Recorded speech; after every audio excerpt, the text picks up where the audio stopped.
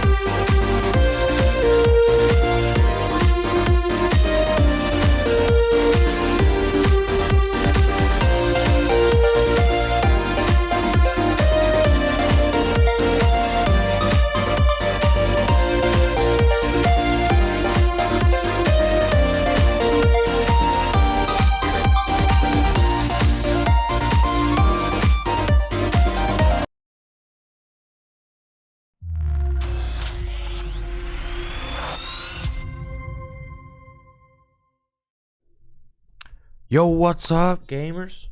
Welcome to Tricky Gym. Thank you so much for tuning in.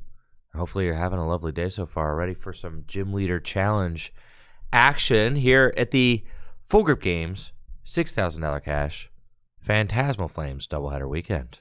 Today's GLC tournament has 78 players, and they are going to be competing for shots at the grand prize of $1,000 today. We have $3,000 up for grabs for our top 8 finishers. And as you can see, I am joined in the booth by Psyduck. How you doing? My co-caster today, Craig, who is the co-caster that was going to be joining me today. He unfortunately got sick like this weekend. So it's going to be me solo dolo for a little while. And then I'm going to see if I can coerce one of my friends who ends up inevitably not doing well to come join me for today. That is the game plan. So just going to keep the vibe super chill this morning as we watch some Gym Leader Challenge. I'm really excited about today's event. I've got the meta breakdown from Natalie. She sent me all of the different decks that are being played today, as is a surprise to not many who follow the Gym Leader Challenge scene. Psychic is the most popular deck, with fighting behind it, and then there is a pretty decent representation of other types. But the metagame is really starting to focus around the Psychic versus fighting matchup. That was the matchup we saw in the finals of our last event, the Mega Evolution 3K, which saw Chris and Jesse in the finals. Chris taking it all down with his fighting deck, which is kind of like a new emerging power into the Gym Leader Challenge competitive scene. I'm going to zoom this guy in a little bit. There we go. Perfect. How you feeling, Psyduck? You feeling good? You look good. You look good. You look ready. But yeah, fighting. I mean, historically in Gym Leader Challenge format, fighting had not been like super great, but really, with the Scarlet and Violet block, I started to get a lot of pieces. The Ogie Dogie being one of the strongest ones. Ting Lu with the Ground Crasher attack, spreading damage for just one energy. But then, with the addition of all the buffs from Mega Evolution, the Soul Rock, Lunatone, Premium Power Pro, Fighting Gong, so many powerful cards. And most notably, the draw engine and early aggression of the Soul Rock Lunatone combo just really helped to send fighting over the edge. And we saw that with our last event, the Mega Evolution Gym Leader Challenge 3K. So today, that is the matchup to watch out for. Really want to see how these fighting and psychic decks perform, not only against each other. I mean, the Psychic Mirror match is like actually really interesting, if you ask me. I've been playing a lot of it lately. I also think the Psychic into Fighting matchup is really interesting, and I've been playing a lot of that lately as well. So I'm stoked to see how those matchups play out on stream today. I am positive that we are going to be seeing some of those. Taking a look at the meta breakdown, we have 31 Psychic decks in the field. Again, that's with 78 players. So very high representation of Psychic decks, but Psychic did just get a new buff from Phantasmal Flames. So I'm sure players are excited to be playing their Psychic decks with potentially the addition of the new Zacian from Phantasmal Flames. Zacian is just an incredible late game attacker. It allows you to do 140 damage if your opponent has 3 or less prizes remaining. So just a really strong option for the Psychic decks. And obviously we see that there are a lot of different variants of Psychic in the field, kind of like Gardevoir in standard format. There's not just one way to play it. And in Gym Leader Challenge format, there are obviously way more ways to play Psychic than there are to play a standard deck, because we're talking about a card pool that has been around since 2011, 2010. So Psychic there are 31, but there are all these different variants. We've got 11 Gallade variants. 6 of them have Monkey Dory and Darkness Energy. 7 of them have Garbodor in the deck, which really makes it play a lot differently as you're trying to shut down your opponent's abilities. We've got 3 Spread or Lost Zone type Psychic decks and 2 other Psychic variants. We've got 15 fighting decks in the field. 12 are playing Chris's Mega Evolution 3K winning RDT deck and 3 other fighting variants. We have 12, so fighting and water very closely contended there. 12 water variants, and there are 4 Hydro Pump, so that's probably similar to Chucky's Destined Rivals winning Hydro Pump list, or maybe any of Trevor's very successful Hydro Pump variants that he's been piloting. 2 special whales. I almost said special waves. I mean, it is special waves and it's special whales. it is both. 2 special whales variants and 6 other water variants. The other water variants could include anything from Seismitoad to Palafin and stuff like that. 2 colorless decks in the field. Obviously, kind of a tough time to be a colorless or a lightning deck with the insurgence of the fighting decks into the metagame. The fighting decks are just really harsh for your colorless and your lightning decks to deal with right now, and fighting is kind of on the receiving end of some of the biggest buffs that Gym Leader Challenge has seen in a while. So colorless and lightning seeing much less play than they had previously, though colorless did just win our Journey Together 1K by Ben Morse, and then also got a top finish with the Blood Moon, or not the Blood Moon, but the Ursaluna control deck.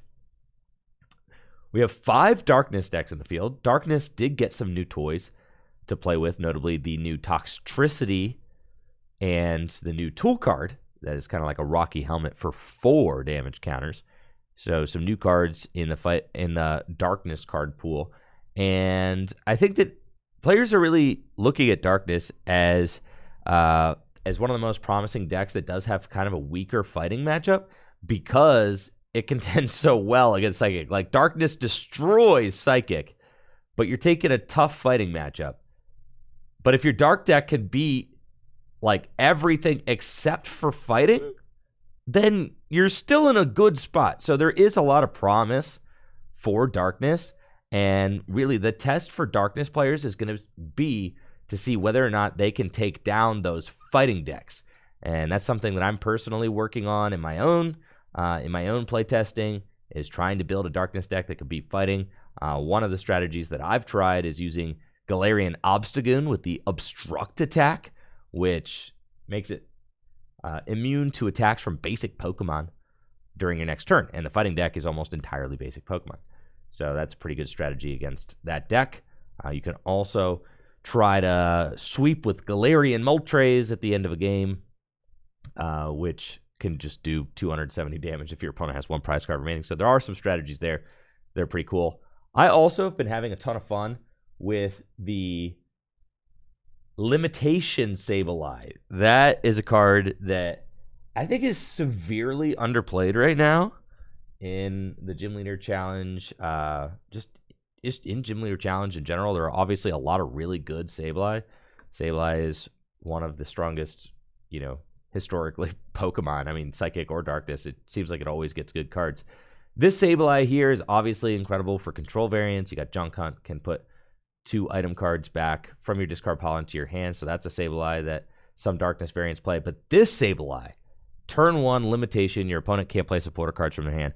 I think that if Darkness has a future in Gym Leader Challenge, which I believe that it does, I think that this Sableye will be a part of it, because this attack is just so absolutely insane. If you're able to get it turn 1 going second, and there are a lot of cards that can help you do that. Arven, Guzmahala, a lot of ways to help get this Sableye into the active spot. Use that turn 1 limitation attack, and there's a lot of really neat things that you can do as well. You can use limitation while you're trying to set up a crazy combo in your hand, and you're pretty much guaranteeing that your opponent will not be able to disrupt your hand, as they will not be able to play N or Marnie or Iono or anything like that. There's also the new Grimsley's Move card from Phantasmal Flames, which could really help Darkness decks as well. Allows you to look at the top 7 cards of your deck and put a Darkness Pokemon you find there straight onto your bench. So it doesn't matter if it's a Stage 2, Stage 1, or anything like that. And then we've also got, I think, one of the strongest Pokemon in the Gym Leader Challenge card pool, Tyranitar. 190 hit points, the Daunting Gaze ability, which item locks, and the Cracking Stomp attack, which does 150 for 2 and discards the top 2 cards of your opponent's deck. Only problem is that there are no Darkness type Pupitar or Larvitar, so it was previously impossible. Not impossible, I guess you could always Dream Ball, but outside of that, it was not very likely that you were going to be able to get a Tyranitar into play. But now, with Grimsley's Move, it's not so crazy after all, because you could play your Tyranitar in your deck, you could use Grimsley's Move, see the Tyranitar, and then put it smack into play. And there are some ways to help do that combo.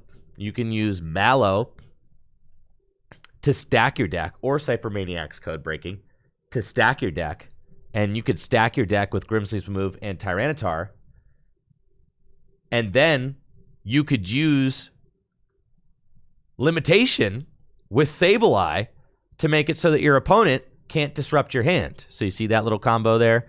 If you use Mallow, you can stack your deck with the Grimsley and the Tyranitar, then use Sableye's limitation. Your opponent can't play a supporter, so odds are they're not going to disrupt your hand.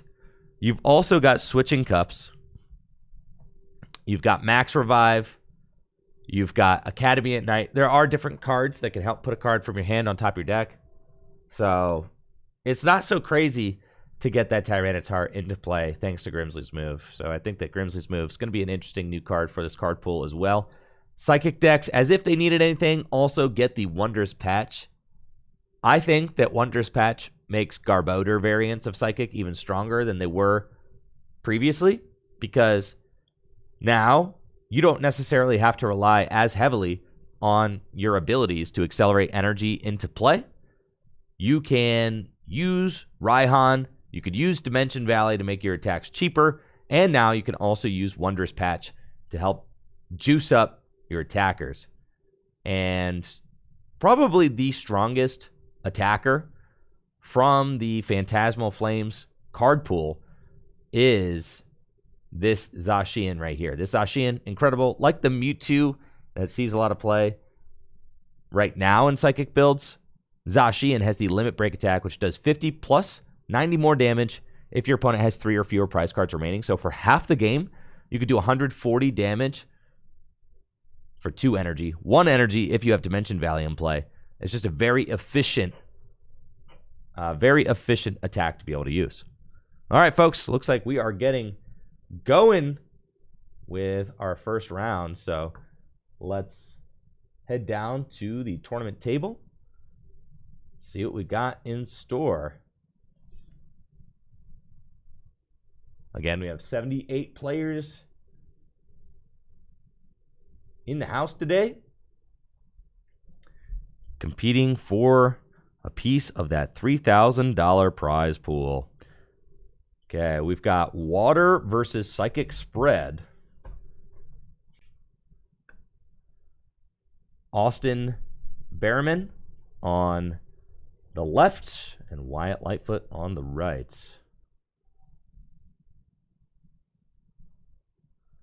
Gonna be round number 2.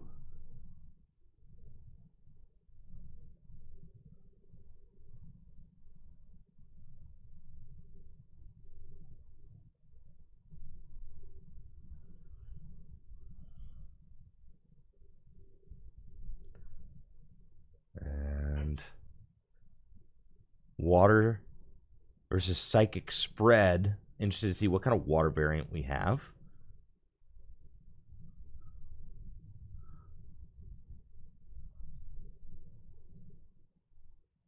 If there's going to be a mana fee involved, players are going to be playing a 45-minute round plus 1 turn for today's Gym Leader Challenge. Swiss rounds, and then top cut, top 8 will be a best of 3 cut.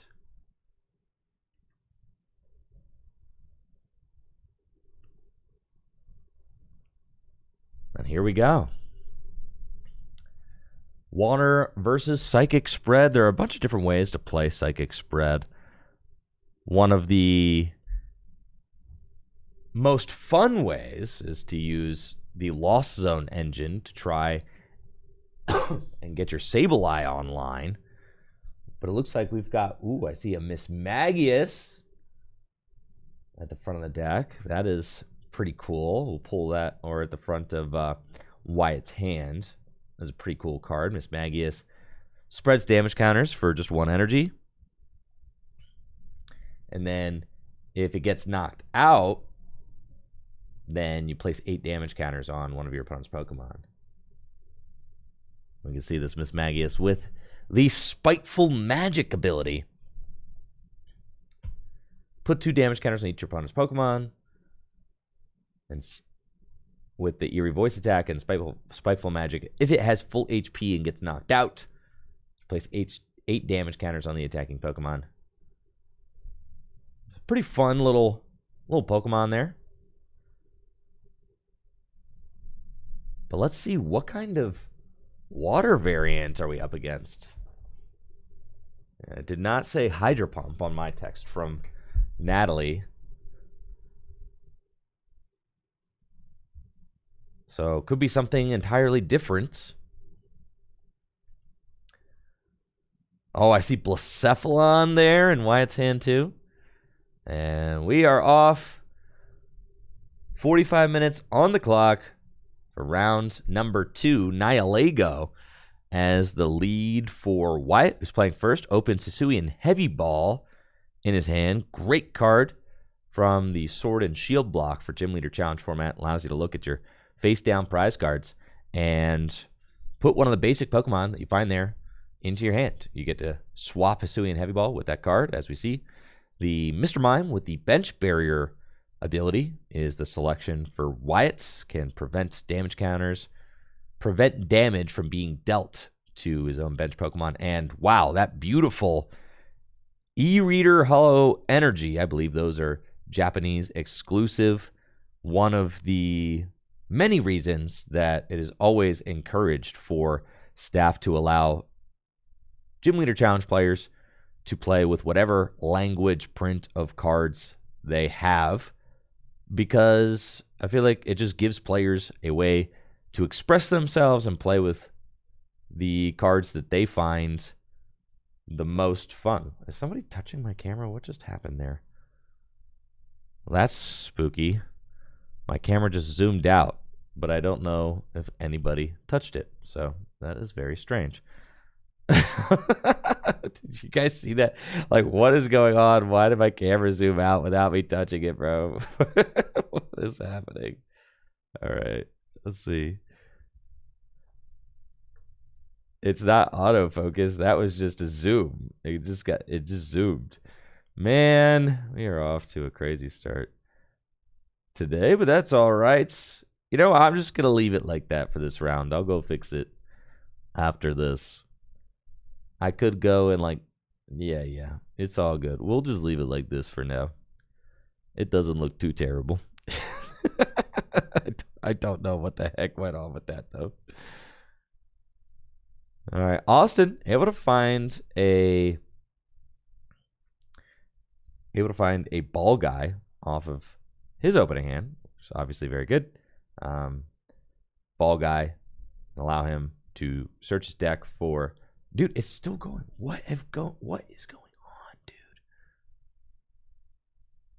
Is it just gonna keep zooming and zooming and zooming? Like, oh my god, bro! Is someone touching my? What is going on?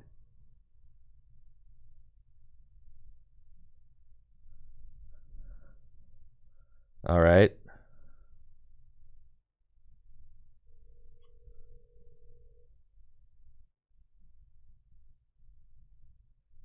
Hey, I have no idea what's going on, but my camera just like zoomed all the way out on the table. It needs to be zoomed back in. Okay, all right, that's fine. I'll just walk down there and do it. I gotta walk down there and do it myself. It just is what it is. All right, here I come. There's the little handle at the top of the camera. Yep. All right, zoom it out a little bit more. That was it. Yep. Back in, back in, back in, in, in, in. All right, a little more. You're almost there. One more. Back out a little bit. Back out a little bit. I know it's annoying, but yep. All right, back out a little bit more. A little bit more. A little bit further in. All right, I'll just come to it. In. In. In. In. In. Perfect. Leave it there. Thank you. I don't know, dude. I've been producing content for God knows how long. I have never had a freaking camera zoom by itself. I just do not know what's going on, bro. I usually I'm usually I'm prepared for everything, but man, that one threw me for a freaking loop right there. So shouts to Natalie for fixing it for us. Holy cow. Anyways, what the heck is that, bro? Apricorn maker? Heck yeah. Dude, the apricorn maker. Oh my God.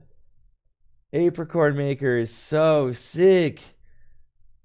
I was gonna say, like, what e-reader supporters are even legal in Gym Leader Challenge format? Apricorn maker was originally printed in Skyridge in 2003. And that's the artwork that we see there that Wyatt is playing.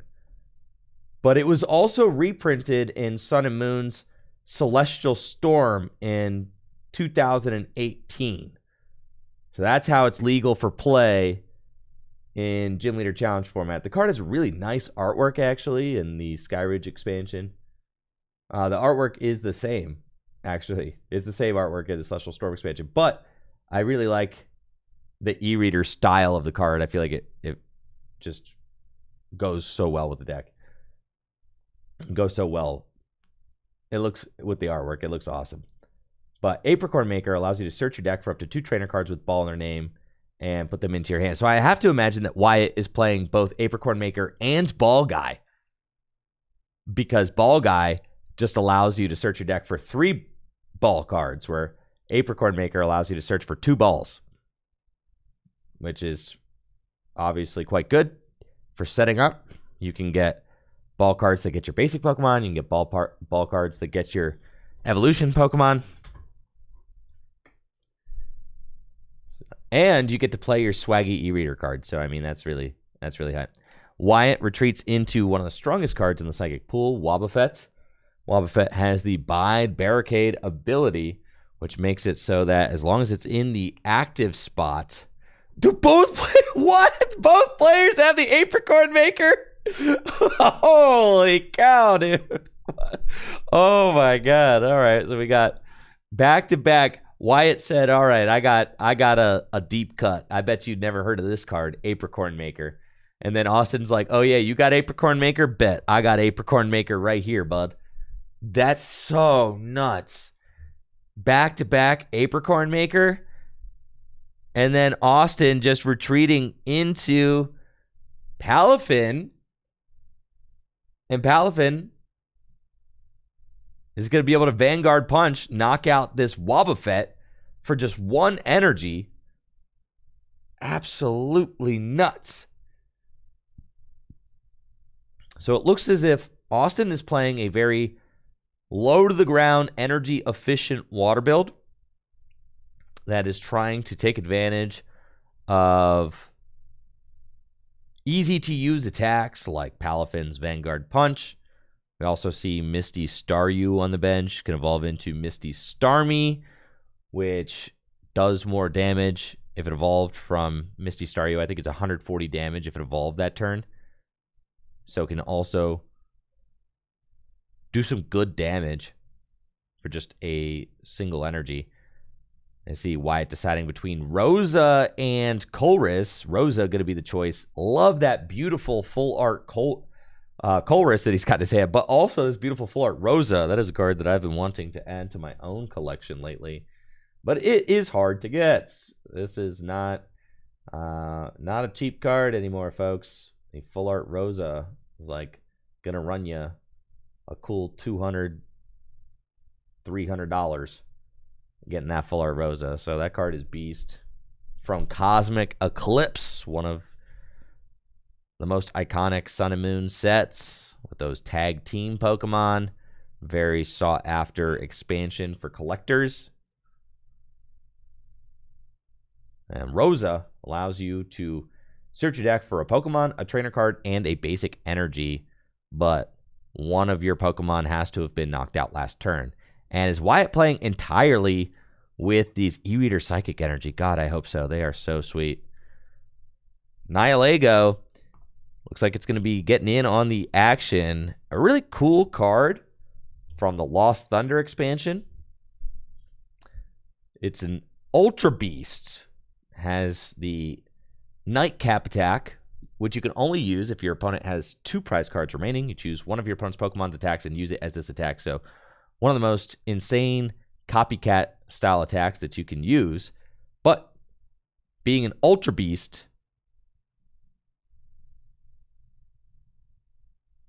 you do have to abide by the 2 prize situation there. But Void Tentacles is the attack we're going to be seeing here. Your opponent's active Pokemon is now confused and poisoned.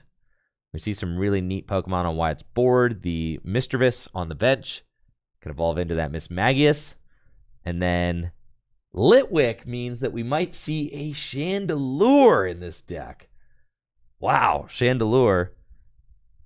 It's a really cool Pokemon. I suspect that we're going to see the Chandelure from Noble Victories with the Cursed Shadow ability, which allows you to place 3 damage counters on your opponent's Pokemon in any way you like when it's in the active spot. Now, Austin does have Octillery to help with the draw. Can use Abyssal Hand, fill his hand to 5 cards. And then also found a Floatstone for that Palafin.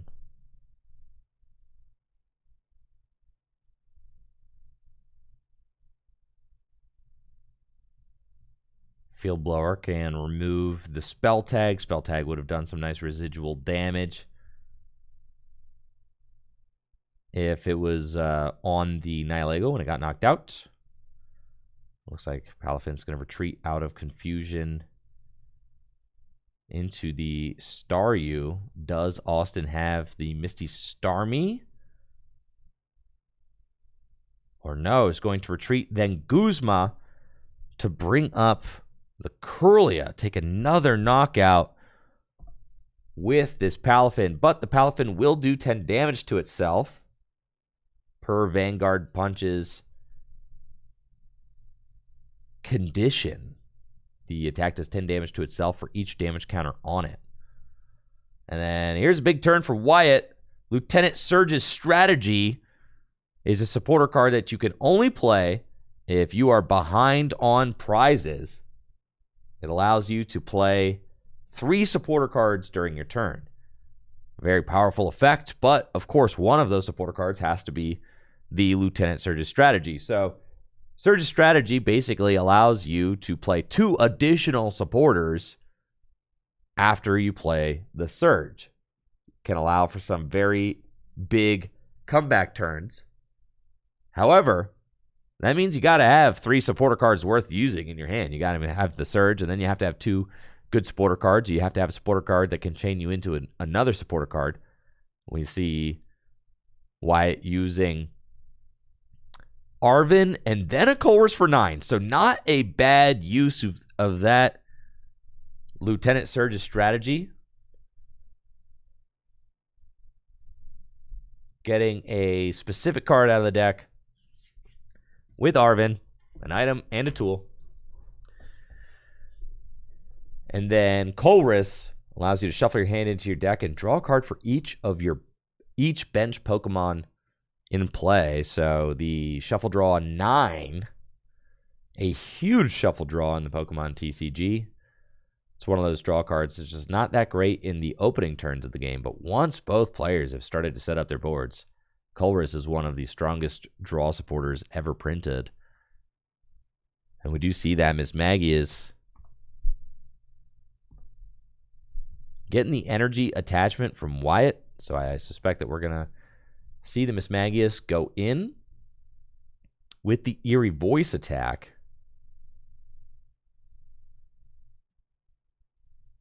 And Timer Ball maybe is going to grab an evolution for this Litwick. The Lampent and the Chandelure both in deck. That is the Noble Victories Chandelure, except not the Noble Victories Prince. That is the beautiful, shiny, secret rare from Next Destinies. We'll get both Lampents and Chandelure, so that beautiful, shiny Chandelure in hand.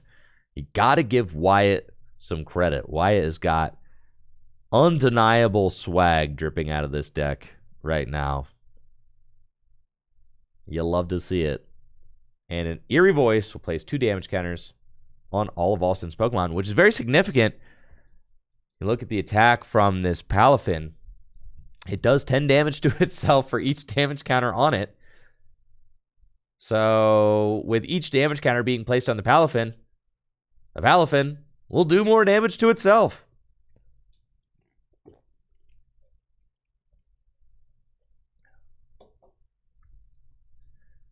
And that could prove to be big for Wyatt's goal, which is to spread damage and take sweeping knockouts all at once. We also see the Blacephalon on Wyatt's board, and Blacephalon is another really strong Pokemon in the spread deck. Being an Ultra Beast, of course, it's got a stipulation based on prize cards. When your opponent has exactly three prize cards remaining, Blacephalon can place 12 damage counters on the opponent's Pokemon in any way you like. It's just crazy. I mean, it's crazy. That's basically a Lost Mine from Sableye. Austin certainly is going to have to figure out how to deny some of these. Oh my gosh, that is a Greninja. And the Greninja, or not the Greninja, that is a Froakie evolving into Greninja. And Rough Seas! Oh my god! This is the last thing you want to see if you're Wyatt. Absolutely horrendous. The Frogadier has an ability that allows you to place 2 damage counters on one of your opponent's Pokemon when you evolve it. And then the Rough Seas heals 30 damage from all of your water Pokemon. I mean, it's insane. So all of that work that Wyatt just did, placing damage counters, pretty much just got erased by a single Rough Seas. Rough Seas is going to be a very strong card for people to be playing in their decks today, considering the popularity of fighting decks and spread attackers like Ting Lu, right? So Wyatt's spread effort maybe getting caught in the crossfire, catching some strays from teching against Ting Lu. And Mismagius's Spiteful Magic ability did not proc there because of the damage counters placed by Frogadier. 2 damage counters were placed on this Magius, making it so that its spiteful magic ability did not proc. So a really tough turn for Wyatt to take. With the Rough Seas in play, you have to imagine Wyatt has to remove that Rough Seas immediately. That is a non-negotiable thing. That Rough Seas has to get out of here. It is messing up the entire game plan of spreading damage.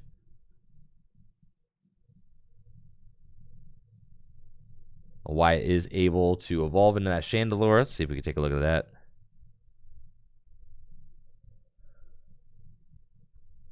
Chandelure is a really cool card.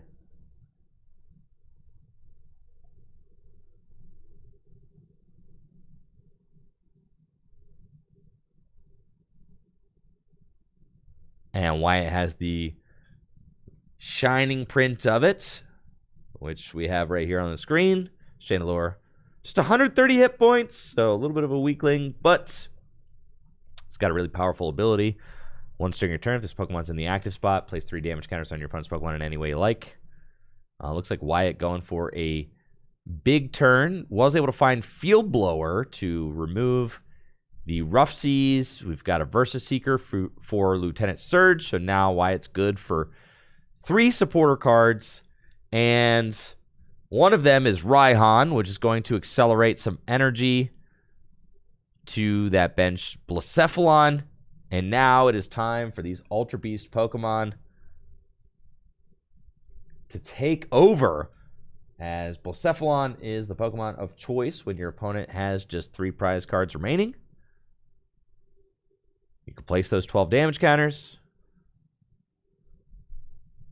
And then Nihilego will be the follow-up. Tulip, I think, probably grabbed off of Raihan. I'm going to allow Wyatt to grab up to 4 in any combination of basic psychic energy and Pokemon from his discard pile. And with the Chandelure available, this turn, Wyatt can spread 15 damage counters. No, my math is... Yeah, no, 15 damage counters. Yeah, that's crazy, bro. Because Fireworks Bomb is spreading 12. Horror Psychic Energy as well places some residual damage. Gets swung into. And Chandelure is going to place 3. Fireworks Bomb is going to place 12. That's 15 damage counters being placed. So Wyatt not going down without a fight. This is looking pretty solid.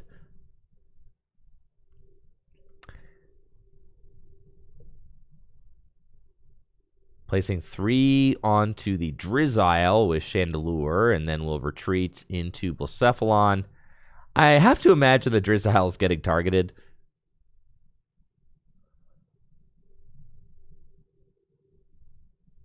Yeah, you really want to eliminate that thing because it is such a consistency boost. And then you might want to... If you put 6 onto the active, which I like, then it knocks itself out if it takes a KO. So I like this play from Wyatt. I think that's heads up. Putting just enough damage counters. Yep, that's a really good play from Wyatt. Just enough damage counters on the Palafin so that it knocks itself out. Right, with 7. Would that knock itself out? Let's take a look. 10 damage to itself for each damage counter on it? No, because it would do 7 to itself. So it would leave itself for 10 hit points. But I guess, okay, so he's assuming if he hits into the horror energy, the horror psychic energy that's attached to the Blacephalon, so it wouldn't knock itself out. But with the horror psychic energy, it will knock itself out. So that's a heads-up play from Wyatt, kind of banking on Austin having limited options. And then with the Chandelure, I mean, you're seeing the vision. Fion is a really cool card as well. Fion allows you to push your opponent's active Pokemon out of the active, which does undo that core psychic energy play that I think that Wyatt was hoping for, but Wyatt can always finish off the Palafin with Chandelure later on. Irida is going to grab. Ooh, scoop up net. It's really harsh.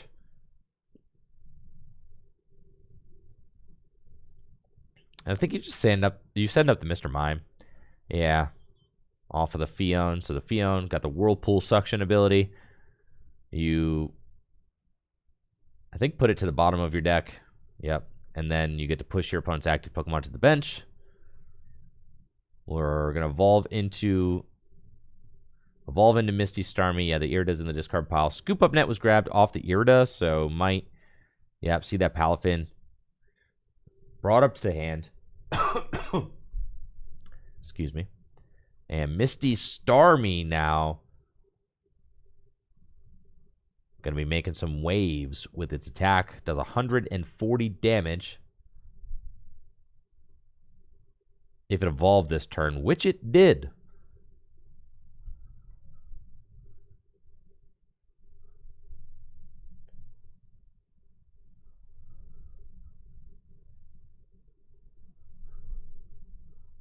And now Austin will go to just 2 prizes remaining.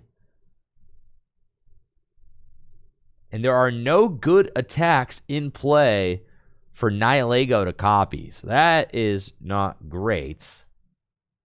However, with Blacephalon and Chandelure, Wyatt can still take a knockout on that benched Finizen.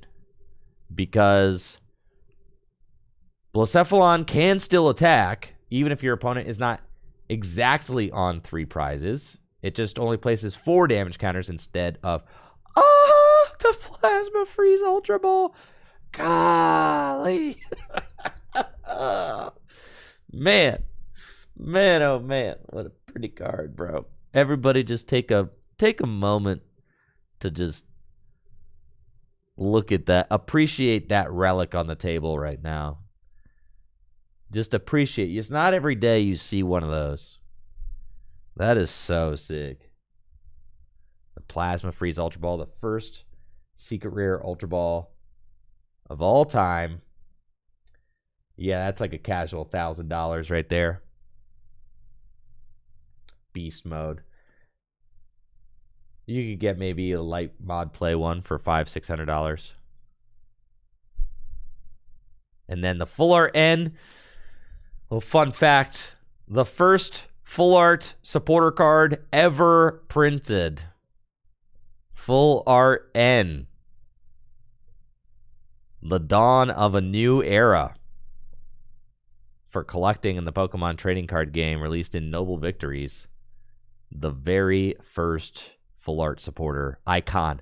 Absolute icon. All right. And you can see why it is playing Zacian for when things get hairy, right? And I would like to see the Finizen get knocked out. Yeah, I think that that's good. Go into Blacephalon. Ooh. What attack is being copied here? Or are you just going to confuse and poison?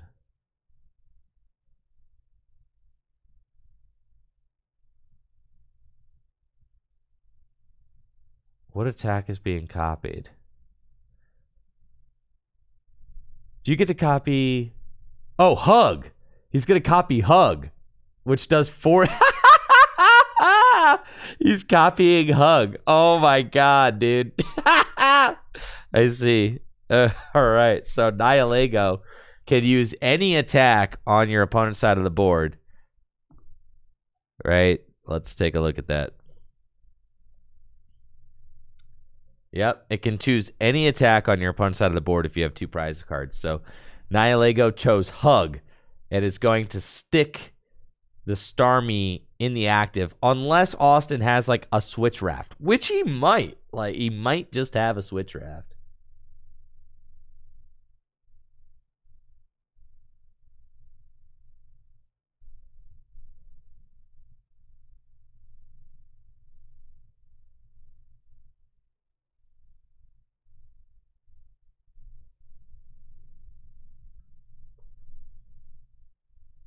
We'll see if Austin's able to find a way out of this hug.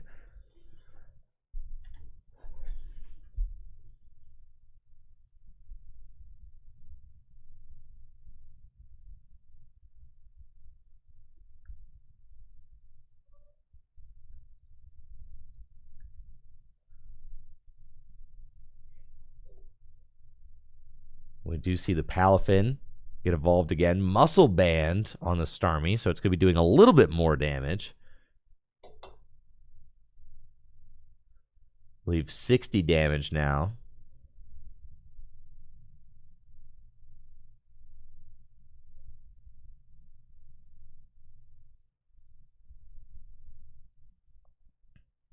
I do not have this Starmie downloaded right now.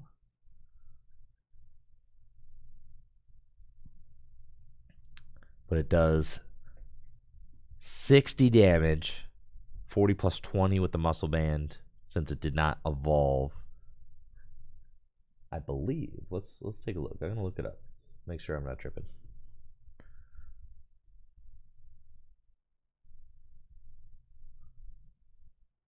Ooh, no, I'm tripping. It does 60 base. Now it's doing 80 damage. I had my math wrong. Misty Starmie, Abrupt Flash, does 60 damage plus 80 more if it evolved. So it's doing 80 right now with the Muscle Band. It is 140 on evolution. But no way to get that Starmie out of the active spot since it was hugged the turn previous. And now we'll see what Wyatt is able to do. Austin having just 2 prize cards left. Escape Rope is nice.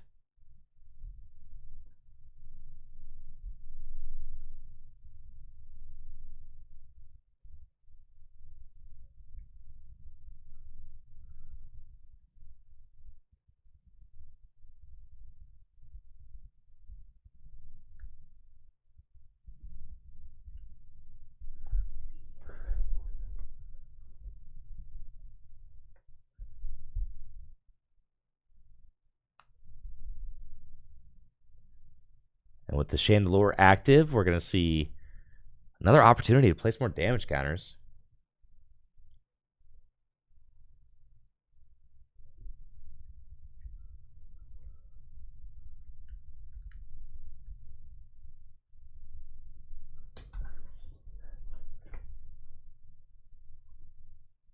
And Trainer's Mail. Dude, gold Trainer's Mail? Card looks nuts. Chandelure in the active spots. Going to get to place more damage counters. Excited about that. The Cursed Shadow.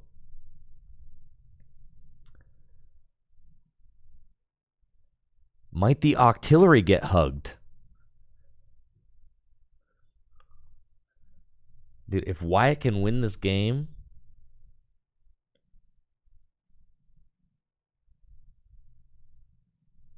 by hugging, that will be extremely epic. See a luxurious cape in Wyatt's hand as well. Could give one of these late game sweepers a little bit more survivability.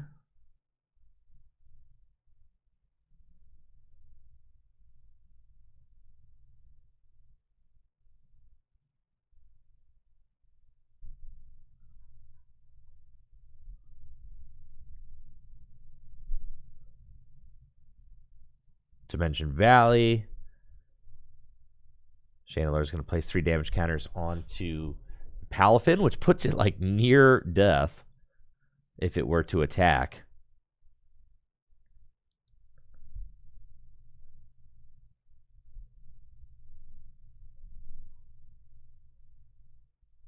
Now it looks like we've got Nihilego back at it again. And actually, what? Okay. And Wyatt actually going to decide to take the knockout on the Octillery to try and stunt Austin's draw, promoting Zacian with the Lux Cape. Oh my God, is this gambit going to pay off? Let's see. All Austin needs is a boss, and he wins. That was a risky play. Could pay off. I'm not seeing the boss. I see Clara. Well, Pokegear needs to go to the discard pile for sure.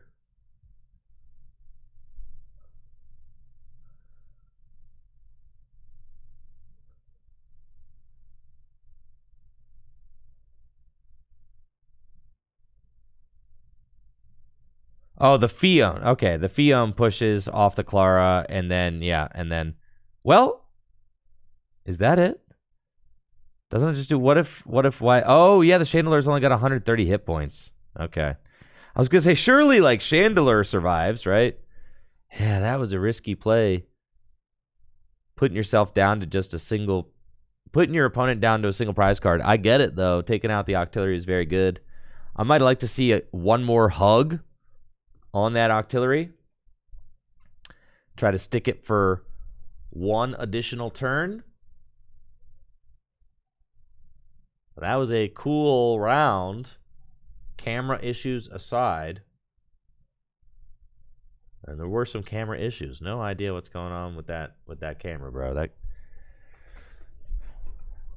That was crazy. But again, 78 players here today competing for a piece of that $3,000 prize pool. I know that there is a lot of players who have been putting a ton of time into testing and prepping for this event. A lot of players grinding out their decks to make sure that they feel like they have the best 60 that they could possibly bring to today's event. And what's crazy, something that I just love to see with this format, is that players have their own opinions and takes on which decks beat other decks. There's not like widespread matchup data and stuff like that. Even in standard format, where you have thousands of games getting reported for matchup data, you have top players being like, well, the matchup data is not really indicative of how the matchup actually goes, because the top players are playing the decks better than the bottom players. So you can't lump all that math together. Right. So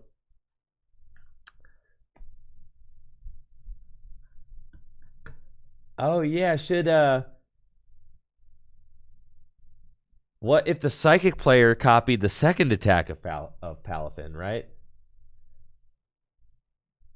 You would have had to flip one heads. I think that's worth it, right?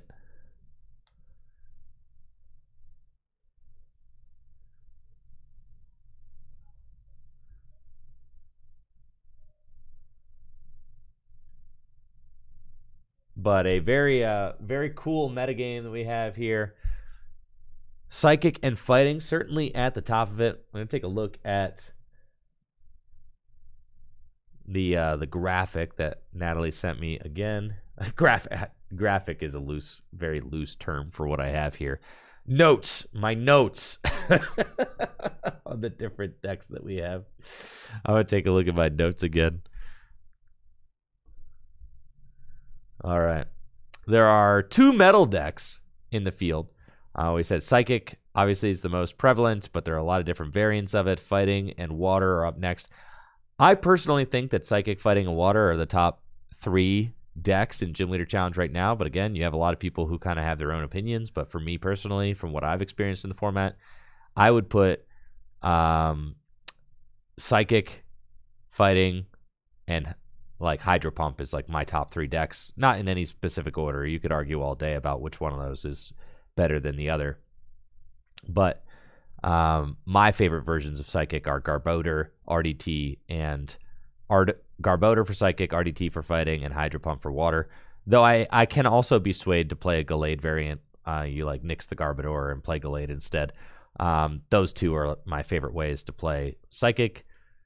And honestly, playing all 3 of those decks against each other just is really fun. I feel like it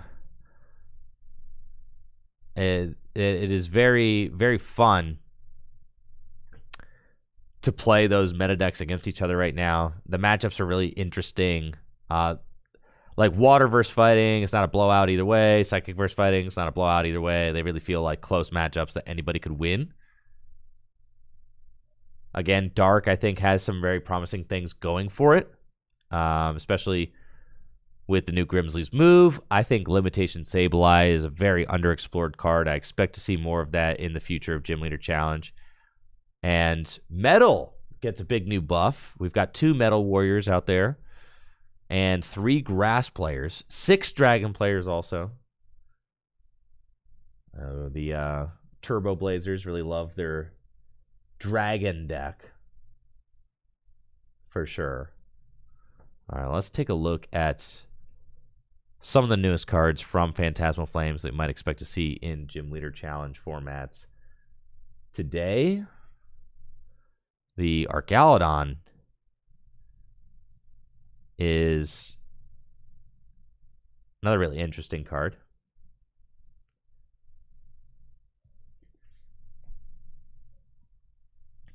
So let's take a look at that. Archaludon from Phantasmal Flames. 180 hit points, big boy. Also, the lightning bolts, like how freaking... This is one of the coolest Archaludon.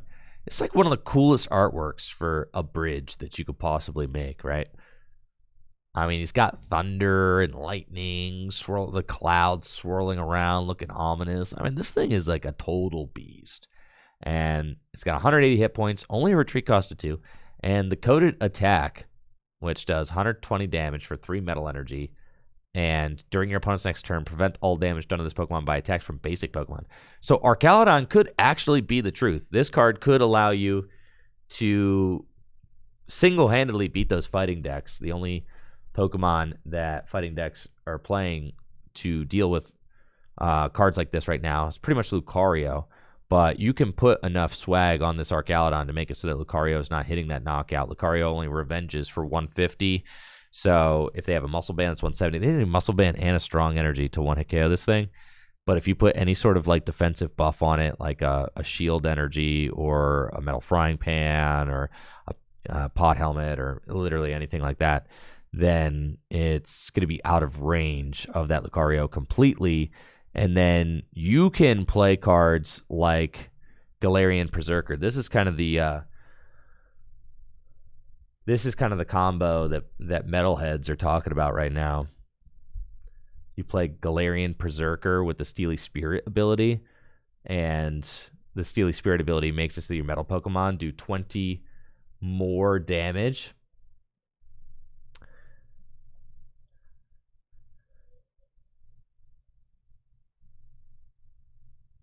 To your opponent's active Pokemon. So then your Archaludon is doing 140 damage for 3 metal energy.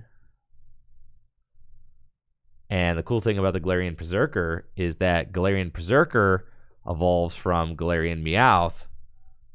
And the Galarian Meowth has got one of those abilities that just allows you to instantly evolve it up into play. The Evolution Roar ability. You must discard 2 cards from your hand in order to use this ability and search your deck for a Galarian Berserker. So it instantly evolves up, gives you that 20 damage buff throughout the game. Could be really good. I certainly want to explore that as a way to play metal with this Archaludon, because there are just so many decks that are becoming more reliant on basic Pokemon. Think of all the best attackers you know in Gym Leader Challenge format. Many of them, if not all of them, are basic Pokemon. And being able to wall them off is also very good. In my Darkness deck right now, like I said, I'm playing Galarian Obstagoon.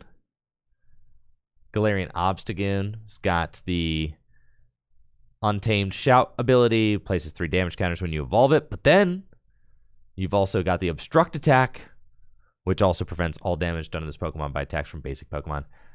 I think the Metal certainly has the ability to pretty much destroy a fighting deck if it plays the right cards. I mean, you've got Crystal Cave, which can heal all your Metal Pokemon 30 damage.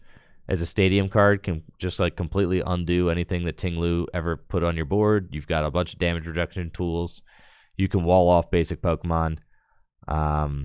Yeah, I think it's certainly possible to build a Metal deck that that beats fighting. And that's the thing about fighting. It's why it's such a good deck in the format, though, is because if you overtech for fighting, then you kind of lose to everything else because you're not respecting the setup decks. You're not respecting your hydro pump or your grass decks or your like Gallade psychic decks, right? You're not really respecting those decks if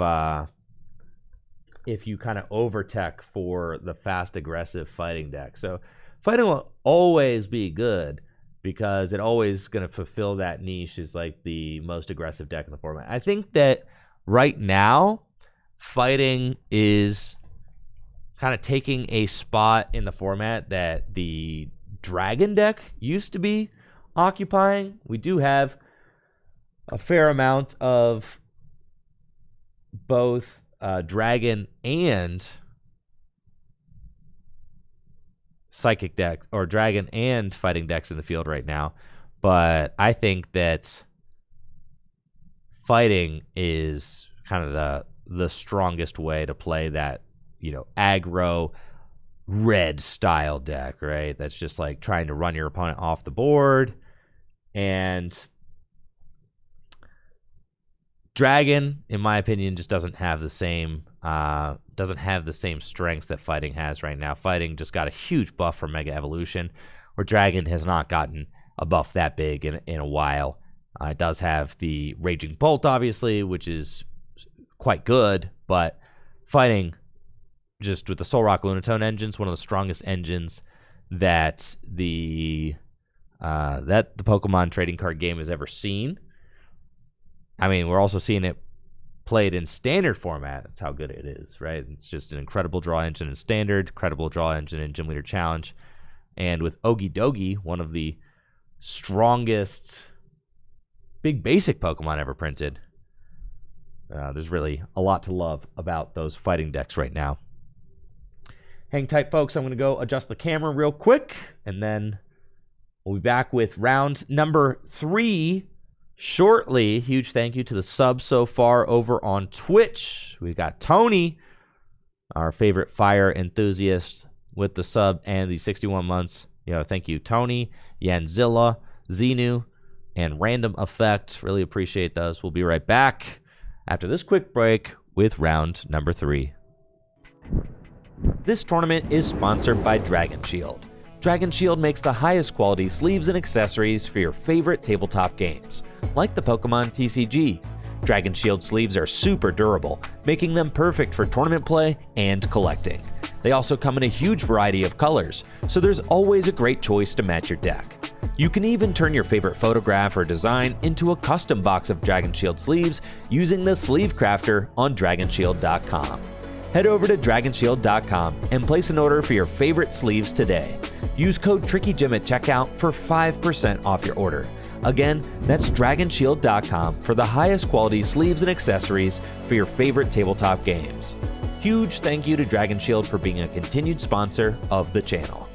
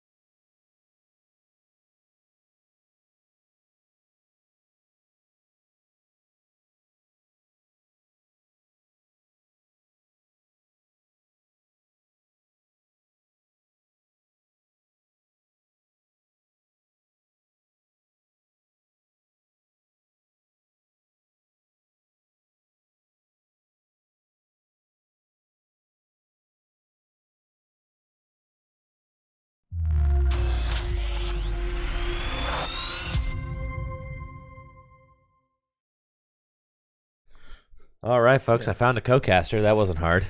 Welcome, Alex Carpenter, to the booth. Thank you so much for joining us, Alex. How you doing? Well, I'm going to have more fun here. I think so, right? Had a rough start to the day. Rough prizing game 1, just didn't come together game 2. And so we're here now. Watching some good games, I'm sure. Now, I heard that there is a metal player that is currently 2-0. I know who that is. Oh, do you? That is Count Sligu in the Discord. Oh, Count Sligu, 2-0 with metal? Yes. Okay, very cool, very cool. Let's see. There's a couple versions I know he likes. He may be playing that Orthworm list you saw me play a month or so ago. Yo! But he also has a control style list that I know he likes. So only time will tell here. Yep, so it looks like this matchup is going to be metal versus the RDT fighting deck. And that should be a good matchup. I was just talking about that this past round because metal's got some cool cards it can play to help with counterplay against the fighting deck, specifically Ting Lu. You could play Crystal Caves, very good. You got a bunch of Iron Defender is also very good into the matchup. Yes, I personally feel that metal, if you look purely at the cards, has a great matchup into RDT. You can deal with the spread well. You can deal with Okidogi well with Zamazenta.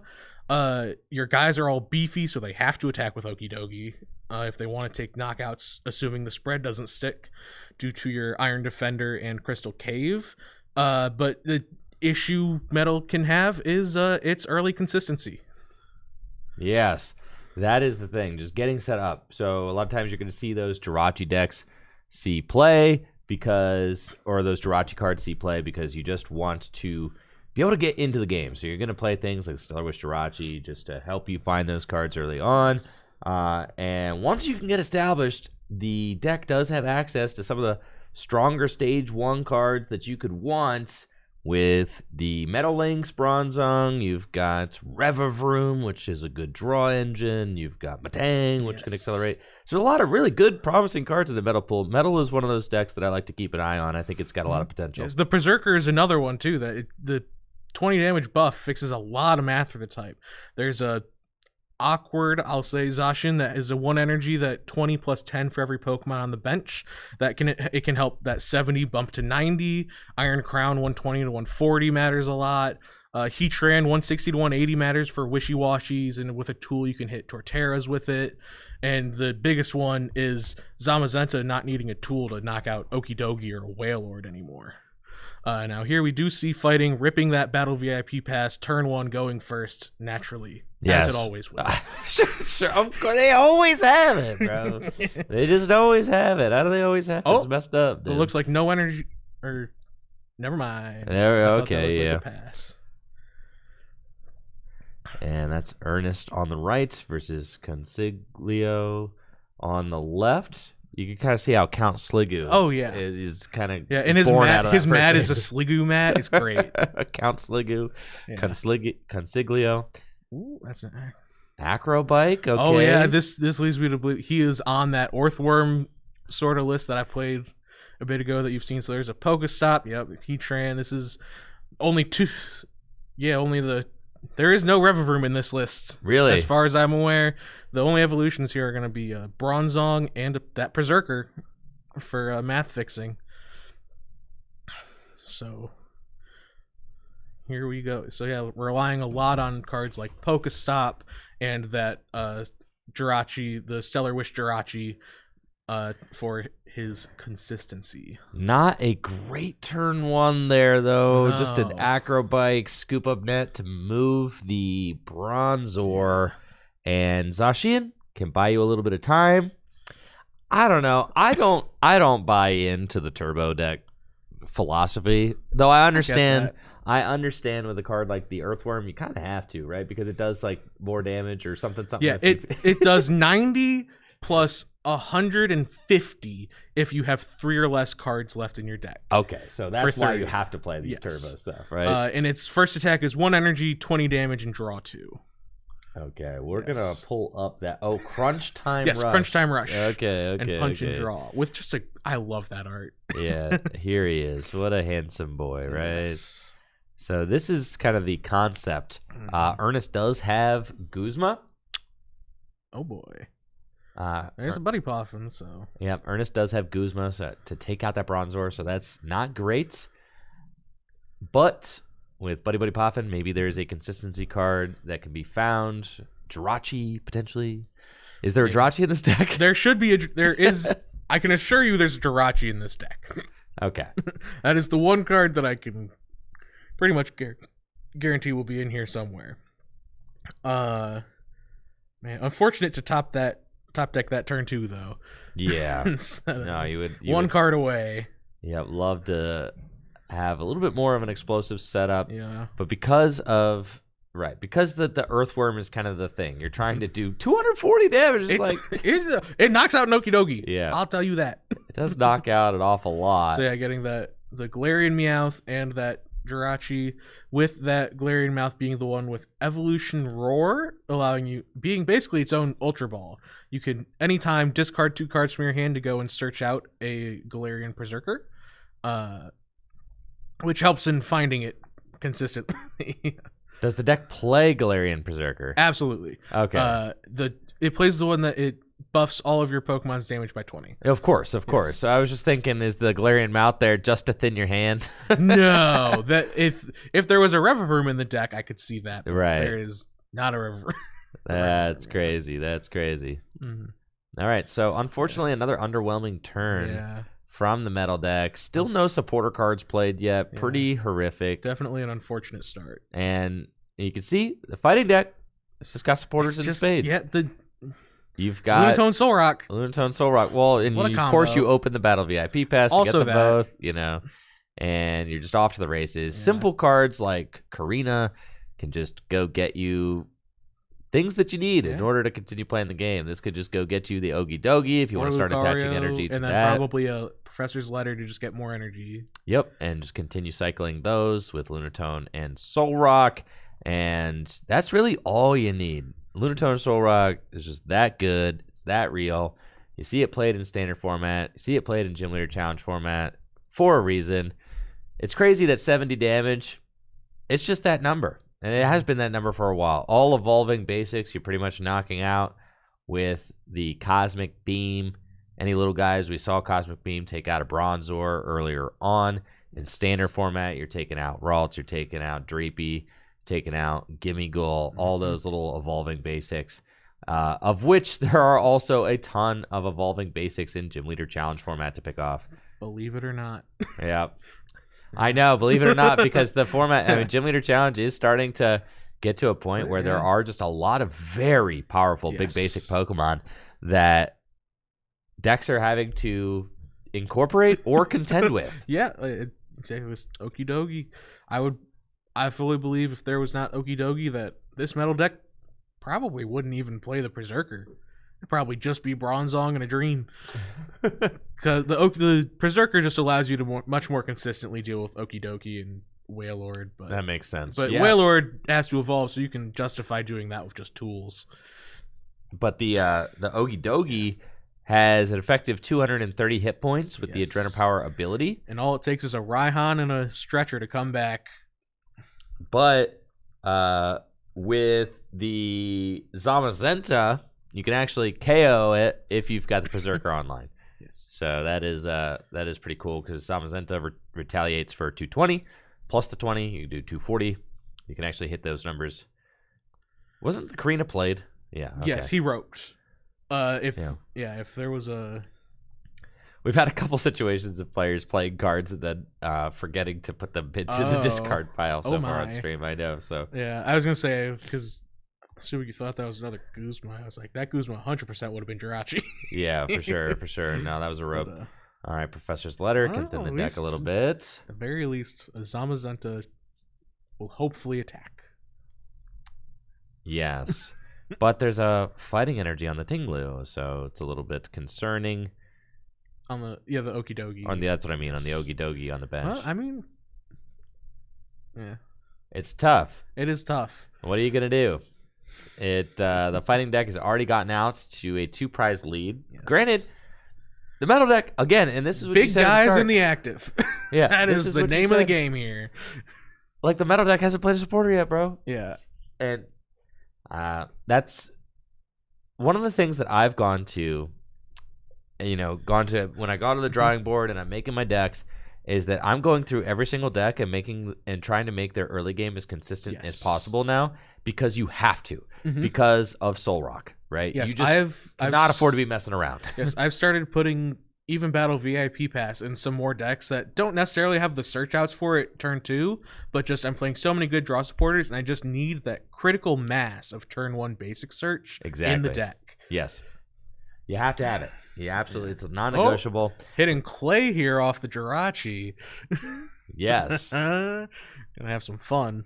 Yes. Clay, you discard the top 7 cards of your deck, and you put all items there into your hand. Yes. And that is certainly a card that helps you churn. Yeah. And that is exactly what Consiglio wants to do right now. Of course. So Clay, boom, here we go. 7. What do we got? Any good ones? Oh, he's slow rolling us. Oh, yep. The drama. Oh, Saucer. Patch. Clara goes. Okay. That's a really good Clay. That's a good hit. That's a really good Clay. Yeah. Because you got the gear for next turn too. Gear, you got the saucer. Gear, quick ball, saucer. Yeah. Yeah, because he can power up Zamazenta right now. Quick ball away an energy from the letter. Yes. I fear, again, for the Zamazenta just getting smacked by this Ting Lu. And maybe it's like a little inevitable, obviously. Yeah, but you got to do something. Is there a way to try and buy a turn where you're like, is it worth it to try and target down the Ting, or not the Ting? Am I calling it Ting Lu? Okie dokie. Yeah, I'm tired, bro. You had a long day yesterday. I did. A crazy finals yesterday, dude. too. It was nuts. Is there a way to try and target down the Okie dokie with the Zamazenta? Probably not. Not after that Clay. It's gonna be. I'm assuming the only gust here in Consiglio's deck is a Guzma, and I mean rope too, but that's half a gust. So we'll see what he does here. I mean, attack with Zamazenta would still be pretty impressive. Ooh, the fighting Fury Belt on the Jirachi. That's a way to buy a turn. That's what we're looking for, right? Just don't knock me out with Soul Rock, please. Yeah. Yeah. Stay woke, Jirachi. Yeah. There we go. I think that, and it's crazy because Soul Rock can just get you out into these leads. And that's why your deck needs to be consistent. Your deck has to have early game consistency because you know Soul Rock and Lunatone are coming. You know they've got the early game consistency on their side. You know they've got the early aggression. So your deck, I feel like it's almost a callback to what like the early base set jungle fossil formats felt like with Haymaker. Like you had to have big bodies that weren't getting run off the board. Yeah. So your deck just has to have big bodies that are not getting farmed by Soul Rock because Soul Rock is just part of the game right now. Yeah. Certainly it is. And even more, another reason too to have the bigger bodies is the Mar Shadow that we've seen come in and out of this board because of the scoop up net. 2 energy, 60 damage, and if it takes a knockout, immune to damage and effects of your opponent's attacks. Ooh, too many times. I was talking about this Archaludon, dude. I want to see somebody play this thing. I like the card. I haven't liked the 58 I've been able to put around it. I'm convinced I can do it. All right, it might not be Hydro Pump, but I'm convinced I could. I could build a decent Metal Archaludon deck. So that's gonna be one of my next projects, I think. That's fair.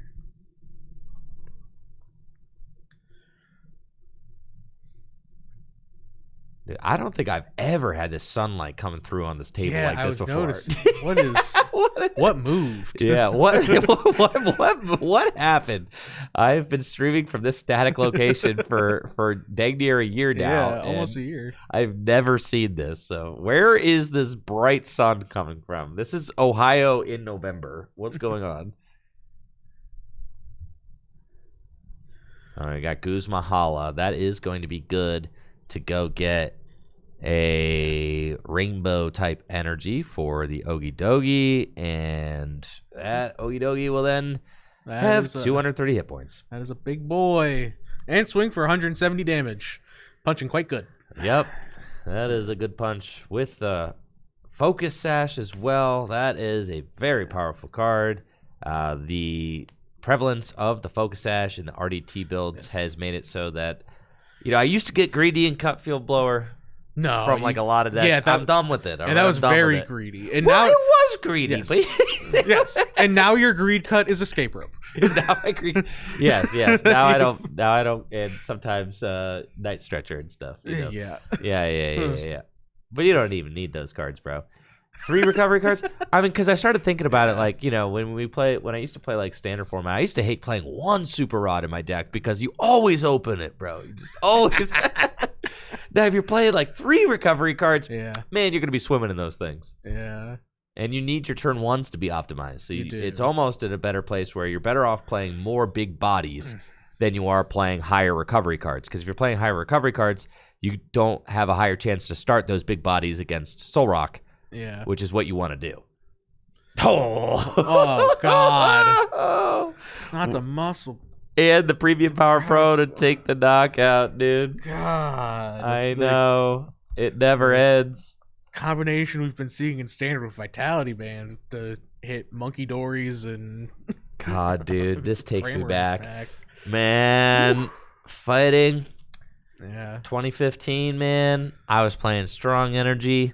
Muscle Band, Fighting Stadium made it so that your fighting Pokemon did 20 more damage. Imagine to if Pokemon. You had Premium Power Pro back then. Oh my God! Who's putting more than 1 energy on that Landorus? Oh, dude, Ever. Landorus just used to get in there for 1 energy, and this is kind of feeling similar. I mean, 70 damage for 1, buffed by 30 with Premium Power Pro, buffed by 20, 120 damage. Yep. For just 1 energy. That's pretty good. So Pokegear. What are we looking for here? A prayer. 3 prizes left for the fighting deck. Kind of crazy. Yeah. And even if they can't respond to this Zamazenta, they don't gotta worry about it. It's only hitting 100 damage. I know, right? Bronzong in play, Raihan grab, but like at this point, Consiglio really wants to be further into the deck, having that Earthworm going. Raihan can bring the fire energy to the Zamazenta and go grab a card out of the deck as well, but I don't know that there's any one card that can kind of save him.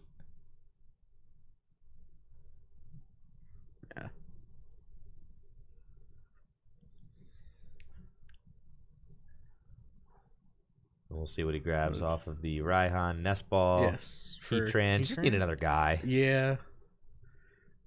And that makes me feel that there's an Escape Rope or a Floatstone in this hand. I sure hope so. I also very much hope so. Yeah, you got to get on the board. You can't just let Soul Rock solo your whole deck, dude. Especially with the Muscle Band already on Soul Rock. Bro. Can't let that Soul Rock solo your deck. This is why you got to be playing the Archaludon. I'm telling you, dude, you got to play the There's a Riolu on that bench. Dude, he has 180 hit points. That's Muscle Band and Strong Energy. Or and the Strong Energy is the only one he has left. And you can play you can play Metal Defender, you can play the Iron Defender is a card I have really loved in building Metal lately.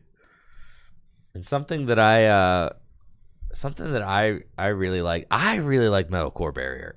I think that card's nuts. I hate that card. What? They always have the Field Blower. Who cares? Or the boss. Use your Field Blower on a one-off card. That's fine.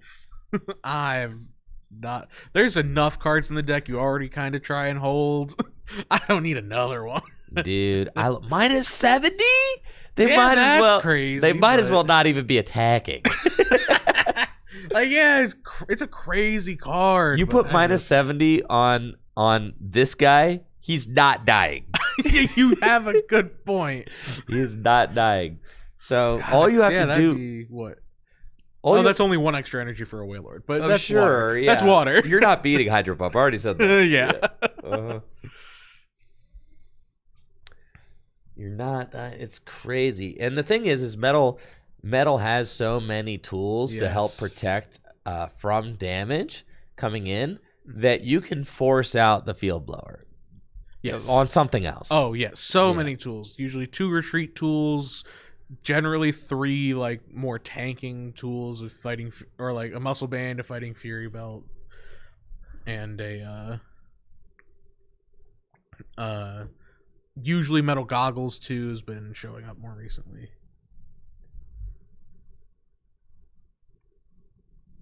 The thing that I'm kind of feeling with metal right now as I like look through my list is that I'm trying to just figure out who the cast of guys is. And yet there's just so many stage one. Like, it has a lot of really good stage ones. It's right there, dude. It's like it's one stage of evolution below Fire. Fire has so many broken stage 2s, but they're all stage 2s. Yeah.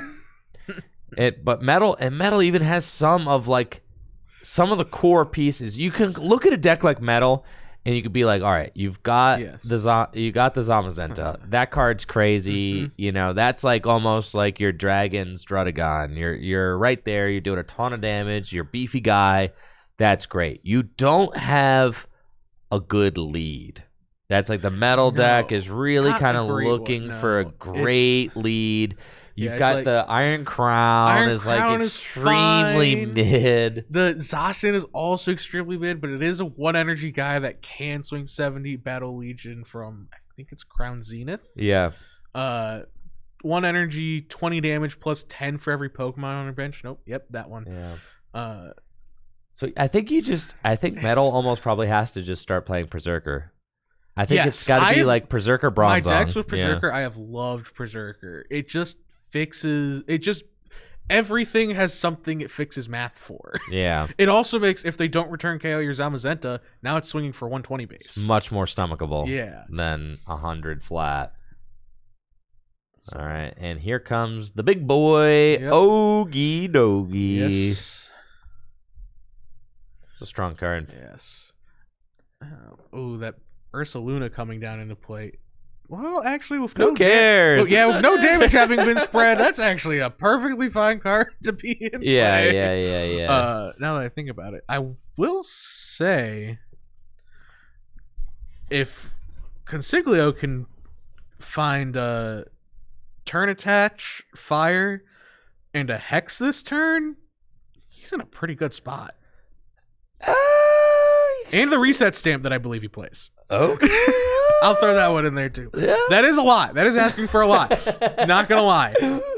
But that's probably the best shot he's got. Yeah, there's a route. There's a There's a route. Yeah, you'd have to hex. If you hex, resets it. I mean, because now you have the Riolu looming, right? Yes. The Riolu is the problem. Yes. The Blood Moon could be capped at 100. The Soul Rock could be capped at 70. But the Riolu could evolve into Lucario, which Yeah. can Avenging Knuckle for 150, which would clear an unbuffed Heatran. Now there is also having to Raihan here feels rough. Unless I do believe there was one version of this list where he played E-Hammer, and that could, if he's on it, that could be nice. Another. Yo, shout out to Ernest's Energy. All those Emerald Energy. Oh yeah.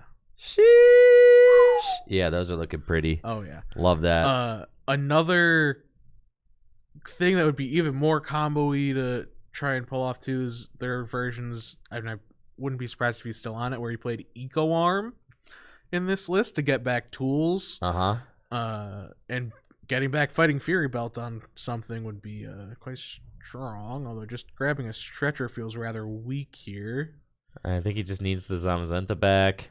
He's going to have Bronzong and attached to the Heatran, but then the Heatran's getting annihilated again. It's just not great. Did he ever play the Metal Saucer I don't that think he so. found? Oh, I don't know. I don't know.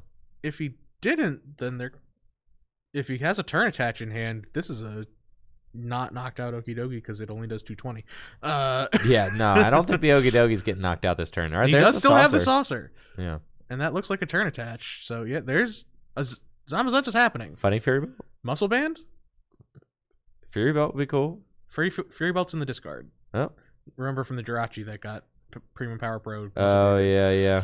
Yeah, Fury Belt would be really good. That is no Muscle Band. That is yikes. Nope, not a knockout, folks. Not a knockout, just 220 damage. Uh-huh. No. Come on. This isn't your kitchen table.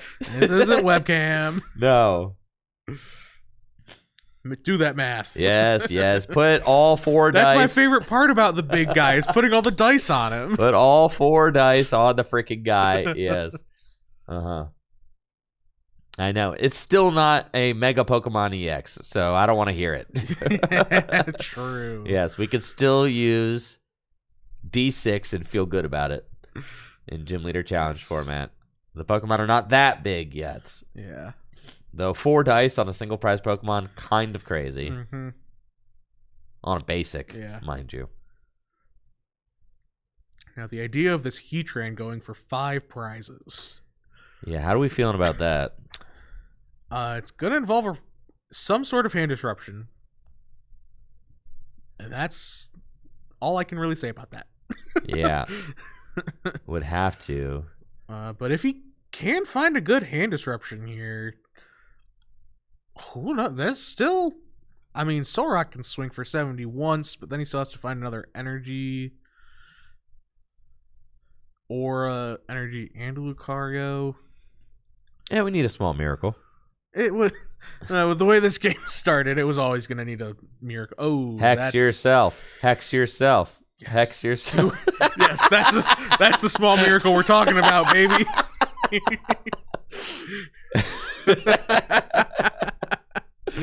Yes. That could that do would it. Be crazy. That would be crazy. Because it also would mean he's not knocking out Zamazenta this turn. I know. Yeah, that would be beast mode. Yeah. Hex Maniacs. I think just such a cool supporter in the format. And it's also in a singleton format, it just feels healthy. I agree. Clara, no Hex. Boo. Does feel healthy. It feels like the great equalizer. Yeah. If there's ever a problematic ability, every deck has Hex. Yes. And not every deck can find Hex. No, not every deck has a good time finding Hex, but that's, I feel like, an inevitability with the card pool. Yeah, because as we saw with fighting, like, dude, fighting didn't used to be able to play Hex. No. Because you just never had it when you not. wanted it, because you just weren't drawing too many cards. But fighting now, was too worried about having cards in hand. Yeah, now you've got the Lunatone Solrock engine, one of the best. You went from 0 to hero. I mean, we used to laugh about fighting like we laugh about fire decks. Oh yeah, and then Solrock, Lunatone, Marshadow, Fighting Gong, and Premium Power Pro all came out in one set. I know, and now look at it. Now we're all like, "Whoa, fighting's broken." Which, to be fair, many of us, including me, were saying, if fighting gets a good draw guy, I know we are cooked. Yeah, for sure. Because Okidogi was like a valid strategy before Lunatone Solrock. It was pretty good. Ooh. Yeah, that's going to be a tough one to deal with. Oof.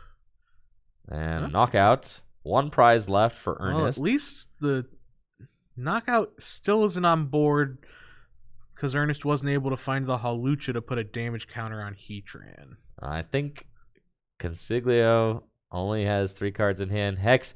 Woo! There's the Hex that gets knocked out. Although, I guess...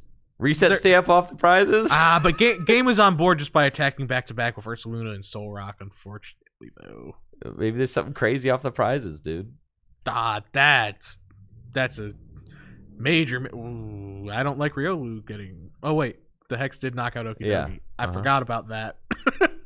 Anything? Anything? No. Nope. There's nothing there. That's So now counter catcher. all Ernest needs is a boss. I was gonna say a counter catcher on Ursaluda would be sick right now. Yeah, Guzma game. Yep, and that is going to do it. Ernest taking the dub with the RDT deck and making a convincing show of it. Unfortunate start for Consiglio. Really slow getting out of the gates. No supporters for multiple turns while he attempted to get going with his metal deck. Yes. And we got to see exactly why the fighting deck is so strong. It just gets out of the gate quickly and consistently, dang near every game. Yes. So congratulations to our winner. Well played, well played. Let's see how the rest of the So we got any we got some gamers we can watch down here. Got it. Let's go. Let's see. Ooh, Hana here, who I believe is on Garbotoxin Psychic. Yes, Ihana told me that they brought against fighting right now. Yes. With I can't tell the 3-2. Is it 3-2? Yeah. Yes. Marshadow in the active. That do be a Marshadow. But quite interesting. No other energy on board. Oh, that's a Cleffa with a Lux Cape. Good God. Oh God. We're gaming. We are gaming out here. That is a luxurious. And that is a Garbodor in the discard. It is. That is unfortunate. Yep. But. Oh, no. Not the Marshadow. The Marshadow does have some text on it. Oh, we're looking at Nihilego. Okay. Oh. Ayana did tell me that they were playing. They have a version of my psychic deck. Yes. So I think that this is kind of my older Garb list. Yes. Which I do, and I still do kind of like Nihilego. Nihilego is good. Yeah. It's a good card. I don't hate Nihilego. Yeah. Card's nuts. It's just it's a matter of space. It's really hard. It's really a matter of deck space. Yeah. It's really hard to find room for all the stuff that you want to play. I do see Ben Morse there in the back at a table. Yeah. What do we got over here? Is this a? I believe it's another psych. Yeah, that's a mystery garden. Ooh, another that is 3 energy on a Tinglu, or 2 energy on a Tinglu and a Floatstone. Oh, that is a game of all time. Ooh, and they have one prize left. Oh, Zacian coming down. Dude, 1 energy on an Okidogi on the bench. Ooh, that one's coming down to the wire, I'm sure. Let's talk about that is a luxurious cape on a Cleffa. This is not standard where you may see one on a Badoo right now into some Dango matchups. How did we get here? I'm gonna guess that Marshadow on the board is how we got here. How did we get here? I think we see how we got there. It's in the active. I know. How did we get here? Obviously, as a judge, really going.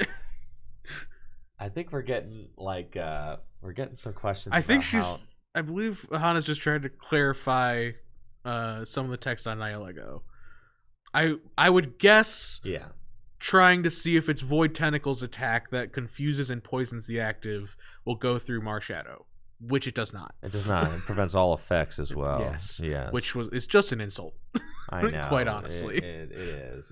Yeah. So that's crazy. That's a developing situation. We'll tune back into that match once the judges have kind of got some things sorted. But all right, predictions, Alex. Predictions for how today is going to go. You saw the meta breakdown. You know that the Blazers they were able to take it down with RDT. There's a couple of them on other decks. I know there's SBO from the Discords on Eggmill. Okay.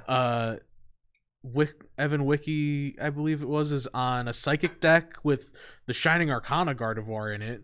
I believe it's they call it Renegade, which is kind of a mix between the attacking and using the extra prize Natu and like Lost Zone stuff, I believe. I didn't see quite enough to confirm what it was, but I did see the Gardevoir. So that for sure is in there. But I believe most of the other most of the rest of them are on RDT. Okay. And I know from like testing and playing with you guys, it seemed like there's kind of this the almost rivalry going on, but it's friendly. Yeah. You got the Blazers. We're able to take it down with the fighting deck last time. Our locals, we got second. Jesse got second place with a version of our Garb deck that we had cooked up leading up to that event. Yes. And in the last couple months, it's basically been like trying to hash out the meta. Like, okay, this fighting deck is very real. These psychic decks are very real. Hydro Pump is still an X factor because but Wailord not as much of one. Trevor Redding is not here. Is not here. No, he's in chat. Trevor Redding is a significant portion of the Hydro Pump threat. Yes. I have set my top cut predictions that I've been telling people. I have specifically just named Trevor Redding as part of it. Yes, is definitely one of the biggest threats playing Hydro Pump at any given tournament. Natalie is in the chat now saying so far we've got some 3-0s. There's a 3-0 Egg Mill. Yes. There are 2 Hydro Pumps at 3-0, 2 RDT, and a few Psychic Mirrors at 2-0, so there will inevitably be some Psychic 3-0s as well. It's really interesting. Yes. All right, Egg Mill. Tell me about what are your thoughts on Egg Mill here? Well, I'm not a fan of Control, so that about sums it up. Oh, not a fan of Control. I like to play my card game, yes. Yeah, there's different ways to play. I like when both players are playing the card game. Oh, there's play. There's play. Dude, I'm telling you. Not if Control does what it wants. I'm telling you, I'm solving darkness. That's my new mission. I want to solve darkness there. So much. Because the limitation Sableye is so good. It does seem so nuts. Good. It's so good. So why are there so many good Sableyes? I know. It's just a little gremlin. I just don't think any of them could be as good as that one. It's crazy. How do you actually look up a deck on Cardboard Warriors? Just type in Eggmail. And then the second one down is just Ghouls or Chris's. This is Chris's. Which should be at least close, if not what It'll be close. It'll give me a talking point. That's all I'm looking for here. All right, here we go. So let's bring up a sample Eggmill deck. Now, Luna was able to make top 8. Yes, and she is playing it again. Okay. Yes. I was able to make top 8 with an Eggmill this last time. By Ahana. Oh. I was sitting next to that. Oh. Eggmill got down round 1 by Anna? Yeah. Oh. Luna led Badoo going first and passed. Yeah. Boulder did his thing. Yeah. So this is the concept of the Eggmill deck. You've basically got a deck of the most annoying Pokemon you've ever seen. Yeah. You've got and this is fun to me. I can't believe you don't think this is fun. All right, you've got Venomoth with the Perplexing Plowder. With the Perplexing with the Perplexing Powder attack. Yes.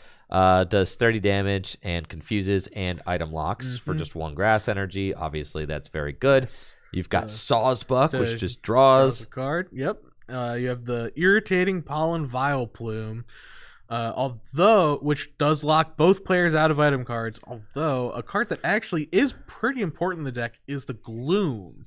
If you go back to it, I forget the ability name. What is it? The Irresistible Aroma, allowing you to once a turn flip a coin, and if heads, look at your opponent's hand and put a basic you find there on the bench. Can allow you to put basics they don't want on the bench there, or even just in general have hand knowledge, which for Control is everything you could want. Exactly. Now this card is very good. Yes. I actually have a lot of experience with this card because I got 10th at a regional with it. Yes. The expanded Richmond regional right before the pandemic. Yes, Row Eggs. Yes, Row Eggs. JW won that regional with this deck, and you evolved into not only the item lock Vileplume, but you had another Vileplume that blocks basic Pokemon from attacking. And this is the best Gloom because, again, you're playing a control style deck. Being able to just hand check your opponent every other turn is insane. Hand check, saying, that's a Galarian Articuno. Bench. Yeah. But then the idea is to item lock with Venomoth and Badoo while you set up the board between Gloom and getting this Executor in play with its blockade attack, which, similar to your Sableye limitation, That's what I'm saying. prevents the opponent from playing any supporters during their next turn. Yeah, so this is very good. And the reason why I'm so high on this Sableye right now is because you get the Sableye turn 1 going second.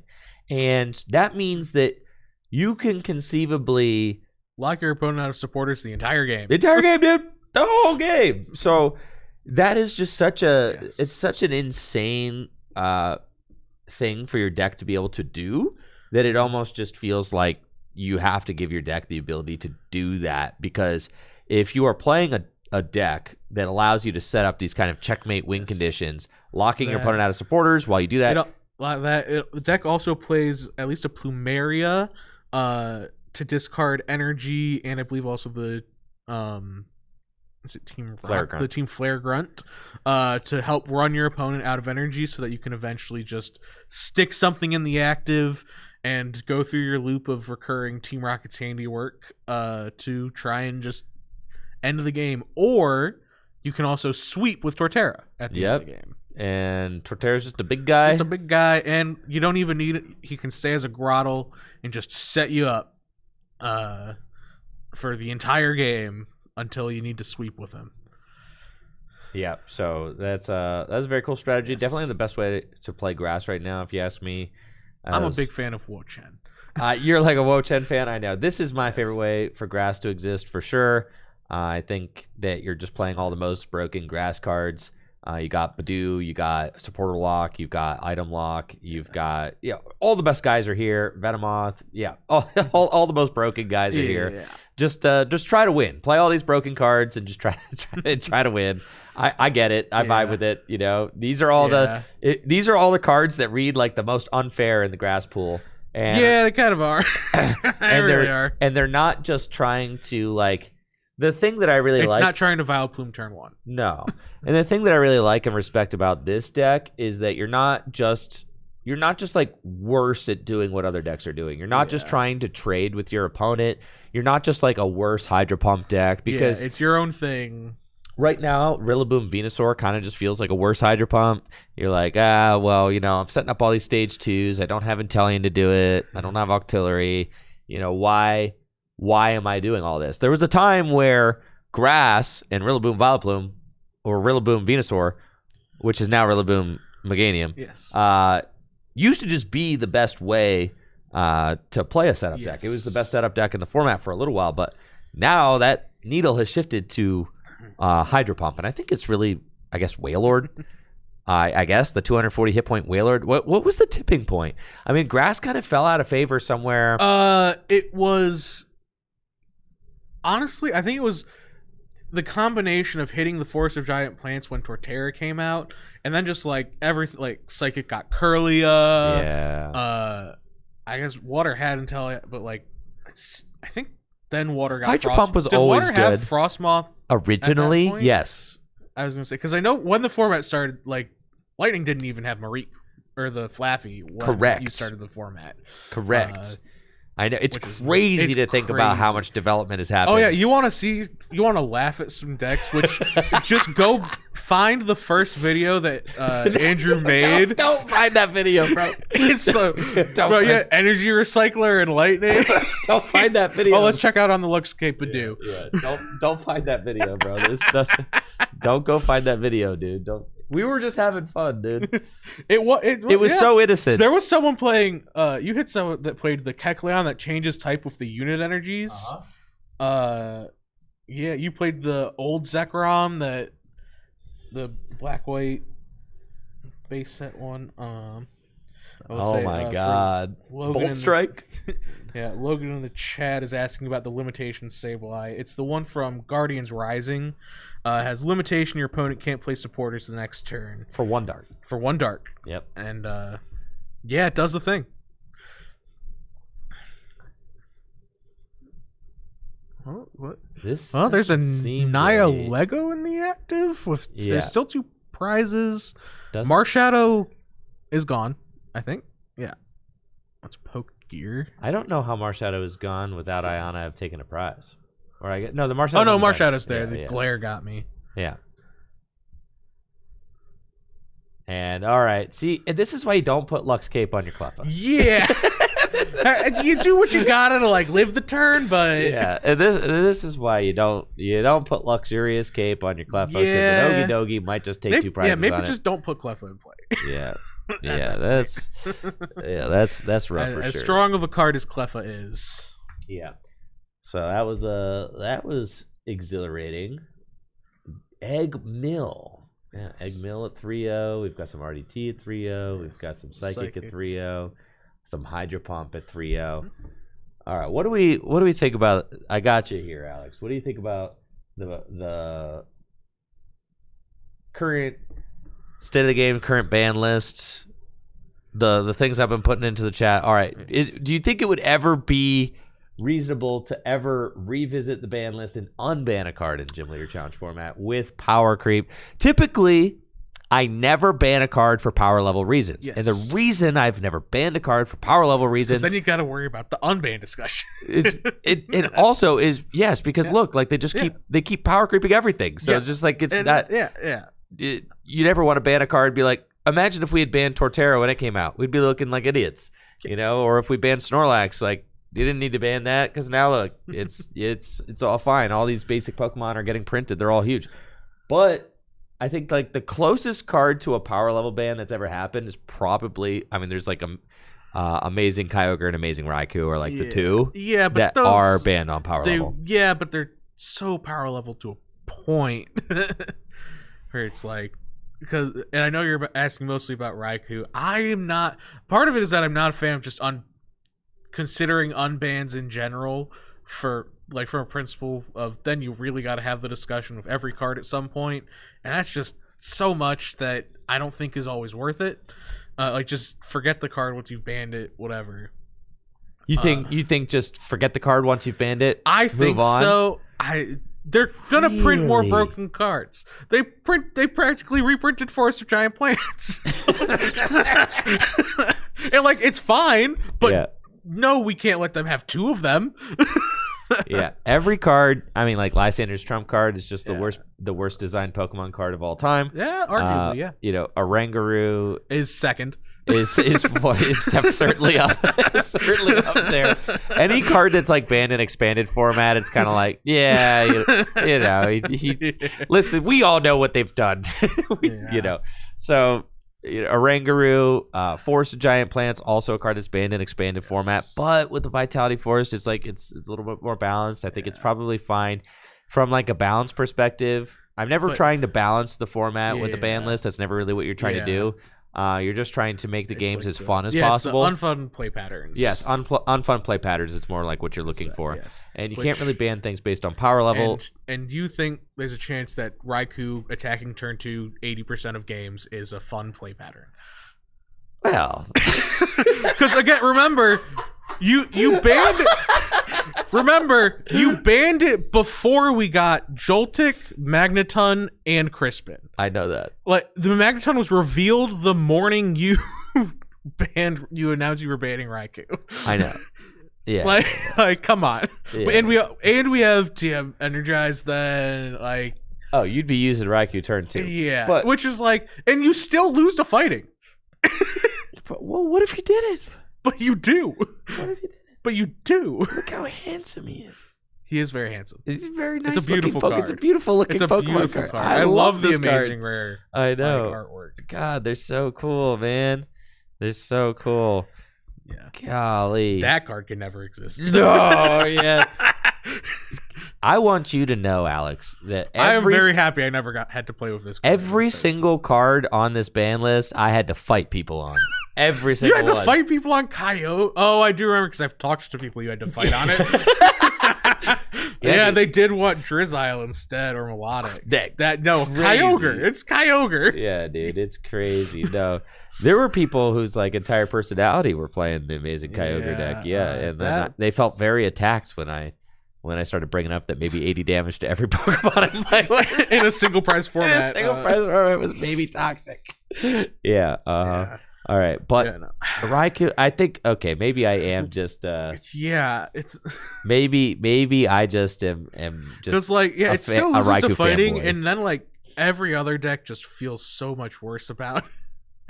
I did. The thing is, yeah, I did need convincing to eventually ban Amazing Kyogre because I had to be convinced that it was consistent. Yeah. That's what I had to be convinced of. And then you were. And then I was convinced. I would say, because Trevor's in the chat saying, I needed a lot of convincing. I did need a lot of convincing, but shouldn't that just be the way it is? Shouldn't I need convincing? I think that I do think it was more than a year of me telling you every Thursday about Let Loose Marshadow. I know. Before you even started considering it. That's true. That's true. You were one of Marshadow's earliest haters. Yeah, you were definitely one of Marshadow's biggest haters. I got my psychic badge the first year we did badges while it was legal without it in my deck. Yeah. Well, I think if you look at like every single card on the ban list, like I said, we never try to ban for power level. That's why you're never going to see a card like Ogie Dogie banned. Yeah. You're never going to see a card like Iron Boulder or Soul Rock banned because the cards that Pokemon is printing now are always indicative, like for the most part, are indicative of the way that their design philosophy for the upcoming sets. So when they print an incredibly powerful package, they just like drop this insane fighting package on us. Like they might just do that with any type in the upcoming months. So you think of it like, Gym Leader Challenge is kind of just going through these waves now. We're in the fighting wave now, and Psychic, we're always going to be in the purple wave because Pokemon can't help themselves. So many purple cards, and like even if you wanted to like ban a purple card, like what? There's no good. None of the purple cards individually are that strong. Yeah, like there's nothing you could hit. No, I know. And kind of, so I've been thinking a lot about the ban list lately, and just because it's very concise. It is. It's not good. It's not too long. Yeah. It feels really healthy. The ban list, I feel like right now there's not a lot of complaints. You got like people that are attached to certain cards, of course. You've got people who really want certain strategies. Like, you want people who want Forest unbanned because you're like, just let Grass go crazy. And, like, Grass already kind of has a Forest unbanned, if you ask me. In a way, with Vitality Forest. It's almost like you got your wish. Like I just said, like it got reprinted. Right? So we're just going to, like, ride that out. So, actually, the Vitality... And that's why, like, as I talk to you, and I will be... almost as annoying as I was with the other Marshadow, this Marshadow. I just hate the way it plays. Like, if it didn't hit for weakness, I'd be completely fine with it. Yeah. Because I love the, like, interaction and, like, the playing around it and stuff with this Marshadow. That's an RDT that just got printed. I love, like, playing around it and seeing, like, when it comes into play into every deck that it doesn't hit for weakness. But into decks that it hits for weakness, you just promote it and win. It looks like we got Jack Hooper and then SBO up here. So we got RDT into Eggmill. Oh baby. Oh baby, let's go. Eggmill does have a good matchup into RDT. You'd have to imagine that. Yeah, it turns out Energy Disruption into the deck that just has Raihan and Attach for turn. Pretty solid. All right, so Alex, while I'm getting the overlay set up, tell us a little bit about what we're going to be experiencing here in round number 4. So here we got Eggmill hitting into RDT. This matchup pretty much comes down to whether SBO can whether the Eggmill can set up, obviously, as any deck Solrock can just, who RDT has started here, can just run you off the board. But if it gets set up, that the item lock of Vileplume, Venomoth, and Badoo, as well as the supporter lock of Executor, along with that energy disruption we talked about with Team Flare, Grunt, and Plumeria, can make it just very easy for Eggmill to run the fighting deck out of energy, especially with Lusamine and many ways to get other supporters back. It can constantly keep, so Training Court won't stay in play long for the fighting deck here. So here we go. Boom. Nice. All right, capture energy, Turtwig down, Venonat there, and this is what you have to do against the I don't see deck. an energy in that hand. Nope. Oh, I mean, no. if there was an energy, and there is an Ultra Ball, so if there was an energy in that hand, I wouldn't be. I mean, the Boss Turtwig knock it out would be a good turn 1. That would be a very good turn 1. Unfortunately, here we are. Yes. So just 1 piece short there for Jack. Not able to have the energy. Does have to bench another Pokemon so that he doesn't get benched. Potentially, though that's not really a thing that's going to be happening with the Egg Mill deck right here. And you gotta appreciate those nice sleeves from Ethan. Oh, yeah. Those are some pretty sleeves. I have been really getting into using nice official Pokemon art sleeves with Dragon Shield oversleeves lately. I think that they just look really pretty. And there's our egg. The Execute from... This is the gold egg from Plasma Freeze. It has the Propagate ability, which allows you to just instantly put it from the discard pile back into your hand. And that can be good for bringing it back. I mean, if it gets knocked out, you don't even need items to bring it back, which is pretty cool. I'd argue getting... Plasma Blast, excuse me, sorry. Ethan here getting kind of lucky with his opening hand, just having the Heavy Ball and the Gladian in it with the eggs and the Grottle prized. Yeah, and the Grottle now can go get Roserade if you want. Roserade has got the Le Parfum get ability. You whatever else you want. And this is why... Seems to be holding off on it till next turn. This is why... Okay, so there's energy. This... Oh, and now with the Prof Letter top deck letter. Yeah, you're in there. You're in there, but if Premium Power Profound this turn could be... Nuts. Yeah. And this is why this grass deck just works. You have these powerful abilities that allow you to set up the entire deck. You've got Roserade with the Le Parfum ability, allows you to search your deck for whatever card you want when you evolve it into play. You've got Grottle with the Sun-Drenched Shell ability, allows you to search your deck for a grass Pokemon each turn and put it into your hand. And the synergy there is obvious. You could use Grottle to go search out Roserade, and then that's an explosive setup. So even though you are a setup-based deck, Grass and Water are kind of the 2 premier setup decks when compared to other decks that often try to play Stage 2 Pokemon like Fire, because Fire doesn't... I am not a fan of Stage 2s and Fire. Me neither, and one of the big reasons that I'm not is that it doesn't have a card like Roserade or Inteleon. Or even Torterra that can live a hit. Yes, no, and that's the thing, is that for setup decks to be successful in Gym Leader Challenge format, they need to pay off. They need to pay off, but they also really love to have strong setup cards like Roserade. Yes. So Roserade is a huge difference maker for the grass deck. That Le Parfum ability. I still remember very early Gym Leader Challenge. And we see Jack found a ball guy, so we'll be able to continue setting up the board, which is great. I was able to use Lunar Cycle. Yes. But I remember very early Gym Leader Challenge, the first months that the format was even conceptualized, I remember Natalie, my wife, being like, oh yeah, Roserade is probably really good at grass. And I was like, nah, that card's trash. You don't even need to do that, Yeah, crazy work. I can't believe that I used to think that. Well, and that's also like something, Chris, it took us a few months to realize Iron Boulder and Psychic was broken because we just didn't want to deal with matching hands. I know. Because it came out like right after Marshadow got banned too. I know. Or people being mad about that. Yeah. But once we all started playing, we went, oh, this card's nuts. Yeah, actually, you might as well just be trying to match hand sizes every turn because it's the best attacker in the whole purple pool, So the more you just kind of get over it and are like, yep, I guess I'm matching hands every turn, the better it gets, because that guy is one of the strongest attackers in the format. Absolutely. Yeah, right up there with Ogie 170 Dogie. for 2. Yeah, quite right up the there benchmark. with Ogie Dogie. Yep.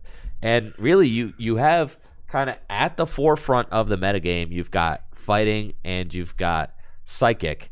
And the defining factors of both of those decks are their big basic Pokemon that can do 170 damage for 2 energy. And they're supporting casts. Right?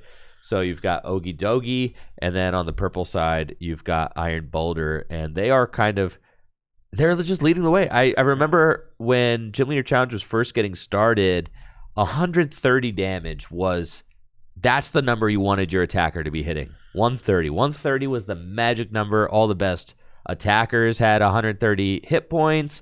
All the best attackers could do 130 damage. That was like that was the number you wanted. And Now, that's still fine a lot of the time, but you gotta have a boulder in there. no, Like- 130 ain't in anymore, dude.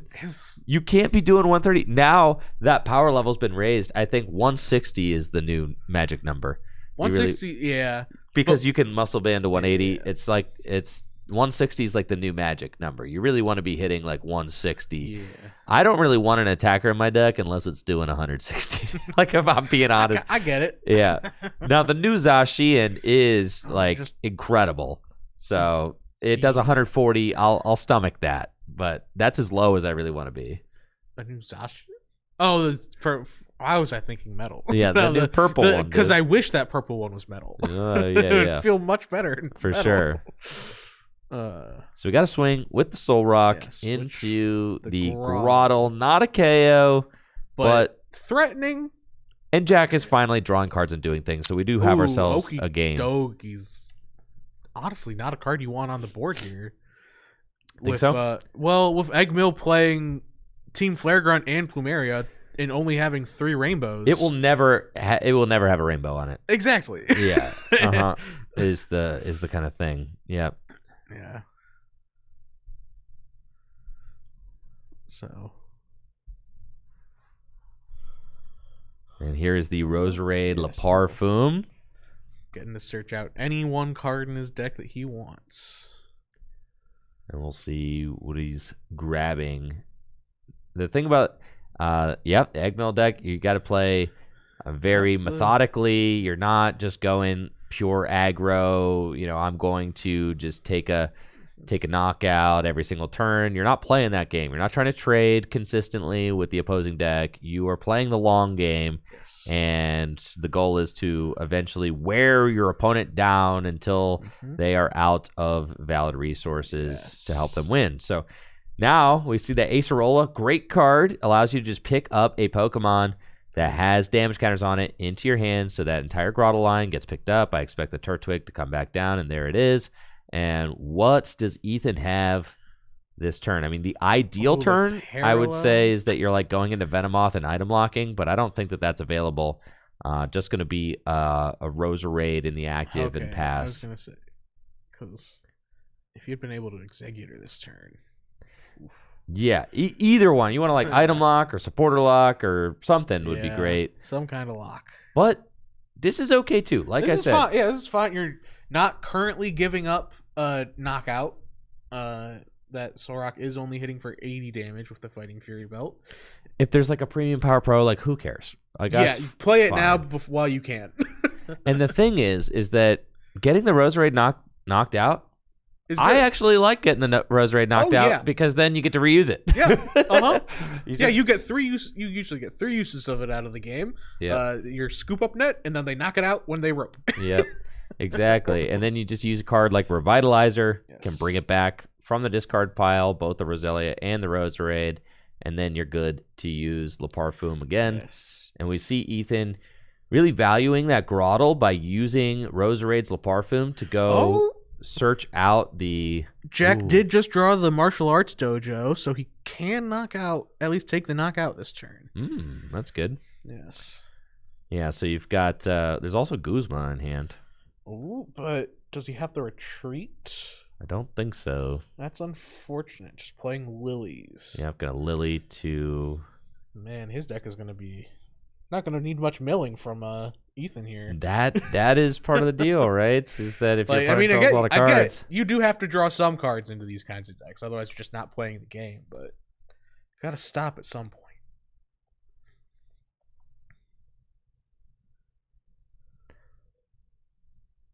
And... yeah, you have to imagine Ethan has got to be feeling pretty solid because the fighting deck's not taking like abundant knockouts yet. You're kind of stable with your Grottle. You can use Grottle to then go get any of your annoying Pokemon next turn if you want to start being annoying. There's also, I see some supporters in Ethan's hand as well. But we saw Ethan did really value that Grottle. You really don't want to sack that thing because the Grottle is going to help establish the entire deck, right? Like every turn, Sundrunch Shell is going to go get something useful. You can go get your Sawsbuck, which can draw a card every turn. You can go get your Venomoth or your Executor if you want to do one of your annoying lock attacks. And it looks like maybe Venonat is going to be getting the promotion, and I like that. Yeah. Is there still no energy drop on the bench for Jack? God. Oh, man. And Ting Lu being active just feels atrocious. Or being Ting Lu in play. Right? That's just atrocious. That card is getting trapped. Yeah. For sure. Ting Lu is a big boy, all right? Yeah. He's got I might be a 4 retreat cost. It's a 4. It's 3. It's 3. That Blood thing Mood is not leaving. Blood Mood is 4. Blood Mood is 4. Neither of those are leaving me active if they hit it. For sure.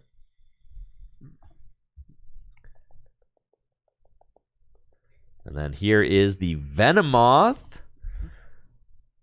I'm going to have to download all the... I'm going to have to download all these cards, bro. This is Venomoth from, I believe, 151. It is. It's 151. Yes, with the Perplexing Powder attack to item lock and confuse the active. Which, with Jack not having found an energy to attach other than on Soul Rock, is rough. Oh, yeah. And was that Luxurious Cape on the Moth, too? Yes, it is. Oh, God. This thing is not dying soon. No, that's a big boy. He's got 190 hit points. His item locking, confusing. Doing 60 damage because of weakness. Just foul treatment. Oh, yeah. And you can see, with the Luxurious Cape, Ethan's like, all right, probably not getting knocked out. I can afford to not get my my Sawsbuck out yet because this thing's probably going to live. So then you're thinking Groddle is going for Sawsbuck next turn. That is a lot of items in a corner. In Jack's hand? Yes. Yeah. I do believe so. Ooh, yeah. Did top deck the Prism Energy. So you could put that onto... But if you're going to put an energy on Dogi, you want it to be basic first. Basic first, yeah. Basic first. You really want it to be basic first, yes. But I guess you do what you have to. It's looking rough out here. On to Ting Lu. Oh, yeah. Oh, boy. Oh, things are getting spicy. Flip that confusion coin. Do it. Go for it. And that's the thing is if you're oh man, this Ting Lu is gonna get trapped. Oh yeah, this thing you have now found the active for Jack the rest of the game. This thing is not moving. Oh, the egg gets knocked out. That's crazy. Yeah. Oh, that is funny. But it could come back if it wanted and to. Be another prize. Let's go. Yeah. Although Jack is now down 2 stadiums. He's got 2 left. Yeah. That is 2 Ting Lus, and Ethan will just be smart and not put another one in play, I assume. Yeah, things are really Although getting I guess interesting. if he can get this Ting Lu is not moving. 4 retreat cost. Yeah. We propagate. Here it comes. Start attaching to that and try and hammer in. Guzmahala. All right, what are we doing off Guzmahala? And this is a fun use of propagate, Yes. right? We see Ethan bring the execute back to the hand with the propagate ability, but then you could just discard it again. But then you could bring it back again. It can come back from the discard pile infinite times per turn, which is one of the things that made it such an abusable card in expanded format. Because once it goes into your hand, it is back in a hidden information zone, and the game no longer remembers that it's the same card. Yes. Even if you've done it 4 times. Or 5. We don't question the ruling. We just go with it. We just go with it. Yes. There's no limit to it's not like, oh, you can only do it 4 times because you can only have 4 eggs in your deck. No. You could do it as many times as you want. It's the same with Gym Leader Challenge. You can only play 1 egg in your deck. Everybody knows it's the same egg. We know it's the same egg, bro. We know you did not buy 4 gold eggs. No. And you cannot legally play 4 eggs in your deck. Yes. So it's just kind of a funny quirk. With the execute, that's a card that I see people ask questions about all the time. It also allows him to be more flexible with his Lana's aid with what he gets back, so because he doesn't have to worry about getting the egg back. The Shaman coming down. Yikes. Yeah, so that's gonna turn off the. That's, Basically, this is why Tinglu is gonna yeah, stay here. Yes, this Tinglu is not moving, and probably. Oh, I guess the stadium is put in place. So if Hex is found, that's not bad, but it's also not knocking anything out. no, because the egg's not gonna get put down this turn. You're just gonna confuse item lock and say probably go. didn't even pick up the egg. It's probably still in the discard in case he gets his hand disrupted. Probably, yeah. You don't even want to bring it back. Yeah. Yeah, just leave it in the discard pile. And that is not a Hex Maniac in Jack's hand.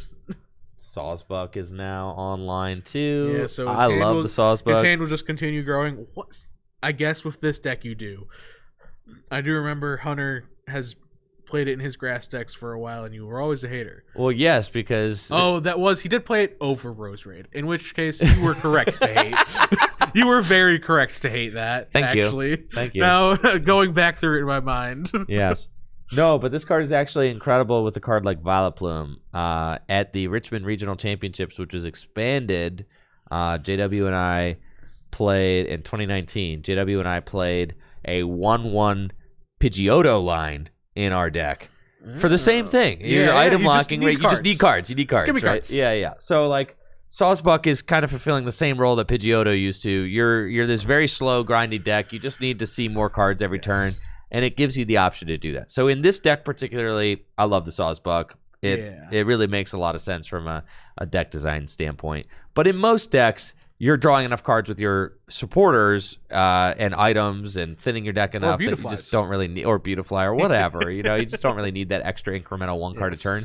But in a control deck, you are playing such a slow game that the Sawsbuck's not going to just draw. Bumping the stadium. Yeesh. I think he needs to try and knock himself out. Yes. Get this thing out of here. And he also needed to try and just use this, not waste this stadium. Because if the attack goes off, he has to discard the stadium. That's true. It is not a choice. So if he doesn't find a Hex here, that's just a wasted stadium. That's 2 wasted stadiums for Jack. Because if Tinglu's going to be active, you got to be hoping it's doing spread stuff. Yeah, you would hope. No items. Nope. We got Floatstone. Could go on Mr. Lou. Move him. Does he have another energy, though, to do anything? Dude, I think Jack could end up with all his energy in the discard pile at this rate. I wouldn't be surprised if most of it's already there. Yeah. You probably play like a Clara. Do you play like a Clara? Yeah, there's a Clara. And there's, item recovery, but that's never coming into play.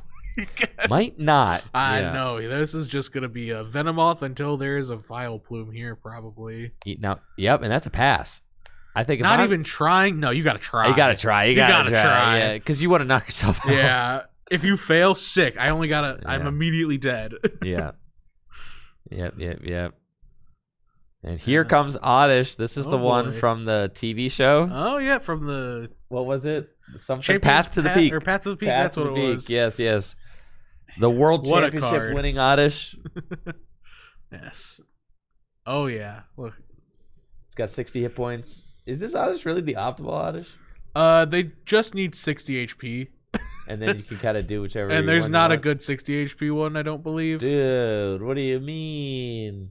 Yeah, I guess so, huh? Well, yeah, because otherwise, if you get it out turn 1 before you don't Badoo, then RDT will just Hawlucha, scoop up net Hawlucha, Tinglu. I guess it is. Cry. It is the optimal one. Yeah. Kind of looking at all the different attacks that a 60 hit point one has. Yep. Yeah. Yep. And then Ethan does have to be very wary of the time. Yes. He is very aware. He is very practiced with this deck. If you couldn't tell by his gameplay so far.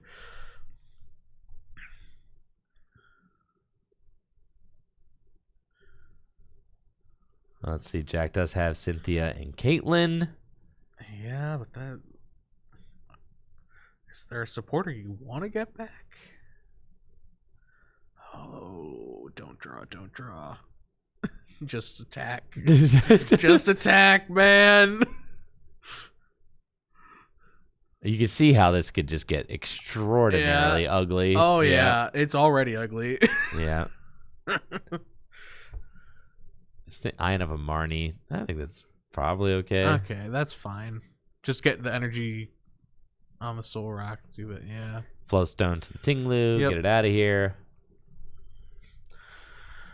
And we'll see what these next 5 cards have in store. There's a Strong energy. And some items. Yeah. Soul Rock coming on in. Gonna punch for... Has it got a Fighting Fury belt on it? So yes. 80. But this Venomoth has got a luxurious cape on it, so it's not going anywhere. Nope. And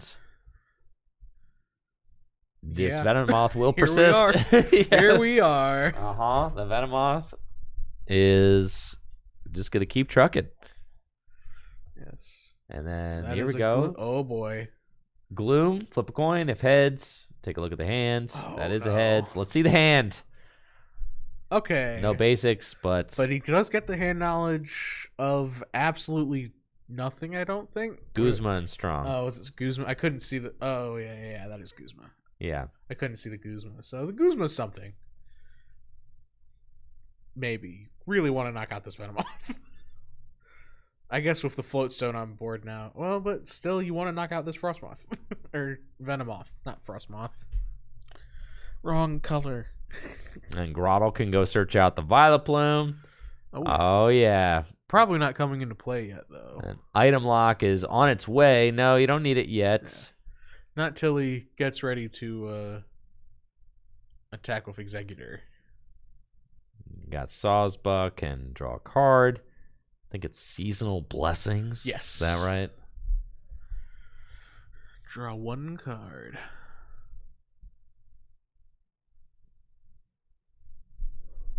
Hold on, I gotta... Yeah, that Venomoth needs 10 more damage, I think.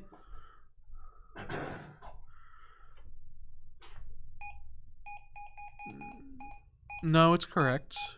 It had 30 on it. It had 30 on it. Plus 80? Yes. Is 100? 110. And it's got 100 on it. It's got 100. Am I? Oh, I am blind. Why did I think that was a 5? The Venomoth needs 1 more damage counter on it. 30 plus 80 from the Fighting Fury belt. Yes. So it should be 110. Yeah, thank you. All right, dope. I've got the walkies fixed. I was able to switch them to a new channel. I figured it out. So nice. We're in there, dude. No more feedback. Just no everybody's more random. I know. Everybody's got to stay off channel 8, okay? Channel 8 is my new channel. Don't tell them. Don't tell them. They're all going to hop on channel 8. Well, that guy's on there. Now we got to go mess with him again. Someone's going to go out and buy a set of walkie-talkies, put themselves on channel 8, and then come through with some crazy out-of-pocket stuff. I don't think so. Listen, man, we don't got to worry about all that. Yeah. Right? Right.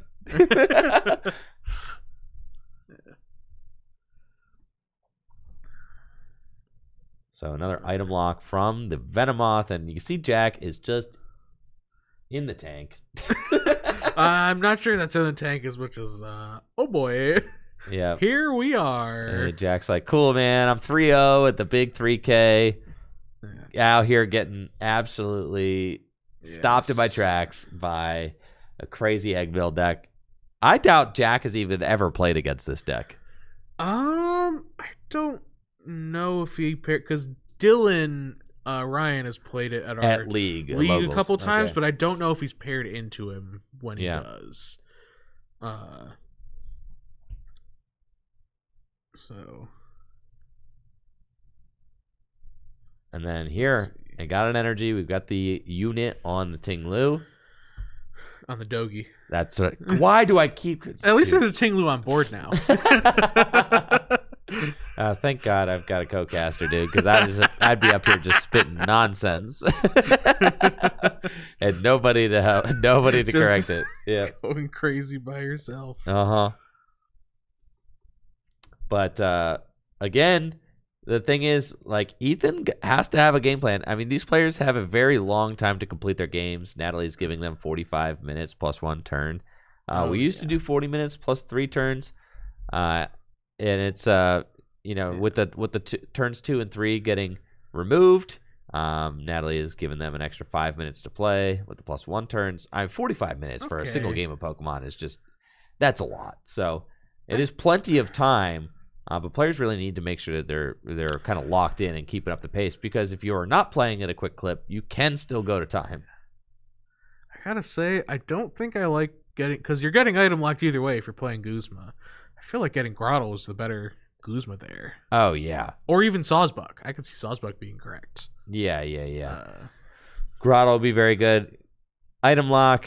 I'm not sure that you're getting through the item lock right now because you can't field blower. So this thing is gonna just keep item locking. Yep. And it's maybe you should have just flipped the coin. At a certain point, you do have to do that. It's getting knocked out this turn. Yeah. Solrock is going to the discard. That is true. That is true. But the Venomoth could give up 2 prizes if Ethan's not able to remove that unit energy from the Okie Dokie. If Jack or the training court, as I don't believe Jack had another energy in his hand.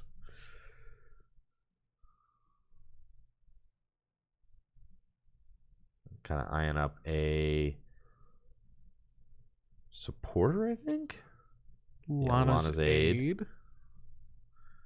And it's going to be able to recover up to 3 in any combination of Pokemon and basic energy. Yeah, those are 3 good ones. Yeah, Gloom, Oddish, and Roselia. Yep. Again, do have to be going to choose. I actually prefer this. I was thinking that the Roselia was feeling like it needed a Roserade. So Oddish and the Roselia Roserade. And then you could propagate as well. And we just see that being used with Quick Ball. Love that. That's like a classic expanded combo right there. And the Quick Ball is just being played out of the hand. Because I think Ethan is saying, all right, like eventually I'm going to item lock myself. And I don't want these, silly items just around in my deck. I think Ethan does have to shuffle, right? Did Ethan go into deck? If he played the Evo Soda, he should have to shuffle. All right, yeah, here we go. Yeah. I was gonna say, you shuffle that deck, dude. Yeah. All right, cool. And then another item lock, but no confusion because the Soul Rock does go down. Ethan takes the first prize card. 16 minutes left in the game. Do you need to be cognizant of that? Ting Lu is just so bad. Although, he does have the strong energy, so he is able to just take the knockout here. With who? Okie Dokie. Take 2 prizes. Go down 2 prizes remaining. But there may be a Torterra in his wake. That's true. Swing for possibly up to I guess. Would it be? He would need Forest of Vitality to knock out Okie Dokie, though. Because at most, assuming a knockout is taken this turn, he will be able to have 4 evolutions in play next turn. Ooh, what? Oh, no way you... Guzman, I can't get rid of that rope. No. You save that in case you get rid of the field blower because you're getting... I mean, Luxurious Cape is the only one that's going to annoy you in here. I think so. List. Definitely not. Direct the energy, Drew. No.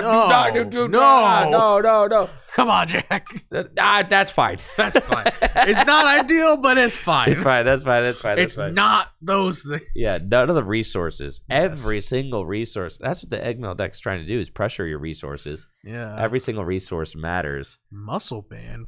I guess to hedge against a Torterra coming into the active, but it's already got damage on it. Yeah.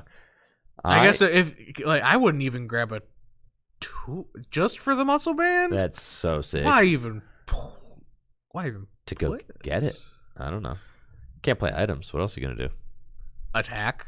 Just attack, yeah. You don't need to play. Like you were talking about this all finals yesterday of if your hand doesn't need to play cards, don't play them. That's so true. Yeah. I don't think that hand needed to play Goose Hollow. I really don't think you needed to. No, I think he just thinned his deck by 4 cards for Ethan. That's true.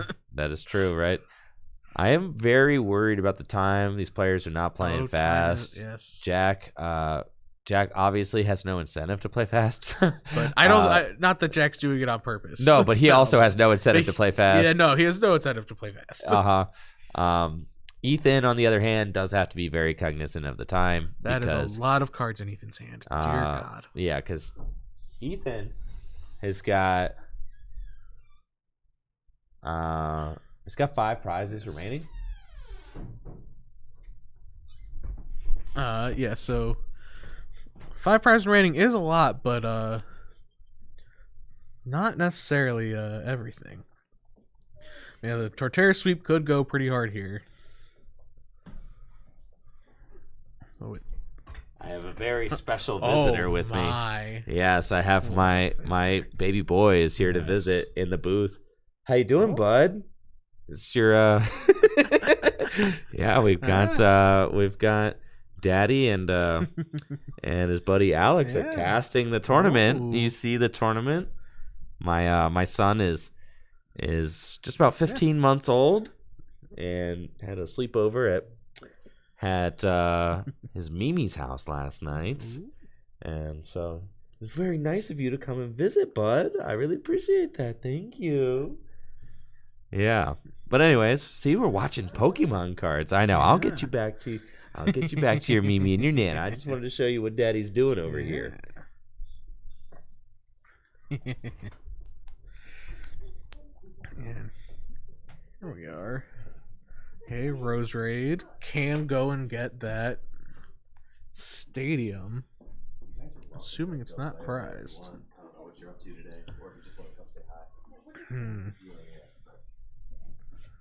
Let's see what's.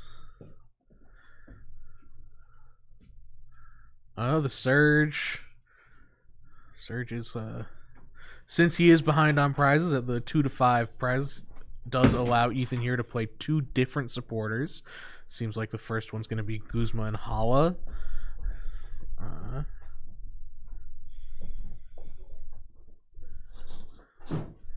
Which I would assume to go and get. Yes, this reversal and the force of vitality here, which will allow his grass Pokemon to evolve. Ooh, that.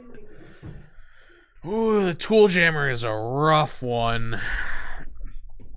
And this is part of why a couple turns ago I would have liked to feed Guzma to the Grottle instead of that Oddish. So here with the Force of Vitality and the Tool Jammer turning off effectively turning off all of Jack's tools. It only turns off the active tools, but that's all that matters when they're retreat tools. And this Torterra is gonna go. Is Torterra getting in there, dude? Oh, Torterra's getting in there. Just got reversal and force vitality off the. No, that Oddish was in play last turn. It was. Yeah. Okay, I was gonna say because. Yeah, that's a Tool Jammer too. So these retreat tools mean nothing. Wait, oh and no! And the Plumeria, that Tinglu's losing its energy. Unless, that Tinglu's losing its energy because he has 5 evolutions in play. He knocks out this Okidogi. Oh, it's over, dude. I mean, this is it. Yeah, this is you put all the work in to set up this board state. I mean, so that you could do this. There is one specific thing that I think, like, if he and I don't see it in his hand, he'd have to be. If Jack had the Clara this turn and a Raihan next turn, hoping there's no Gust. Almost, I very much believe if Ethan wants it, he probably has the Gust. But that was just an insane swing turn. I mean, I am no longer worried about Ethan having enough time to finish, really. Can't play that item. Oh, he's like, oh, I'll field blower. No, you won't. No, yeah. I irritate with the pollen. Yes, I irritate with the pollen. The Vileplume is now blocking all items from being played. Yes, on both sides. Both sides. That is why it was the last thing that Ethan did before swinging with the Torterra. And you could see how Force of Vitality allows for some of those burst turns to happen as well. Absolutely. Wasn't even needed. You had Rare Candy. You really don't need. It was needed because otherwise he could not have gotten the Executor into play. Right. To knock he popped out that out instantly. Yes. Yeah. And that's such a cool little thing, right? Because it's like, just allows you to instantly proc that egg back, put the Executor into play. The Tool Jammer is just killer here, too. But I have to say, I mean, Jack doesn't have a lot of plays. So that even if Jack passes, that U-turn board's going to the discard, too. Yep. Why? Oh, because Tool Jammer. That's crazy. Yes. Yeah, no, this game is pretty much But Jack does have to Over. make a play. He's taking a little bit too Yes. long now. So it looks like Ethan is, So hopefully players are aware of that. Yeah, you can't just take infinite turn looking at your item lock. There are only the 8.5 minutes left. That's what I'm saying. And now Ethan's like, okay, I don't want this to go to a tie. Yeah. But Jack has at this point been staring at his hand for at least a solid 60 seconds. Yeah. Although I don't blame him. There is not I get much, why he's stalled out. I get it. I get it, but also you can't. You can't. It's not legal. Right. Yeah, you just cannot. Now, Ethan will eventually need to find a second energy. Oh, the end. Is that end of one? Yes, it is. Oh, my gosh. So Jack just needs one prize. No wonder he's thinking so hard. He's like, I just need one prize, bro. So I guess, but he can't versus Seeker, so he still needs to find his Cynthia and Caitlyn to get, or a boss. But even then, the boss he's going to have to hope he doesn't get his Marshadow gusted. And he needs that strong energy or a muscle band with a second energy on Marshadow to knock out Shaman or the Sawsbuck crate. Here. So what? If you have like energy boss, Cynthia and Caitlyn? Energy boss does do it because Tool Jammer would leave the active. Yes. Or Cynthia strong energy boss. You got a Cynthia and Caitlyn for Guzma. Yeah, and just it say has like to be Guzma or boss is fine too, but Guzma. Something could get stuck. Guzma's well, he's not putting anything else in play. I think I don't know. Did he hit the strong energy? Did not hit an energy, no. Ugh. Premium Power Pro, but Which he should have. I wanted him to play earlier when he wasn't under item lock, but it's always correct to take Guzma, dude. yeah, you're right though. I mean, like you're right, but I'm not sure it matters. But it's always correct to take Guzma. It's correct. Always, because you could Guzma with no other Pokemon. Yeah. But if there were another Pokemon, Yeah, Guzma can be boss. yeah, yeah. Yes. It's always correct to take Guzma there. It's a switch and a gust. It's both. All right. Torterra is sweeping. We've got another Iono to one. And to swing, Ethan now just I don't turn away. Yeah. There's the energy, but no boss, no gust, because boss and Guzma were both in the discard. That's true. Artisan can buy a potential one more turn. But then he has to draw another energy. You got a top deck into like Lucario energy. Oh, he shouldn't have attached this energy to Marshadow, actually. He's going to swing for 60 to soften it up. And then I guess he wants to find Lucario energy off a Miracle Supporter off the top of the deck. I mean, like, listen, man. It's something. It's something. So he's going to swing for 60. That could be nuts. Yo, does Jack have a shot? Does Jack have a shot? Need to be a draw supporter off the top, yeah. Assuming he has any left. I don't know if he has any draw supporters left. Because he Marnied. Or any good ones. Because if he Ionos, he's only getting one card. You need like and he played Lilies. I don't think he has any draw supporters left in his deck. You need like a Lily or like down. a research or something. He doesn't have any draw supporters left in his deck. None? No. Oh, the deck only plays Lily, Marnie. That's the only two good ones you could do. All right, hear me out. Caitlyn and... Hear me out. Oh, no, it's not going to work. Yeah. All right. And here's the Lysander. He shuffled the deck. Top deck Goose. Boss. Top boss. Bro, that doesn't do it because he's item locked.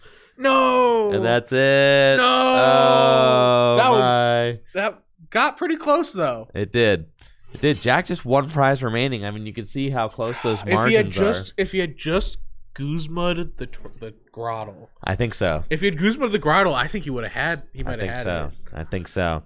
And that's one of those things where like the Egg Mill deck is not a deck that is super widespread yet. So it's not like you're playing against it at League every single time, right? Mm-hmm. But yeah, Eggmail did top 8 the last Mega Evolution event, and could be on its way now to with another one. Ethan now having a record of 4-0 at the Phantasmal Flames Gym Leader Challenge 3K. Super close there. We see Ben Morse. discussing his game. Just occurred. Yes. We're going to take a quick break and be back with round number 5 right after this, folks. More exciting Gym Leader Challenge action right on the way. Yes. This tournament is sponsored by Dragon Shield. Dragon Shield makes the highest quality sleeves and accessories for your favorite tabletop games, like the Pokemon TCG. Dragon Shield sleeves are super durable, making them perfect for tournament play and collecting. They also come in a huge variety of colors, so there's always a great choice to match your deck. You can even turn your favorite photograph or design into a custom box of Dragon Shield sleeves using the Sleeve Crafter on DragonShield.com. Head over to DragonShield.com and place an order for your favorite sleeves today. Use code TrickyGym at checkout for 5% off your order. Again, that's DragonShield.com for the highest quality sleeves and accessories for your favorite tabletop games. Huge thank you to Dragon Shield for being a continued sponsor of the channel.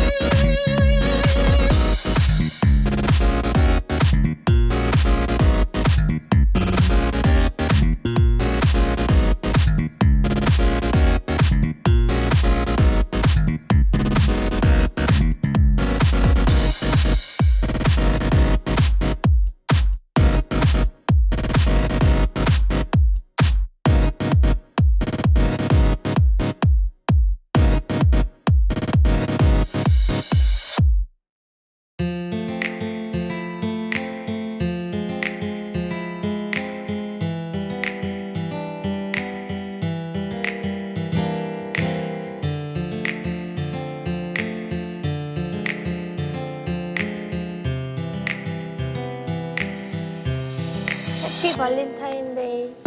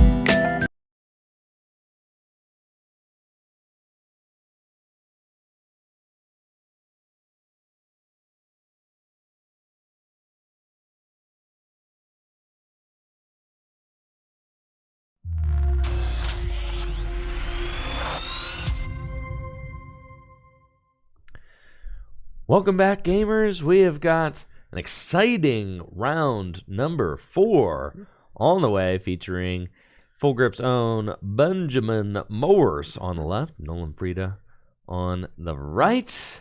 We have got a classic Gym Leader Challenge matchup and one that we have not gotten to see yet here today. Got Psychic versus Hydro Pump. And Ben has been really putting in the work, grinding out these games with Psychic. He's very confident about his list and his games. We were really torn as a group between whether or not we liked the Garbodor or the Garbodor-less version of the deck. With Garbodor, you have the ability to ability lock, which is obviously very good. That also is very good against decks like Hydro Pump. Yes. But without the Garbodor, you are More able to consistent. play Gallade, and you're a little bit more consistent. You have a little bit of a higher power level with like your evolution Pokemon. Obviously, your deck gets the boost of Kirlia and Gallade, and you also don't have to commit as many spots to tool cards. But I will say both the Garbodor and this Psychic list have kind of coalesced around some key decisions, some key counts, some key exclusions, and it feels like the decks are very similar, and they're like slight variations of each other. I will say they have they're the very same kind similar, of cast but of attackers. Gallade right? versus Garbodor changes the way the deck plays. 100% it does. 100% But yeah, it does. other than that, the list is pretty similar. Nolan, can you scoot your prizes in? Just scoot them in. Yeah. Like a little bit more. Yeah, like, the corner of the center circle. Yep. Yeah. That's your spot right there. Looking good. Thank you, Nolan. Appreciate that. All right. And here we go.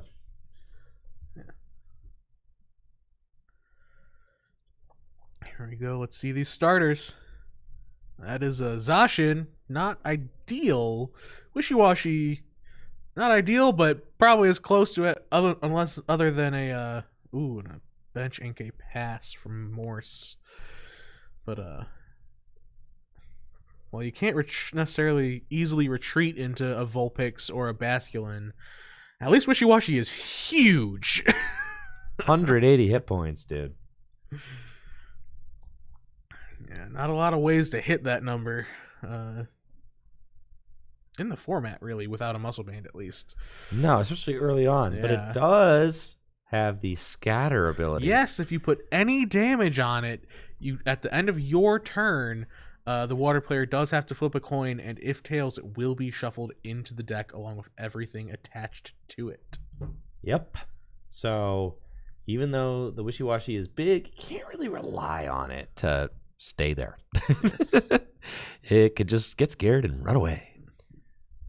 Both these players are 4-0. I know Ben has got to be excited to be back 4-0 after his colorless win at the Journey Together release weekend event. That was our lowest prize pool for Gym Leader Challenges, so 1K. But attendance was solid, and since then, the GLC events have boosted up to a 3K to match standard, which is just really awesome for the community that Full Grip has decided to just match the standard pricing for these Gym Leader Challenge events. Great for the growth of this format and the community that plays it. And also just some huge incentive for players to show up and compete and really put time into grinding their decks, not just for the clout and the pride of being the best Gym Leader Challenge player at these massive GLC tournaments, the biggest held anywhere in the world, but also the potential to win $1,000 at the end of the day. Can we just talk about this insane turn one Nolan had? I've been saying, dude, Hydro Pump is broken. Oh, but the Lily from Ben is good. Lily from Ben is good. I mean, you got to have that, right? Your board is looking sparse. You're staring down. The only card I'd argue is better. Some sort of hand disruption after the guaranteed. He just grabbed Evo Incense off the Irida. Yeah. Hand disruption wouldn't feel bad, but a fresh 8 is always nice. For sure. Nolan having an exceptional start, even with the Wishy-washy active, obviously not having an opportunity to be able to get an Alolan Vulpix or maybe a Hisuian Basculin active, but turn 1 Irida is about as good as it gets, going to allow you to search out a water Pokemon and an item. We see he's got all the major players there on the bench. The Frigibax, which can evolve into Baxcalibur. Baxcalibur still one of the premier energy accelerators for these water decks.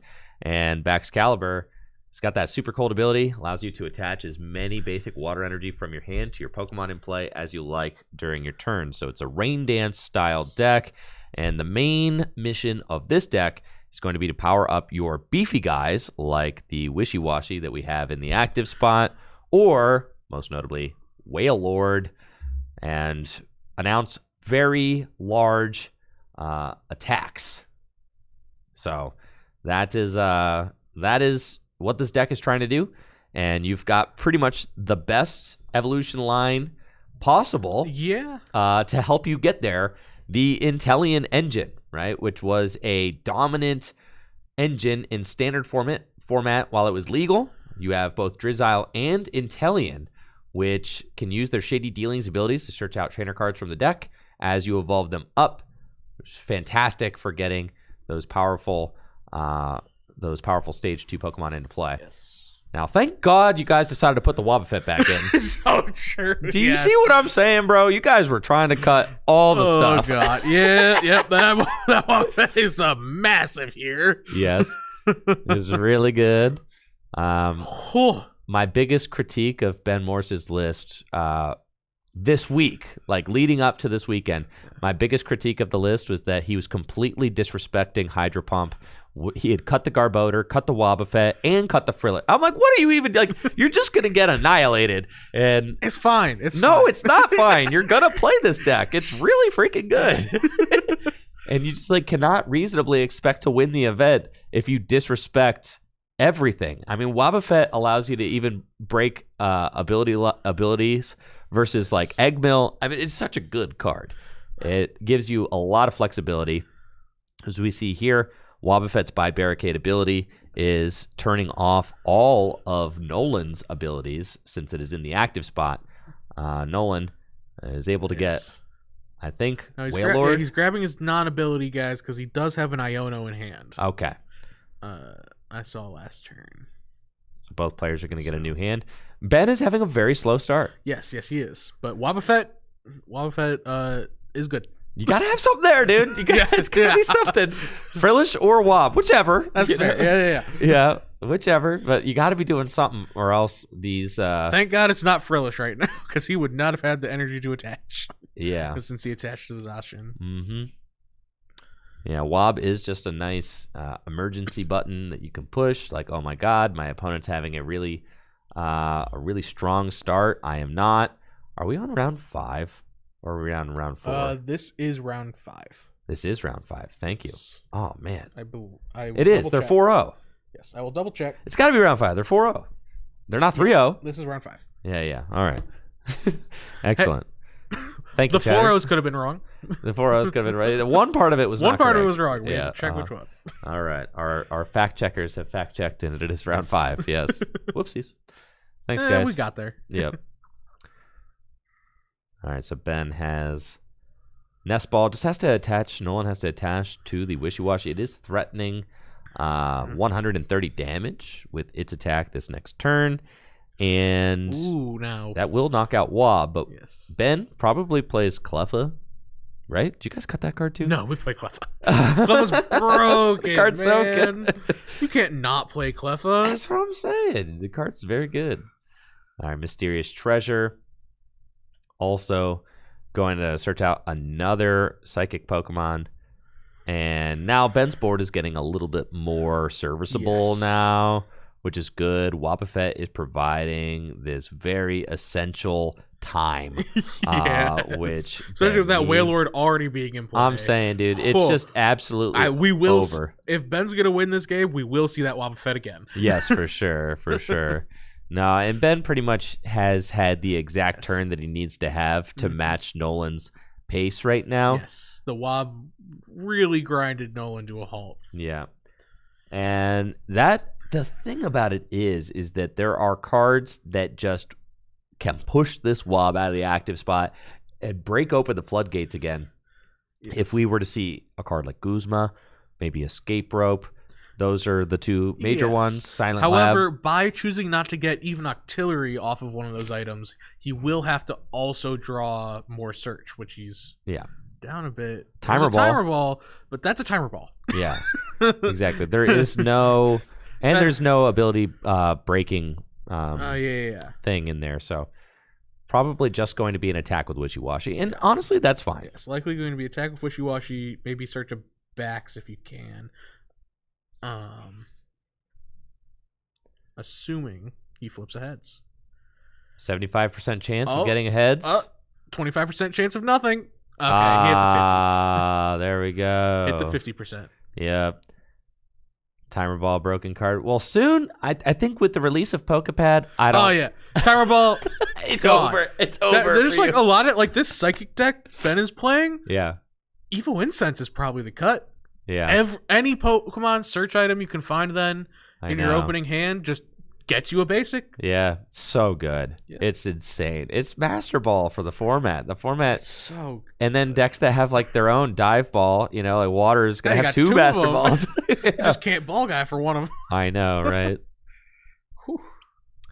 and then a Marnie. So Marnie. Nolan's got this Wishy-Washy powered up now. Hydro Splash will do 130, clear the Wobbuffet. And Ben probably will have to... You guys kept Fury Belt in the deck, so that's good. Fury Belt is extremely good on this boulder, which does 170. Oh. And God, I mean, see how intimidating this is? Oh, yeah. I'm telling you guys are... Anybody I am who, wondering what this exact 60 is to see how close it is to, say, Trevor's from the last three water prize. Dude, it doesn't matter. Every time you take a knockout, you're powering up your boys. Those prizes are actually extremely fine for the water. And shout out to Nolan's energies. Those are looking sweet. Those are nice energies. They're all matching. The pills. Yep. But I'm saying anybody who disrespects water, to me, it disrespects Hydro Pump. To me, is so crazy. You're getting the Wailord, you're getting the Wishy-Washy, you're getting the Kyogre. You're launching some of the most powerful attacks that the game has to offer with some of the best attackers that the game has to offer. Wishy-Washy, Wailord, obviously. Kyogre. 180 snipe, like okay, dude. Oh, You know, and you conserve energy. The payoff is just there, and that's what we always said about. Like stage 2 Pokemon and these setup decks. Is like the payoff has to be there, and the payoff exists with water. Another thing I'm wondering is if Counter Catcher. Yes, we did throw Counter Catcher in that. Well, yeah, that card's broken. Yes, you guys took out the terrible Articuno. Thank God. I know that was one. Articuno's a good card. No, it's not. That was one card that I was able to get you guys to cut. So I was happy about that. And then Wishy-Washy doesn't knock out Boulder. So this is big, right? You take this knockout on the Baxcalibur. I like this play from Ben. Wishy-Washy doesn't have guaranteed knockout. Next turn, he can knock out.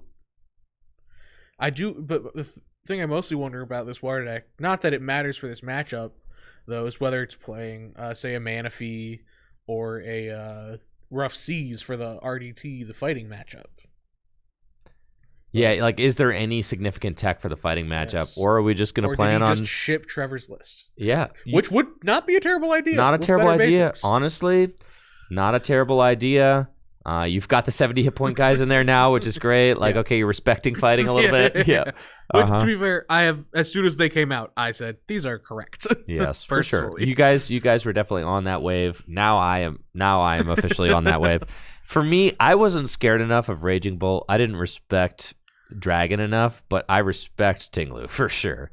That card's crazy. The thing is, for me, it was never even necessarily like Dragon or anything. It was just like, it felt too easy for a lot of decks to have a 1 energy, like 30 punch that they could just buff. Yeah. Or something like that. And especially into like weakness matchups. Like, okay. So, we got an Arvin from Nolan. You can go get an item in a tool card. Yes. I wonder how many tool cards are in this deck. I suspect I'm gonna guess 2. Floatstone and Muscle Band. That's it. Yeah. Those are some good ones. Well, and the Muscle Band is about to really come in clutch. That's a Wailord sitting on the bench. Yep. Yeah. And the fully loaded Wailord, and this is why... Not being able to find Xatu or Kirlia last turn is tough. Yeah, dude. And this is why I'm always singing Garbodor's praises, dude. Because, like, this is crazy. You can't let this happen. It's too much. Look at all this. You lose. There would be a Garb on this board. You lose, bro. Look at this board. This board wouldn't have a Garb. You lose, bro. You lose. Right here. I mean, this Wishy-Washy's doing 150 damage, has 180 hit points. The benched Wailord is having a 240 hit points, is doing 210 damage. On board. This is on board.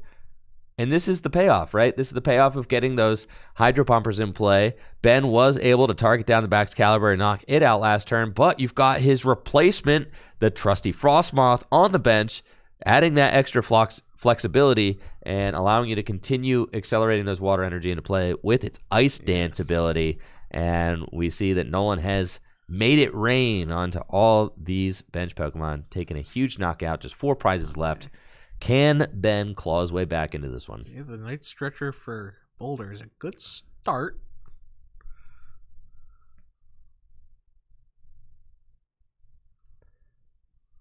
And Raihan, I think it's like a 5-card hand. So It is possible. You can just go get the Fury Belt, take the knockout. But then you're contending with the Wailord, and you haven't advanced your board at all. Exactly. Yeah,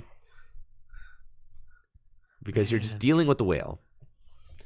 And you have to imagine... And not taking a knockout this turn is so... Unless you're punching into the whale is just so bad.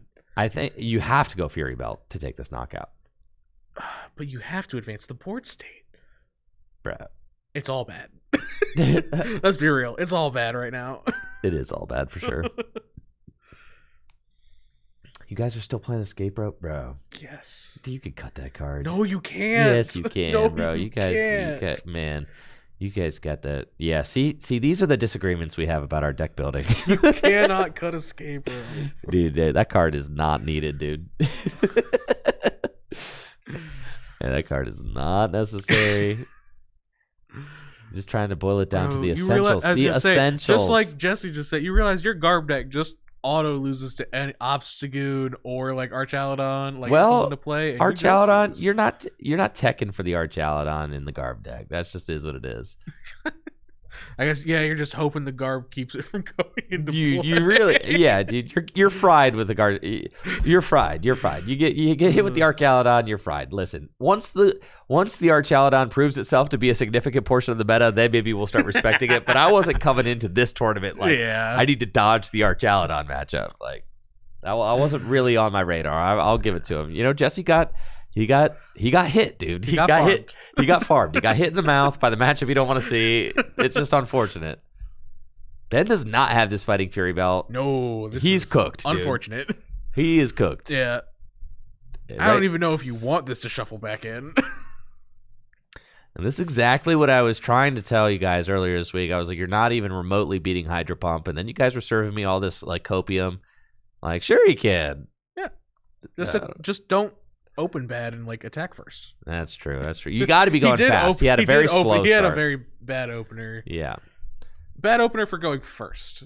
Yeah. Turn 1 Lily would have gone hard. Yeah, it is a slower start for Ben, definitely. But the thing about the Hydro Pump deck is that it gets going really quickly. It does. Turn 2 attacks with the Hydro Pump deck, if you're going second, are extremely common. It can, yeah. Dude, it's playing the three item based energy items, and Nola's just like, okay, I could just carry on. There's nothing really else that I need to do. As Ben here, you do not double hitting into this wishy-washy feels so bad. Oh my god, because like it could just remove itself, but you probably want to take the KO, right? But you'd rather it go away so you can start punching this stupid whale. That's what I'm saying. You probably would rather like boss the whale and hit just it. Hope it runs away. Yeah, and then hope the guy runs away. Yeah, that's probably what you're doing. Because God knows you have to punch this whale, and then you're looking to finish off the whale with Wobbuffet. That is like the 1-2 punch that you're trying to do with this deck. It obviously has not been great for Ben so far. The Psychic deck is kind of like your king of being a mid-range deck. It's just doing that 140 to 180 damage. That's just like where it is. And you're not really hitting outside of that. There's nobody in the Psychic deck that's doing 240 damage that's worth playing. There just isn't. There's not. Yeah. There's a couple clay dolls that blow themselves up. Yeah, you're just not doing that, right? You're just a mid-range deck, and that's okay. You're like the best mid-range deck, so you own it, right? And that's beats a lot of decks. It does beat a lot of decks, but as the mid-range deck, you can get run off the board. Well, you're against fighting. You're like, okay, I'm not quite as snappy and quick as the fighting deck, so I could get farmed that way because I'm a little bit slower. But then you could also get farmed by the setup decks because their power level's way higher than yours. So, Psychic is right in the middle there. You've got like... Oh, he does have the boss on the whale. And this is the play I wanted to see. Okay, this is good. Yeah. Although, because I do believe that second energy on the Zacian came in this turn. Oh, the wishy-washy stays again, which I actually think is fine. Yeah. It just needs to go away like... At some point. It needs to run away when there's a dead hand. Yes. Like, it's fine sitting there and occupying the energy, Is there a Candy Inteleon in hand? There is There's a definitely Candy. an Inteleon. Well, there's definitely a Candy as well. So. Unless I thought that Kyogre was Inteleon, but those are But very different cards. I don't think you really want a rare Candy into Inteleon. Like, what do you not want? with a level ball in hand. No, you just no. go Drizzile and do anything. God, a Hex, if there is one, would be tough. Yeah, Hex. I don't think that this list is playing Hex. I think that is. I didn't see one there. Might be at the end of his hand. The very last card. No, that one. Did you see that? Or is? I thought it might have been a full art Hex. It might have been. I really couldn't tell. It was hard to see. Guzma, great choice though. You can that very powerful card. Get the Curlia. Puts Wishy-Washy active again. So that yes. I mean, Whale has been punched now, but yeah. Or just getting Mewtwo. Yeah, but also getting the Wishy-Washy back active is very good. Getting the Wishy-Washy active is very good. Yes. Now, if Ben can chain another Gust to knock out this Wailord and Wishy Shuffles, now there could be a problem. Nah, I don't think so, right? The counter catcher's down.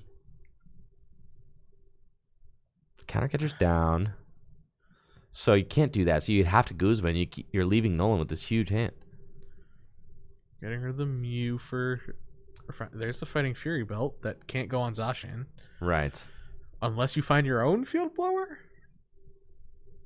You could. There's not... you would... And this is... Field Blowing Muscle Band would be nice. What is that? Tulip he's considering. Yeah.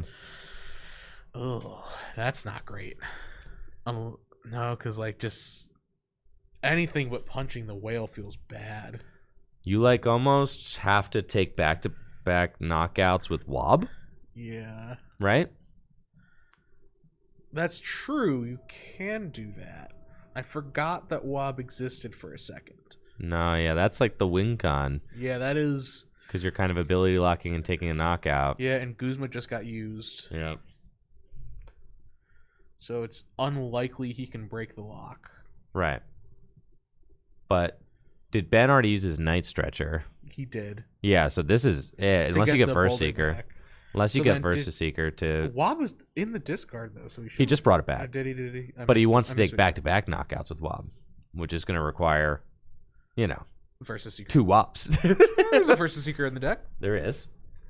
All right, so we got Xatu, Clairvoyant Sense. Counter Energy will allow the Wob to attack if you want to go that route.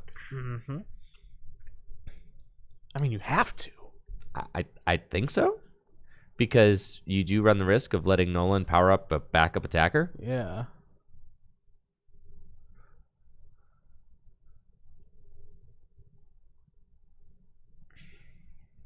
You could...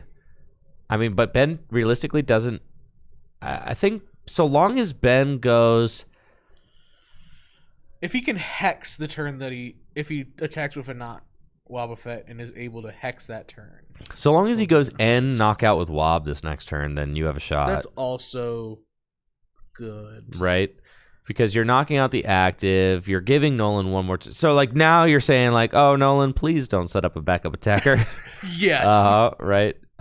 Which, as long as Nolan... Knocking out with Zacian. Yeah, that's, what the play is, for sure. It's what you have to do. That or you're going Wob, but like I said, there's no way you can hand disrupt and Wob next turn, so it doesn't really matter. Inteleon's going to be set up right now. You could go... I think I like knockout with Wob and then trying to Hex next turn. Yeah. That's probably what that sounds want. way better to me. Yeah. And then you're saying, all right, Nolan's best bet then would be to attach Water to Drizzile and then try to get 120 damage going with Inteleon next turn with no abilities. Yeah.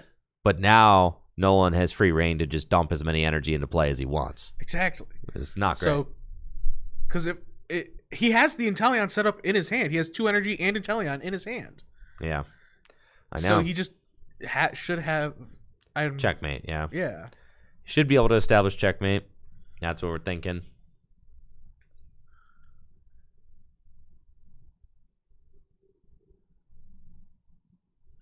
See, and these are good, interesting games. These are the kind of games that the best decks in the format played against each other produce these nice games where techs like really matter. Your deck builds really, really, really matter in this format. Yes. They just really do, and that's something that you really like to see as someone who enjoys deck building, is that the different conclusions and variations, every little thing matters. Like Nolan's decision to play the muscle band, that's something that Trevor and Mike Gibbs were doing. And the three water energy deck. searchers. Yeah, the 3 energy searching item cards. This version of Hydro Pump, the version that Trevor's been playing to success at our events lately, I think is water solved. That's the way I think of it. I think it really is just the absolute highest power level of a water deck that you could get. It really feels boiled down to its essentials.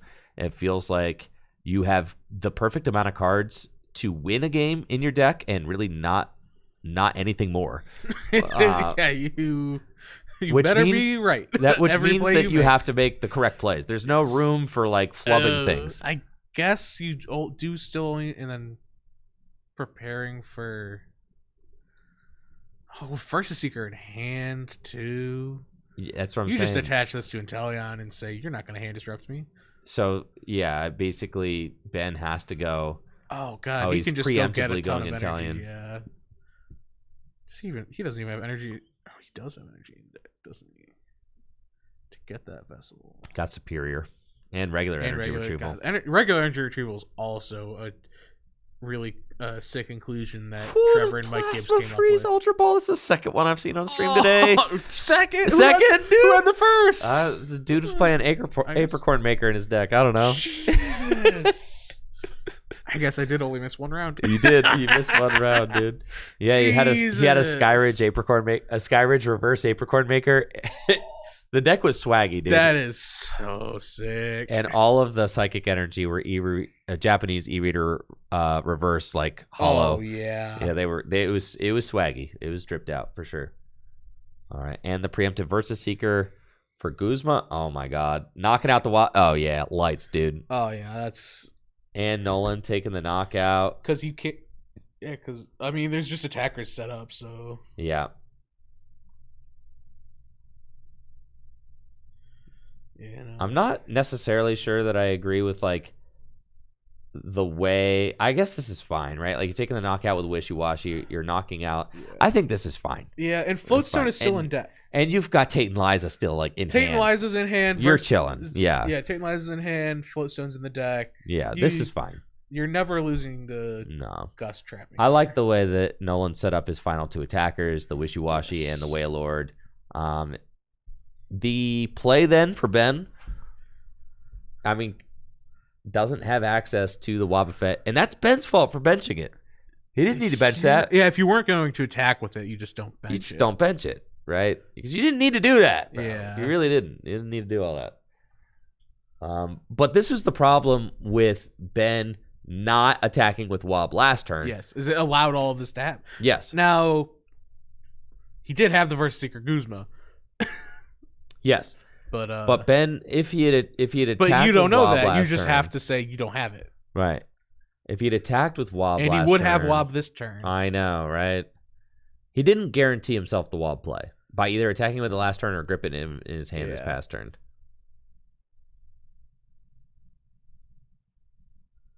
And we're gonna see if, and that's the thing. You're playing this mid-range deck. You're not doing enough to compete with the power level of Wishy Washy and Wailord. And Nolan is just showing why this deck is such a dominant force in Gym Leader Challenge. The Hydro Pump deck really feels to me like it's been perfected over the years, and is just super, super refined, super optimized. You have like the best attackers for all the best situations. It's consistent. You have the backup accelerators. Yeah, you've got all the pieces. You don't have to do anything cute with the prize cards. You don't have to worry about Gladian or anything like that. It's just consistent. You got Basculin to get your basics out. Yep. Wishy-Washy's huge. You're not weak to special energy hate or anything like that. You're not catching any strays from like people that are trying to remove energy from Ting Lu. Not Ting Lu. Gogi Dogi. Dang it. Hex knockout hurts, but who doesn't Hex knockout hurt? Yeah. Let's be honest. That's just a good play. That's just a good play. Yeah. And it looks like it's going to be like a Guzma up Wailord, knock it out with a Fury Belted Mewtwo type thing. Yes. I don't believe Field Blower has been played yet, but that doesn't mean he hasn't. Yeah, it did just use the Verse Seeker. Yes. That's gone. And Inteleon is in play, so that's not happening next turn.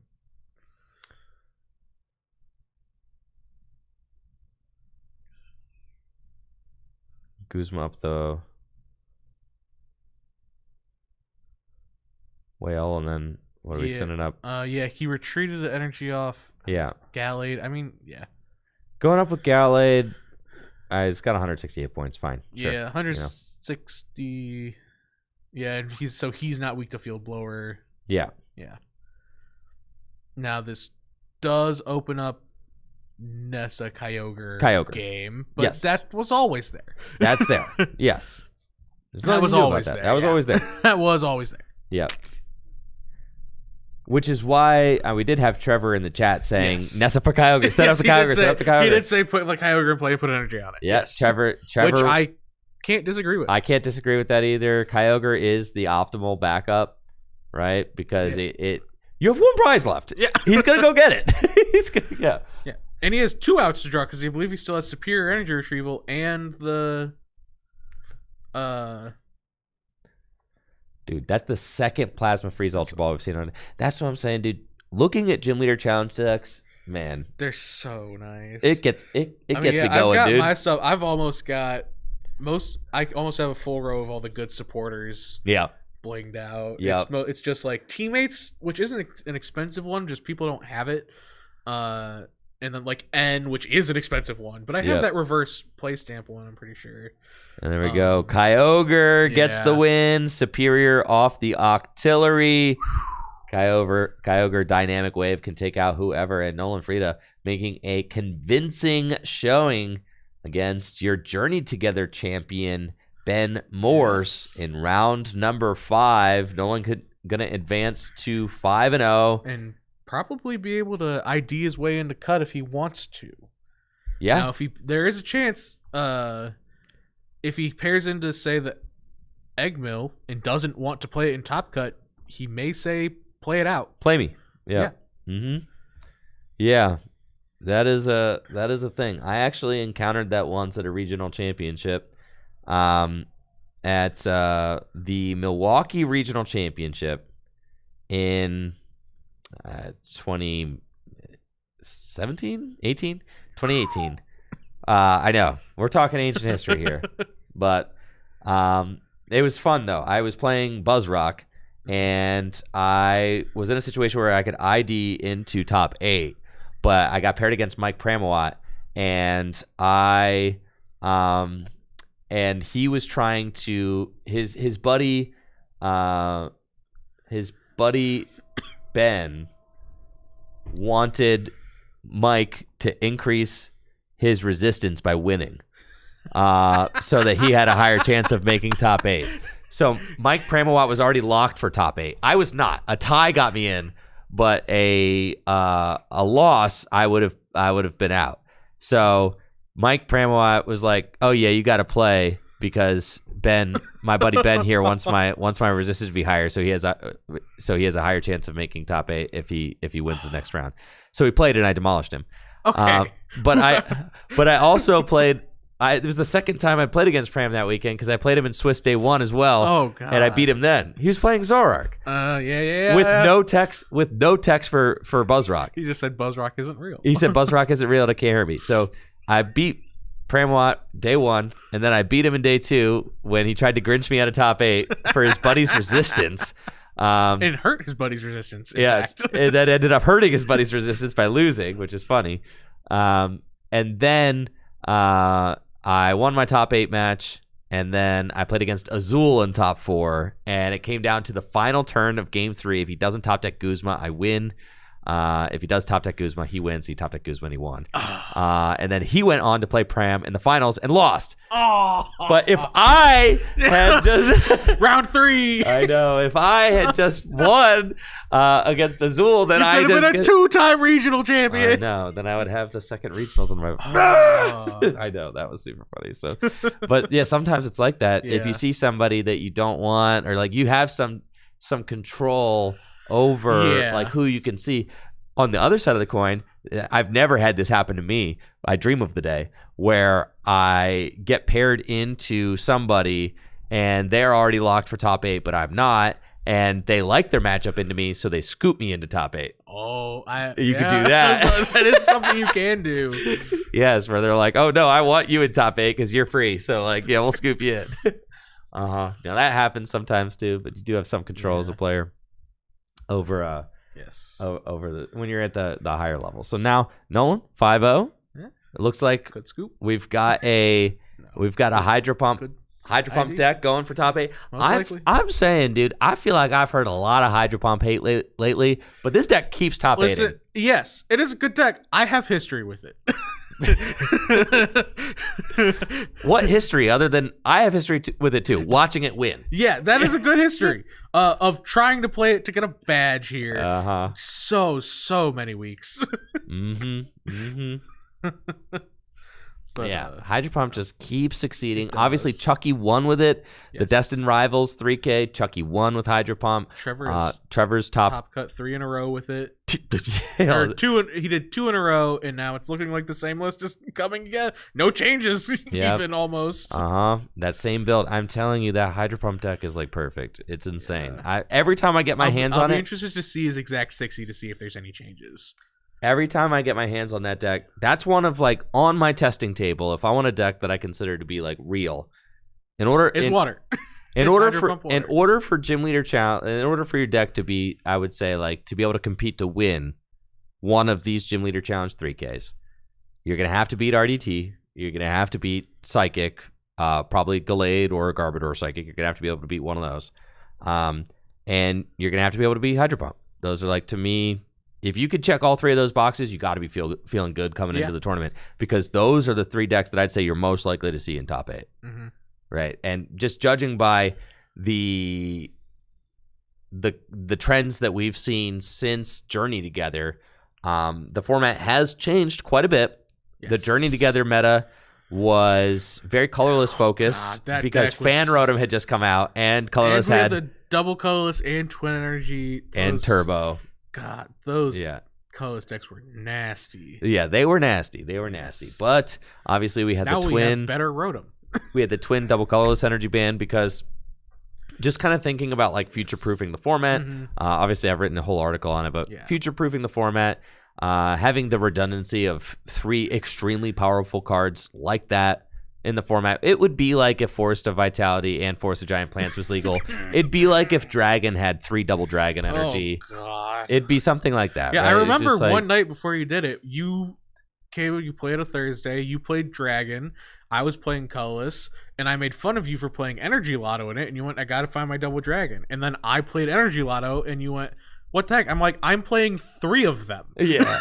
and I saw it click in your head. I'm like, oh. That's a problem, bro. Yeah, that's messed up, dude. That's messed up. But yeah, so like the meta has evolved quite a bit.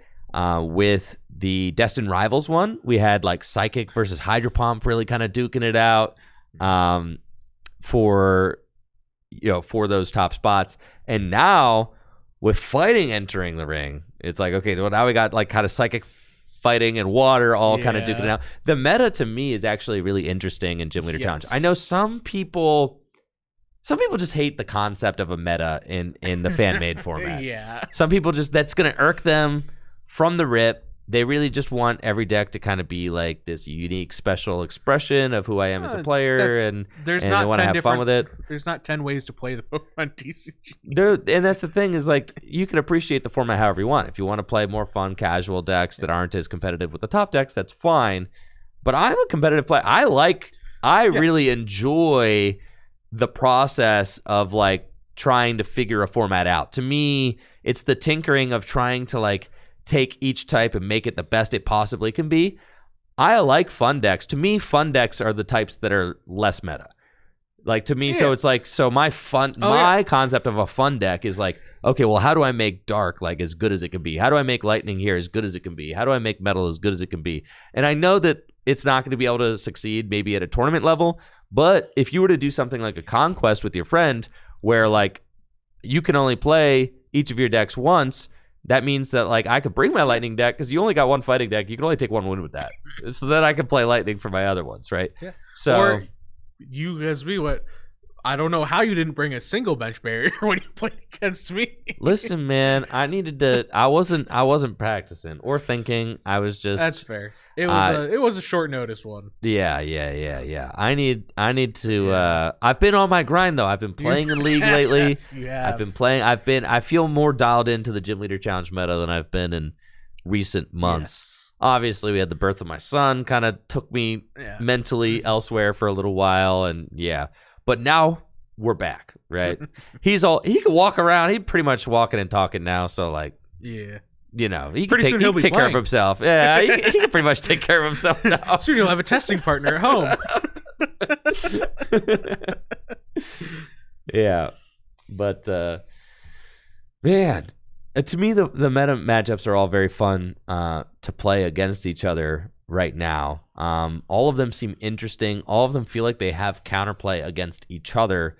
None of them feels like they just dominate the other in a way that's like unsurmountable. In fact, if you talk to fighting players, they'll tell you that they beat psychic. And if you talk to psychic players, they'll tell you that they beat fighting. And if you talk to hydro pump players, they'll tell you that they beat everything. Mm-hmm. Yeah, no. I've honestly, because lately I've been a little bit tired of like thinking of changes to the good decks because they're the good decks. Mm-hmm. So it's like I've been cooking a lot with metal and fire recently, and it's a lot of fun. It is. It's a lot of fun. Like I said, I played Darkness. Yeah. I played Darkness at League this week. I did too. We both went 3-2 and lost to 2 fighting. Yes. But that was like my first draft of this list. It was your first time playing that version of the list that you were playing. We had 2 different Darkness decks. We farmed the Psychic decks. Oh, yeah. That was not close. So we beat them, but just kind of figuring out how to take that Darkness deck and then overcome the fighting matchup. Like, that's going to be tough. But I feel like Darkness... it's just the Marshadow. Because fighting still has an amazing matchup into Dark without the Marshadow is the thing that like gets me most too, because like Tinglu still almost farms Dark. I'm telling you, the Obstagoon, dude, there's something there, man. And I'm not saying there's not. There's something there. The Obstagoon, there's something. They only got Lost Zone, Hydro Pump, Lost Zone the Riolu, just Lost Zone the Riolu, dude. Yeah. I'm not sure that Grimsley's move is like consistent enough to really. It's not, but you need the T-Tar.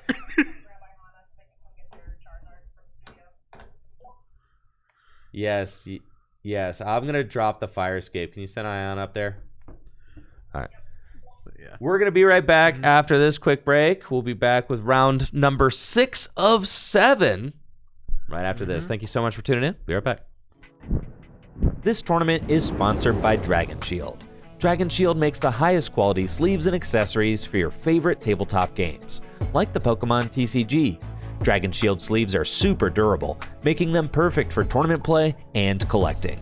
They also come in a huge variety of colors, so there's always a great choice to match your deck. You can even turn your favorite photograph or design into a custom box of Dragon Shield sleeves using the Sleeve Crafter on DragonShield.com. Head over to DragonShield.com and place an order for your favorite sleeves today. Use code TrickyJim at checkout for 5% off your order. Again, that's DragonShield.com for the highest quality sleeves and accessories for your favorite tabletop games. Huge thank you to Dragon Shield for being a continued sponsor of the channel.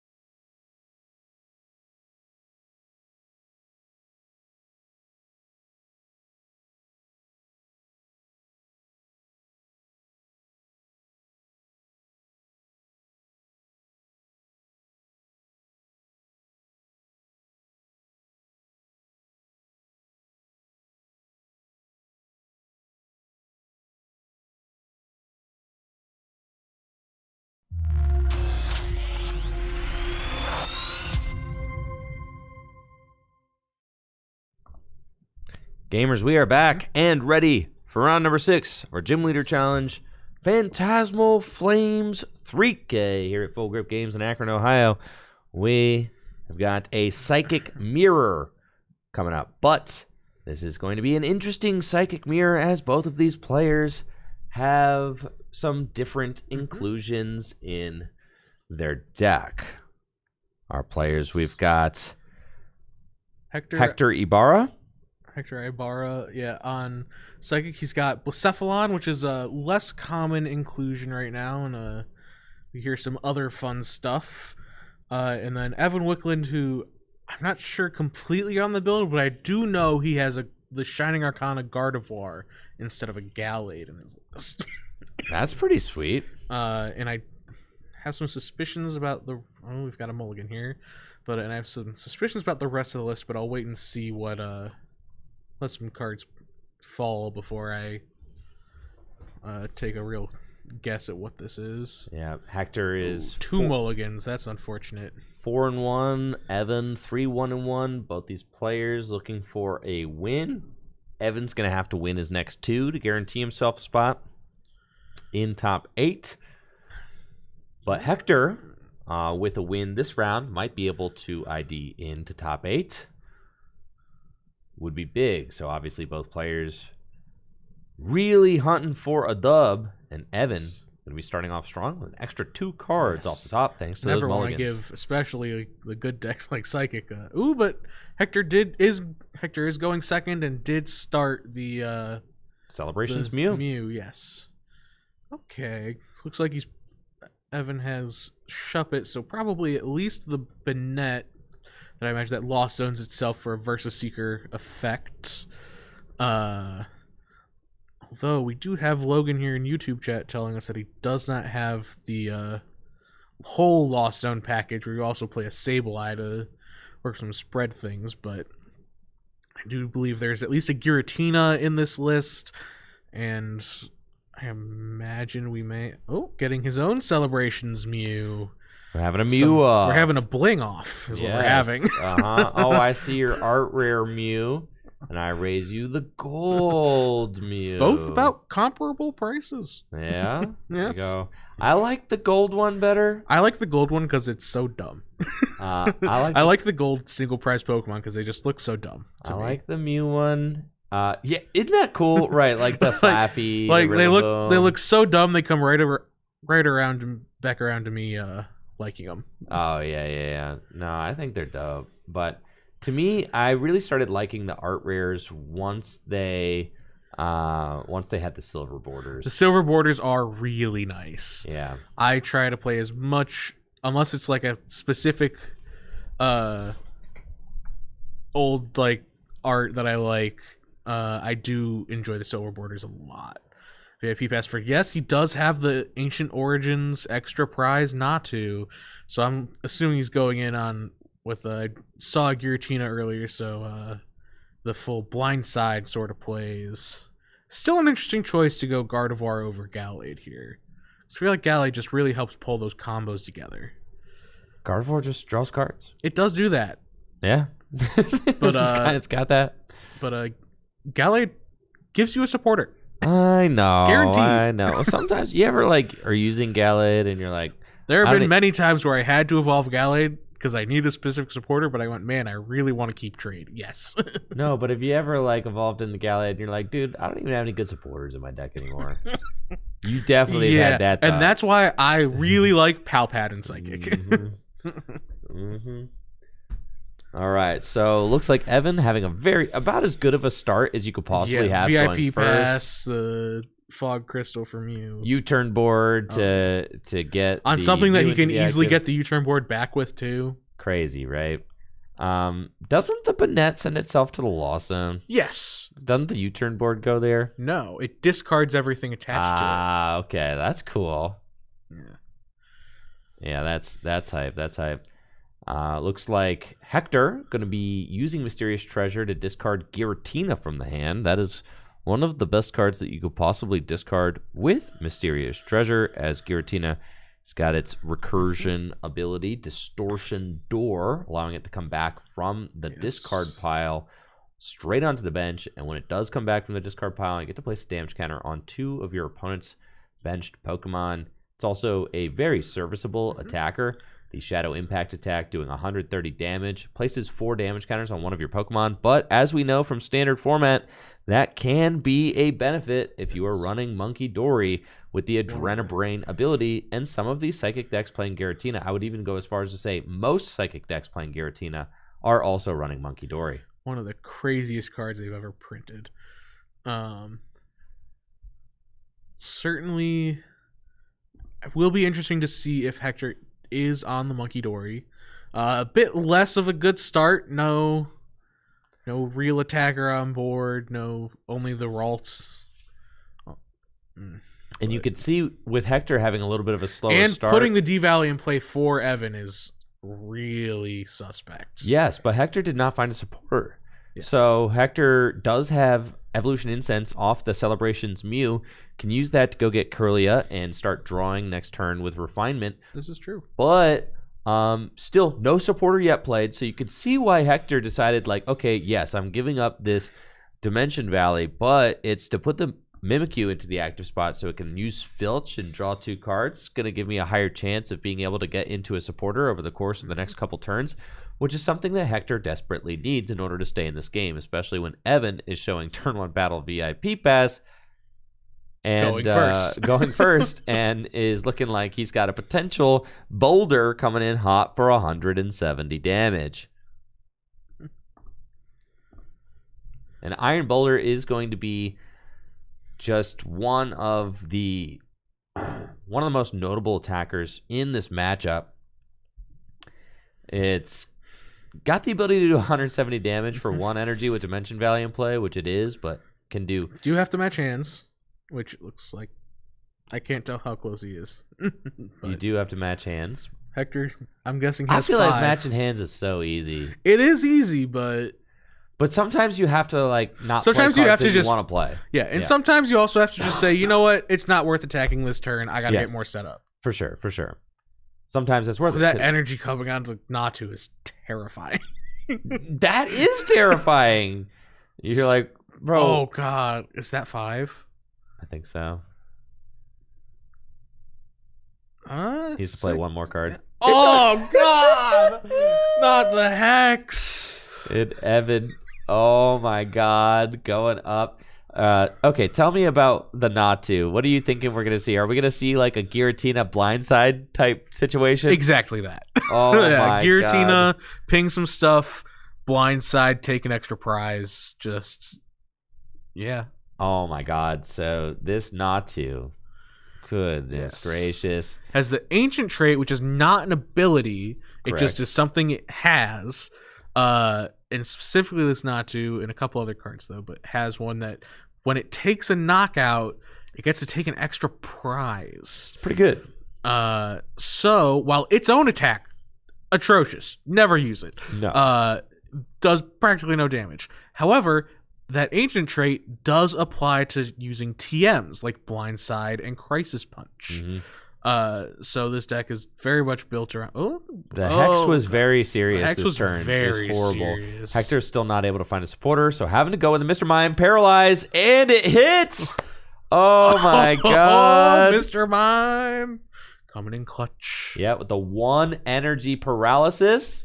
Yes. I see we got a paralysis token. That's fun. 20 damage. Not a lot of damage, but paralysis. Yes. Paralysis wins games, folks. And a 2-card hand would be very tough to match. Anyways, I always assume they can match. I've honestly gone to a 1-card hand. When it's going down, unless I go to a 0-card hand, I assume Psychic can match. And the thing is going to a 0-card hand, you're always usually taking a prize anyway, so it's always end up a 1-card hand. Yeah. No, it's the rope. Oh, Dude, Evan is just like playing off the top with like everything. Is just goated. but he's got it. He's just got it. Every turn he's just like, oh yeah, we got the sauce. It's crazy. Oh god. Like the Hex last turn was nuts. The Hex was nuts.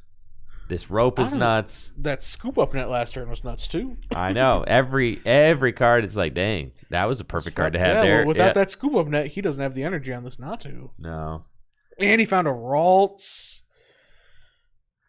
Oh, Crisis Punch coming down to hand match. Dude, Crisis Punch, Natu? Yeah. That's Crisis Punch Natu. I said it before. Crisis Punch Natu is nuts. 280. You've when trying to get the fire badge, our first year badges, you had that Crisis Punch Torchic. Heck yeah. Boy, was it a delete button. Yep. It's essentially the same thing. Yes. You're taking 2 prizes at the end of the game. If your opponent has 1 prize left. And it does do 280 damage. It does. It does delete anything. There's very few things that live it, and they all involve a luxurious cape. That's for sure. Yeah, you got a Lux Caped Ogie Dogie, I guess. Whale. Lux Cape Whale. Torterra by 10. Goodness. I think that's practically it. That's so crazy. At least of the relevant cards. So we got the Ralts here. All right, Natu, boring, getting evolved. Boo. That's fine. I'm sure he's got a strange timepiece in there or whatever. The devolving thing? There's at least a Devo spray, I bet. You think so? Oh, I mean, how do you play that Natu and not play one of those? I guess so, huh? Especially since Scoop Up's already gone. Yeah, so otherwise he's crazy. just praying for Xatu to get knocked out. That's crazy. Not that he needs it. Going ahead, I assume 2 prizes here. Oh, the Guzma! Oh, it just gets worse. It just gets worse and worse, dude. He's using all of his switches, though, so... He has used all of them. So maybe another heads flip can do it. Guzma Hala. But first, Mysterious Tail. You almost have to go, like, is there a Cleffa in this list? Yeah. Goodness. Yeah, Evan is just in this mirror match. I've never seen a hotter draw. I mean, it is just there are flames spitting out of Evan's deck. Yes. Every play is like, what's the optimal thing I could do? It happens. Yeah. Yes. It will be interesting to see too, though. With this, might as well bring it up. Seeing what the cutoff is for top cut. Yeah. Because I do know that Evan started out 1-1-1. Okay. I believe. So that could be with 78 he players, tied round 1, so with 78 players, 5-1-1 should do it, I think. That's what we've said every one of these. I know. And they always bubble. There were 4 bubbles yesterday for standard. Yeah, let me look at I think, but I went downstairs and I told everybody if you ID, I literally don't feel bad for you. Yeah, because you could have mathematically figured that out. That there were 4 bubbles. But yeah, there were 4 bubbles at 5-1-1 yesterday. Jesus. 4. Now, what's really cool for the standard event is that. Hector's got the same Natu, so I assume a similar package as a whole. What's cool that Full Grip is doing is we are hosting the free $5,000 invitational for everybody who finishes in the top 8 of our standard events at these 6K doubleheaders. And the players who bubbled out of top 8 at a record of 5-1-1 yesterday did also earn an invite to the free 5K this summer. So I'm stoked about that. It's a good opportunity. Another heads. Yep. Now this one might stick. This one might stick. I think that this now it might be a little too late, but he does still have Natu available. Mm-hmm. Both these players playing this Natu. Yes. Oh, I forgot too that Hector does have a Giratina in his discard that he could always pop out. And then what? Just to have another guy on board, honestly. I mean, I guess with Rope being down now at this point, it doesn't matter too much. Well, but Blindside TM is 100 damage to a Pokemon has a damage counter on it? Yeah. I guess. It doesn't knock out Boulder, but it can knock out Xatu or Ralts or anything not named Boulder on this board. Yep. And if Dimension Valley is just going to stay in play, then it would only cost 2 energy. All it would take is a Rhyhorn, I think. But Hector doesn't have anything. A crazy Blacephalon turn, too. If he's playing Blacephalon, I believe We were told that Hector has Blacephalon available. I think so. So if he can find that, double knockout with Tina. If you can find that, well, also just this board, Mew and Shuppet are both 60. Oh, ooh, yeah, okay. So who knows? Yeah, the one thing Hector is, or with Tina pings, math that's can what I'm be saying. fixed. Yeah, the one thing Hector has going for him is that both these paralysis have stuck. But, well, no, the last one didn't. Oh, rope. Well, okay, they both got the yes. Rope no, Guzma it was on a broken. curly. It was broken, but yes, it did flip heads. He did flip heads, which is Yeah. good. He did force it. Yeah. Because if he didn't force it last turn, for then those Hex cards. Guzma, right? That was Guzma, the other one. Yeah, oh yeah. Oh God. I love Lusamine. I feel like Lusamine is also just one of those cards that's such a good gym leader challenge card. Yeah. It allows you to recover up to 2 in any combination of stadium and supporter cards from your discard pile to your hand. Such a good balanced card. Very clear too. Not up to. You do Not have up to to. get 2. Oh, yeah, which yeah. can matter with specifically Iron Boulder. That's true. That's true. It's just one of those great balance cards in a singleton format like Gym Leader Challenge, where you only have access to one of each of your supporter cards because it's a singleton format. Lusamine can help to recur to reuse those. Yes. It also can allow you to reuse your stadium cards. And again, stadium cards can be extremely valuable to a deck strategy like Dimension Valley. It is such a high power level card that using Lusamine is often worth it to bring it back, because it makes your attacks cost less energy, which is just good. It's a good passive to have on the board. It's the one of the strongest. best. It's the strongest, at least type specific for sure. It's the strongest stadium in the format. Oh, easily. The only thing even close to it is Magma Basin, There's Magma and Basin, that's in fire. and then there's Vitality Forest, are like the 3 strongest. Oh yeah. Yeah, those are like the That 3 does strongest exist now. ones.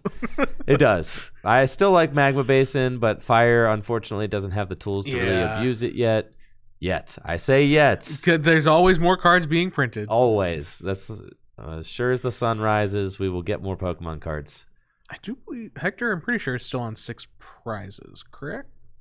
I don't think he's taking a knockout. Was a prize take?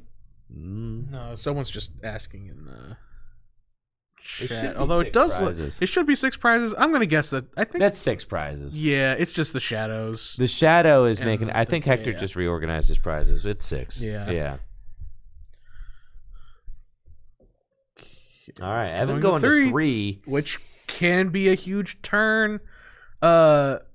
With still having 260 HPs on board, or you could go and get Ralts and Shuppet with Tina Pings. If he can find Yeah. Blacephalon energy this turn. Lily to 8. That's a big one. I think that was his top deck for turn, so that's huge. Going to 8 here. Yeah, that's good. yeah, going to 8 here is real nice. Yeah, I'm gonna say that's the kind of draw card you want.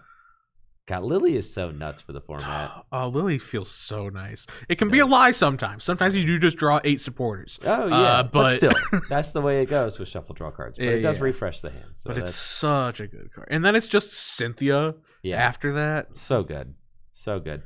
It's so great for early game consistency. Previously, you had powerful, like high power level shuffle cards, or like Colress, but that's like really bad for early game I was consistency. never a fan of Colress. I'm for a that big reason. fan of Colress in like your Hydro Pump decks. In the decks Now you decks just that have like Lily. yeah, now you have Lily, which does help with the early game consistency a lot. But I really love just being able to go to 10 at some point in the game. It's just absolutely crazy. Yeah. And then here is the Blacephalon, Mysterious Here Tail, it getting the comes. nest ball. That, and then with because I would assume you go after Ralts Shuppet here. Yeah. Yeah. And then he still has an extra ping that he can put really wherever to set up a possible blindside turn. The Zatu already has 2 on it, so that's good. Potential blindside. Yes. Dimension Valley in play, so this Blacephalon's attack will be cheap. I could see the one. No. He'll just knock out Boulder at some point. I'm just trying to figure out where the best place for that one might be. If you have the 1 extra. At least with all this conversation, I'm going to double check that Shuppet is 60. The Blair Shuppet.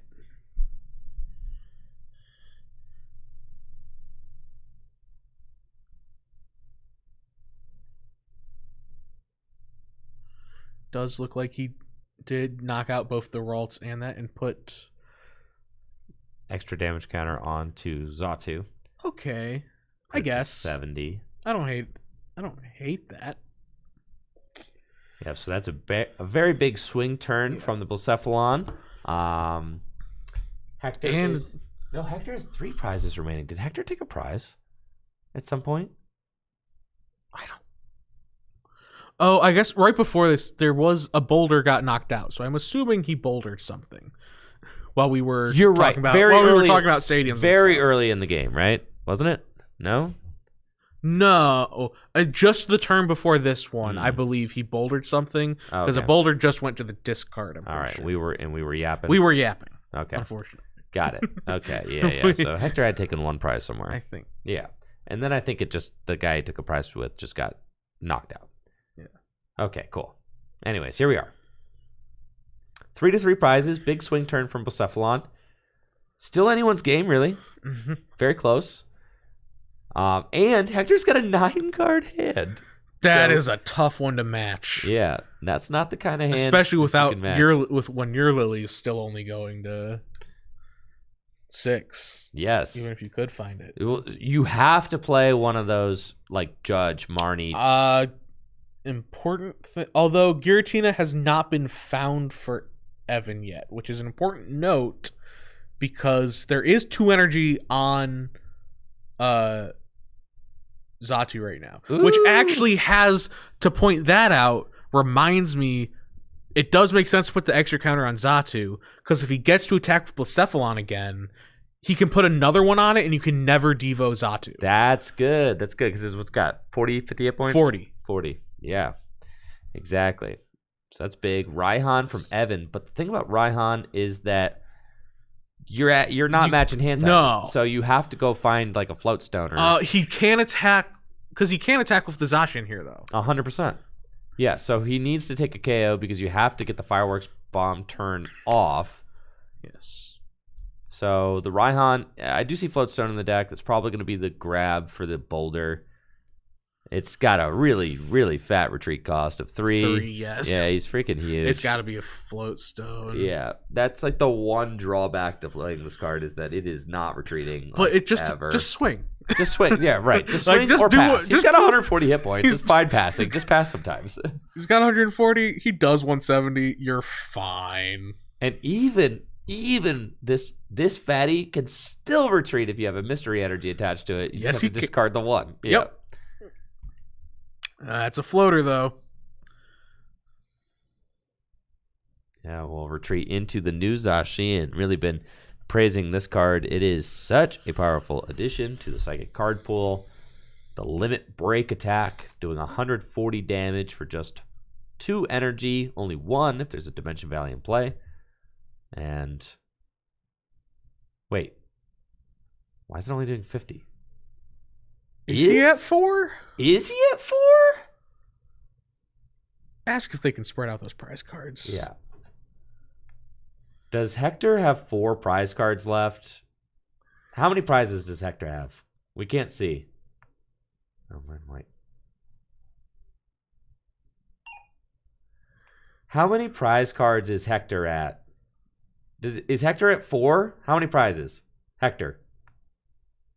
Is it... Can we organize Hector's prize cards? I can't see them.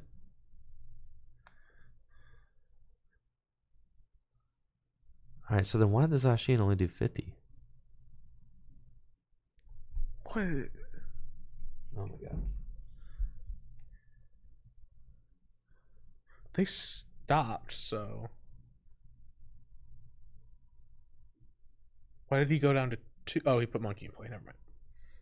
Okay, so Xatu can never evolve now that he's done that, but I'm still unsure how many prize cards Hector has left.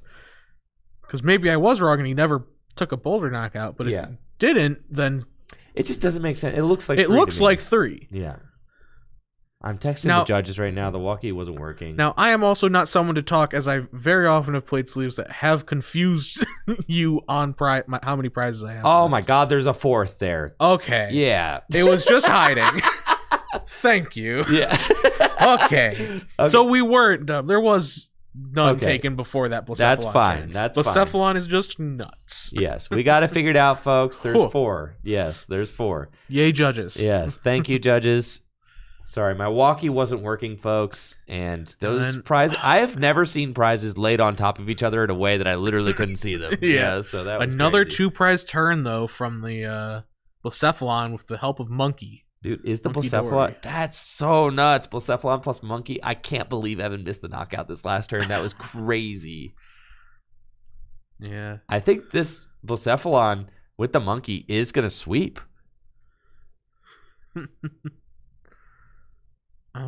We'll see. Attaching, I guess if he...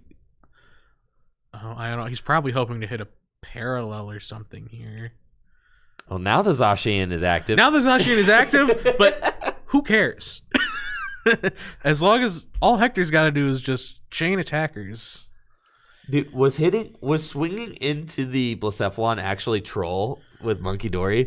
Monkey Dory wasn't out yet. He didn't know if he played it yet. He played it, yeah. So if he doesn't play it, then it's not. But I still think it is. What are you well, you get a 3-hit KO with Zacian? well, the fact that he plays Blindside Okay. makes it Less much troll? less troll. All right. Gold Trainer's They're just Mail. about to just go 2-2-2. So nuts. Especially when Mew's got a damage counter on it. Which is all it takes is a Blindside and a Devo spray. Next turn. And 2 energy on Zatu if D-Valley sticks. Zacian's got 130 hit points, and the Giratina kind of already there, ready to do 130 damage. In some situations, that 130 still is the magic number. I was talking about that a little bit earlier today. I think 160 is kind of the new number that I want to be hitting, but 130 is still very serviceable into a lot of things. Most notably, though, 130 does not knock out Boulder. That to me is cringe. Yes. So- 140 actually I feel like is the baseline I want. Yeah. If you're like I want 140, 160 is great and like better, obviously Yeah. more damage, bigger number, better card. But you're hitting But that Boulder. 140 is because it's as of late a lot of the good big basics have been 140. Yeah. They are. They're getting bigger, dude. Yes. That's what the stage 2s need to start getting crept like that. 200. 200. Yeah. It should be I that mean, benchmark. You're right. I know. Got there the Embor, the spiritual reprint of the black and white Embor that has the 40 more HP. How much HP does it have? It's at 180, the new one is. Yeah. That's good. Yeah. That's good. I do like that they're making them a little bigger, like the Not big Tyranitar's enough, 190. though. Not big enough. Torterra's 190. The Tyranitar's 190. No, it should be 200. That's where I think that the stage 2 benchmark should be. Yes. Because you shouldn't have your big basic Pokemon just dunking on them in one hit. Yeah. Just eat like Boulder shouldn't just be able to come in and dunk on a stage 2 Pokemon like this. Like, it's ridiculous. Yeah. It's silly, right? Yeah. Like Now a Wailord though, that can dunk on. Wailord, It is fine. funny how much in the card game Wailord is just this big guy that like swings for good damage, usually for a lot of energy, but still in the games he's just a big doofus that doesn't do anything. Literally nothing. I love it that the Pokemon Yeah. trading card yeah. game can kind of repurpose what their vibes are, though. Yeah. Who cares about Garbodor in the video games? Yeah, that's what I'm But saying. in the card game, Yeah. that guy's an icon. I know, right? Okay, Tulip looks like is getting searched out. I believe so. I mean, because at this point you just chain two, Attacks with Giratina. 2 Giratinas and you win the Just game. Win the game. D-Valley sticking has been super good for Yeah, Hector. the fact that neither of these players have bumped it. is crazy to Yeah. me because that card changes everything in the Psychic matchup when it's in play. You have to do a lot of thinking about when is D-Valley in play, who is it helping more right Yes. now. Those are questions you should be asking yourself all the time. So for Hector, he obviously put the D-Valley in play, To filch. and he has been being on the back foot. Hector has been very happy with D-Valley staying in play the whole time. Yes. But Evan had a more developed board. So Evan, at some point, I think Evan should have bumped the D-Valley. or tried to. Yes. Because and I do believe he was hoping to off that Iona, which is why he attached the recycle to Boulder. Oh, okay. Yeah. He just didn't hit it. No, right. Which it was an Iona to 2 or 3. Or Yeah. to 3, so not much you can expect there.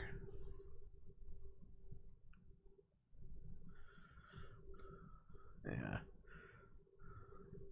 This is a whiff. This is doesn't a go whiff. through. This is not an attack. Nope. He messed up. He messed up.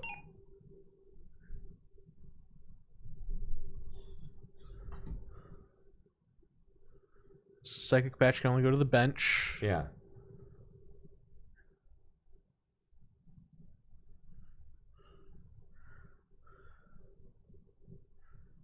Interesting that he's not. Right. This is about to be a game losing. Yeah. Oh, they're catching it. They caught it. I'm just. Oh, they should not have said anything yet. They should not have... He picked up the dice to put the damage counter. Okay. Yeah. I texted the judges and let them know that this attack is a whiff if Hector tries to perform it. Which he did. So I really wanted to get ahead of that before anything else happened. So I would make sure I texted the judges. But this is a potentially game-losing misplay from Hector. Hector using his patch there too. So yeah, put all of his energy on his bench Pokemon on building up that Iron Boulder. Which he didn't need to. He didn't need to do this. He could have put another energy onto the Giratina. He could have held all of his cards and just been impossible to match with for another Boulder and just swung with Giratina. Yeah, and as we see, Hector just has to pass there because of this game-losing misplay. This is possible. why... Not most likely, but there is still a chance if he plays a Devo card. Yeah.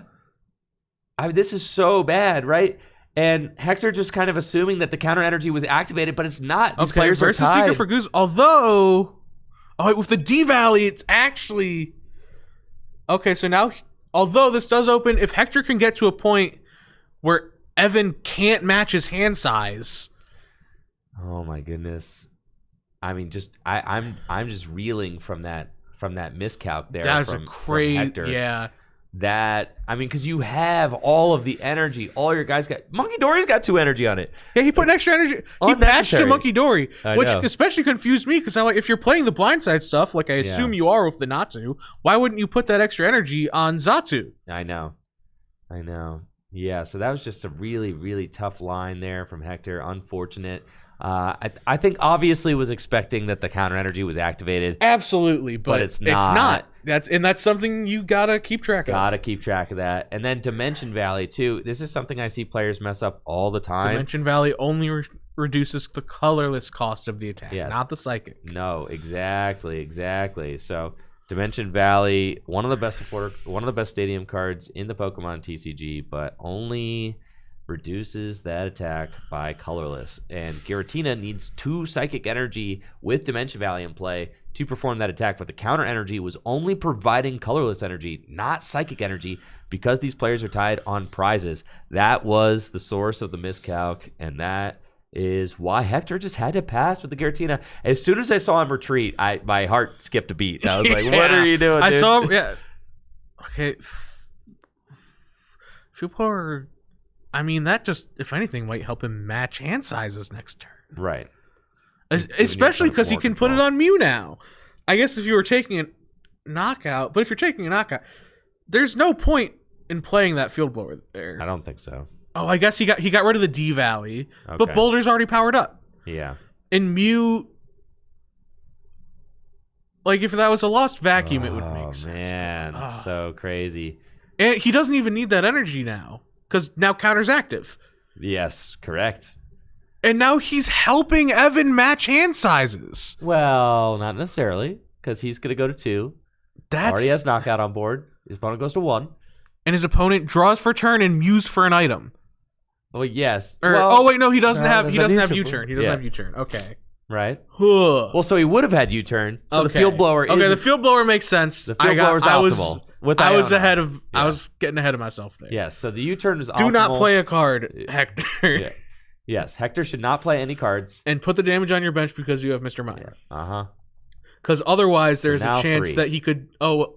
also, not Field Blowing Floatstone is also correct because of blindside. Yeah. Because otherwise he could just go attach blindside something. And you see how this is actually really interesting because now 1-to-1 prizes. Evan has to match hand sizes. Yes. And he might not be able to do it because Hector has a 3-card hand. Yes. Evan has a 2-card hand. But do you have a card in hand that and does not have No. it? Obviously, what card won for 2s? Letter, but it's already used. Letter, yeah. Yeah. What could he even hit here, though, is the question. Because rope is down. Nothing. There's Like, nothing. You can't Pokegear for... Because Guzma 1 is already down. This is it, dude. Yeah, that's... Hector should... And Scoop Up's down. The rope got used. Rope and Scoop Up are both down.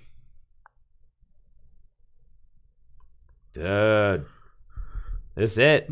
Evan didn't find a sport. Evan needed to find Judge or Marnie or something. Just it needed to be like Judge, Marnie, Iono, and something like that off the top. This is such a good end, though.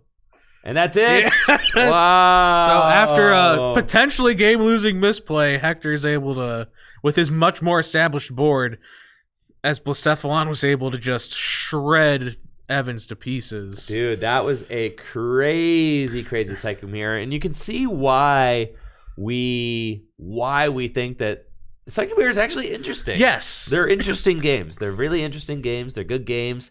Your deck decisions, your little deck building decisions end up making a lot of difference. Your gameplay routing ends up making a lot of difference as well. And that was an exciting one to watch. It's really difficult.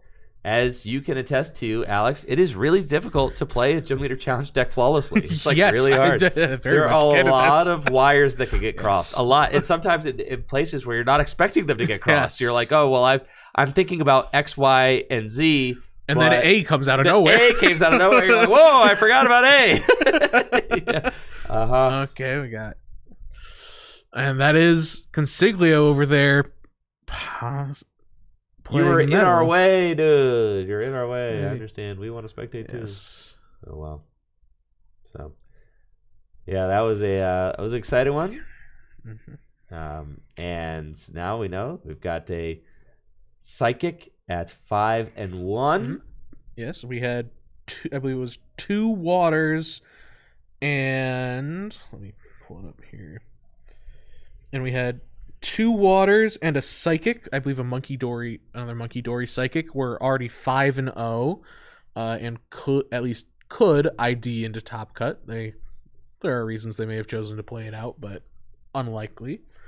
And then we had the Egg Mill that we had Ethan on stream last round at 4-1. Consiglio, who we had on Metal was at 4-1, who was on stream last round. Or a couple rounds ago, and then a few Psychics and Fightings were also 4-1.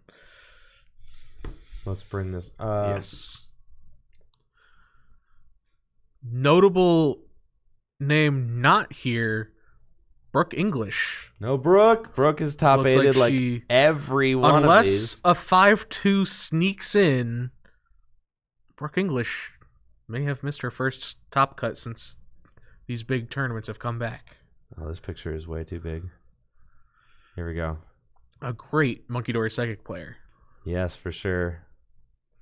All right, here's our graphic, folks. Perfection. It is perfection, yes. I mean, it's got a Badoo there. It's perfection. I know. So yeah, this list was heading into this round. Okay. Yeah, and we just had, I believe, yes. Because Evan was 3-1-1. These are all the 4-1s that we had heading into this round. So Ben Morse, 4-1 with Psychic. Dylan Ryan also with his own Psychic concoction. That's sweet. And we got a few Fightings that are 4-1. Yes. A Metal, Consiglio. Ended up after the pretty terrible stream which is just showing, terrible opening. Yeah. Yes. Able to claw it back. Ethan with Eggmill at 4-1. Mm-hmm. And our Psychic, our 5-0s, dude. Water. 2 water and a Monkey Dory Psychic. Yeah. There you go. All right, folks. We will be right back with our final Swiss round right after this break. Thank you so much for tuning in. And looking forward to seeing what ends up being on the stream table in our final round. Just got word from the chat. Consiglio's medal just advanced to 5-1 as well. Let's go, my Very boy exciting. Orthworm. All right, we'll be right back after this. This tournament is sponsored by Dragon Shield. Dragon Shield makes the highest quality sleeves and accessories for your favorite tabletop games, like the Pokemon TCG. Dragon Shield sleeves are super durable, making them perfect for tournament play and collecting. They also come in a huge variety of colors, so there's always a great choice to match your deck. You can even turn your favorite photograph or design into a custom box of Dragon Shield sleeves using the Sleeve Crafter on DragonShield.com. Head over to DragonShield.com and place an order for your favorite sleeves today. Use code TrickyJim at checkout for 5% off your order. Again, that's DragonShield.com for the highest quality sleeves and accessories for your favorite tabletop games. Huge thank you to Dragon Shield for being a continued sponsor of the channel.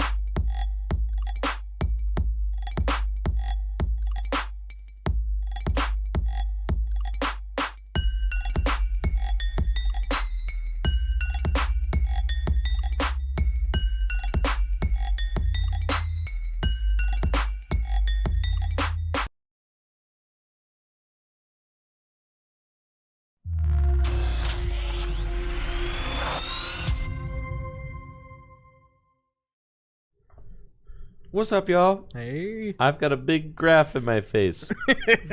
What's up, guys? Hello. Welcome back. Thank you so much for your patience. Our final Swiss round is coming up. However, we've got some updates from the floor, and it looks like it's going to be a clean 5-1-1 Top cut yeah. for top 8. So that means there are a lot of players IDing their final round with records of 5-1 because it's looking like it is going to be a clean cut.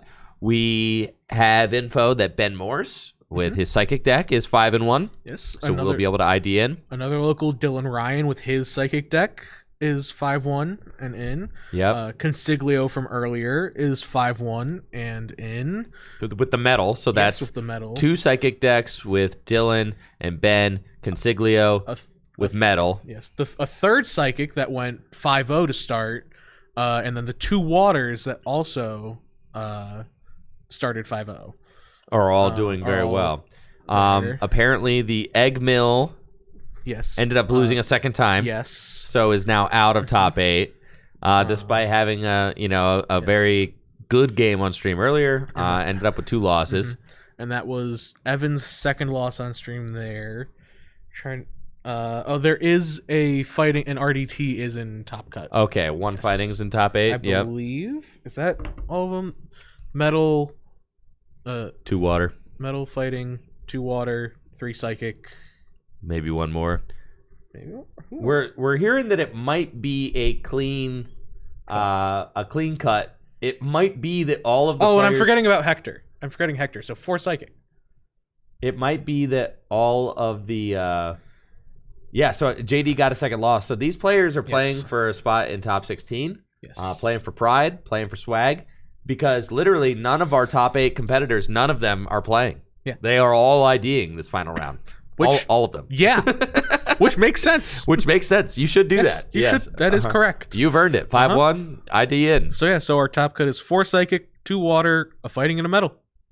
That's pretty solid. I like that. I like good. that. That's pretty much exactly what I would have predicted. I would have put metal right there as like that next up type. Yes. I think water, fighting, and psychic are my big 3, but like metal is right there. So cool. Really cool. Now this is going to be interesting. Fighting here on what some people have dubbed Drill Mill, fighting control deck. Fighting control, dude. Oh man, we've got Vincent Aretano on the left at 4-2, JD DiMatteo on the right 4-2. We've got the Drill Mill versus Water. Let's get into it. Yes. Now this fighting control deck revolves around a loop with there's Excadrill, which has a rototiller attack that lets you put 4 items back into your deck from your discard. So if looping things like Lana's Fishing Rod to put Focus Sash back on the deck, Max Potion to heal the damage, and then Versus Seeker, Pal Pad, Enhanced Hammer, Counter Catcher, those sorts of things, to attempt to lock the opponent out of winning the game. And then drawing the deck between Pokestop, at least was in the list at one point. I don't know if it still is. And with Lunatone to draw is how you get to the bottom of your deck and then just loop. Yeah, I'm going to have to pull up this Excadrill. It shuffles 4 cards? It is 4 cards. I thought it was 4 items. No, it's 4 cards. I think it's 4 cards. It's 4 cards, yes, because I do remember when you did the expanded against Jesse, I do remember him putting Pokestops back with it. It's 4 cards. Card's nuts. Yeah, that card's crazy. If you could keep the Excadrill from dying. Which is what Focus Sash and Max Potion are for. Yep. Excited to see how this one goes. Water versus fighting. Yes. JD... Of course, always JD kind of has a penchant for control decks. I think he kind of likes it. Yeah. Yeah. He was to one of those, my chagrin. I know. He was one of those players that was always into the Shock Lock deck. Yes. See, and because of Excadrill, you can just throw whatever away. All of it. Yeah. All of it. We play, we research, we discard all of it. Get to the bottom of the deck. All of it. Pokestop being the last card there is sick. Yep. Playing the letter. It's just a matter of how fast you can get to the bottom of the deck. Let's bring up this Excadrill.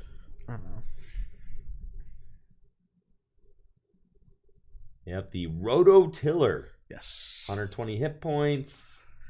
And you can, even with Max Potion discarding energy, one of the cards you will get back in the loop is just energy retrieval, so that you can get back 2 energy and draw with one. Ooh. Yeah, okay, so the rocks are a huge buff to this rocks are a archetype. massive buff to this archetype. Yeah.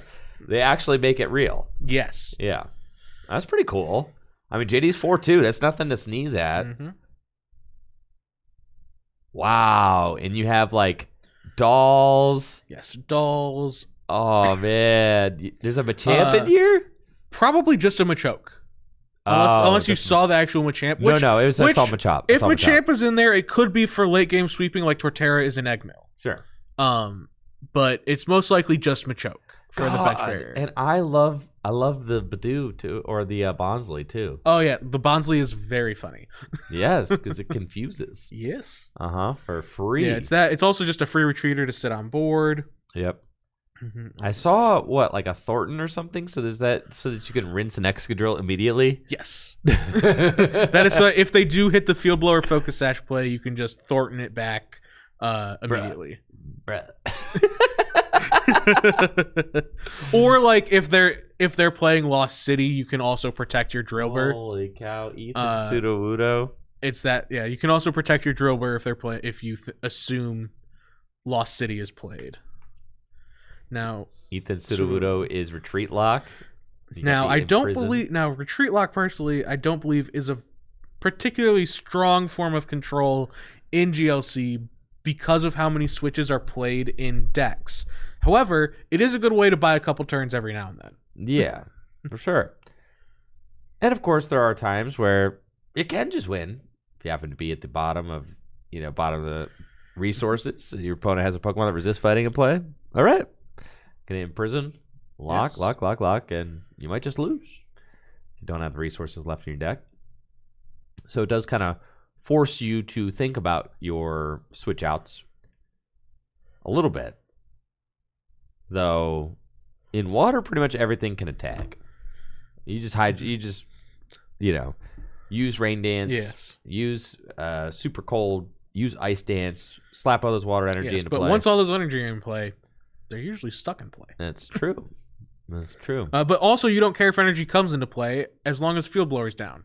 Right. Because of the Focus Sash, a very insane card that if you are at full HP, you don't die. Exactly. You don't get knocked out. You live at 10 and discard the Focus Sash. It's insane. Yeah. Yeah. So that's incredible. And I think that that's like an A-spec power level card. Yes. I always say that. I mean, because literally they printed that card in standard as like an A-spec, but fighting just has it available to it. It just has it. It just has that card. But that card is an A-spec in standard format. Fighting can play it in Gym Leader Challenge format. Very good, Which obviously. was very fine. Uh-huh. And now oh boy. Yes. Drizzile. It's got Shady Dealings. Go search your deck for a trainer card.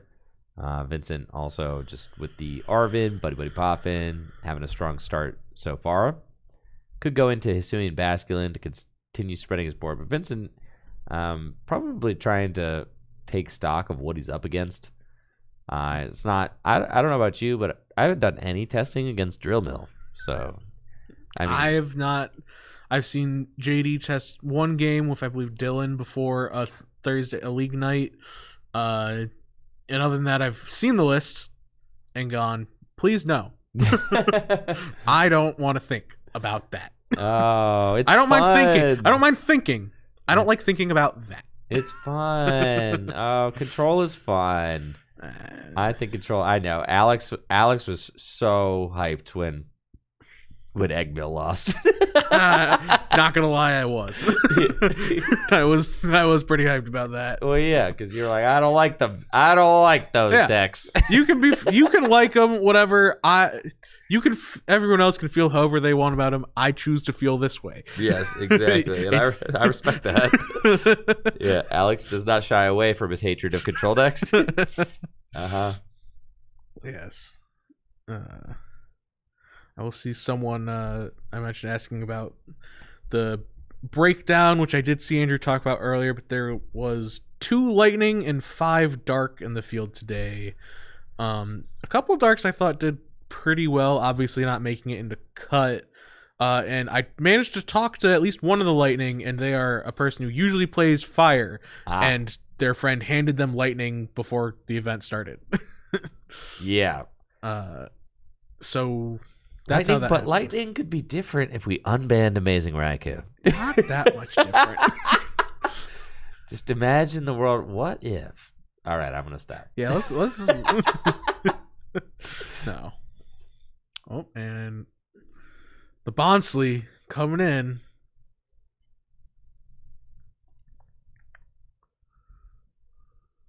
Energy on the Lunatone. Funny. It was on there, I believe. Yeah, it got roped to the bench. Got he had it. left it on there just to retreat eventually. And Vincent, notably, used escape rope last turn. He did do that. And so now that tells is me immediately getting imprisoned. there is probably a scoop up net, a Guzma, and a Versus Seeker for that Guzma as his switch outs left in deck. Which I personally probably would have held until I needed them. Like now. Yeah, so we're getting questions in the chat. Is this like better than Shocklock? It might be. I would think so. Because you're fighting and not lightning. Well, one that. But also I mean, as much as the lock itself in Shocklock is probably stronger. Oh yeah. But everything else around it in fighting is probably, I would say, is stronger. Yeah, and Shocklock being weak to fighting. Also, Shocklock also is just so many moving parts in its lock is the thing. Yeah. Like, you have to scoop up and Devo Spray Manectric and Raichu, all this stuff. You have to do that. God forbid you get your hand disrupted. Or the stadium gets bumped. If Pokestop gets bumped, you also are very sad. Like right. Seems a little as more much resilient. as like keeping Pokestop in play is good, it's not killer because you still have Lunatone and you have Lunatone. Yeah, you have Lunatone. Yeah, Lunatone's really good. Also, like early game, you can still attack with Soul Rock if you want to. Like he doesn't play any damage buffs, but if he did, and he found a Guzma last turn, there's a chance he could have just like Guzma Drizzile and said no. Yeah, this deck is probably insane. Just thinking about it, I'm pretty sure it's pretty good. It's got to be pretty good, right? Yeah, because from talking a bit with SBO before today, like a week ago or so, he was the Ethan who played Eggmill on stream, almost played a version of this deck himself.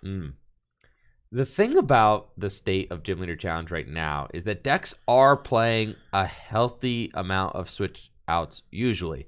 You've got at least a Guzma, you've got a Versus Seeker, you've got... And then we have you. Well, hold on. Yeah. No, you've got at the bare minimum, you've got a Guzma, Versus Seeker, and usually like a Cynthia and Caitlyn or something to like bring it back. So that's 3. That's like like as low as I go in any deck is 3. Yeah. And that's like being greedy in a GLC. Exactly. Yeah. That's why Retreat Lock's not a great way to win the game. It's a great way to buy a couple turns. And Trevor, people have been calling this Drill Mill, actually. Drill Mill. Rocklock could be Rocklock. I like Rocklock a lot. I like Rocklock. I like Rocklock a lot. They both rhyme, but Yes. I like Rocklock. I like also Rocklock. a callback, the different kind of Rocklock, but still cool Which, callback to the there is a new 2006 version format. of old Rocklock I know. in standard, and it is atrocious. Unplayably bad. I know. Isn't that Dang, funny? stage 2s that don't win you the game I on the know. spot. Couldn't see it. All right, so that Sudowoodo is getting demolished by a whale lord. Yes. That is in fact a whale. Yes, it is. So Vincent did the... Is this whale about to get blubbered? Vincent did the water things, and here we are with a gigantic 4 energy whale On turn 3. doing 210 damage for 4 He is energy. down 2 of his switches as well. Very important. Pokestop, discard the top 3. We see there's Belelba and Bryson Man in the deck. Scorched Earth. And at the end of the game, you can just rinse this endgame sequence where you are using Belelba and Bryson Man when you have a 0-card deck. Yes. So Belelba and Bryson Man discards 3 cards for the top of both players' decks. But if you have 0 cards in deck, it doesn't really matter. And then you end the turn by using Excadrill, which puts 4 cards back in your deck, which can allow you to... Yeah, I believe the end game loop of this deck is with Pokestop in play, you put back Energy Retrieval, Versus Seeker, Pal Pad, and Lana's Fishing Rod. And then you draw for turn, Pokestop, Lana's Fishing Rod, your focus... No, one of those should be Max Potion, actually. Yes. Probably instead of Versus Seeker, you put Max Potion back. And then you Lana's Fishing Rod, Focus Sash back in, you Pal Pad 2 supporters back in, draw with Lunatone. You Max Potion, get your energy back with Retrieval, Lunatone, attach return, attach your Focus Sash, put your cards back with Excadrill. So it looks like JD is counter catching, trying to stall a turn, played Hapu to get into the deck a little bit deeper. Has a Robo Sub active, which doesn't give up a prize card when it gets knocked out.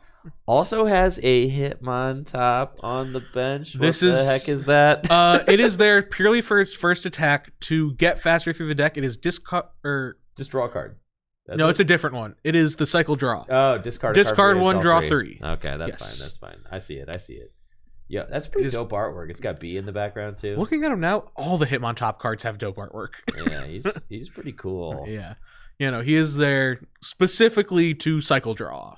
Just because the name of the game is get to the bottom of your deck so that you can rototiller loop, and then you're chilling. Yeah, that's pretty cool artwork. I like that the Hitmontop and the B have like mirrored poses. That's pretty cool. Yes. All right, Guzma. Here's one of the very many switch outs that we were talking about. And here comes Lunatone. Very interesting that JD has not found Excadrill yet. Ooh, accidentally started some music. My bad. Nice. Soothing music. Yes, hasn't found Excadrill yet. Does look like you might have a big Lieutenant Surge's strategy turn, though, which can allow him to play 3 supporters. You played 2 extra supporters, yeah. Yep. Play Lieutenant Surge's strategy. That's a boss, or Guzma back in hand. Or Guzma in hand. Thornton? Show Thornton. Do it. Oh, yeah. We get to Thornton Lunatone back. Oh, yeah. Sorry, Hitmontop. You're gone. And then Marnie, maybe? We blubber in this whale. Like that would be funny. I think so. I think we're blubbering. I guess right? I see that. I feel like I'd just rather the Guzma. Because I think the only switch left, I believe, in Vincent's deck is Versus Seeker Guzma. Yeah. Unless, I guess there could be a Tate and Liza. Yeah. You see what I'm saying? That's why the retreat lock is not good in GLC right now. There's too many switch outs. Yeah. Too many. Oh, there's also a Floatstone because he's not like actually retreat locking. Right. Forgot about that one. Yeah, and it's Floatstone. It's not great. It doesn't often work out. But this blubbering whale has been blubbered by the 30 hit point Bonsly. Bonsly showed the gigantic whale what blubbering means. Yes. Who would win? 30 hit point tree made of rock? Funny whale. Or gigantic whale. Art rare. It comes down to a coin flip, believe it or not. Yes. Many. First one's very important. It is, that's for sure. Professor's letter, and go grab a couple more energy out of the deck. And I guess he could choose to hard retreat into Inteleon and just attack with Inteleon. That's also an option for sure. or Wishy-Washy. I don't like the play with Wishy-Washy, though, because it can get blubbered and just go away That's true. with all its energy. It's true, but then it does heal itself from confusion eventually. Because it goes back into the deck. Yeah, that's one way to heal itself. And also, it'll put cards back in the deck. So Yeah, I'm fine with using Wishy-Washy eventually. I don't like it right here, assuming he gets retreated into. Because if he gets retreated into, then if he shuffles away, you're just out of energy on board unless he's going to get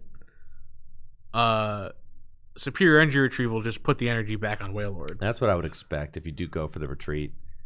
You just want that energy to go straight back on there Whale is also he's just gonna grab the Versus Seeker for the Guzma next turn. Yeah, but then JD knows you're out of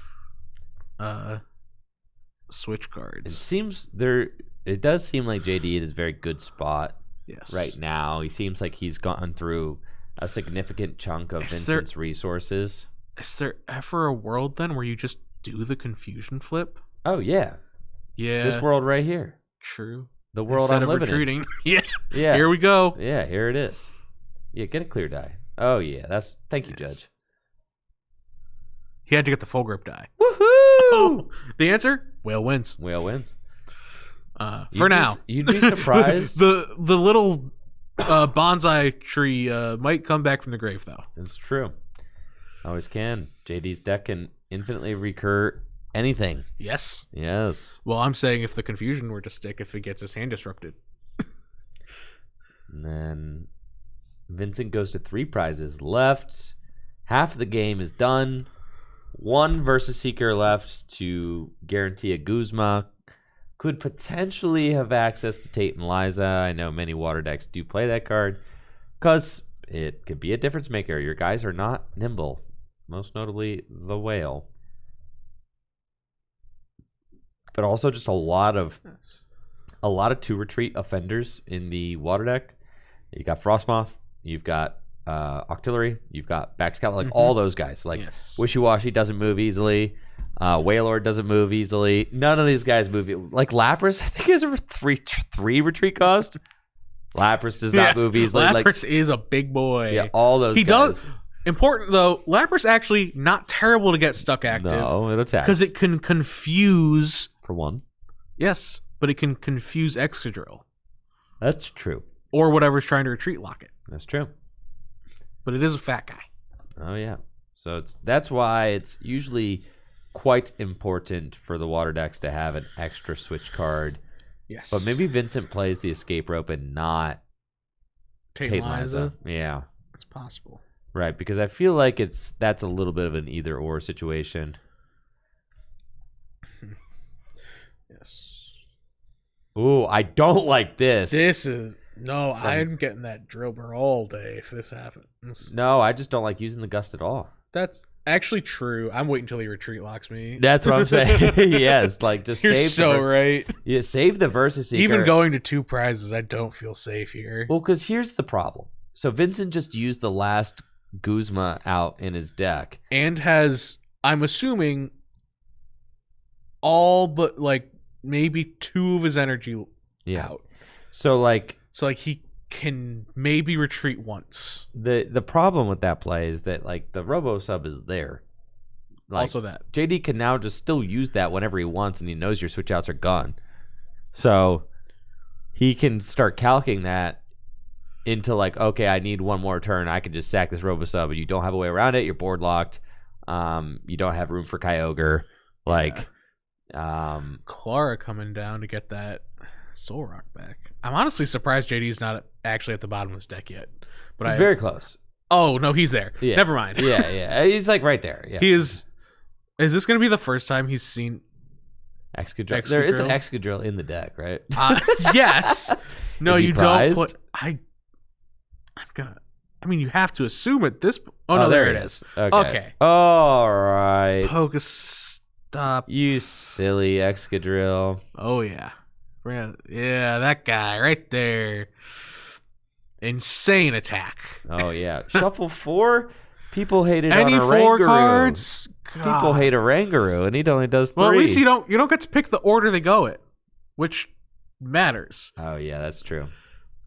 It shuffles, Yeah, Oranguru getting to pick the order was so dumb. and then not only that, it's a basic. So It is at also least Excadrill, it's you a basic have to recur it. and a colorless, so you can use recycle. Yes, that. God, the focus sash. Yeah, this looks like with Guzma being down, Vincent, I think might just be Locked. out of the gate. This might just be the lock. Yeah, it's looking good. And now JD. Yeah, that's Lana's Rod, Palpad, Trainer's Mail, and Versus Seeker. Jeez. And he has Max Potion, he has Max Potion in hand. Yep. This is So- the control deck special. This is exactly the kind of loop that you try to create as a control deck. You are trying to create an infinite loop where you could just bring back. And Trevor's mentioning too, he did not leave space for Kyogre on his board. Yeah, so Which is Kyogre would go pretty hard. Oh yeah, Kyogre's the guy you Win want. the game. Yeah, Kyogre's the guy you want here. Yeah, 100%. Exactly. But this is your bread and butter. Rezu, that's not winning you the game. Bread and butter control board setup. You've got the yeah. Excadrill. You're at Only the bottom thing you of your could deck. ask more is like maybe clean up the Bonsly, but you leave that there for a Thornton target. Yeah, this is looking. That's not a Bonsly. That's a Sudowoodo, same difference in this He's situation. an adult Bonsly. True. I Yeah. didn't think of that. Yes. Now we he's need all the grown grandpa up. Bonsly. Yes. Give us Mega Sudowoodo. Dude, Mega Sudowoodo. the world was not ready for Mega Sudowoodo. True. But The world was also not ready for Mega Chimecho to just that's be Klefki. true. That's true. Right. Yeah, he really was stealing Klefki's swag. He Now that really you're is. talking about it. Yeah, now Yeah. you got me thinking about it. Yeah. Yeah, and again, Scoop Up, all his switches are down, so You have to imagine. there's his field blower, but it's the one, and JD's got the ability to get Okay. Thornton. Single prize. It's fine. I'm fairly Vincent- certain the lock. If Vincent plays one more out, and this is why cards like Cynthia and Caitlin are just so good. You just like Sinlin for a Guzman, And this also is why JD got Trainer's Mail, so that if Pokestop got bumped, he can still draw all of his cards and yeah. Palpad in like exactly the one card that he knows he wants right now. Yeah, he is at the bottom of his deck. We'll draw out the remaining cards that he put in there. So has access to all this stuff that he wants. And now has to figure out How okay, to pull off the lock this turn. Yes. If he can make it through this turn and end with Excadrill with a Focus Sash at the end of this turn, So you which gotta- is a lot. You got a Thornton. It's a lot. Are you gonna? Is there Surge? There's Surge. There's Surge. Yeah. Palpad just Thornton? He's going to Trainer's Mail for it. Yeah, that's pretty funny. Could you just Verse Seeker for it? Well, he's going to Verse Seeker for Surge. And he's going to Guzma. He's going to Versus Seeker for Surge, and he's going to Guzma and Thornton. And I'm going to assume he has like a Night Stretcher. Is he fried? Does he have the Night Stretcher, dude?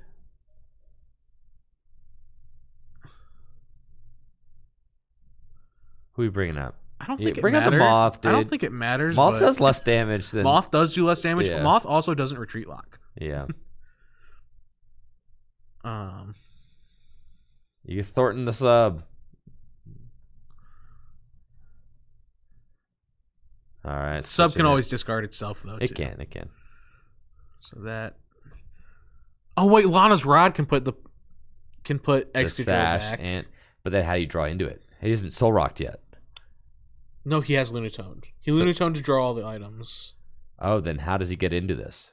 We're about to find out. He didn't Thornton. He's shuffling, so I don't know that he does. I think he just keeps the robo. I think he active. just keeps the Robo active and prays Yeah. for a turn. I think, yeah, that's what we're seeing. Yes. Yeah.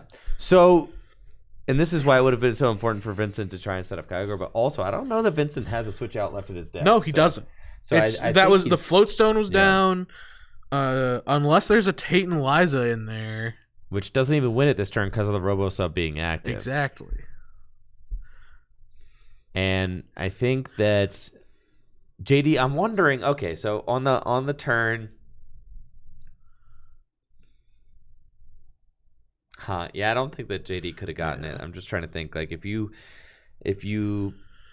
Palpatted both Surge and Thornton back into the deck, could you have done it if you got the Surge off the mail? No, because you have like Lily in your hand. But you could play Lily, go to 6, but that doesn't. I don't think it really changes anything. Yeah. Hex, okay. And that's it. I mean, that's not bad. It stops him from getting the Focus Sash isn't there. Yeah. Not that Well, that you go Lily. you'll draw it. Oh yeah. He can Lily to deck out. Yeah. Yeah. Okay. So you just do that. Yeah, You you don't really just care. You just do that. You Robo Sub, and then you put the Lana's Rod. You still have Max Potion, so you don't need to put that back. Versus, I guess, yeah, you put back the exact same 4 you put back last time. Or no, you need to put Pokestop back this time. I don't know. I'm not a control Listen, player. I'm not a control player, man. There's a reason I don't like these decks. I'm not the one who sits here thinking about all the end game loops that I have to do in order to win. So, all right, we'll discard, and then I think he's just saying, like, I don't even need the Sash, dude, because well, he doesn't have an option, really. It is extra up to 4 or 4. It's 4. Okay, so he does have to put a 4th back. So he won't be guaranteed all the cards. I guess he is with Trainer's Mail being one of them. Well, with Trekking Shoes being one of them, he is. So all those cards back in the deck, but Vincent again, I think, is out of. But I think there's 2 energy left in deck unless one is prize. Because there's Right. at least going off of Trevor's list, which is as bare bones as it is, it's 8 basics and a splash. And I don't believe splash is down yet. There it is. There's splash. If he can find the basic. So then, as JD, you need to gust up now the Octillery. If he doesn't find it this turn, I think JD gets the lock again and just wins. Yeah, I don't think it with matters. the Sash, because he'll have the Sash. Yeah, with the Sash, like if he doesn't win this turn, I think JD wins. Probably. But if Vincent Which is finds... Dude, I mean, if Vincent has Baxcalibur in play, just needs to find a second energy and he can do it. Yeah.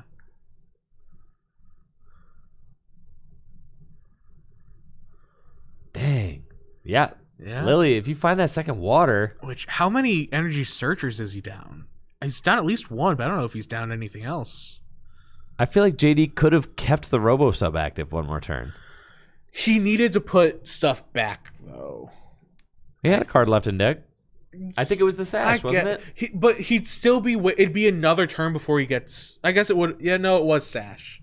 Actually, you're right. I think JD threw by not It playing was the Lily Sash. to get the Sash. It should have just been Robo Sub active this turn, correct. Yeah. Or Lily to go get the Sash. Yes. Because he had Lily in hand. He did have Lily. Yeah. Why did he... He threw. He should have just Lilied. Lily decked him bro. out. He Lily threw. decked him out. He Yeah, threw, bro. He threw. He might not get punished, but he threw. He definitely threw. Yes. You're so right. I know. I was looking at it. I was like, I'm not like the best control player, but I'm pretty sure there's something fried going on here. Oh, and Vincent doesn't have it. And Okay, so that should lock be it up. game. Why is he even thinking? He just draws this card and then Lunatones for the rest of them. For sure. Because Focus Sash isn't there, so I guess... Right. The Sash I'm was in the deck the confused whole why time. he's not just drawing these cards. I don't really know what's going on. I think JD is thinking a little bit JD's too hard. far in the tank. I think he's a little bit... He's too far in the tank, for sure. A little bit too... He's in too deep, but he's right here where he needs to be. But now he needs to start looping the mill cards. Draw the card and then do your mill loop. Well, at this point, I think he's effectively won the game. We're just going through formalities. Well, Assuming he doesn't mess things up. That's the thing. Which is very important. He needs to not mess things up. I think he's just going to Bellable Bryson Man here. That's what you want to do. Unless he Guzmas up Octillery, and that's just... Well, he doesn't have Retreat, so no. Oh, no, he does, because he has another energy in hand, or he's going to get Guzma, but he didn't Surge. Oh, he wants Pokestop. That's fair. I mean, you just get Surge then, right? He's using Lusamine. Lusamine for Pokestop Surge. I like having Surge. Or Thornton. Thornton makes sense, too. Surge is fine. Yeah. Like that. I guess, yeah, because you're putting Versus Seeker and Palpad back in, like, every time here, I think. It's probably, again, the same 4. I guess, yeah, having access to Superior is good. Palpad. With the Focus Sash, you're probably fine, though you would love it for... You would love the Sash to never get broken. To not even have to sweat that. Yeah. Game does only have 12 minutes left. Vincent could find an energy and retreat. That was a crazy whiff. Vincent could have just won last turn. Yeah. If he had found the second energy, which I do believe is in the deck. I think there's one more. And no, to answer chat, most water decks that don't have Palafin in it have not been playing the new stadium. Not that it's not a strong stadium, it's just you can only play 60 cards.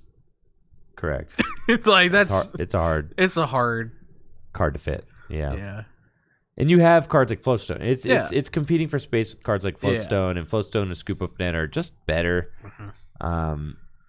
Because Floatstone retreats anything. Like you're saying the beach could solve this. The beach couldn't solve this because it would have been used for one switch. It would probably be in the deck instead of like Escape Rope. Yeah. And you would have used it once, and then it would have immediately been bumped. Yes, it's just competing for space with all the other cards that do similar things. Yeah, Surge Strategy, Verse Seeker. We'll get another supporter. You got to start using Belelba. Yep, and that's what we're going to do. Just going to Verse Seeker for Belelba because, you don't actually need Surge yet. So you discard the top 3. Superior. Oh! I don't know that there's actually any energy in the discard pile, but... I don't think there is. Because he roped to get in the Basculin. And then you're putting, Versus Seeker. Yep. Put the good cards back. Yep. Seems good. And here we go. And now we are doing it, folks. The classic control... Loop. Yep. This is exactly what you're going for. You know what card could fix this, but not really? What's that? Lost Vacuum. Lost Vacuum for sure. The thing about control is you're always building your deck with the format in mind, and you're like, okay, how many control players are there going to be? I think there was three that I know for sure played control. I'm going to guess 1, maybe 2 more that I don't know. People in the room playing control, and it's what you got. Yeah, I mean, control is a very it's valid archetype of Gym Leader Challenge. I feel like it's kind of healthy. Yeah, unfortunately, you're such a hater. Yes, I am. I think control is in such a healthy place. That's fine. It's a very tight balance that I think the actual rules of Pokemon make it very hard for... Ooh, the Surge double Belelba! Oh! And that's for the game! There it is. I think just the way Pokemon works, control has to run a very fine line to not just be a miserable game. It is. And you've seen places where the game designers have gone too far in the game's history and printed control cards that are too strong. And then we've also gone through formats where the control deck is too weak and sucks. Yeah. And you have people in the Pokemon community, in standard format even, who playing control is like their entire personality. And they will, and whether or not they are doing well in the format is kind of hinges on whether or not control is in a good place in the format. Because they're playing control to every single event no matter what. Yeah. And sometimes control is really good, and sometimes control is just kind of mid.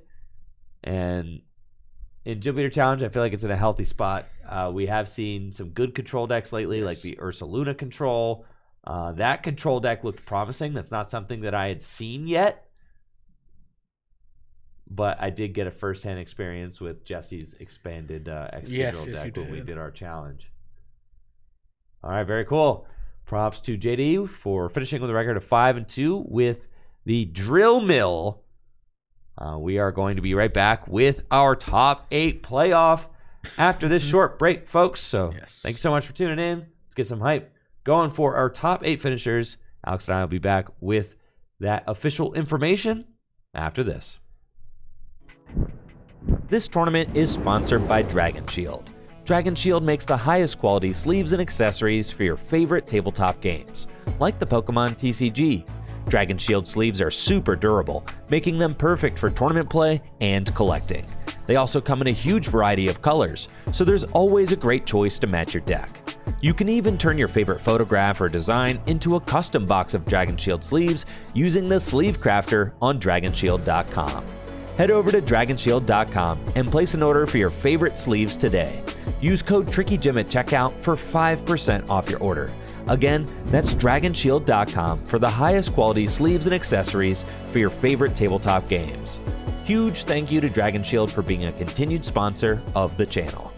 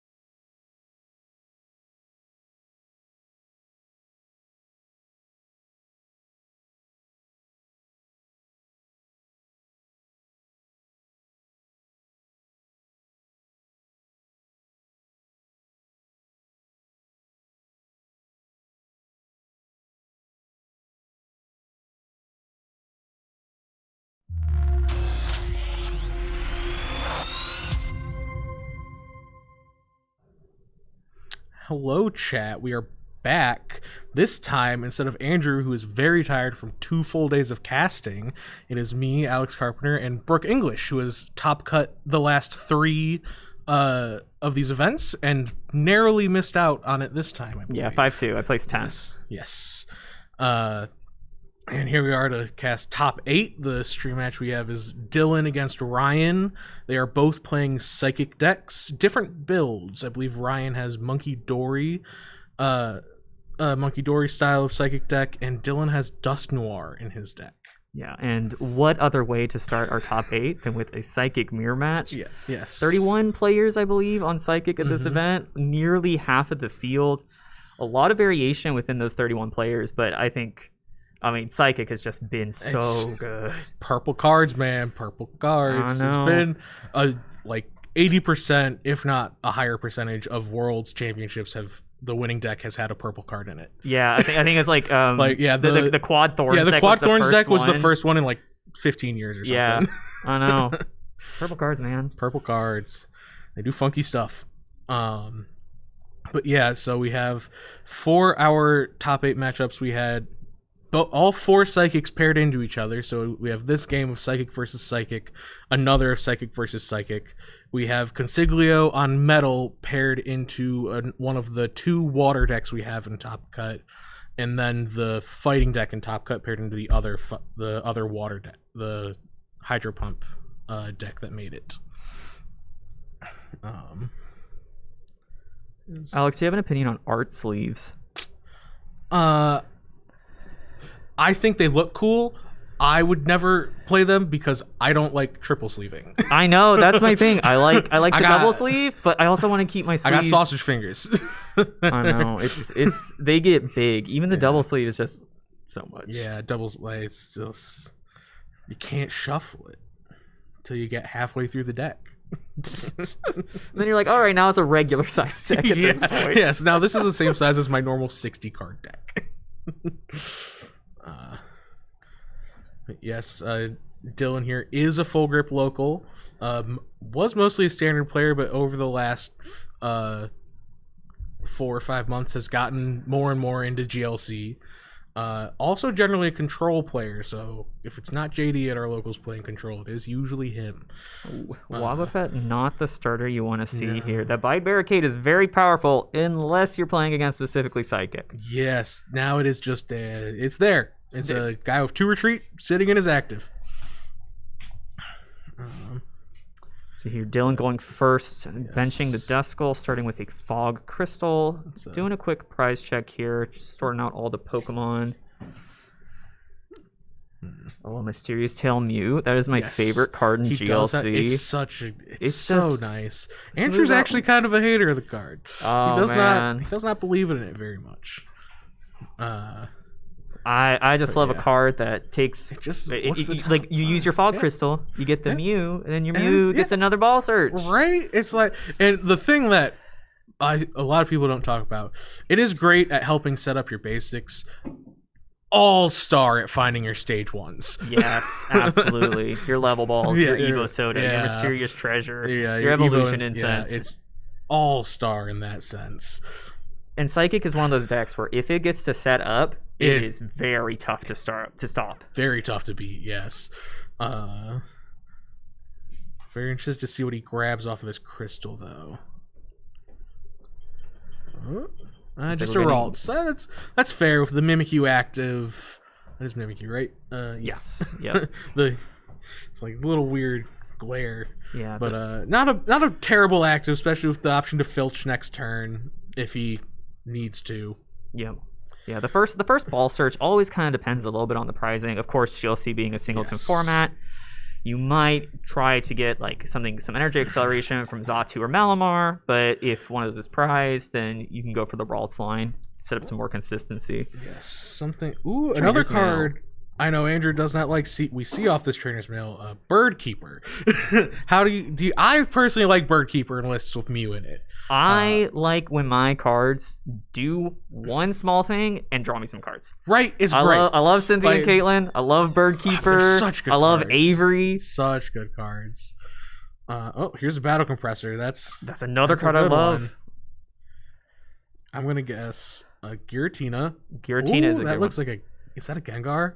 Oh, yes. I think Yep. it's the first Gengar I've ever seen played of that not be the illustration rare. They're kind of expensive. Yeah, this is true. But I'm gonna guess that. Yeah, the Gengar has the ability Netherworld Gate. Yes.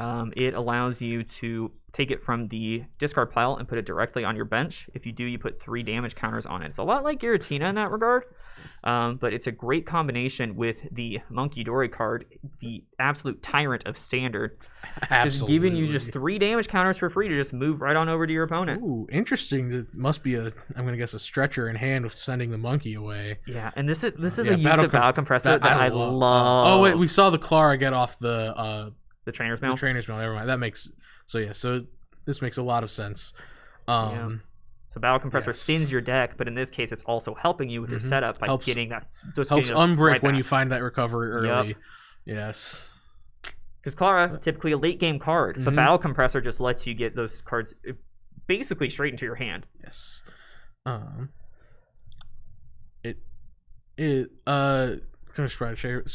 GLC decks are singleton, but they're fairly consistent because we have access to every consistency card printed since Black and White.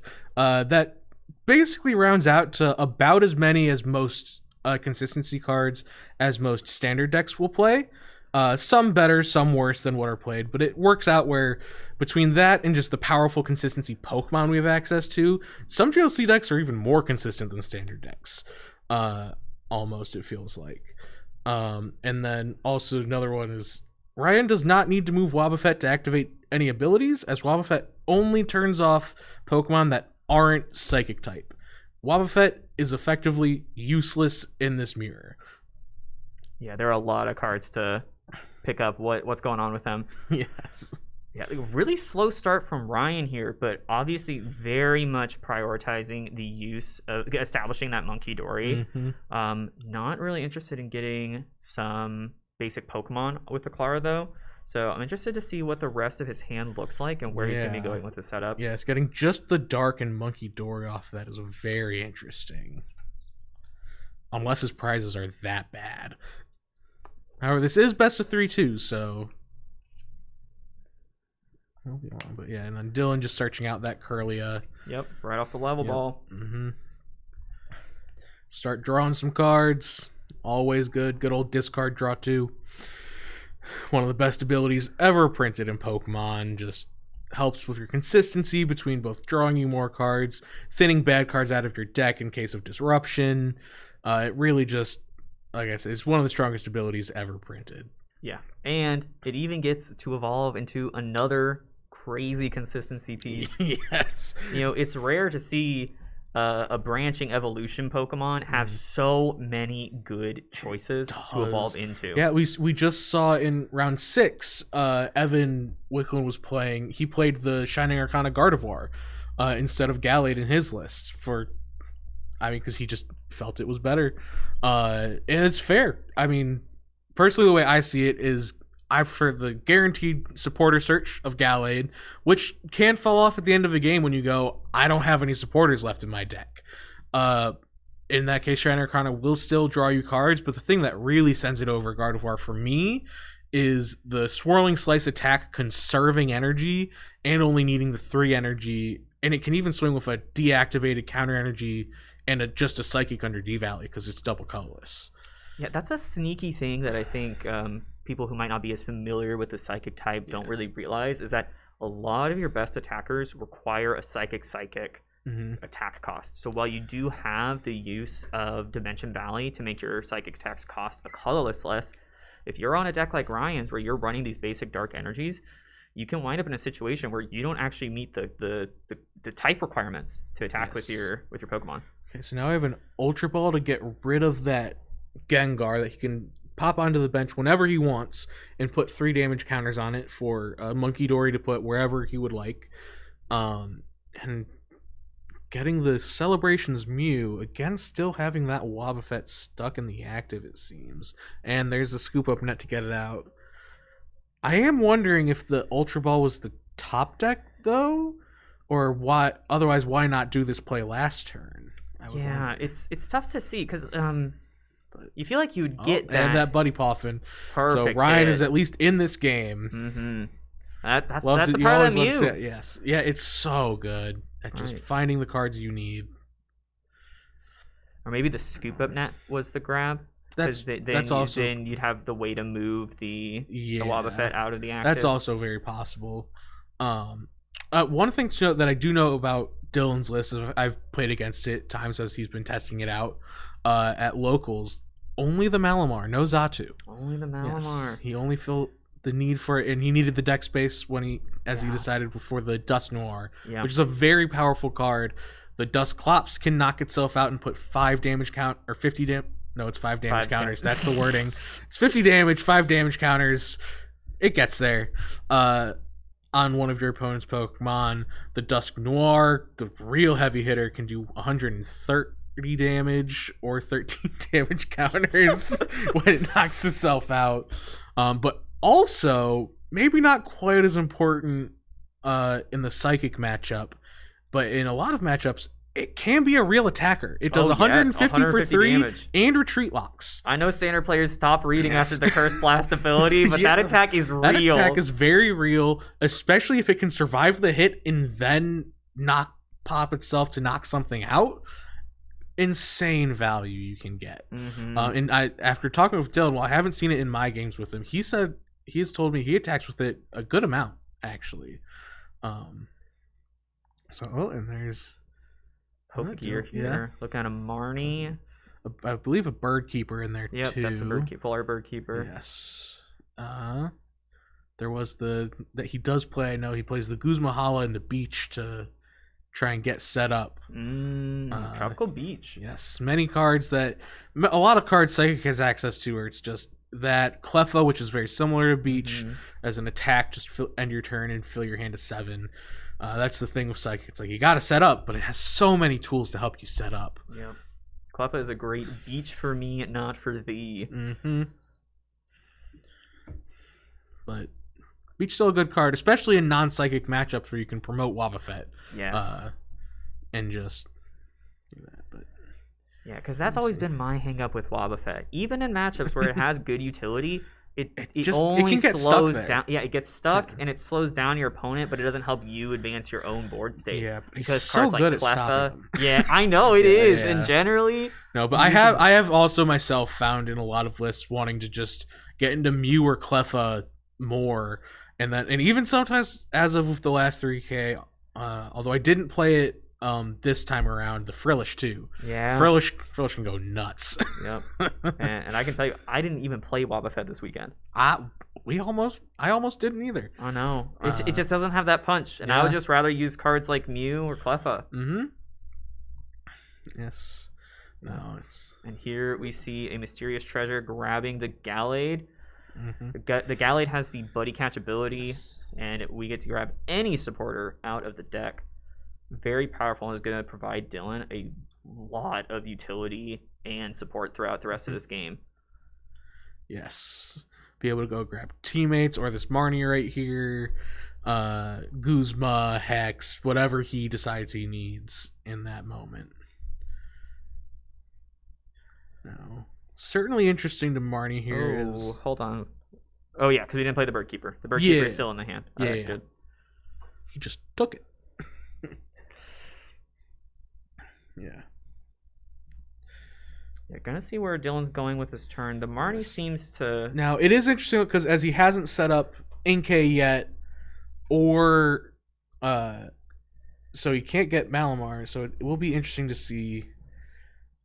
Because the issue Dylan was having right now is not being able to find an attacker to start things off. Ryan's having a slower start, but Dylan's way more established, but Dylan's just not finding his attackers yet. Right, he hasn't found a way to really push this lead to actually pressure and take advantage of the board state he's got.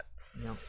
And this could be a side effect of cutting the Xatu. It's possible, yes. You know, if the Malamar's prized, you don't see the use of setting up the Inkay. Well, now you've got No energy acceleration. Well, he does have Raihan and the Psychic patch because Psychic needed a patch. Psychic did need a patch. Thank God. you, TPCI. Please, more Whose purple idea cards. was that? Every other time, I would have taken a second Dark patch before, with a different name before a Psychic patch. God. man. But we did get it. So yeah, he does still have, even if it's prized or if he's just not finding it, he does still have the Raihans and the Psychic patch, and counter energy. He also has counter energy if he does end up falling behind. Right, but the Raihan and the counter energy require Ryan to take a knockout. They You see, do, yes. Not really. But looking like and it's gonna be doing then that there's soon. also D Valley. God, purple is dumb. I know when you start laying it all out, you're It's like, hey, wait a minute. Like, wait, hold up. It's like, and it's got Monkey Dory and Dustnor And Dustnor, and Galley. Garbodor. And there's also, I know there was at least one in the room from talking to someone earlier. There was an Alolan Muck in the room. oh my goodness that turns off gracious. all basics abilities. Yep. Which I hate Lunatone. I hate Lunatone and I hate Okidogi. Yep. That's what that card reads. As if Psychic didn't already have a good enough matchup into Okidogi. We gotta turn off your abilities Yeah. too. Uh-huh. Yeah, no, it's crazy. Now, okay. Playing an What was Arbin that? here for Yeah, Ryan. for Level Ball and Floatstone, I believe that was. Yep. So tell me U-turn board is either already in the hand or prized. Mhm. Um, Like, I put U-turn board on Mew so often, I just call it U-turn board. so Like, true. So true. I did, in my list though, I don't want to call it greed, but I found that even though I had Mew, I put Air Balloon over the U-turn board because I did play WoB because I gotta respect water somewhat. And that did end up mattering a little bit in the 2 games that I did unfortunately play. And no, they were just, GLC games happen. Alright, so here we see the Yes, the Gengar, Gengar coming into finally play. pops out. Clairvoyant Sense, drawing 2 cards. That is another thing. Gengar. You can have manual attach retreat, and you can get a knockout on this Inkay. And all of a sudden, Ryan's yes. board is looking really Yes, strong. Ryan's board in the last 2 turns has become significantly stronger. And this Gengar, which also another good thing about it is that it has a 1 energy attack. So even if Xatu wasn't up, he could possibly attack. He could have attacked with it this turn, but its attack does 2 damage counters to onto the active for every benched Pokemon your opponent has. So right now it's putting 8 damage counters onto Mew. And I'm assuming before he attacks, Ryan is deciding where and even if he wants to move this damage. I mean, Mew target. or Duskull also seems decent, but Mew's better. But Duskull, because if Duskull doesn't evolve, Mhm. then you really are in the driver's seat if you can knock out this Duskull before it gets to evolve and pop. All right, we got Mew coming to the active here. Not surprising at all. Wow, Mew with a Floatstone. What what a novel idea these 2 players have had. 2 great tastes that taste great together. Mew is just so good. Oh, Looks like an Ultra Ball. think Maybe so, one other yeah. target in the back. maybe he's just seeing if he has 2 cards he can afford. Oh yeah, Oh my he's gosh. picking. I mean, the Parallel picking out his City Ultra- in hand. Oh my yeah, goodness. that could be rough. Yeah. What do you even discard here? I mean, Mew and losing that Floatstone feels rough. I know it feels rough. Uh, Kind of depends on the price. it's either it depends on the hand really. It's Yeah. it'd probably be either, assuming it comes into play, either Inkay or Ralts Mew, I think. Yeah, because Ryan, last turn Ryan level balled for Inkay, not for Kirlia. I'm wondering if the Yes. Kirlia is prized. Kirlia could be prized. Yeah, but it is. But there is also argument to just setting up the full board could just have been stronger. So Yeah, it may have just been, I want all my basics out. yeah.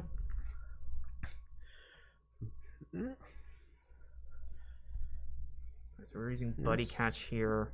Looking at the Raihan. Yes. Powerful supporter.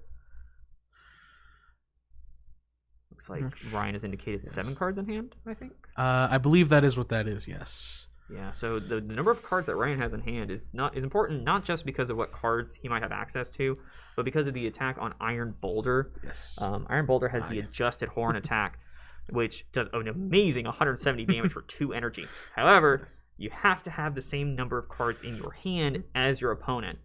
And it kind of creates these fun little mini games. Okay, Curlia puts me +1. Mysterious Treasure puts me -1. Okay, it's like up and down, and then just 170 damage. If I'm already into Curlia and then discard, I'll be even because I had to evolve Curlia. All this fun back and forth and no matter what you do, they always find a way to match. It feels like they always do. I know, but especially when you have access to Gallade. Yeah, Gallade just helps you get whatever you need. Right, because sometimes you can sort of do I'll play my hand super low, they'll have to match super low, and then you just play like a Professor's Research and go back up to 7, and then they just go get lilies, and then or it's like, okay, my hand is super low, and they just go, okay, teammates for Ultra Ball, and you're like, wow. But no, a parallel play could be tough, but if he needs the card in hand, it looks like it's rather unfortunate Yep. that he couldn't lay that parallel down. But this will or he could also be saving it for a possible next turn, a possible Candy Dust Noir parallel play. Because that is one of the strongest plays that can happen because of Dust Noir is parallel Dust Noir, either your extra attacker or your consistency Pokemon, knock out the active and Hand Disruptor Hex. It's just a devastating combo that is on the board at all times with a Dust Noir. It's going to be interesting to see what Ryan is able to piece together here. Mimikyu is a great responder to Iron Boulder if you're able to match the hand size. And so is Iron Boulder itself. Yes. I come bearing Deckless. All right, no more speculation. Yes, we can just read. Hopefully we can actually read them. I had that one's printed. I had misplaced them. Yeah.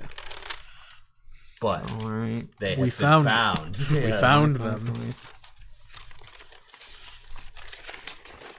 Looking like a pretty stock. There's no one. You're looking like a pretty stock Monkey Dory list. Some minor changes. The Gengar is not always a given in this archetype.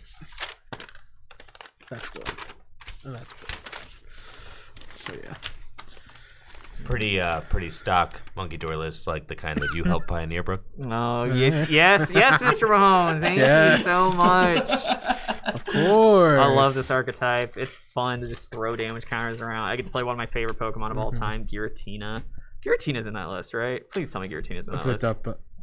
Yes, it was the first Pokemon. Right where she belongs. No, Giratina is a great Pokemon. Also, notable about Giratina, it is like the only basic psychic attacker that doesn't have some weird condition to attack. Yep. Iron Boulder, you have to match hand sizes. Mewtwo. Oh, we gotta turn off Tina. Yeah, turn off Tina. Yeah. Mewtwo, your opponent has to be at 3 prizes. And the Crozma, you need a special energy attached. And these are not huge barriers to overcome. But they exist. But they do exist. They do exist. And then you get to turn Giratina's quote-unquote downside into an upside by just throwing it right back with Monkey Dory. One of the best cards printed of recent.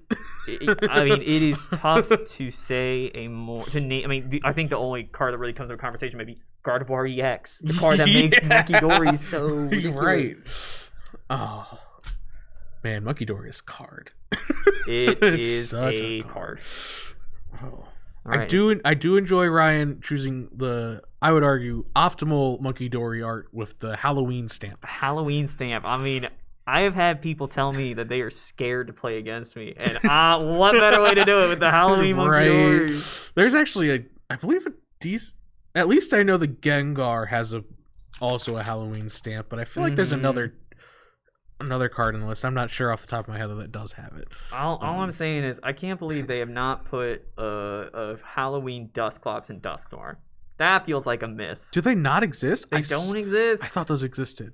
Oh, it's just the base. There is a Duskull. The optimal Duskull has a Halloween stamp. I do know that. More important than game function is aesthetic. Optimal bling, Yep. absolutely. Like, look at the Shining Fates Inkay. Which, unfortunate meta development, I do believe is no longer optimal. I know. I saw Yes. the Lost Origin Inkay and It is lists popping up, and unfortunate. I was like, why? And then I saw... Marshadow. Yes, the resistance. That resisting fighting is very important. Yep.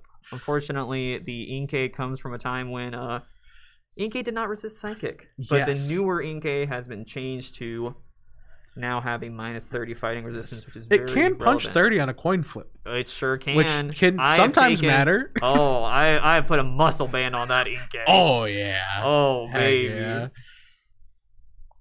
Yeah. Oh, the signed Brook English SIR Monkey Dory. I can't argue anything else is optimal there. Yeah. It's pretty good. It's pretty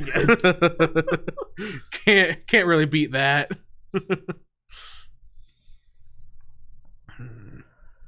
All right, so Ryan here did take the knockout with the Iron Boulder. Yes. Just honestly, the best answer to another boulder is a boulder. Another boulder. Yep.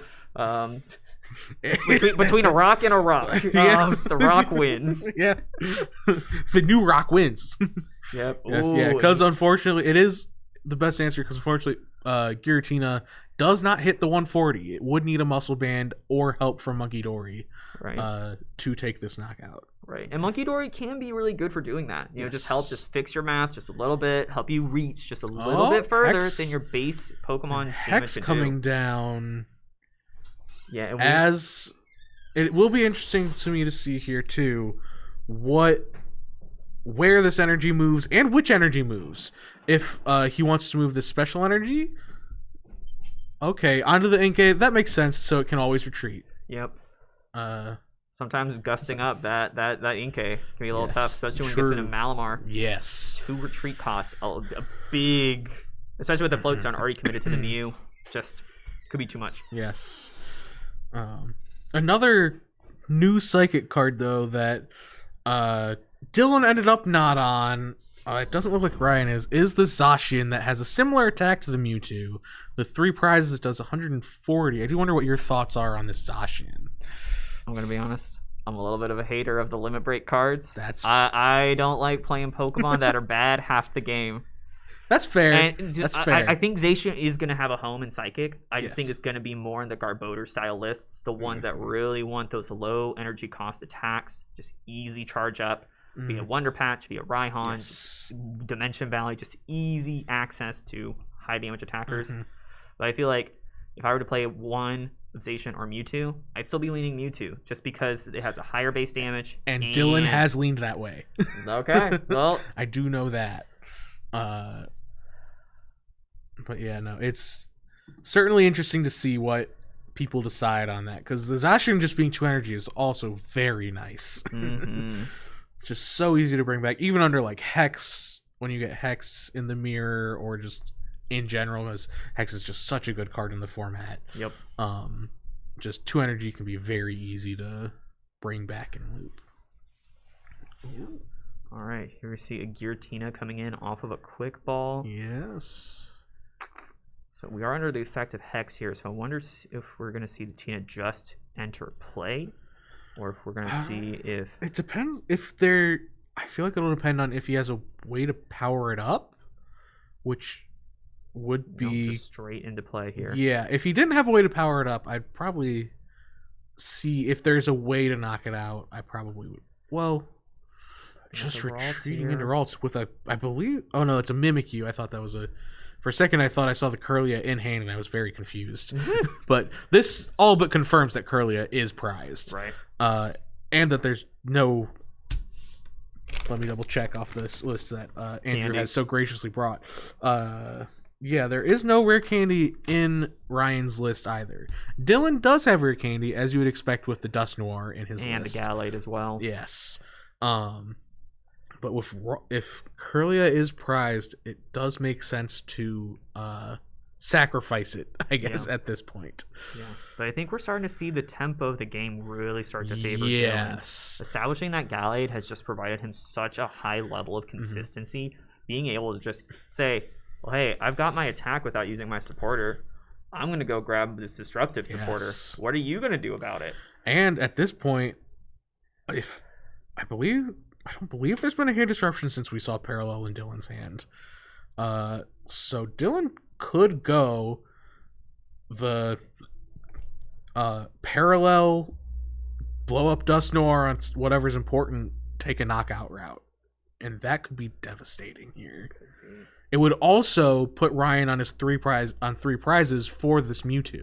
Mm-hmm. So that whether Ryan takes another knockout himself or not, that Mewtwo's swinging 180. Dylan here eyeing up a Guzma, perhaps. This is a nice little combo with the Malamar. Bring up something that's a lot more high value, maybe the Monkey Dory or the Xatu or even the Mew. And then, after you switch that Galley back to the bench, just use Psychic Recharge, put an energy back on it.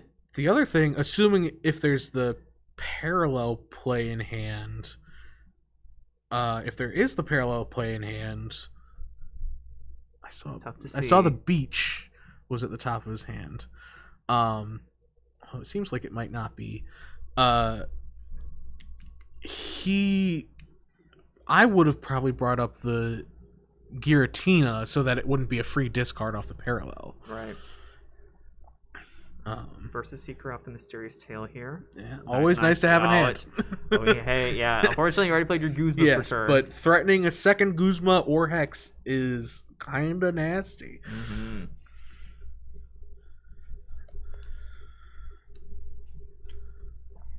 But I do like targeting down the Monkey Dory here. Yes. It has the Dark Energy. It does have the threat of taking out that Mew with the Adrenabrain ability once the Gengar is able to return to play. Has that threat. And also, with no other energy in play and Ryan not having found his Malamar yet, it can take a lot for Ryan to be able to find that extra attachment to get a Dark back on a Monkey Dory. Mm-hmm. It is a lot easier than it used to be. The Iron Boulder is a great use for it. Mimikyu, all these sort of 2 energy attacks. When you do get the Malamar and the Xatu's powered Something interesting I did just notice about Ryan's lists. Yeah. No Crispin. Oh, I was actually not on Crispin this weekend either. Really? I know. It provides such a great boost of acceleration. Yes. I guess the Clara as the There's a Clara instead of a Tulip. Providing some good utility. Interesting. Yep. Which it is good as it can get your Dark back for Monkey Dory. But I feel like I'd always play it in addition to Tulip. Yeah. Rather than... It's felt like the second one for me. Yes. Which I don't hate the idea of playing a second recovery supporter, because there are so many games where I have to discard it early, whatever, or it's like, okay, now I have to save my Versa Seeker for my recovery supporter. Yep. So I've seen other people do it, and I don't hate the idea of a Clara or a Lanazade and Tulip in the same Psychic deck. Right. And Ryan is not on the Galarian Articuno. This is a Pokemon we see sometimes. Yes. Do we have it on the graph? Yes, we do. Galarian Articuno. Just a very efficient ability, just able to power itself up. Another way you can afford to get the Dark on Monkey Dory. Yep. And then just snipe a high value target on the bench or in the active if you need. All right, we're seeing a scoop here. It looks like from Ryan. Which I'd say behind. Fair. About 30 minutes into the best of 3. Yeah, that wasn't happening. Dylan's last couple turns just put him too far ahead. Yeah. So the Galarian Articuno, I think pushes you a little bit further towards Tulip, just because that play of late game Tulip for Galarian Articuno and 3 Psychic Energies. So crazy. You know, I don't care that you have a 340 HP Wailord in the active. I'm killing your Octillery. So, but without that play, without that Pokemon in your deck, I think the Clara makes a lot of sense. Yes, I think it makes sense. I still would have leaned Tulip, and actually, so many things looking at these lists.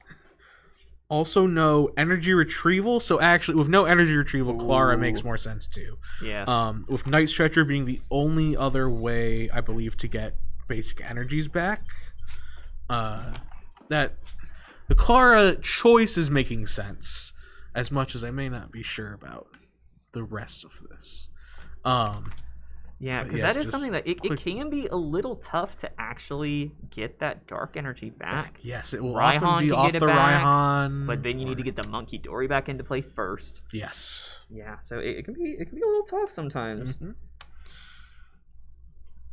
Just taking a look here at the deck list as our players are setting up for game 2. Be more knowledgeable on the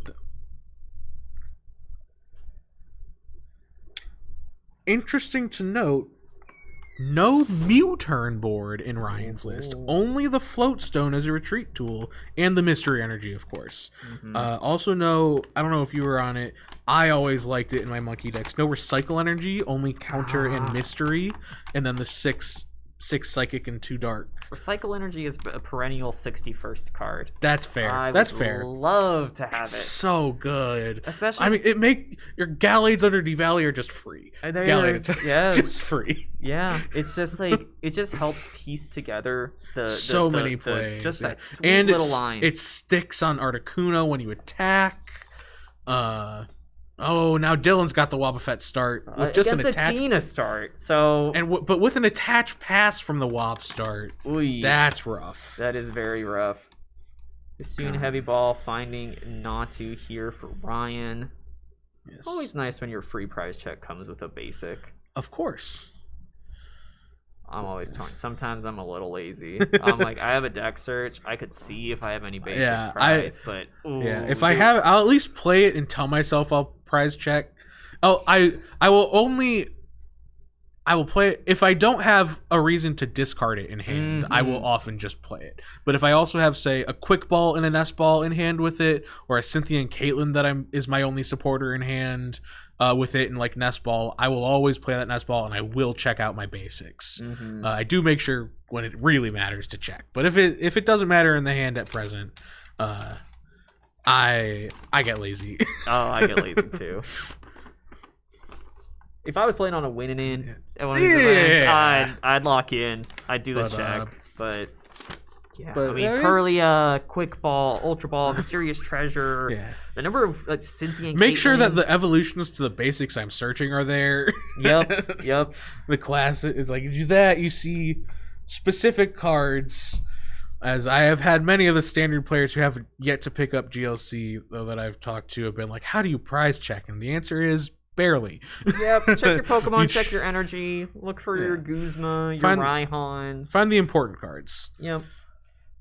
I mean, again, it's a little bit like redundancy. Sometimes I think of like GLC cards as sort of like packages, where it's like if I'm playing with the TMs in Psychic, I want to check: is my Guzma Hala here? Is my TM Blindside here? Is my Devolution Spray here? It's just these cards that are just necessary to all function together. Yeah, that can often be a big combo of the TM plays. Yep. Ooh, nice little Floatstone hit off of the Lilies, being able to get that Giratina out of the active. And hey, maybe that's Dylan a does have to the play Arven at least, so okay. The hand saved here. Man, in most matchups, even if you don't like Wob sitting there, you can at least start to punch. Into Monkey Dory, you really can't do that because you're just giving him free damage. I know. Oof. It is, I will say, that Floatstone ending up on Giratina is important still, though, in that it is his only retreat tool. So once that Giratina gets knocked out, or if it ever needs the Muscle Band while it's on there, it could become a problem. Yeah, that's usually my preferred use for the Muscle Band, as helping that. Giratina, I love her, but 130 isn't what it used to be. Me and Andrew have been talking, we're like, 140 is that number now where like you can be comfortable. Yep. You want 160 is like the real new baseline, but like 140, you're chilling. Yep. 130, it gets there most of the time, but it's getting iffier and iffier. But Monkey Dory can also help augment that damage, although that's not usually the best way to use it. It can do it. But so when you can Muscle Band and still spread that damage. I do wonder if there's anything that we haven't mentioned now that you've taken a deeper look into this Monkey Dory list that sticks out to you. The trainer's mail is a little unusual. Yeah, actually, I was wondering about that over, say, a Pokegear. Yeah. I prefer Pokegear because, well, one, just in the format I've been preferring Pokegear because you just want to find your supporters whenever. But you can hit Pokegear off of Mew and it can find you a supporter if you don't have Gallade up yet. Yep. And that's the big reason to play Pokegear. Play those style of cards in this this kind of deck. And maybe the idea here is, well, yeah, Trainer's Mail can hit a supporter, but you basically I can see that. You basically triple the number of hits that you have in your deck. You do, and was there a VIP pass in here? I don't think so. No. One thing that also a lot of Psychic players have gone to is playing VIP pass, partly because of Mew and partly because you just want that general massive basic search in your deck to make sure you can find all your basics. And with this style of deck, you're already playing compressor, so you can and trade, so you can just get rid of it when you find it. Otherwise, yep. And here we do see Ryan going for his own Mysterious Tail Mew, who will not be able to have a retreat tool this entire game. Mm-hmm. You have the Mystery Energy still available. You do have that, but that's an attach return you have to be able to afford. Yep. Which, with just a Natu on board right now, although he is about to go get the Xatu if this Evolution Incense he's found. Mm-hmm. Passing up on the Buddy Poffin. Yes. Maybe an indication I feel of like what's he in his is. hand. I feel like I know he hasn't evolved anything yet, but about to get his assumedly Inkay and Kirlia on the next turn. You have to assume they always find it. Mm-hmm. That is a very scary board that can attack with a lot of things out of nowhere. Yep. Let's see here. Yes. Clairvoyant Sense here coming on to the Giratina, drawing 2 cards, look like a boss's orders. And a Scoop Up Net. That is another way to move. Scoop Up Net's a card that I have just loved in Psychic. I saw some people started cutting it, have started cutting it since the Let Loose Marshadow was banned so long ago at this point. But I played it before when I didn't play Marshadow because I was that card's #1 hater out of principle. But even still, it's like Scoop Up Net just has so many uses. Even I have used it before to bring Giratina out, pick it up, refinement it away, and bring it back because I needed the 2 damage counters somewhere. Yeah, I mean, I used Scoop Up Net on a Giratina that was powered up today because it had 1 damage counter on it facing down a Blood Moon or Saluna from RET, and I was like, no thank you. Hey, no, go away. I can't get Monkey Dory set up, but I can get that damage counter off. Yes. And I can put more energy on this guy. You want to see it? I'm gonna show you right now. Yep. But I need this damage counter gone. Mm-hmm. Not to mention, I started Galarian Articuno. Yeah, here we go.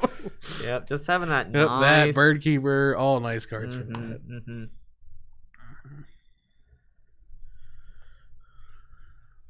Alright, so here to see Bird Keeper. Speaking of Bird Keeper, yeah, Bird Keeper coming out from Ryan. Seems to have been played.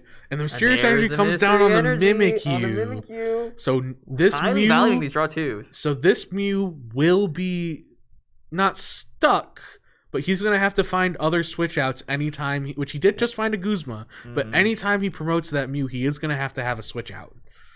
Alright, town map coming out here. Got the Dusknoir prize that looks like this game, and Versus Seeker, a couple basic Psychics. An interesting thing teammates. Too about Dylan's list, I don't know if you noticed, no Hisuian Heavy Ball. He relies solely on the town map to fix his prizing, which, I mean, it's gotten him this far. Yeah, it's gotten him this far.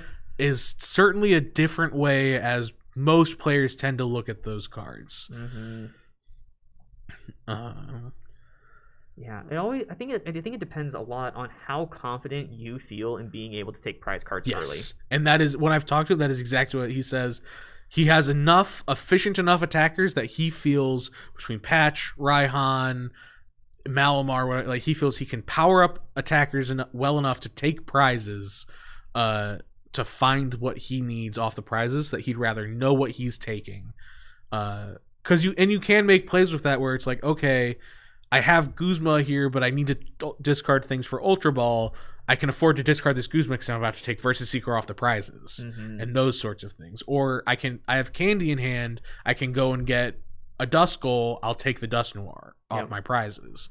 But sometimes that it can, if it your can bite prizes you. are bad enough, it will ruin you. Oh yeah, And I've seen it happen. yeah. I've played some webcam games via the Cardboard Warriors Discord. I remember one time I was playing against I think Lee Hoffman on webcam, and I played Town Map just because I was gonna play Juniper anyway. So I'm like, I might as well just play Town Map. And I revealed that both of my stadiums I played were prized. Oh. And he was like, all right, Lost City. And I was like, ooh, that'd be a problem, yes. Yep, and I've been a lot more careful about how I play Town Map. Yes, it is that. I know a lot of the people in the Turbo Blaze, they are all off of Town Map because they feel it gives your opponent just too much information.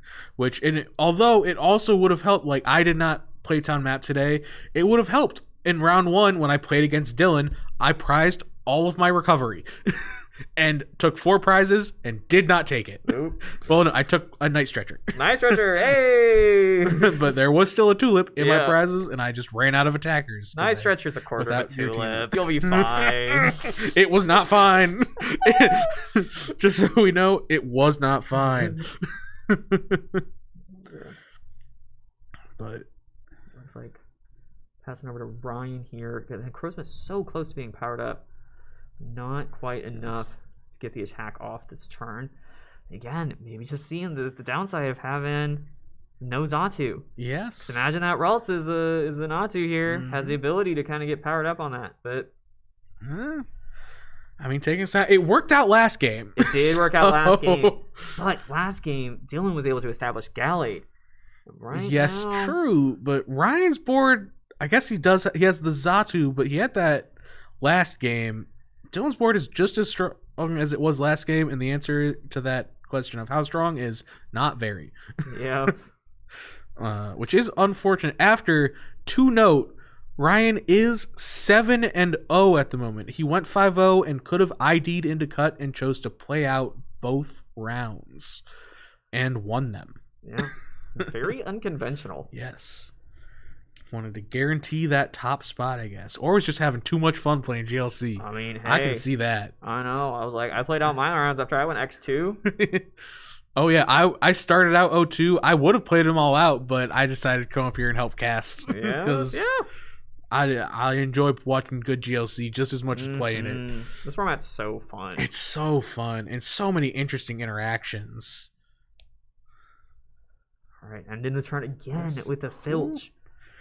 I mean, it gets there. It does get there, but I'm just a little concerned about allowing Ryan to have this many turns without as much as pressuring. Something I will say that Andrew especially has been the champion of, but we've been kind of discussing here at Full Grip locally, is the necessity of Mimikyu in Psychic.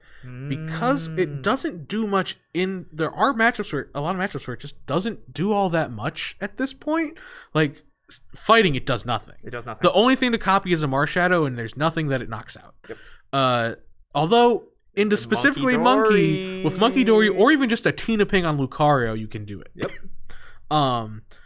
Into water, it only copies Kyogre, which is a very powerful play that somehow just never happens in the match. They always have the Manaphy. They always have something. Even just copying the Kyogre to knock out itself doesn't happen all that often. Yeah. Like, it just doesn't happen for whatever reason. And, like, those are two very important matchups to worry about. Yeah. So I know Andrew especially has actually cut Mimikyu from his list because it's also so small. However, one thing that I'm surprised he hasn't missed is that Filch. Filch is so often my turn 1 play. Yeah, if you can't get your Mew in the active, you can't get your Prillish or your Cleffa. I mean, I'll take 2 cards. Yeah. Oh, Cleffa, such a good card. It may be monkey food, but like, fill my hand to 7. I know. I'll take the prize. I mean, hey, it's basically Miss Magius at that point, right? But, hey, it's not during my turn, but like, okay, it's fine. Yeah. Yeah, I did play Mimikyu today, but that was mostly out of respect for the Psychic mirror, because it is really good in the mirror. Yep, copying Psylaser is with 2 basics is that is Necrozma's biggest fear is the mirror. Yep. Is- Yeah. Like, here's Counter this. energy. All that Mimikyu need. I mean, the Mimikyu does have a special energy on it, but it can take the knockout with just 2 basics. It is. Yeah, weak to psychic. Yes. Yeah. And I will say it Ooh, does. there's the parallel coming down for Dylan. Nasty work here. Oof. At least he doesn't have the Dust Noir play. Yep. Is all you can think about if you're Ryan here. I know that's a But small comfort. yes, but losing. I guess he does still have Floatstone, but that's the thing he wants to accelerate to. Yeah.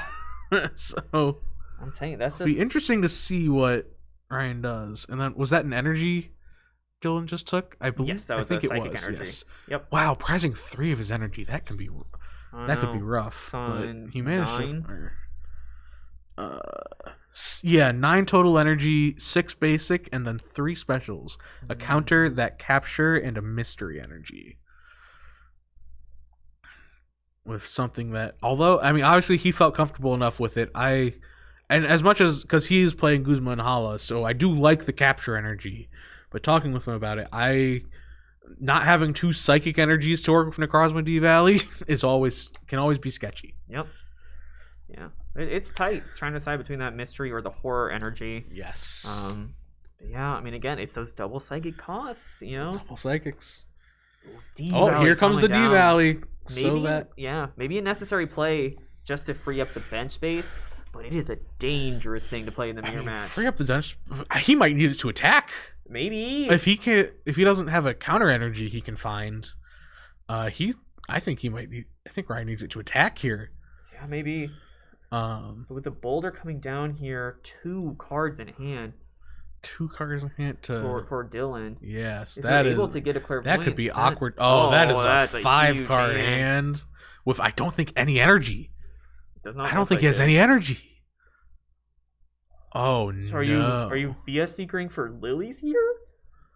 Into a 2 card hand when you just got boulder? I guess you do have Giratina active. Giratina active. You just need Clara. Clara, Yeah. that's- All right. No boulder attack this turn, No boulder. but you'll be able to use one of these psychic energies to Yes. attach the boulder and the other one to attach the active. Get your 130 damage KO on the Necrozma for like 260 because of weakness. Yes. God, No problem. weak here. to psychic is just an insult for Necros. It really is. Although it comes in very handy in the dark matchup where it is your only attacker. Well, actually, oh no, it is still in Dylan's list, but in some lists that choose to play the new Zacian is also not weak to dark, which matters into Guzzlord, which resists psychic and is 150. So while they do each need buffs to take that knockout, at least Guzzlord also needs a buff. But right here, the clearing off the parallel cities, allowing Ryan to reestablish the board here, get a monkey into play, get the Ralts into play. Looking like a nice recovery turn. I mean, I love when I get to take a knockout on my recovery turn as well. oh yeah. Max belt should be allowed in GLC. I had a friend today, actually No. Nolan, who's in Top Cut. He was joking about playing Team Flare Gear Headringer in his deck today. If only. Unfortunately, not in the deck list, so we won't see any Thank Headringers. God. Well, especially because you couldn't put it into play. Yeah, you It cannot can put only in be play, attached to but- EXs. I know. However, beautiful card. Oh, beautiful card. The red border cards, great. Oh cards. yeah, he's like, I need a story card for this weekend, and he wanted it to. He ultimately would side against Well, it. No nothing Headringer in in there, unfortunately. I don't know. Let's see. Maybe there's something else in here. He may have snuck something. Oh no, we were talking about No. Delinquent last night. Oh God, not the delinquent. Oh yeah, the Delinquent. I almost played Delinquent this weekend. Really? Reset Stamp Delinquent. Nice Reset hand. Stamp. Not anymore. That is a card. Reset Stamp is a card that's been finding its way into more and more of my lists. Last It's 3K. just- I got absolutely hosed by Yes. DeAndre in Yes. top 8. Reset Stamp. Oh, okay, that's fine. I don't care. Hex Maniac. Oh, all of a sudden I extremely care. Yes. I extremely care, actually. Excuse you, I needed to go get my teammates for counter energy. Hey, I was going to use that buddy catch. Yeah. All this item-based hand disruption, just allowing you to It connect. allows crazy turns, but Mhm. I don't know. Sometimes when I test it, I go, but is this really worth it? Because I'm playing a deck that's so good. Do I need both in the same turn? Yeah. I mean, and you don't always need it. Yeah, that's the thing about Reset Step 2 is it's like not. I've also tried red card a lot because you can just play it whenever, and while it's not as disruptive at the end of the game, turn 1 going first red cards. Oh yeah. Disgusting. Yeah. Yeah, the tool rule F on regular Pokemon tools, you have that same rule that says that you attach it to one of your Pokemon. I don't think it counts as a rule box. It does not, but I don't know. No, yeah, the Team Flare Gear is not rule box cards. However, they can only be attached to Pokemon EX. Yeah, which are so not allowed. they are dead cards, but you're allowed to play them in your deck if you want. You can play Path of the Peak, Shrine of Punishment, anything that references, or only affects rule box Pokemon. All the stones for yeah. the. I mean, hey, you got these Gadget sort of Show Rotom for Psychic coming up. Get some more tools in there, Oh baby. God. All right, Mimikyu here coming in, taking a nice clean knockout on the Giratina. Float Stone down. Monkey Dory coming into the active here. Gonna have to see what Ryan has planned for this turn. Ooh, promoting the monkey. I mean, that Mind Bend does 60 clean damage. Yeah, Yet- and if you get a dark on it, yeah, it you will. can move it over, take the knockout. You can put a muscle band on it to get Put a up to that 80 damage. But almost man confuse it and move the damage over to Wobbuffet to try and set that up for a 2-prize turn because he is gonna have to look to make a 2-prize turn at some point, Right. or try and force Dylan to whiff attacks. Mm-hmm. With Dylan just taking the Dusknoir off the prizes, looks like the only card in hand, actually. And things we can see too is he did put an energy on that Dusclops. He may be planning to attack with it this game. Maybe. I mean, yeah, he does. He doesn't have another really attacker on board, does he? Yeah, I guess. I mean, yeah. I mean, there is the Curlier that can become a Gallade, but why attack with Gallade when you can attack with Dusknoir? I mean, hey. 150 is basically 160. Right? And Retreat Lock if it lives. True. It's so funny that they made it Retreat Lock. Oh, yeah. I mean, it's actually super relevant. It's super relevant if Wailord comes into play with no energy. Yup. But also, like, in Standard, I play a lot of Dragapult Dusknoir in Standard, and it's a huge line against Crustle. Oh, yeah. Well, especially Neo 'cause upper Neo energy. Yep. Neo upper and one more energy, and you're there. Oh, man. And, like, you can gust up one with no energy on it and just swing 150. Yeah. Yep. That is nuts. Yeah. Yeah. God, I really do gotta play Standard. I mean, honestly, I think it's pretty fun right now. It looks really fun. I almost played yesterday, but... Yeah, I did play yesterday. Oh! what'd you 3 play? drop, baby. Let's go! Yeah, I had fun game. I may have only played 5 rounds this weekend, but they were 5 fun rounds. And I've watched a lot of fun Pokemon be played, so... Yeah, these events are always Oh, great yeah. matches. No matter how you personally do, Mhm. there's a lot of great people. There's a lot of great games. Oh, yeah. It's just so fun. You know, Yeah, there's one of the weekends where I have been just playing the Hex. huge. Couldn't get a dark on Monkey, but he did get a Hex. Yeah, one of the You can just come right back and knock out this Giratina. yes, it can. It does put damage on the board, which I would say could be awkward, but we know there's a Dusknoir in hand, so you just put it on Yeah. Dusknoir and then pop it next turn. Oh man, you can even go into the Dusknoir is a little risky here. With If you were to pop it, I would agree. yeah. Something else that could be just attaching that energy instead of there was a Hex blade. Never mind. That Yep. makes sense. Yep. Something else that's also, I do believe, if I remember correct, I do believe Dylan plays Dylan does play a Lusamine in his list, so he can get that parallel back, which is not. It's obviously a strong card in Psychic, but it has kind of gone away. Most people have stopped playing Lusamine because while you can get stadiums back, most people prefer, if you're going to play a supporter that gets supporters back, Cynthia and Caitlyn, because it is still a draw supporter when you open it turn 1. Yep. Again, trying to find some sort of a level of flexibility. Yeah, you still need to have a playable early game. yeah. I'll put it. Yeah, just like how Battle Compressor can make Tulip and Clara into good early game supporters. Yes. Sinlin, you don't need to have a supporter in your discard pile to play it as long as you discard that card to draw 3. It's not the most impressive card you're ever going to play. But it draws you 3 cards. I mean, any port in this storm. Yes. There are many games where I have been like, please, a nest ball, anything. Look, not every game can be Arvin for Battle VIP Pass on turn 1. No. Sometimes you just got to do what you got to do. Yep. All right, so Mimikyu. Yep, just coming right back in, knocking out. I mean, pretty simple turn from Dylan. Still got that 1 prize lead. Tina coming back. Another ping. That Wobbuffet's getting close to monkey range. 50 HP. Yeah. Trainer's Mail. Just 2 monkeys away. Oh, man, the N. Ooh. It's tough because you know that Dylan just took teammates off the prizes. Yeah. But do you even have a knockout lined up this turn, though? I mean, even you're ending to 4. You're going to have to hit, like, okay, you taking Evo Soda, I can get. Yep. Oh, because you got Curlia here, too. Yeah. Yeah, that's pretty good. Or I get so many cards in hand. Yeah, you do not want to play. I will say this list. If I had any problems with Ryan's list, it is definitely the lack of a second retreat tool. Malamar. Even if it was just Air Balloon, I really want a second retreat tool.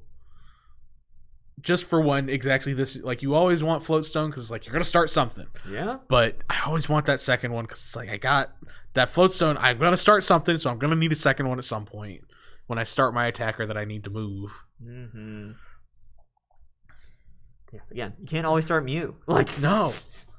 But by God, when you do. Oh, God. It's beautiful. I had a game today. Start Mew, Arvin in hand. I'm going second. Mysterious Tail into the VIP pass. Oh, Arvin for the Poffin. Oh, you're how do set I ever up. lose? Right.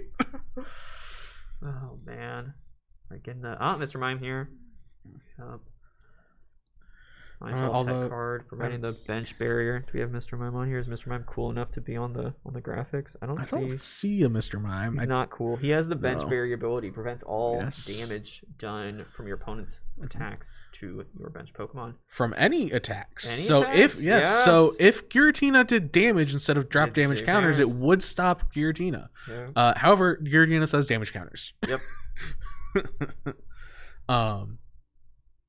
But many people are choosing, apart from wanting to play the Celebrations Mew, because Psychic does, as Psychic always has more options, also have a Mew with Bench Barrier, which has an attack to spread damage. Most people are choosing Mr. Mime, both for the option to play a different Mew, and it does have 10 more HP, which can always matter. Yep.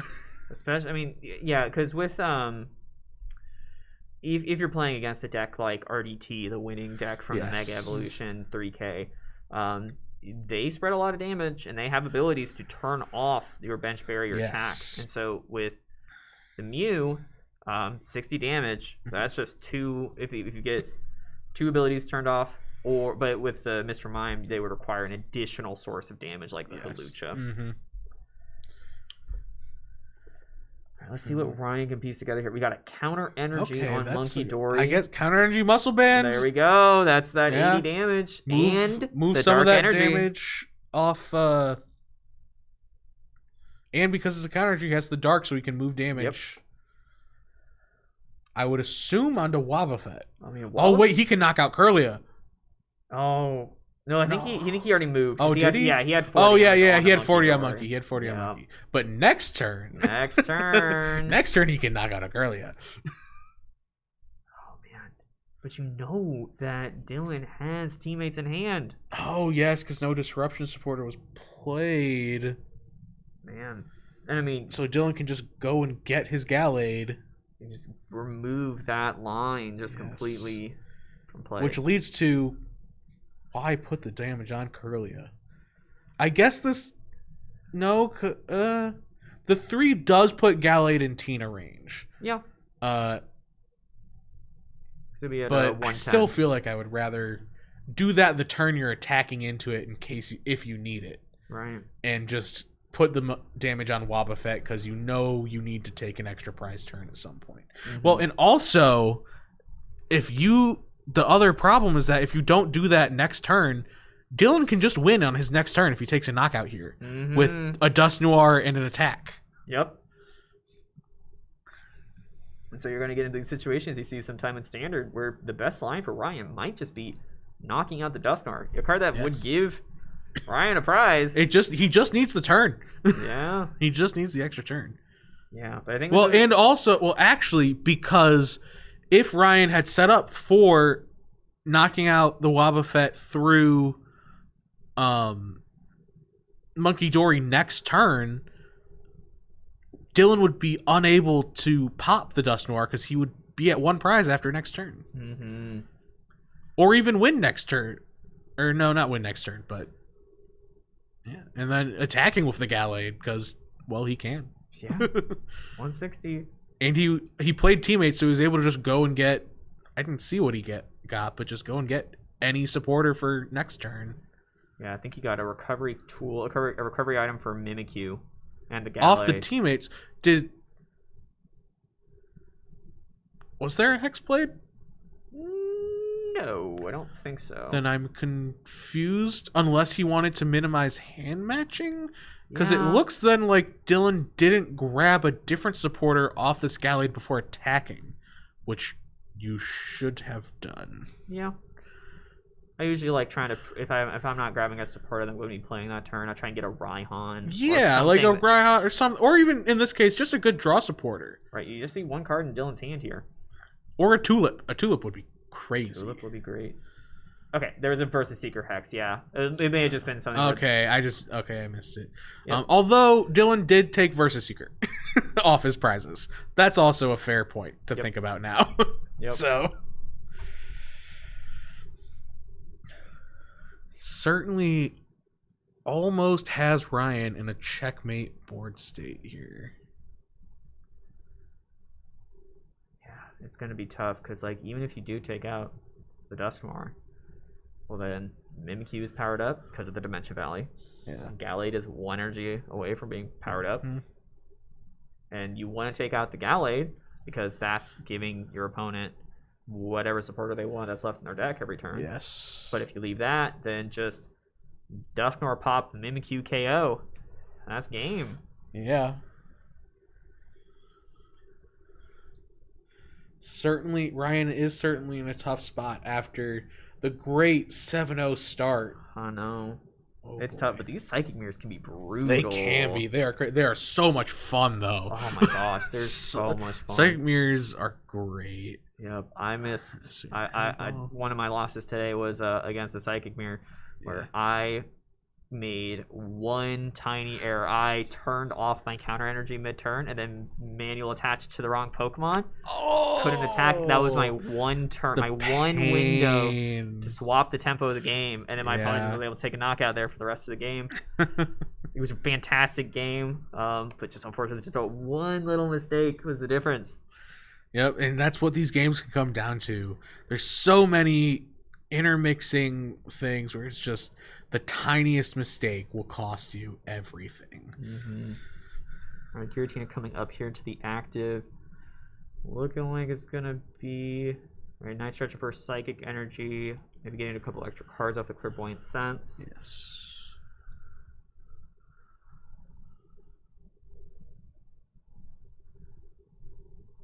Love. Oh, hard retreat into the Mimikyu.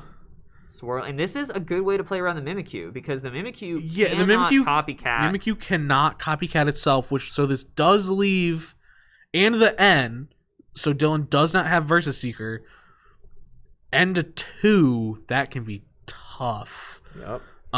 So Dylan's only attacker on board could become the the Dust Noir. There were 3 energy on the Tina. They manual attached it and retreated. Yes. Yep. Hefty girl. 3 retreat cost. Yeah. But yeah, I mean, if this... But at least it Valley is goes down. exactly as much as it needs to attack, unlike Boulder. Yep. Boulder says, I'm attacking, I ain't moving. Yep. Yeah. Copycat Swirling Slice. Galley goes down. There's a Malamar, a Mimikyu, and a Dusknoir in play. So we need to see... Oh, but you still have the Dusknoir attack here. Yes. Night Stretcher, getting back Mewtwo. Oh, do we have... Oh. Oh, we have the energy in hand. We're moving fast here. Yeah, this D-Valley has stuck for a long time. And this, which, while Ryan needed it to attack that turn, you has can take become the energy Ryan's... off the prizes. Yes, It's yes, right you can. there. Retreat. Oh. Limit break. And that's Good game. And Dylan Ryan is on to top 4 of our Phantasmal Flames 3K. Congrats to Ryan for a Yes. incredible 7-0 run with the Monkey Dory. Yes. But Dylan playing really well. Yeah. Really clean. Yep. Yeah, has the crest in his hand. He has the crest in deck because it's just... You need it for the Tinglu sometimes. He was on for a while, the Mr. Mime, and then he played 1 game with the crest and decided to stick with it just because it was an extra warm body. I mean, hey, the Mr. Mime. The Mr. Mime works best if you have Monkey Dory to then move the damage off. Because if you don't have it, then they'll do the one Silent Lab. They'll do the one Silent Lab, and the damage just sticks, and they have as much damage as they need for the rest of the game. Between their Blood Moon Ursaluna, their Marshadow on Malamar, Gust stuff, all those things where it really matters. Mm-hmm. Now, Good games. Yes. We have a Psychic going into top 4. yes, we will have at least 2, as again, the 4 Psychics did pair into each other. Yep. I think the Low Energy Water and Hydro Pump also moving on to top 4. So although I do believe the Low Energy Water might have had a deck list error and had to change Froakies or something. I believe I heard about it. Now, I do not know exactly the nature.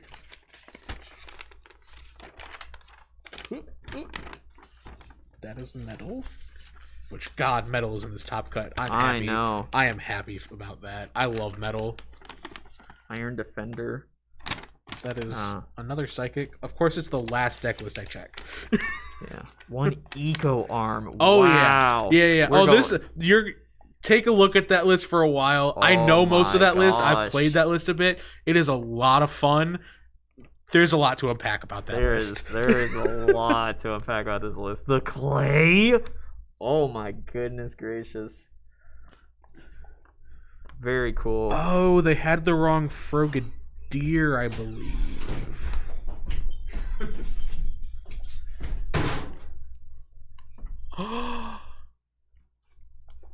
Oh, hello. I would have to confirm. I'm not sure.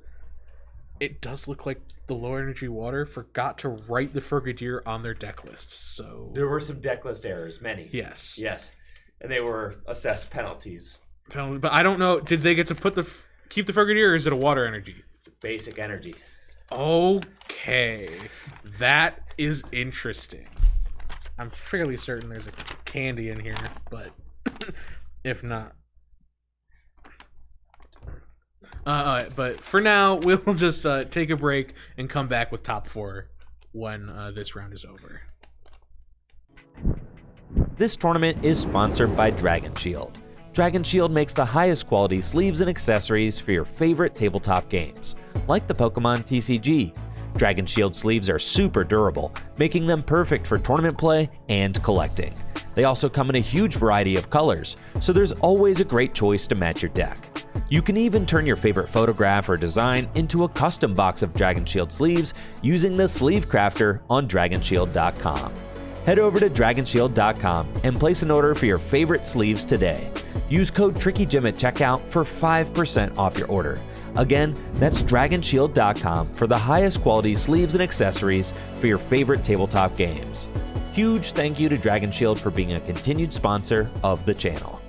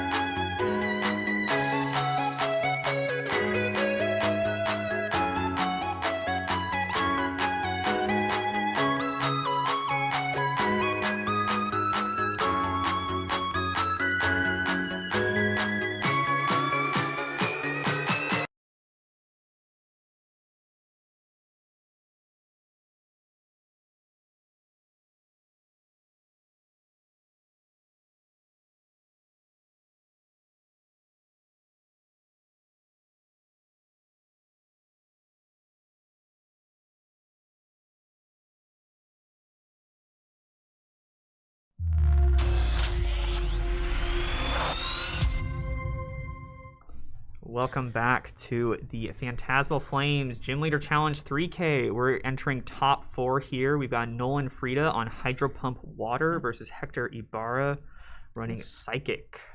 Yes, interesting Psychic list. He has Monkey Dory. He also has this Ancient Origins Natu with the Ancient Trait to take an extra prize in there, with things like the Strange Timepiece and the TM Devolution, the TM Blindside at the very least, to try and take extra prizes. Certainly a very interesting build. Also, the Mysterious Garden Stadium that most GLC Psychic players have decided against playing for a little extra draw power. And the Nolan's Hydro Pump list is just the list that Trevor Redding top cut. I forget exactly how I think he's made 3 top cuts. Yes, but with this exact list, it was just the last one. Yeah, the Mega Evolution. The Mega Evolution, he top cut in, I believe, just top 8, actually. And I believe Nolan has decided that list is good and has ridden it to a top 4 so far, with, I'm sure, excellent piloting. Yeah, you might remember Hector Ibarra. He made top 8 at the Mega Evolution Standard event, playing the Goldango, Yes. Soul Rock, and Lunatone deck. Paired into Emma Hagen. Yes. Top 8. No one was beating her that day. No, she was locked in, eyes on the prize, and I bet these players are too. Yes. Just 2 more rounds to go here. Playing here in top 4. Players are all set up. Got the fist bump. No one taking a mulligan, it looks like. And Hector starting the Inkay. No one's starting the 70 HP Frigibax here. And it looks like Nolan going first. Brooklet Hill, good start here. Always finding all those basics. Gonna be doing a quick prize check here, of course. Big one, notoriously prized in water. Drizzile, got to make sure that's there. Especially with that Sobble that he just brought up to the front. Yeah, the Drizzile line in here. Such a key, iconic the reason piece water of gym. works. Yep. Just the ability to get any trainer card on the stage 1, and Inteleon allow you to get 2 trainer cards. Also be a very strong attacker. 2 energy for 120, and you get to snipe 20. Oh man, even I've seen people, namely Trevor Redding last time, into matchups where people play babies like Badu or Cleffa. Sometimes all you can do is that 10 damage attack that your evolving basic may have, and he's just able to see the line where it stays in play, and he Aqua Bolts to take a 2 prize turn. So that extra 20 between softening things up or extra prizes, whether you just whiffed a 1-shot another turn, is great at making 2 prize turns. Especially with the Shady Dealings, where you can just go and get the Guzma to put that damage thing on the bench. Yep, so Brooklet Hill getting Sobble here, looking to set up that Drizzile line. And Dive-Fall, letting you get any water Pokemon that you want.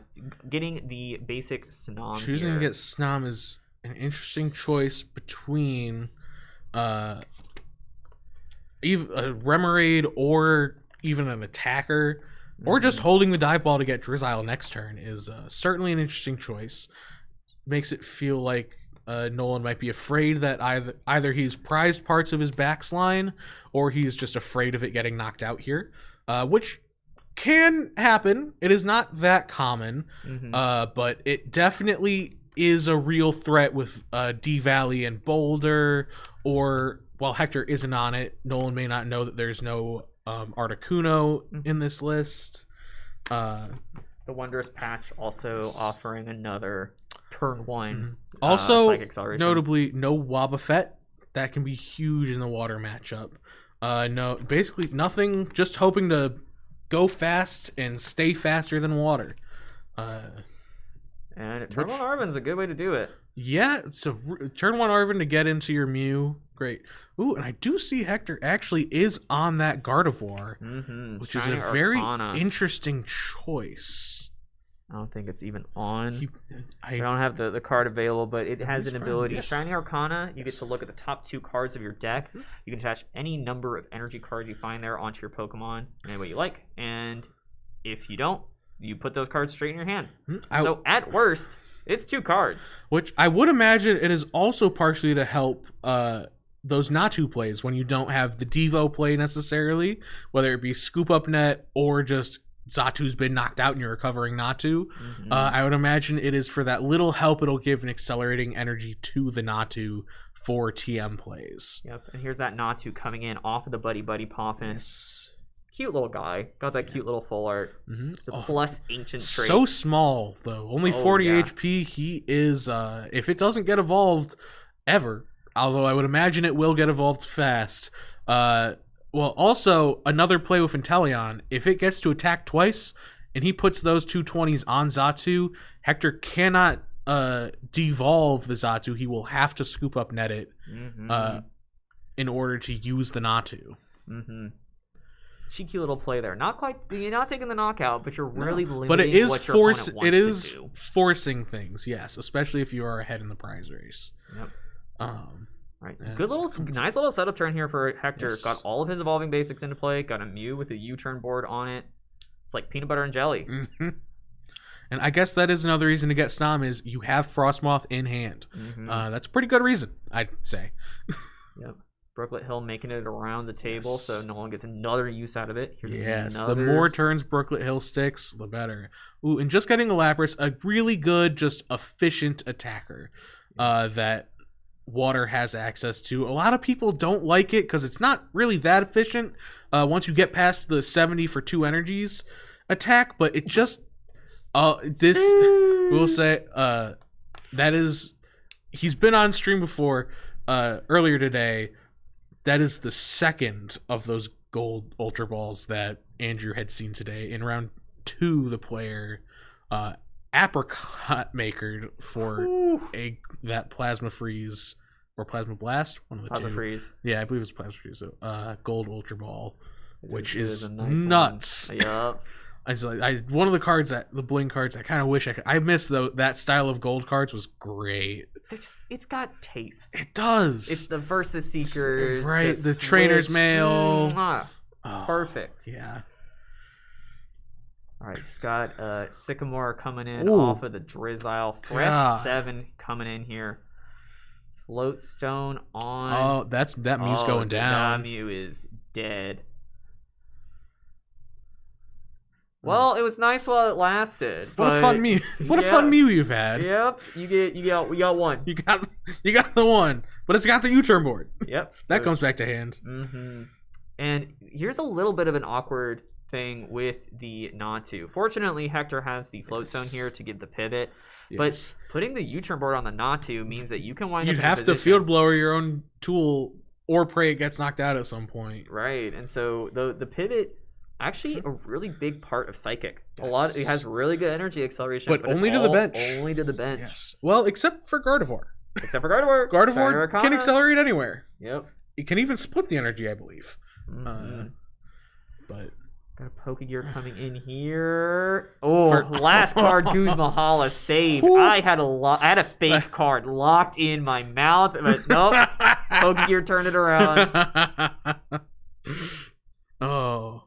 What? Why don't we just play random receiver? That gets you something. Yeah, it's like guarantees you something. It will always get you the boss. And there's a gold version. There is from a the gold generation. version Very that looks slick. really nice. It looks really sick. That I believe, because I think all the normal ones have Sycamore. I believe it has a different professor on the art. In You the can gold get one. Juniper or Sycamore, but the gold one only has Juniper. Okay, that's what it is. Yeah. All right, but got a nice little earthen vessel here. Kind of your second choice for energy search. Yeah.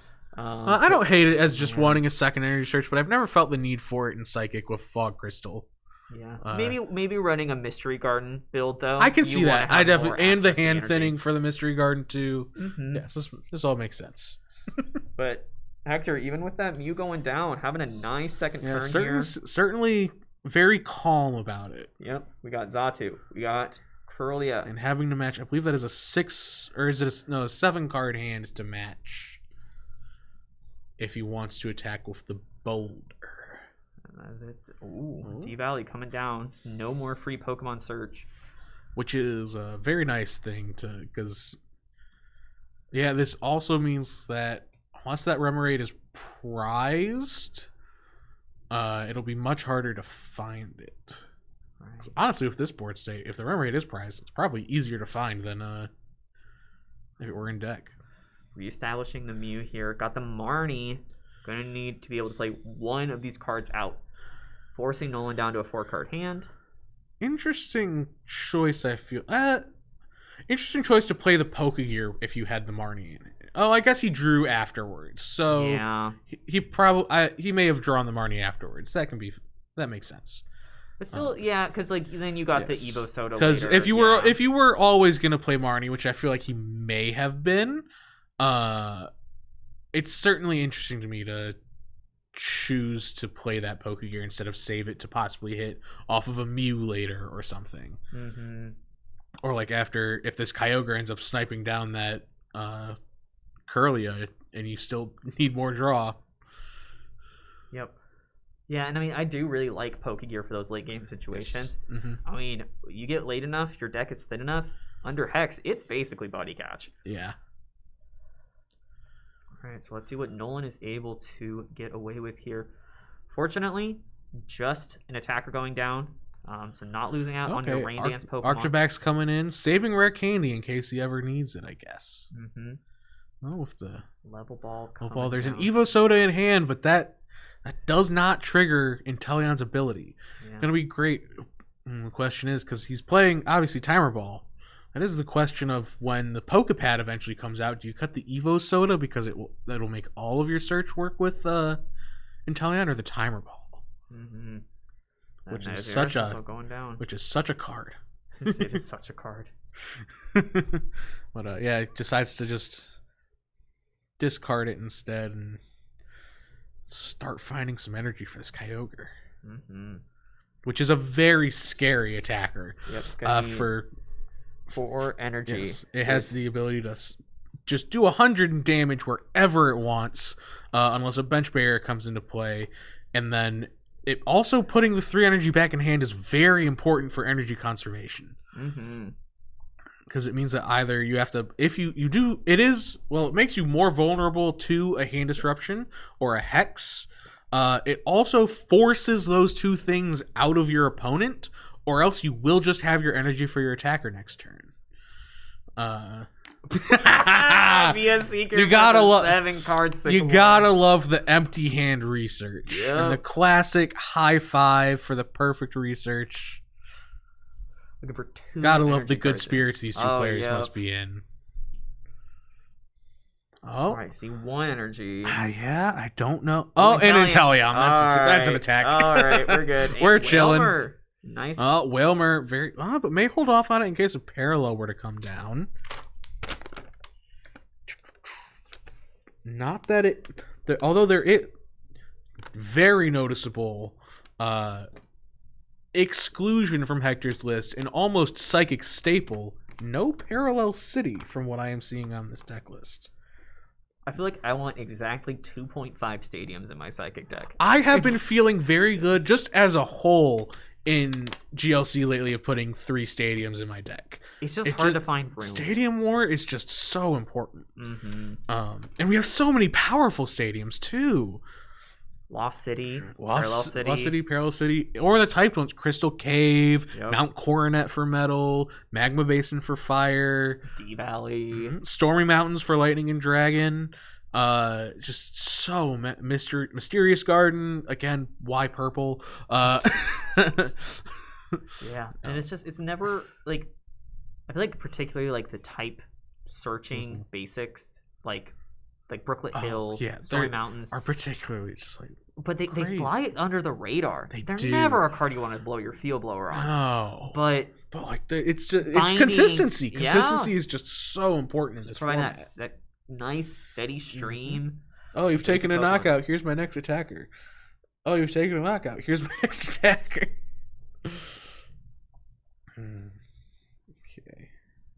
Oh, Mysterious Tail Mew finding a fog crystal.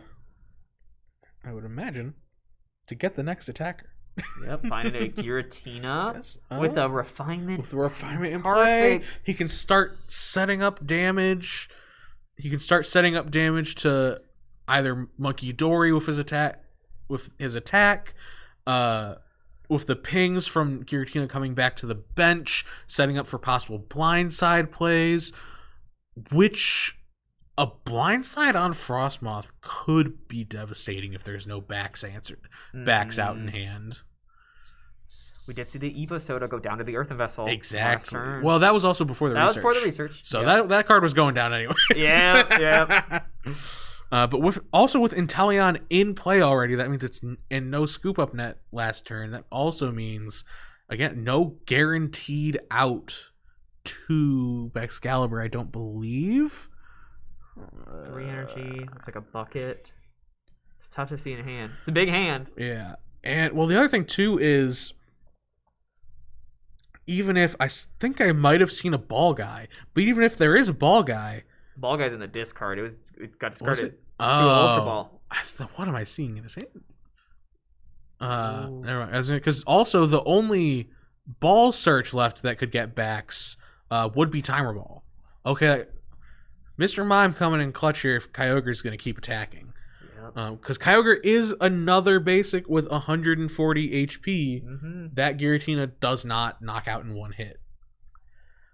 Although also another thing, even if he doesn't knock out Frostmoth here, important note, Frostmoth does only accelerate to the bench. If there isn't a Baxcalibur out in hand for Nolan, just punching Kyogre could still lead to not an attack from Nolan.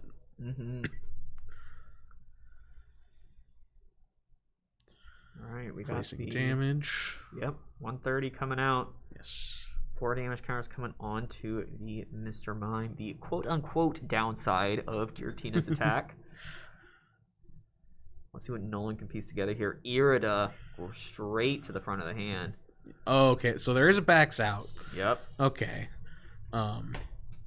Mr. Mime also notably preventing that what I talked about earlier with the Inteleon attack setting up so that Xatu couldn't be devolved into Natu. Mr. Mime does prevent that little 20 poke from Inteleon.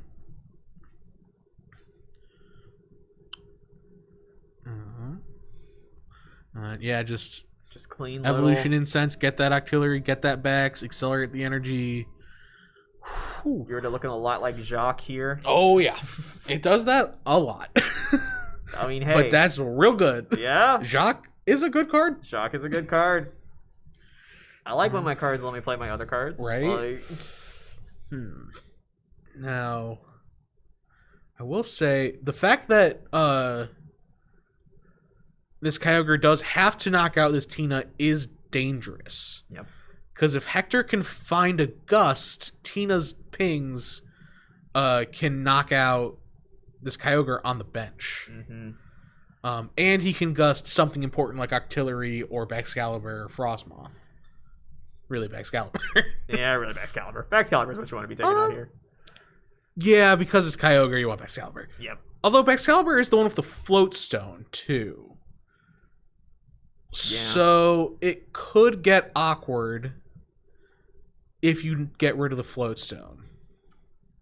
Looks like But Octillery would also be a decent target because Inteleon's already in play. Yeah. So The hand is pretty gummed up with, the hand is with energy the hand right is now. also gummed up with energy. The only way that's not going to get fixed during Nolan's next turn would be if a Hex Maniac came down, though. Yep. This is a Blacephalon turn that I forgot about. Oh, This is another great follow-up for the Tina. This could be big. Because this is guaranteed a 2-prize turn. The question... You can get 3? No, you can't No, you 3. can't quite get 3. Unless... No, because you don't have the bench space. If you had an extra bench space Get where you could, like, Monkey Tina, scoop up Tina, discard it, and Tina again, Yep. you could... No, it would still be a little too you'd much. be 1 short. However, if he can find a Gust or a Hex would also go. Actually, Hex don't knock out Kyogre this turn would be insane. Yeah. Unfortunately, Iono's just been played by Hector. That's still really good. It's still really good. That's still really good because now you definitely get you get energies? you go those energies are down. You go get Octillery. I feel like you just Octillery and like set up for no. You take the 2-prize turn where you have it. I think, especially like sort of. But he could get greedy here. Interesting that he put the 2 energies on Blacephalon when he didn't need to. With D-Valley in play. But it also fair in case just another stadium bump were to come down. Just going for the 1 prize and setting up for another 2 prize and hoping Kyogre sticks. Oh, but that's a Tate and Liza in hand, so if there's another energy, Hector's about to get punished, but not that hard because Tina can still come in and knock out Kyogre off the bench if Inteleon is swung with. But I don't believe there's another energy in or out to energy in Nolan's hand. Oh yes, is this Blacephalon? Yeah, is Blacephalon on here? We should note super relevant. this Blacephalon that has, in recent times, with the different attackers being printed, I guess we don't have access to show it on stream. We got the mystery card though. From Cosmic Eclipse, is very notable in that its attack for 2 energy allows you to place 4 damage counters however you like. However, when your opponent has only exactly 3 prizes remaining, it lets you put 12 damage counters, like a friend that rotated out last year, Sableye, with its Lost Mine attack. Now, this attack can do a lot of things, in that if you can get something stuck in the active, like we may have seen here, you can go get for 2 turns. Being able to do that for 2 turns in GLC can just win you the game. Seeing the town map here from Nolan. Quick balling away the Arvin that I thought was going to be going to get like a superior energy retrieval. Or even just an energy retrieval. Although I guess I'm not sure. It may still only be the 2 energy. It's only the 2 energy in the discard from the Lapras, so it wouldn't be enough. So he really, Iono needs to hit exactly 3 energy off of this. With Vessel is down, I don't remember if Bucket or Letter are down. Letter is down because he had to search it with the Inteleon. That's right. So Bucket and a bunch of basic energies, and he's got to hit 3 of them. All right, 5 cards. There's 3 energy. He's in a really good spot. That Bucket. No one's in a really good spot here then. Yep. By being able to leave Kyogre active so that Tina can't ping it by itself. Yeah, gonna have to see a Guzma player of some sort. Getting that. Or a Monkey Dory could come into play. Yeah, Monkey Dory. That's also an option. 4 little damage, a surprise tool to help us later. However, that would bench lock, and we'd have to find Gardevoir as our attacker for turn. Yep. Which would feel... Well, there's Gardevoir in hand. It still would feel pretty bad, I think, attacking with Gardevoir. You'd like to keep your draw support on your bench in case of Ionos or whatever. Retrieval and Scoop Up Net here found for Hector. Picking up the Scoop Up Net. Okay. This could also be a Natu turn because he does need to come back. Yep. Yeah. That is not an option. Currently 4-2. 4-2 prizes. And if Frostmoth looking like an option for 2 prizes. And then if you can pick up the KO. If he were able to push... Is there an escape rope in this list? No escape rope.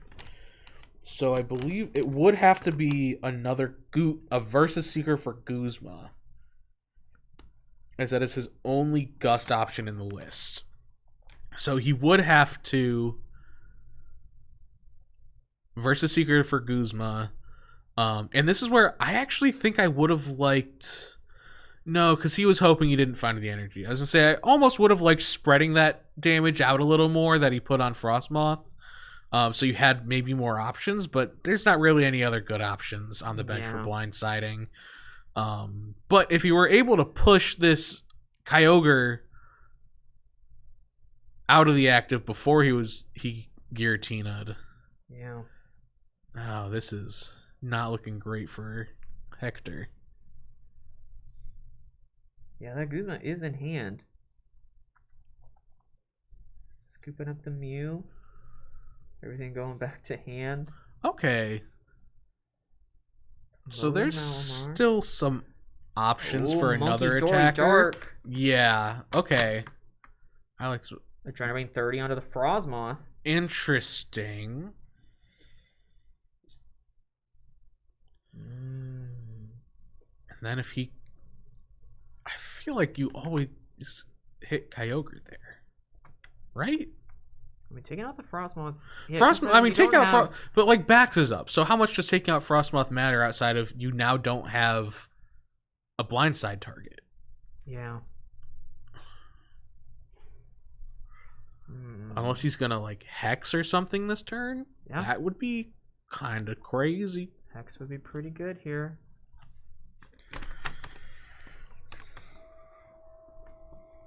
That would basically leave Nolan with Inteleon as the attacker. Yes, which does not... Although there is a muscle band in this list, it would need it to knock out Giratina. Right. With Arven down. No Yes. Mm-hmm. Octillery established. There's no teammates or Raihan in the list. Right. Which is one of the selling points of the list, is that all the consistency supporters are playable in on turn one. Mm-hmm. All right, Hector is continuing to draw cards, trying to see what he can piece together. Playing with his mystery energy. Where's it gonna go?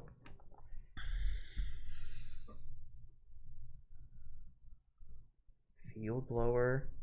Take out the float stone. That's a big thing. 'Cause now a Lux Cape could be available if Nolan is playing it. No, Nolan is not Yeah, on a Lux Cape. no Lux The Cape. only two tools are Muscle Band and Floatstone. Okay. Yes. And to answer your question, I guess I'm not sure what I saw. No, never mind. I saw things were already answered.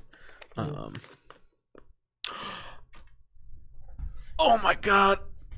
I didn't see it, and I bet Hector didn't see it, but as Jamie has just mentioned in chat, he could take 2 prizes with Natu without a TM this turn. Oh my gosh. Yeah, because it just does 10 damage.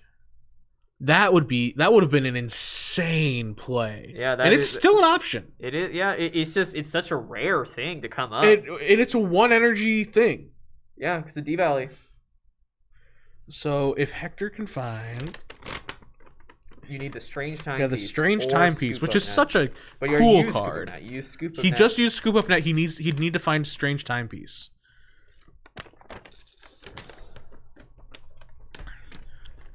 Now I do really wonder if he's going if Hector sees that play even and is going to go for it. Has Hector supported yet? Yeah, he played a hand disruption on supporter. Oh yes, he did. That's right. I think it was N. Yeah. Yeah. Okay, all these. He's busy Yep. looking through the list to find stuff. Identifying which. Yeah, and I mean, actually, because he only needs 1 energy, it always makes sense to accelerate to Giratina here. Oh wait, but he's already turn attached. I guess he does still have Malamar, so Yep. if he did find it, he could do it. Assuming he saw it. I don't know that he saw it. Are we gonna attack with Nothing? Mr. That's gotta be wrong. Okay. Well, I feel like Nolan dodging here. What is that? In hand. Poffin, a field blower. Yeah, nothing to grab off the Poffin other than like a Basculin, but Yeah. that's just That's just monkey meat. Like monkey food, Natu blindside food. That is nothing. what is Nolan going to be able to get together here? Because like this Kyogre is just stuck. I do really wonder if Hector sees the Natu play at all.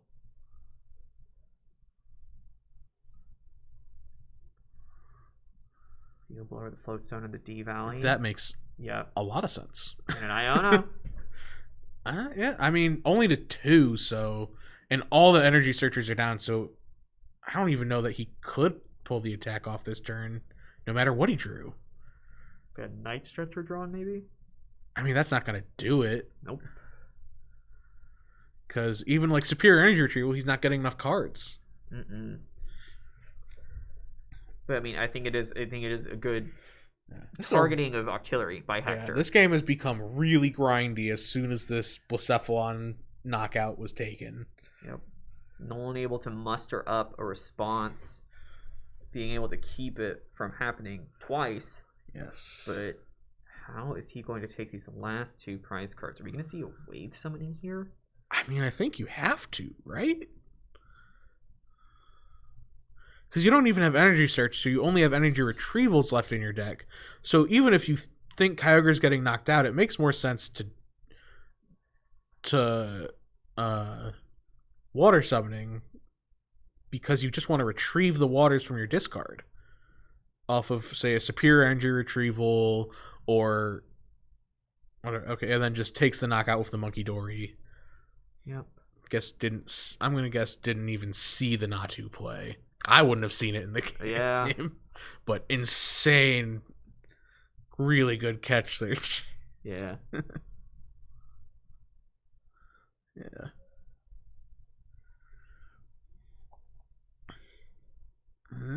Versus Seeker and Guzma. Yes. Powerful GLC cards. Yeah. I mean, if you can... Oh, it's going to be... You need Muscle Band on the Tina to knock out the Baxcalibur. It almost would have been worth it to just... No, because Monkey doesn't do it. Yeah. He only had 1 damage in play, too. Does he have the Muscle Band, or is he just He's punching it? It is for 130. He's just punching it. Yep, just punching. I mean, what is he gonna do? I mean, it's nothing last it's knocked turn. out next turn no matter what. Yep. Unless they knock out Monkey, but then you have this on board and can just focus on recovering Monkey.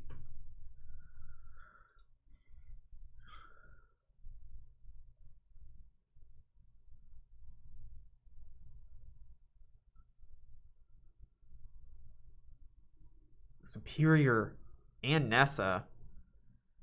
Okay. Lots of Now ability here's the to other work over question. here.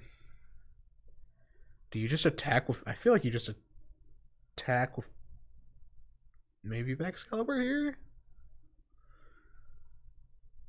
And then just push up the Wishy-Washy? No, he's just gonna... I mean, Bax is going down, so I feel like you almost just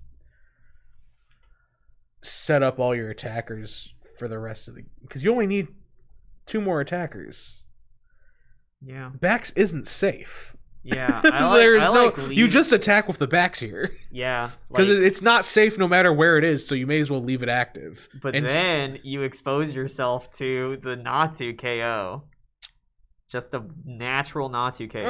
I mean, Hector didn't see it last time. And Hector may have not had it available last time. Yeah. Hector, I mean, maybe a strange timepiece is prized. Well, the thing is, that Bax isn't living the turn anyways. Yeah. So I guess Wishy-Washy is the fattest thing that can be in the active. So that's fair. I do really hope that Hector doesn't just instantly knock out this Baxcalibur coming into this next turn, and does see that he should be digging for a Natu play. Yep. Counter energy. That's a good part. That would help. Yep.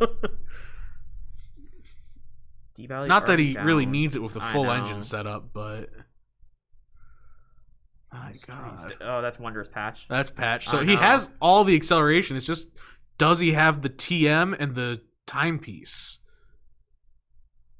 Yeah, you still have There's Guzma teammates. available. That Yeah. if they're in deck, he has it. If they're in deck, he has game. Yeah. But yeah, if you do just have Tina, you can just monkey and then Guzma up the whale. Oh, if you have Goose, then yeah, you can. So he has game 5 ways to Sunday. Just has to figure it out yeah, and figure out which way he does it. yeah. Because you don't even need to really worry too much about counter energy here. No, it's just a matter of getting an attacker up Yep. with something it can knock out in your opponent's active. So it doesn't get to. Like he's not going to get to do any of the cool plays, but will win the game, and that's sometimes more important. I don't know. Oh, cool with plays- this much money on the line, Yeah, no, cool I'd plays. take yeah, the yeah. game. Yeah, cool plays are definitely more important. Ooh, the gold versus seeker. Yep. Ooh. Really liking Hector's the bling in Hector's list. Although I do personally prefer the all the pre-release stage ones. Yes, the shiny Malamar. I prefer the pre-release Malamar, especially now that we have the other NK we've decided is optimal. Yeah, yeah. Unfortunately, I like the cute little shiny line. Yeah, but only if they're all shiny. I know. For me. All right. Well, that is game that is one game going one. to Hector here. Yes. After a very strong start from Nolan. Mm-hmm. Nolan's able to piece together some tricky plays under some pressure from the Psychic, but Hector just got some really, really textbook start for a Psychic deck.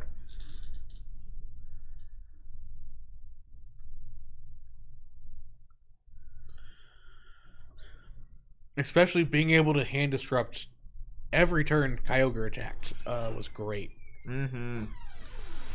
And honestly, I think that's a big downside of Kyogre in water lists. It is rough, but you need the power it gives. It is a lot of power. Like it's obviously it's a downside that's available, but Yeah, the 180 snipe is just so powerful. it is so strong. Yes. But just the weakness to Gust KO the Rain Dancer or just set them the both Hex. up like Nolan just did. Well, then Hex KO, Well, what deck doesn't that body? Yeah. I've gotten many arguments of people being like, but what if they take a Hex knockout? I'm like, what deck doesn't lose to that? I think that's one of the strongest plays you can make in the format. Wow, Psychic has not won any of these GLC events. I know it hasn't won any of the it's been the post-pandemic most. ones. Clearly It doesn't won need what? anything banned. Oh, it won one before COVID. Oh, okay. During COVID. Or During COVID? Okay. Like right after COVID. Trey. Trey, okay. won the Psychic. Okay, one Psychic dub. One psychic dub. Not in the GLC modern era. Yes. Yeah. As we have these past 3, now this is our 4th big event here at Full Grip. Yeah, I mean, it is pretty impressive that It Psychic has is been the not- most represented deck in Top Cut by a mile. Right. I mean, 4 finishers this event, 4 finishers last event. I believe 2 in the other 2 events. Yeah. Or definitely 2 in the Destined Rivals. I'm not 100% sure on the Journey Journey Together. Together one, if you Yeah. were the only one or not. But that colorless Yeah. was also crazy. Colorless was crazy. Top 4 right now. I see there's Zach. We have here Hector and Nolan playing Monkey Natu TM Psychic against Rain Dance Water. And then the other top 4 match, we have Dylan Ryan playing a Dust Noir Psychic list against Austin, who is on a low energy water list, although he did have a deck error, and he forgot to put the Frogadier he was playing on the list, and that had to be subbed out for a basic water energy, and there is no rare candy in the list. Yep. So we will see how our finals shapes up. And so low energy water, they're on the Vanguard Punch.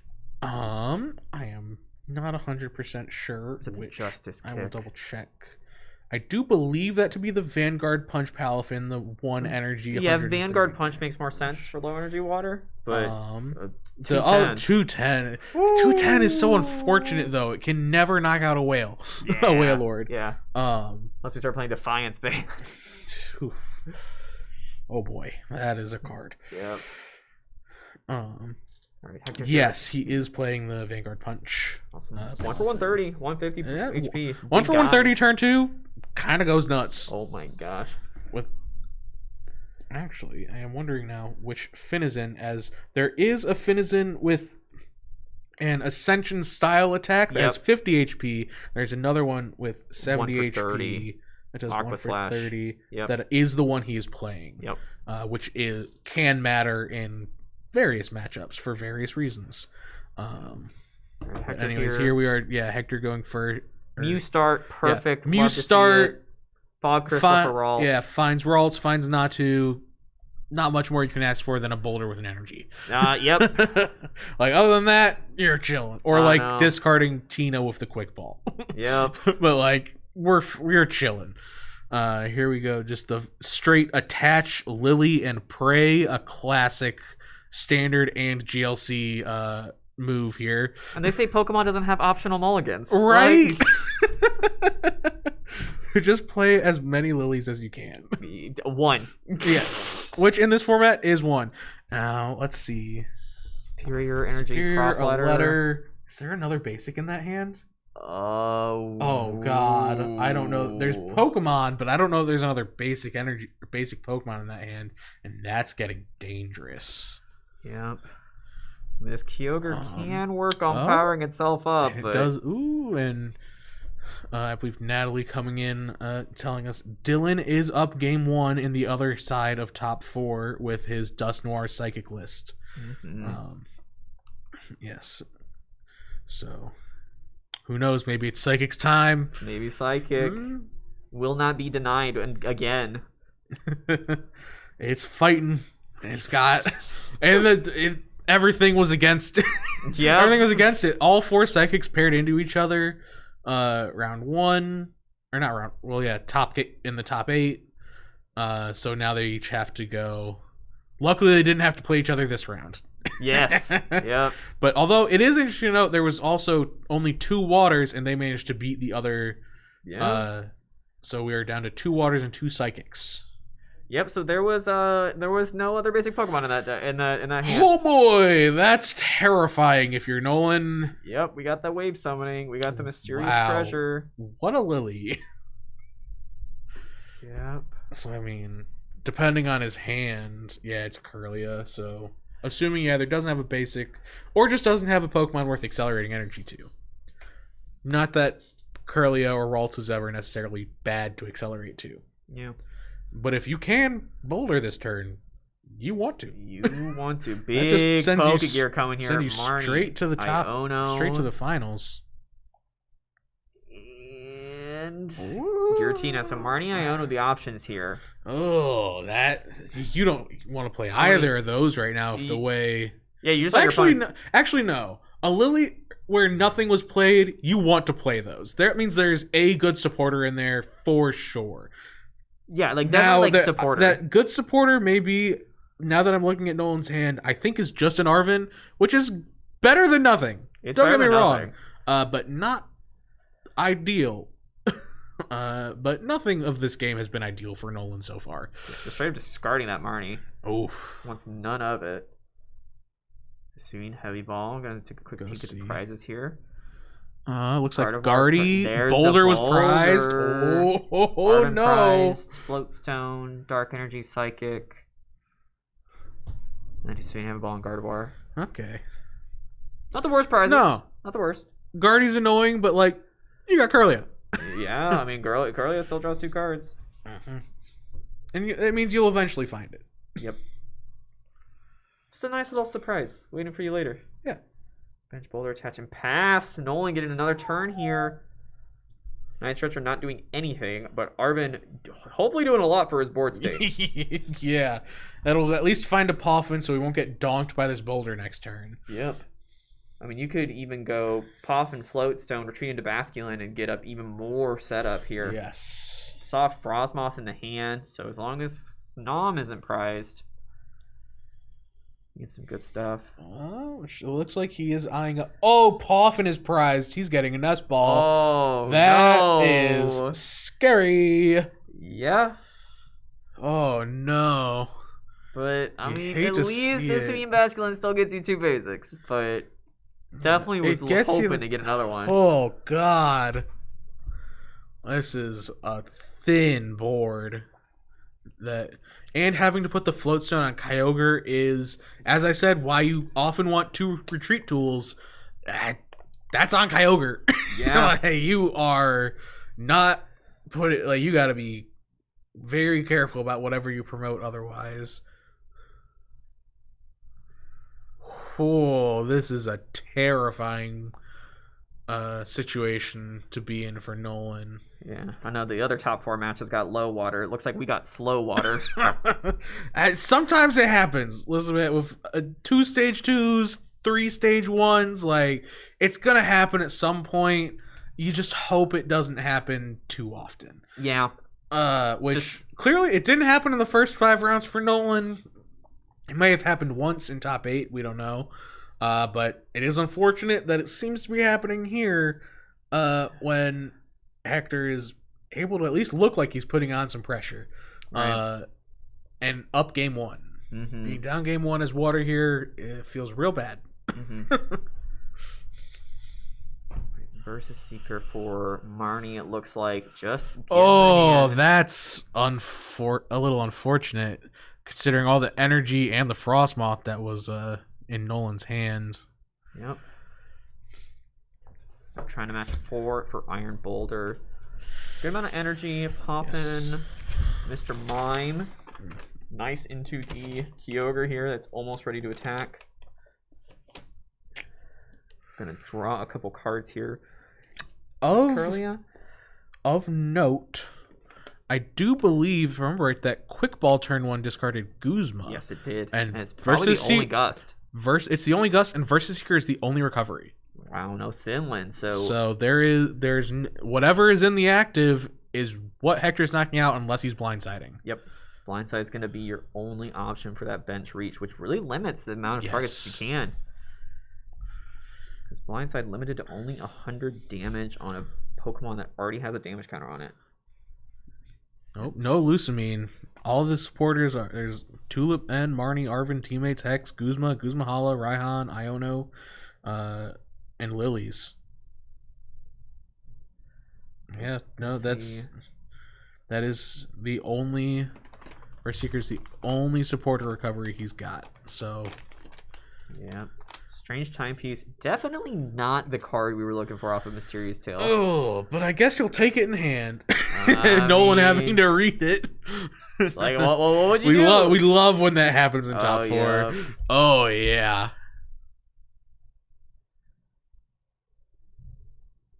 So, do we have an attack this turn?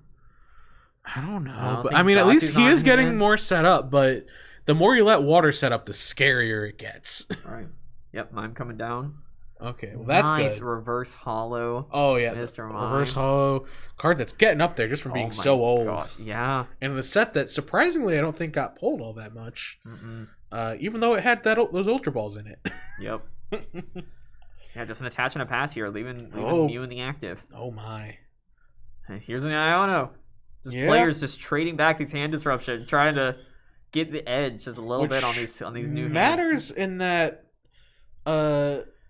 if you want a hand disrupt at the end of the game, that might start to get tough. Yep. I mean, it is nice to have these Ionos, these ends, just as cards. It's nice just as draw supporters, but it is good to realize, especially on Hector's side, where if it's in the discard, it's there. Yep. So his discards off of Curlia will all be very important. If I believe he still has an Ultra Ball to play, are all something to very much take note of. Mm-hmm. Especially since while it looks like Hector has a much better setup board, how much better is it really than Nolan? Especially at this point, Nolan has 3 energy on his Kyogre, just was able to find his Octillery, has Snom there to possibly accelerate more energy. And even if he doesn't, he's fine going and getting his Frigibax, which is actually in hand, going and getting his Sobble for next turn. Yeah. And just letting... and just attach his return. So it looks like that's what we will be doing, most likely. Although he does have Tantalize in hand, so he could switch still.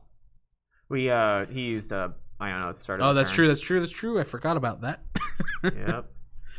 But for next turn. For next turn. I mean, he's got a couple little setup guys chilling in the active Yeah, together. I mean, he does have Scoop Up Net.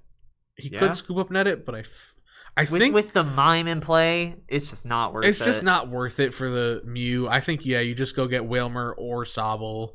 Both are very strong grabs here. Yeah.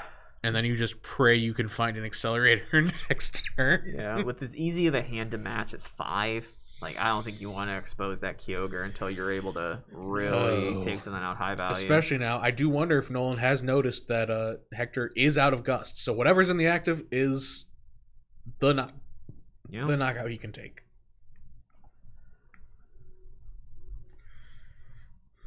And here's Xatu coming in for some more energy acceleration and also card draw. Mm-hmm. I would imagine. Now here's the interesting thing, especially knowing Guardy is prized. If you were to Clairvoyant Sense on this board, I feel like you just put it on Xatu, right? And possibly set up the play. Yeah. Evo Incense looking nice here. Going to be able to pick up the Malamar. Yes. Although no Psychic Energy in the discard, I think?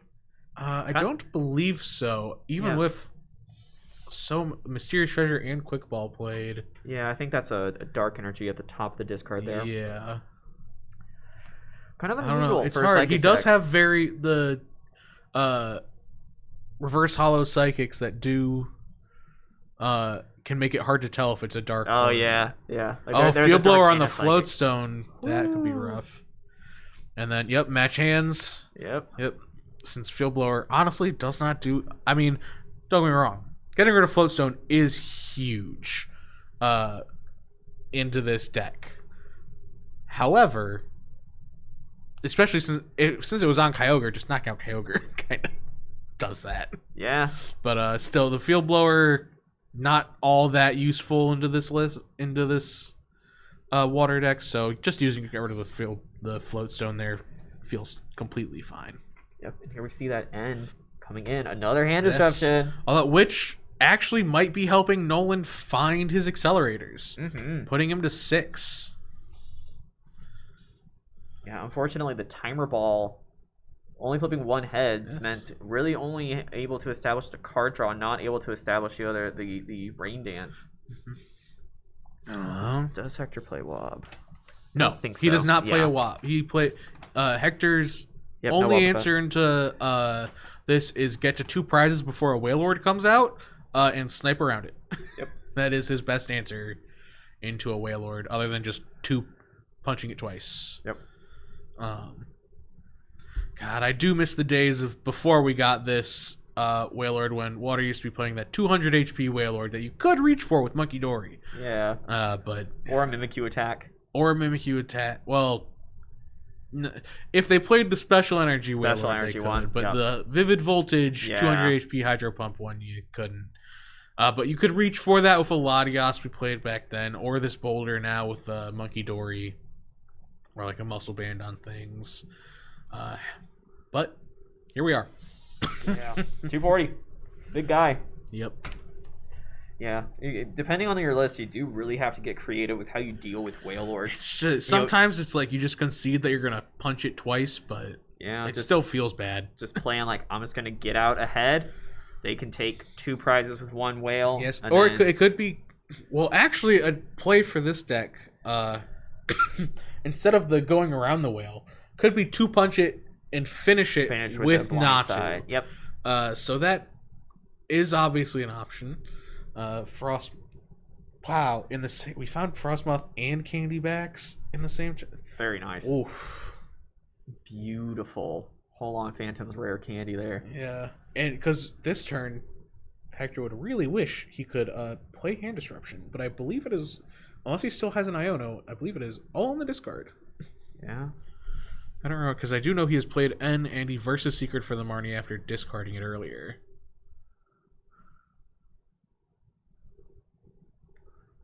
Starting the turn here with Curlia. Yes, discarding Monkey Dory, which makes sense as you have no damage on board. Yep. Well, Strange Timepiece is back in hand after getting disrupted a bit ago. What?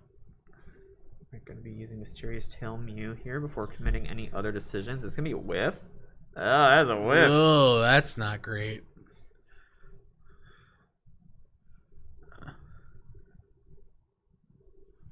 What is this Nest Ball coming for? Unclear. It doesn't really have a ton of options. Has he left. found? I was gonna say I don't think he's found Tina yet, so he's just gonna get Tina. Yep. Okay.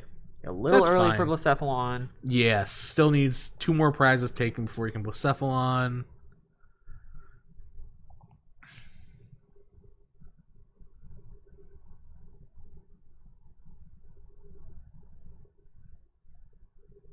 Alright, got Energy Retrieval here, getting back the Dark and the Psychic. 2 cards off the Zatu. We're going to see Hex. Oh, there's Blindside. Blindside. And Strange Timepieces in hand. Yeah, and Earthen Vessel. And Earthen Vessel. So if only that Giratina was in the discard. Yeah, I know. Man. But at least we do now have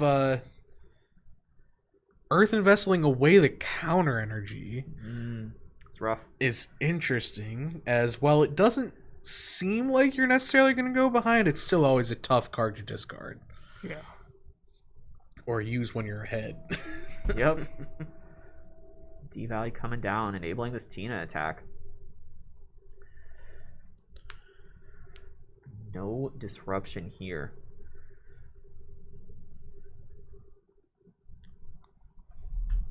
Alright, there's the 130. Yeah. And we were here again last time, but there was very familiar. But not nearly as familiar as there's no hand disruption this time, Yep. or a hex. Yep. There is nothing stopping this Kyogre from just knocking it out. Yeah. Not that that's with no gusts in deck, that is bad.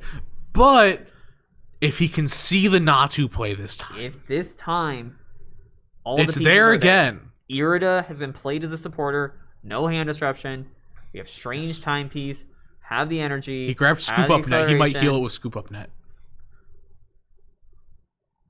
which is at this point is probably correct. Whether Hector sees the play or not, It could be. I mean, it does effectively steal a turn. oh, he can attack. Just swing with Whale here. Yep. That I forgot about the Whale. Yeah, that's tough. Although we might be seeing the Lapras come down. Nope. Poffin, fail it. Really? Oh, Sabo must be prized then. Yeah, gotta be prized.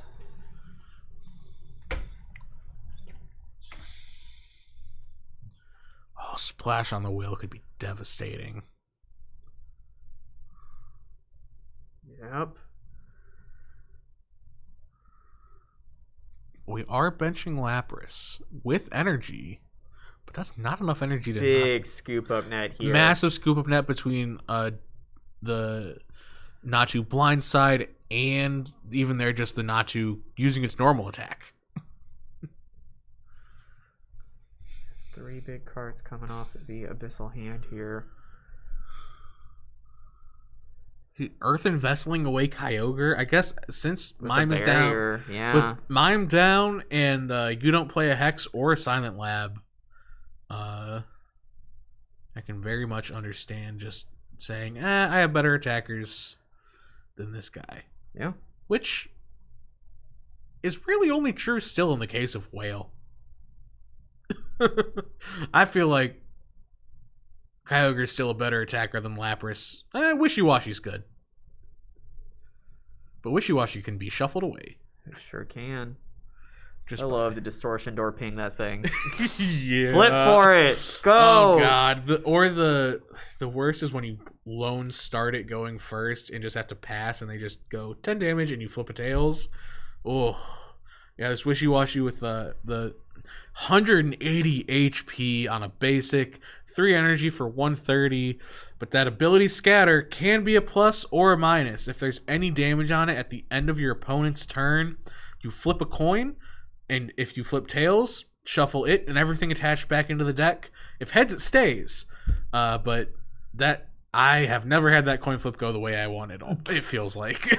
It's never like clean which way you want it, because sometimes you do want it to go back in the deck. Sometimes you do want it to go back. Sometimes you just say, I need this energy in play. Yeah. Please don't This is run the only away. thing I have going. Stay here. Stay with me. I have attached to you 3 turns in a row because I can't find my accelerators. But yes. So let's see what Hector can put together here. Drawing some cards, accelerating to Giratina. So getting the distortion door counters out on the blindside targets, but looking like we're just gonna be smack into whale. Also to note this turn.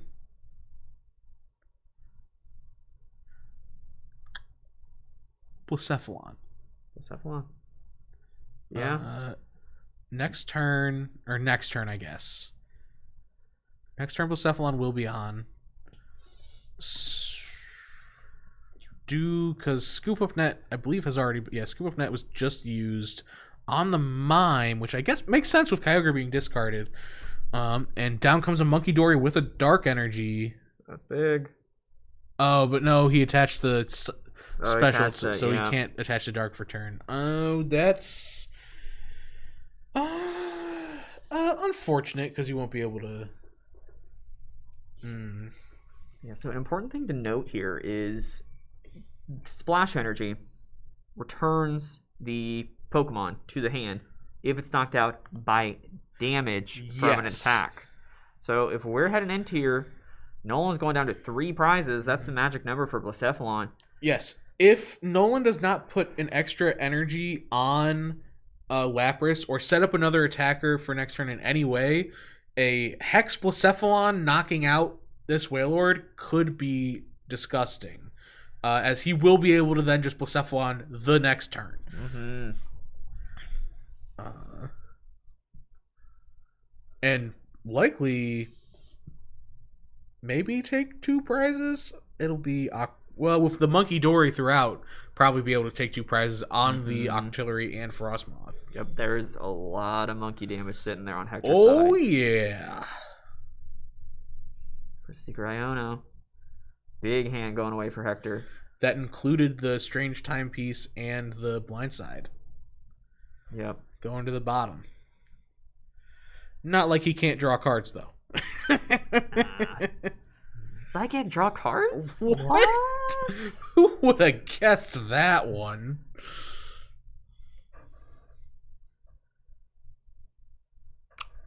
Town map, you're gonna see just all the water energies. This is something brought up well. I do wonder if there's any energy left in deck for Hector. All right, draw for turn. Looks like That he did was take the Dark did just go to the bottom of the deck. Yeah. We know this. Looks like he did take the Gardevoir off the prizes. Well, that's pretty good. That's pretty good. Can't argue that. Oh, Hex coming off the top of that refinement. Like I said, if he can find the Blacephalon and a Dark, if he can find Blacephalon and a Dark in hand. Is okay, so all he needs now is a Dark, and he can start energy. monkeying around. Yeah. Ooh. Taking a look at the discard here. Always a good practice, especially in something in Gym Leader Challenge where for sure your opponent can just be completely out of Gust, completely out of hand disruption. Yeah. All right, here comes the Blacephalon. Ooh, which could be. I don't think he has a way to shuffle the deck. Shuffling that dark energy would be so that level here. ball he just discarded. Oh, would have been able to do it. Oh, attaching the energy. And not even Zatuing it? I think he has another one. But I would. No, he doesn't. He has D-Valley in play. He should just be God. Zatuing it to draw so he can find a Dark. Oh. He's misplaying here. Yeah, maybe a little missequence here. Although, I mean, still, just hexing and knocking out Wailord is still really strong here. So what the Lapras needs, it does 30 more. So you need 4 energy attached to Lapras to knock out that Blacephalon. Yes. Which with... Yep, double checking the Double reward. checking. It will go to this Wailord will go to the discard. Yeah, because Blacephalon places damage counters, not does damage. It would be a weird attack if it did do damage. God. True. Alright. Double setting up here. Just while you can, just have access to that. Yeah, so missing the dark attach here to Monkey, unfortunately. Again, one thing, I must appreciate the full bling deck from Hector here. It's very nice. It's a very nice deck. Even the pre-release Blacephalon here. Also, I believe choosing the Halloween Monkey Dory. Oh, yep. Yep. That stamped D-Valley. Oh, man, Bling's GLC decks are a thing of beauty. I love my Bling, but more than I just love consistent aesthetics. I love a commitment, you know. It doesn't need all to be all gold, but just, you know. No, I have loved the full art items. They look so much better than the golds. Yep.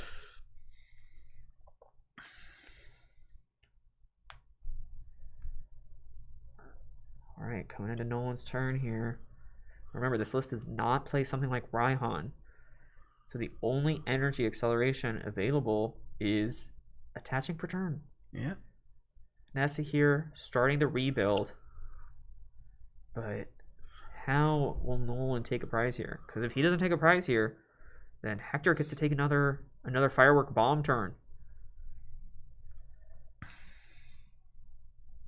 And that's it. There's no knockout here. I believe confusing the Blacephalon, though, which could come into play as, again, Guzma is down. Guzma's down. And Scoop up now. There is no way to heal the confusion and get Blacephalon back in the active this turn. Yep. So heads up play here from Nolan, knowing that he will... another fireworks bomb for 12 is going to be... Devastating. So let's see what Hector can do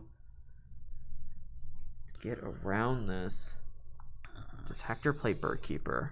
I don't think so. I listed off all the supporters and I don't remember saying it. Yep, no Birdkeeper. Yeah, Birdkeeper would be cool here. It would be. It would be pretty cool. Pretty cool. People hate on the guy. I love the guy. I don't know. All right, He's so you the have guy. the ball here. Double checking the prizes. Yep, still 2 psychic in there.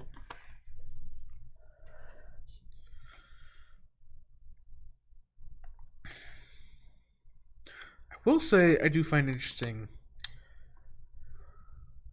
He does only have Night Stretcher and Raihan as ways to get Darks back. No energy retrieval. No energy retrieval, no Clara.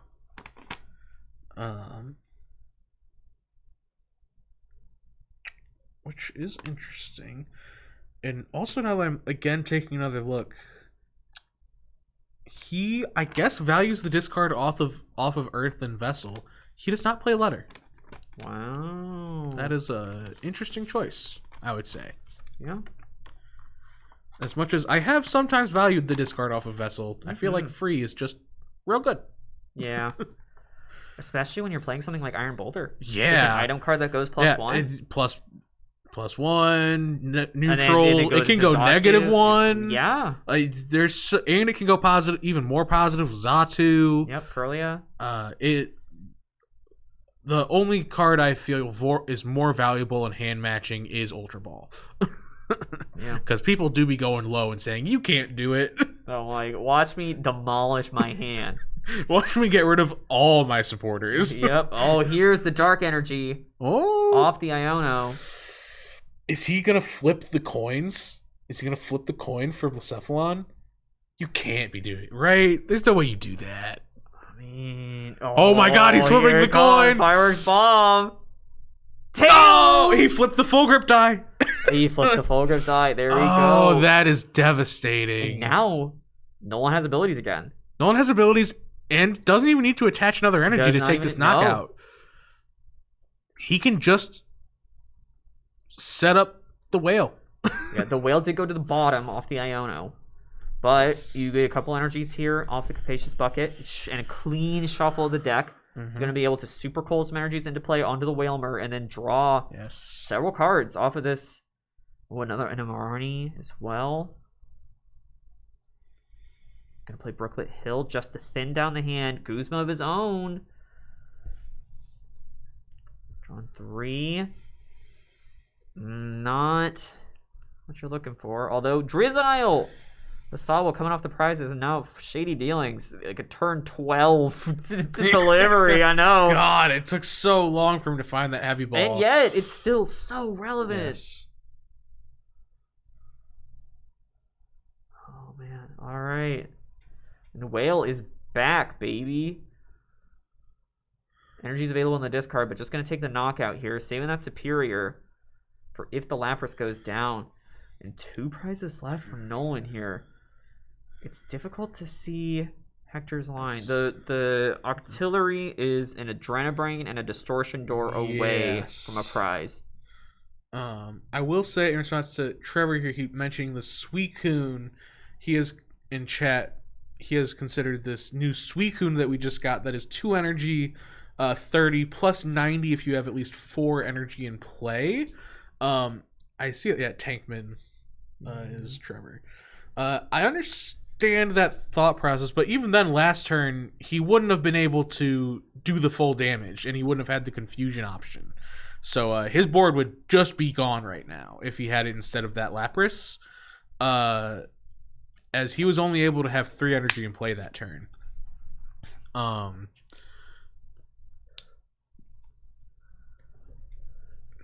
Yeah, no, it's 4 total. Yeah, if it was just 3, that card would be a lot better. But yeah, no, it's 4 total. All 3 of those. They've just printed a suite of Raikou, Entei, or Entei got revealed for our next set, I believe. We got the Raikou and Suicune that do that. All right, here's a knockout on artillery, taking a prize, Yes. severely limiting Nolan's ability to see fresh cards. Mm-hmm. Well, remember, Hector's pretty low on hand disruption. Yes. So this is very, Oh, here very we go. important. Clairvoyant Sense. Or that, I think it was a manual attach coming in onto the Xatu, prepping it for that Blindside that play. blind side. That's why you take 2. N. Oh, I Heck, guess he did. I yeah. thought he did already, but I guess not. I think Iono and Marnie already, but I'm so. But that is his last hand disruption. yep. So whatever Nolan draws here will just get to be his hand unless he plays a supporter otherwise. Yep. Refines Intellion. Yes.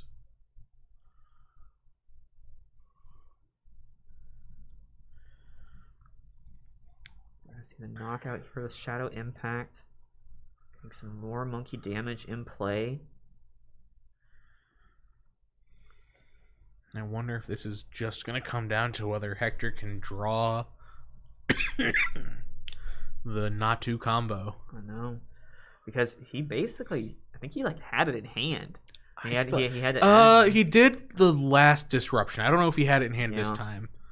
I can't Float quite tell. I know Stone. there's a float stone. Mystery Garden, it looks like. Okay, which could be interesting if he has energy left.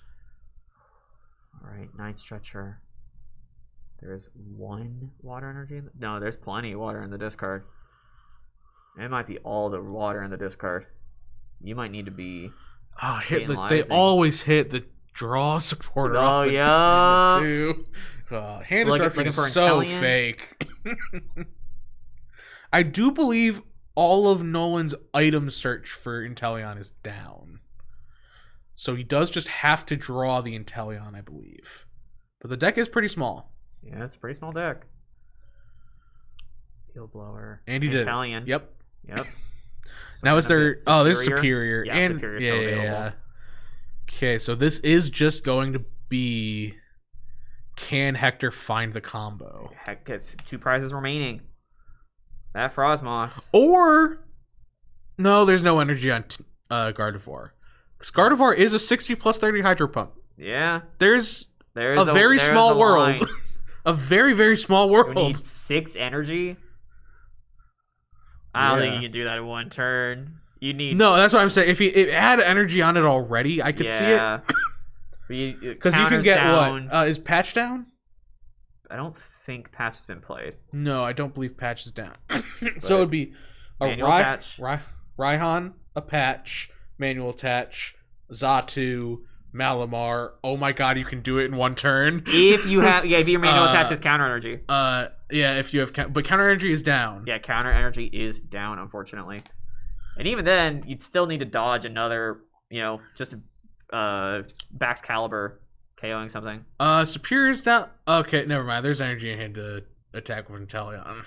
Well, but you wouldn't have to dodge Inteleon because Gardevoir is 140. You'd have to dodge the Muspel's in hand too. Never mind. Get bodied. It is Natu or bust. Hydro Pump. Here we go. Yeah. Yeah, you always promote Monkey here. It's the free retreater. U-turned. Taking a look at the discard. Drawing for turn. What do we see? That's the strange timepiece. Oh, we did forget also if you hit off of Guardy. Yeah. You could do 7 in one turn without countering. Shining Arcana. It's going straight to hand. Now he does only play 6 and they're mostly in the discard. Yeah. Nice stretcher for a basic psychic available. Teammates. That's just the combo. Teammates should do it. Yep. Its timepiece is already in hand. Yeah. He has it. Blindside and literally any other card. Like Wondrous Blindside Patch, sure. You have it.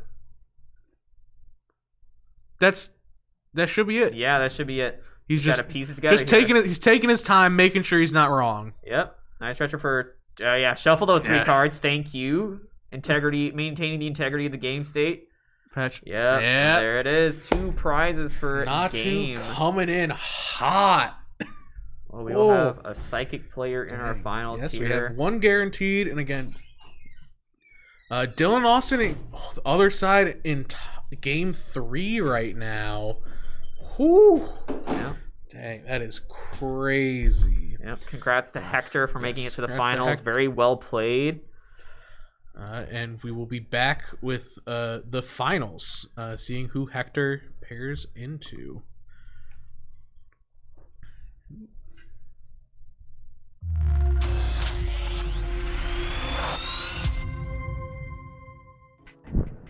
This tournament is sponsored by Dragon Shield.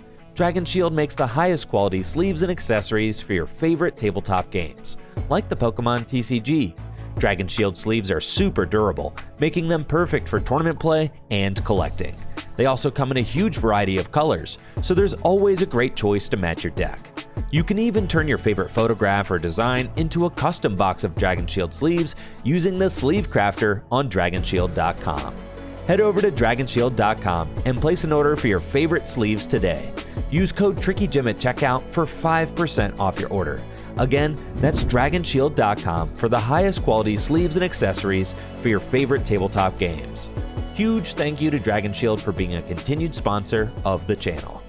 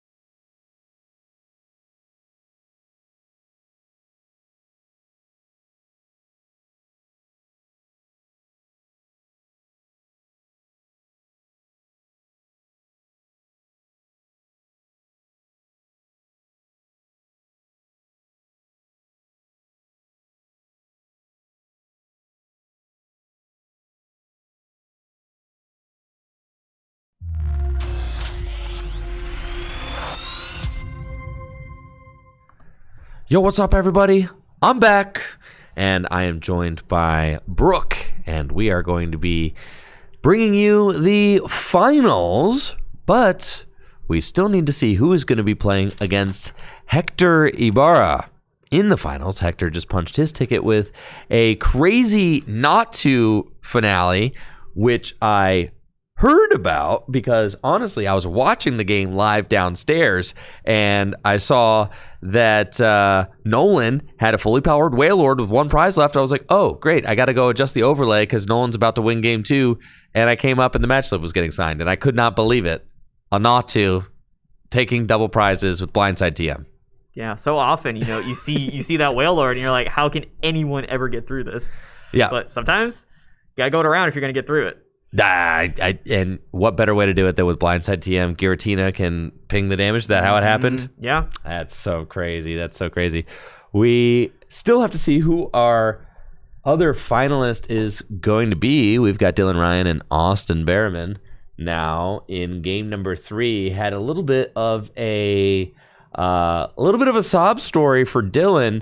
Dylan was up game 1, had game in hand for game 2, but accidentally drew an extra card off of Iono and had already had a penalty de-escalated in top 8. So did have a prize penalty, and that prize penalty decided the game for Austin. So now we are in game 3, and I have to imagine that the 90 minutes is wearing down, as our timer right here for the stream match is at about 2 minutes remaining. Mm-hmm. So these two, game is going to get decided any minute. Yeah, it still looks pretty early. 5-5 prize cards. Definitely players are both establishing their benches, getting their setups in place, but yeah, it's hard not to imagine this coming down to a prize card discrepancy. Oh yeah, this game is not finishing for certain. Now, I did see that Austin was able to lead this game with the Palafin. Got in there really quick, and that Palafin looks like it's been neutralized. And now Dylan's got a much stronger looking board. I was a little bit concerned for Dylan at the onset of this game, especially staring down the Palafin. Things were looking a little bit sus. But now, I mean, Dylan's got a loaded Mimikyu on the bench, Iron Boulder in the active spot. You got Malamar and Curlia established. I mean, that's really, the gang is all here. It's about as much as you would want. Marnie coming from Austin and gonna need to hit a response to this boulder in order to continue the prize race. Mm-hmm. The Fion looking pretty nice here. Not gonna hit a ton of high value targets, but having the option to just, iron bundle away around this Iron Boulder. The Misty Starmie not doing enough. 140. No, 140. Yeah. Taking that out. Yes, the Fion is actually a card that we've seen Austin rely on quite a bit. It's just so versatile for pushing the card that your opponent has in the active spot to the bench, and can help your... I'd say that this deck has it's very much a mid-range deck. It's got a bit of a limited damage ceiling in that your Palafin does 130, your Starmie does 140, Inteleon does 120. There's not really that hammer that does 200 plus damage. So the Fion can certainly help you to push around something that maybe you don't want to deal with. And Austin's been leaning on that very heavily. Definitely a great inclusion in this list. Mm-hmm.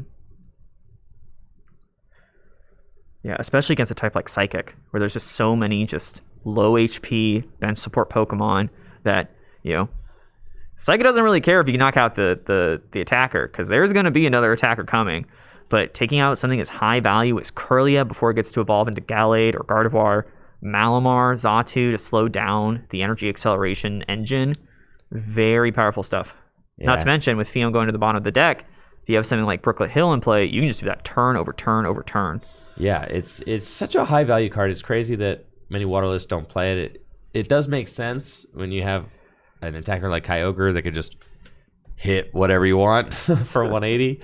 But in a deck like this, with the limited damage output, Fion is extremely high value, and it's one of those cards like Giratina that just recycles itself and can be used over and over. So you're getting a ton of value in your deck for one card inclusion. Mm-hmm. And I think that players are getting, oh my God, they are getting notified right now that this is time. I'm like almost certain.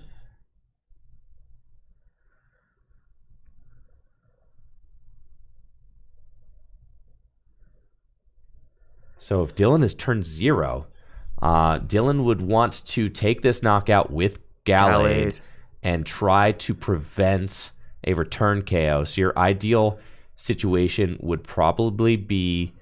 Oh, don't use that Curse Blast. I mean, you can use the Curse Blast, I guess, but does it matter? But then you would give a prize card discrepancy. But Basculin. Oh, if you take the Basculin. Yeah, So, the Basculin. sure. Yeah. Yeah, so like that's the... Like, sure, you could do that. If you needed the counter energy to attack for something. Yeah. It also eliminates an attacker from Austin's board. Right, because the Vascular Legion is played in this list. Exactly. So that's kind of my thought.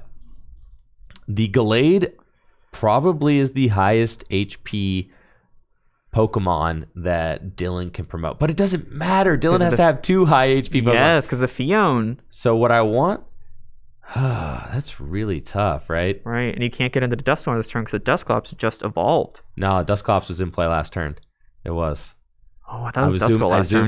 I zoomed in on it to see. Okay. Yes. Yep. Okay. Okay, so here's this.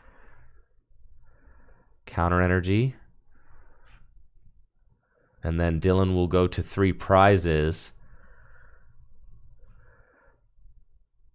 But all Austin has to do is summon an attacker to be able to do 130 damage. Necrozma's on the bench, so Fion will push up Necrozma. So Inteleon just barely doesn't get there. Yep. If it's Inteleon Fion. Right. You need Muscle Band. You would need Muscle Band, which is basically like a Raihan play. Yeah. But you can't...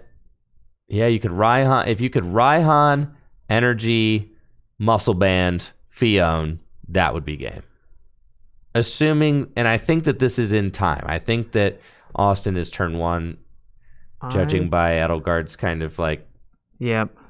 I don't think this list plays Raihan. Oh, really? Looking at it doesn't play Raihan. I know. No Aqua Patch either. Really?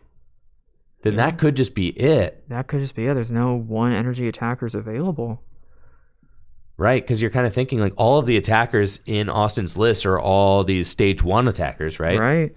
So then Dylan's decision to knock out the Basculin was huge. Huge. Yeah. Heads up play. Yeah, that was really big. Wow, I just assumed that Raihan would be an option, but when you think about it, I mean, a lot of these attackers in this list are just single water energy attackers. Right. And Austin has been opening some very strong starts. And when you're thinking about a list like this, I guess it's because a lot of the space in the deck is probably dedicated to explosive cards that help you to get those strong starts. You're not opening cards like Raihan in your opening hand. Mm-hmm. Not opening cards like Aqua Patch in your opening hand that are like otherwise dead. But you can see by not running cards like that, you don't have the flexibility to be able to make this game-winning play that you have to make here. Yeah. And Dylan, I mean, really, and if it wasn't for the Dusclops, then Austin had a backup attacker ready. Right. Which is crazy. Basculin's only got the 50 hit points. Crazy. This is the Rapid Strike Inteleon. Oh my gosh. Okay, now it's at 4 on the Mimikyu, the Rapid Strike Inteleon. We're tied at 3-3 prizes. I just assumed it was Shady Dealings Inteleon. I assumed that's I know. I forgot. It's like I've even played against these lists before. I assumed it was going to be Shady Dealings, but no, we've got Rapid Strike. Quick shooting. Yes. The ability lets you place 2 damage counters wherever you want. Oh and a big waterfall for 70 on the attack. The Muscle Band going to the Fion. Guzma. Does this do 30? Oh my! Auxiliary we for have water. auxiliary. Water is energy. game. Nice. Oh my! Oh my God. Theo knockout. Oh my God. Absolutely insane. And you could tell Dylan is crushed. Dylan drew the extra card off of Iono in game 2. The penalty ended up costing him, just barely losing this game here. That is so tough. But Austin going to be advancing to the finals. And the finals is going to be Austin versus Hector. And that is just competition for you right there, folks. And really tough breaks there for Dylan. But Austin persevered, found the routes without a proper attacker in play. I mean, the Fion for game. Theo for game. That's that scrappiness you need to do well in these tournaments. That's for sure. Because every card's got more than one purpose in GLC. You just got to find them. That's for sure. I can't believe it. The muscle band, the Fion only does 10 damage. But with muscle band, that's 30. With the quick shooting Intellion, it fixed the math. There was already 2 damage counters on. Oh my gosh. And I think the 2 damage counters probably got on the Mimikyu because it had to copy the Palafin's attack. Potentially. Punch? Yeah. Maybe. I'm trying to figure out how did the Mimikyu get 2 damage counters on it. I didn't watch the beginning of the game, but yeah, that is just really tough. I know. Absolutely wild finale. And now we are going to have Psychic versus Water in the finals. Hector Ibarra, Austin Behrman, and Austin had a decklist error going into this event, right? Yes. Yeah. Did not have a Frogadier listed on his list. So, unfortunately, does not have a Frogadier for this finals match. I think he would like to have that Frogadier. I would like to have the Frogadier. I would like to have the Frogadier as well. So, as it is right now, Austin came into the event with the Frogadier in deck and a Greninja and a Froakie, obviously. But Austin did not have the Frogadier written on the deck list, and there is no rare candy in the deck.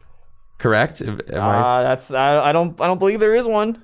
Here I am looking at the deck list, and I do not see a rare candy. So literally bench that Froakie just to draw an extra card off of the Abyssal hand. Yes. And Austin is playing essentially a 58 card deck in the finals because the Froakie and the Greninja are pointless because there's no rare candy and there was no Frogadier on the deck list leading up to the tournament.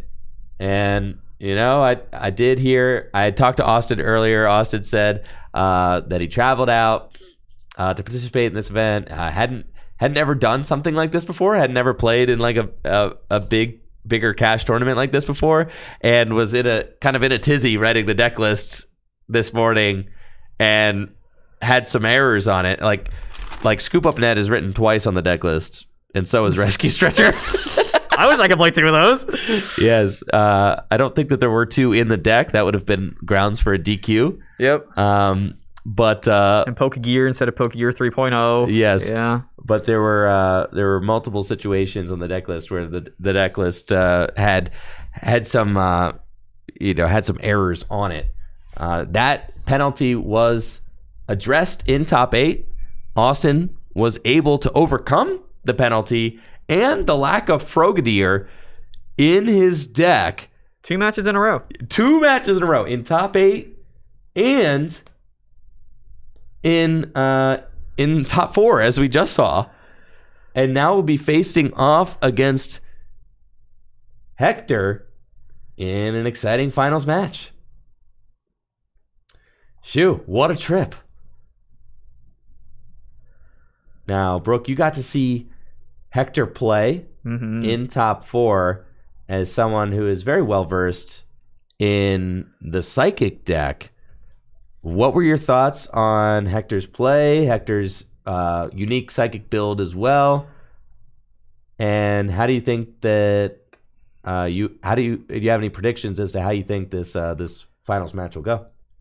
So I like Hector's list a lot. It has a combination of two sort of psychic gameplay styles that haven't really. I think there's been people who have tried to do sort of like the TM, Natu, and the Monkey Dory stuff in the same deck.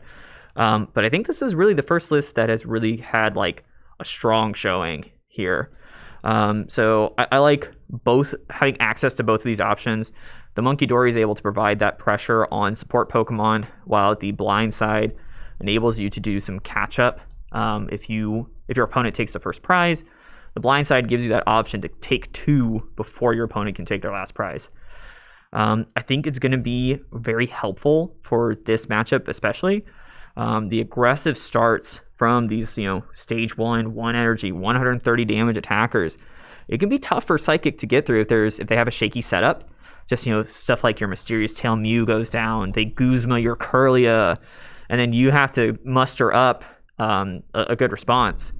Iron Boulder is going to be a huge card in this matchup. It dodges a lot of the damage, the unmodified damage from these attackers, and it also KOs some of the higher HP stuff like the Inteleon and the Palafin. So my money's on Psychic, but I think my money's always on Psychic. Right. I mean, mine too. I am someone who really believes in the Psychic card pool. I think it's absolutely busted.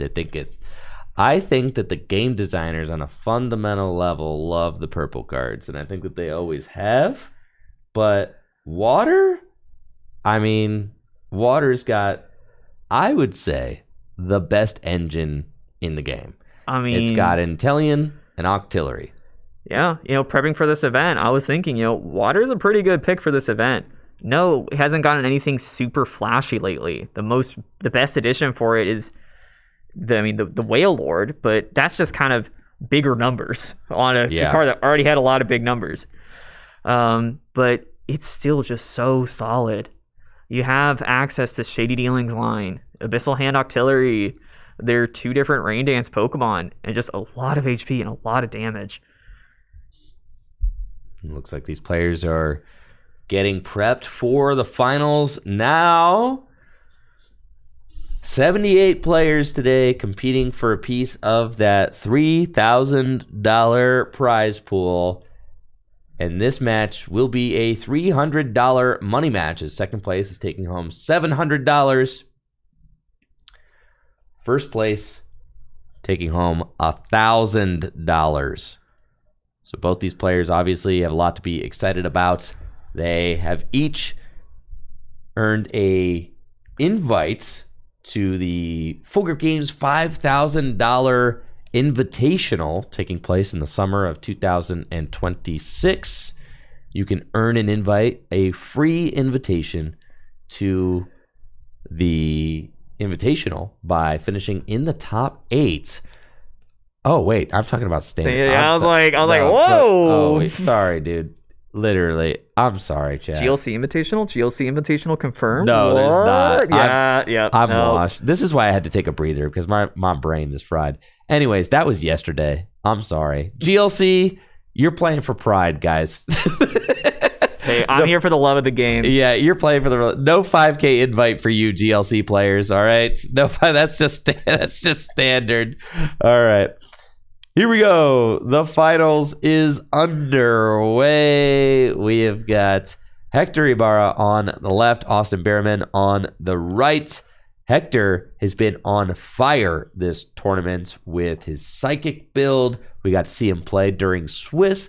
Almost had that Swiss round get away from him, as he didn't account for a inactive counter energy when going to take a KO, and had to pass turn instead. Still was able to cook up the win with a clutch Iono at the end of that game. Has cruised on to take down your Journey Together champion, Ben Morse, in top 8. Then also was able to defeat Nolan Frida with his Hydro Pump deck in top 4. We just watched that one on stream with the crazy not to finale, thanks to its Delta Plus trait, Yeah. I think. And now Hector playing in the finals against Austin Bierman with his low energy water deck. I don't know what to call this deck, Brooke. What are we calling this deck? I hear low water a lot. I hear aggro water. Just something that just gets in the red zone. Just early game, early pressure. Interesting to see no Mysterious Tail Mew here off of the Buddy Buddy Poffin here. Could be prized. It could also be a Pokemon that Hector is looking to avoid putting in the active. That not to, fortunately able to get out of the active. Any sort of damage mod on this Palafin would mean that Aqua Slash taking a clean prize right there on turn 1. Yeah, the Natu is strong, but it only has 40 hit points. So kind of a weakling. Mm-hmm. Austin, we heard a little bit about Hector. Hector has been taking down top competitors left and right, navigating through a tough top 8 to get here against Ben Morse and then Nolan Frida. And Austin has had a set of challenges himself to play through. The deck list error being a notable one for sure.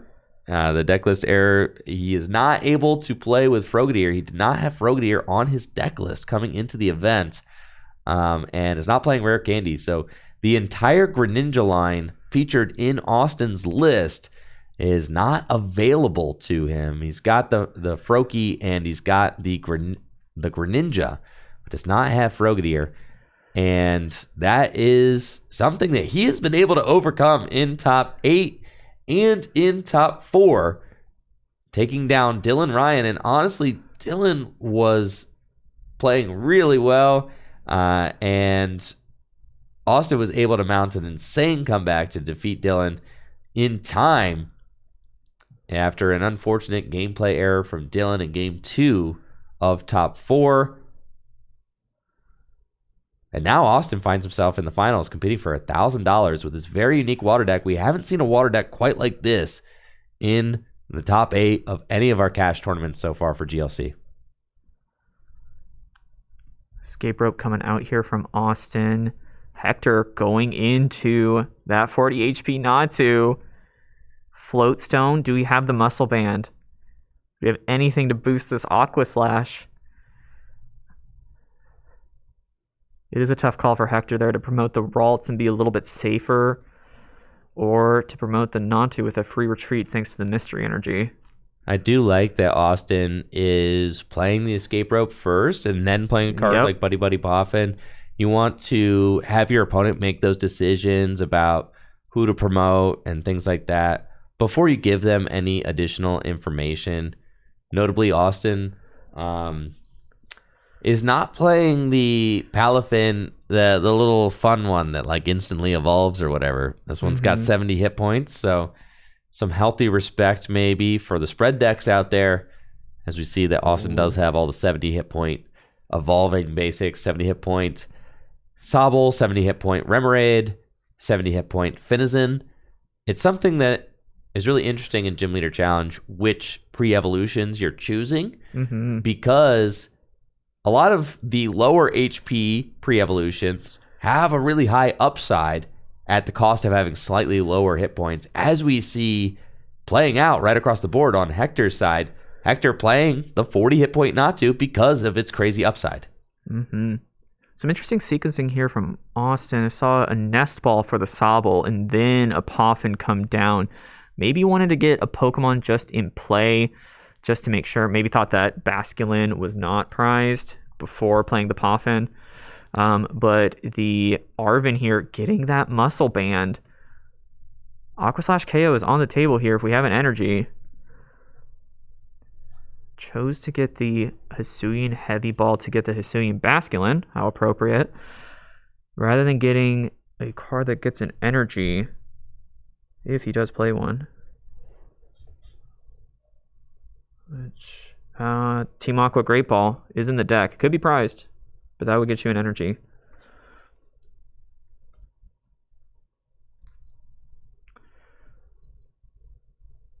really taking on some decision. Retreating into Basculin. All right, looks like this Natu is safe.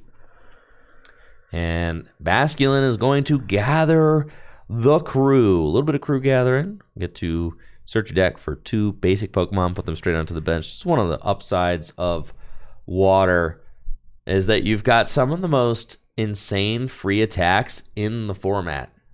2 of them. You've got Hisuian Basculin and you've got Alolan Vulpix. Lately, Hisuian Basculin has been one of probably the card of choice that I've seen in a lot of Water builds. And one of the reasons for that is that it evolves into Hisuian Basculegion, which is a really strong revenge attacker with its Grudge Dive attack doing 30 damage plus 90 more damage, and confusing your opponent's Pokemon does that additional damage if one of your opponent's Pokemon knocked out your Pokemon last turn. Yeah, and that's just the perfect card for this type of archetype. It just takes a supporting basic Pokemon and turns it into a real threat of an attacker. Yep, that attacks for just 1 water energy. And that's exactly what this deck is trying to do. Attack for 1 water energy. Yeah. that's the name of the game. Yeah. And the cast of characters that we're going to see coming out from this Psychic deck include not only the Hisuian Basculegion, but we've also got Palafin with the Vanguard Punch attack. 150 hit points as well. Nice respectable amount of HP.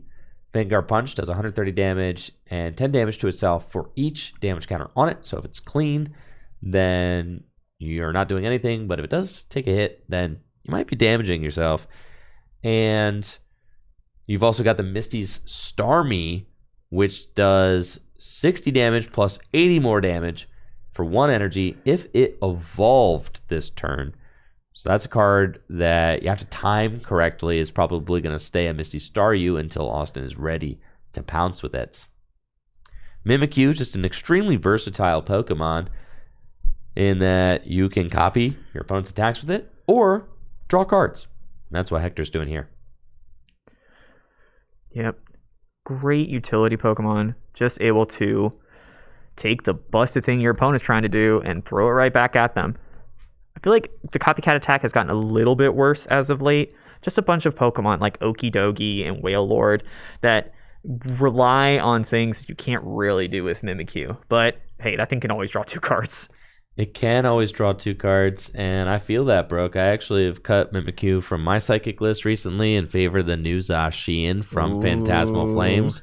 I do know Hector is also playing Zacian from Phantasmal Flames. There's a lot of really efficient attackers in Hector's deck. Mimikyu is a nice 2 energy attacker. Zacian, the Blacephalon, Iron Boulder. How many of these attackers are attacking for 2 energy and 1 with a Dimension Valley in play? I don't know. So we're going to see a lot of sparring between these 2 decks, since both of these decks can launch very efficient attacks. Difference is, Austin's deck is by and large attacking with stage 1 Pokemon, but Hector's deck is using stage 1 Pokemon for support while attacking primarily with basic Pokemon. Yeah, sometimes you'll see the Gallade come in a nice 160 on the Swirling Slice attack. Good for hitting those large numbers. Generally a Pokemon you kind of want to be using that Buddy Catch ability. I'll clean up the bench here. All right, everything's good there. But yeah, and it might be something that we see where Austin is looking to establish these basic Pokemon and then go into the stage 1s as needed. Oh, that's a Double Tails on Timer Ball. It is. And then, whereas Hector will be able to recur Pokemon like Distortion Door Giratina, just coming straight back from the discard, and then using Xatu, Malamar, Wondrous Patch from Phantasmal Flames, another great addition to the purple type. Definitely needed that. More power for purple. Power. You can't stop it. The game designers love the color purple. And a big buff that's on its way, as we see with a Timer Ball Double Tails. Timer Ball haters will tell you that is all you see with Timer Ball is Double Tails, which is somewhat confirmation bias. I doubt that they're flipping purely Double Tails. However, I think with Pokepad on the way, on the horizon, a new item card that has been revealed coming up in 2026 is an item card that searches out any Pokemon you want from your deck that doesn't have a rule box. And guess what, folks? No rule box Pokemon in GLC. So that is essentially a Master Ball style card that is getting dropped into every deck. I think every deck will play that card. Yeah, it's going to be a tough sell to not play that card. And I think Timer Ball is the type of card that's getting cut. Yep. in order to make room for it. Inconsistency cards. Uh-huh. Yeah, it's going to be great for, I think, particularly types that struggle with that consistency a little bit. Because cards like Psychic, of course, like decks like Psychic, they're of course going to play Pokepad, but they are already at a level of consistency. But these types that don't have that strong consistency engine are going to benefit a lot more from these additional instances of consistency items. Exactly. I mean, look at the two decks that we're commentating over in the finals.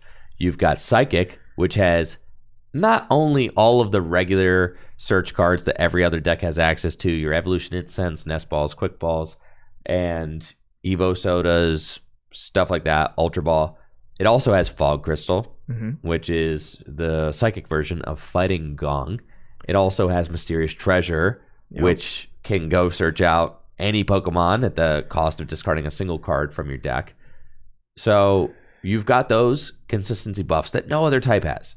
Yep. Two cards that really help you to draw into the Pokemon you need to play the game. Likewise, Water has Dive Ball, which is a literal Master Ball for Water-type Pokemon. You can search your deck for any Water Pokemon you want.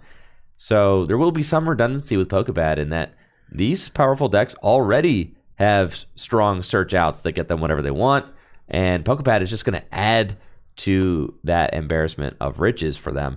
But for types that don't have those powerful search options, I'm looking at decks like Metal, right? Yeah. Metal doesn't have anything that helps search extra. Metal's going to really love that Pokepad. Decks like Grass has got unique search, but even Grass is going to love it because it doesn't have, it's got Net Ball, it's got Turf Field, but Pokepad is just going to add to that consistency. Mm-hmm.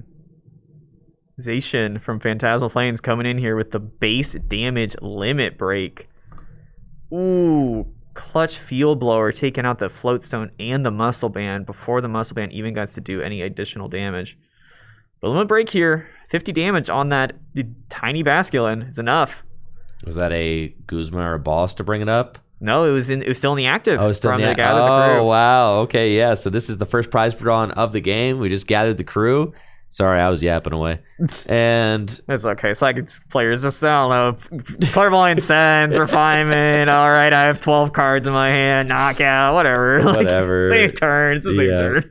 This Zacian is probably the strongest new Gym Leader Challenge card from Phantasmal Flames. I mean, you also got Toxtricity. The Wondrous Patch, I think, is pretty good. Wondrous Patch. Oh, yeah.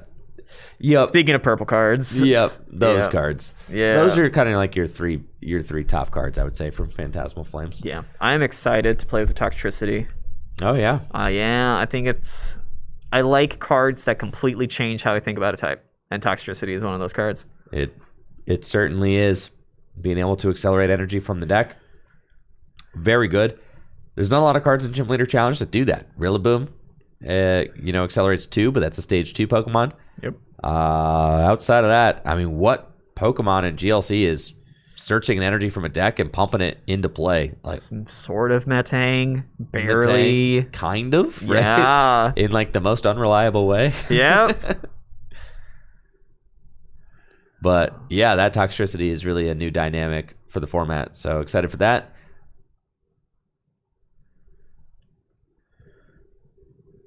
And Austin's going to use the Abyssal Hand, fill to 5. He's got that Palafin in the active spot.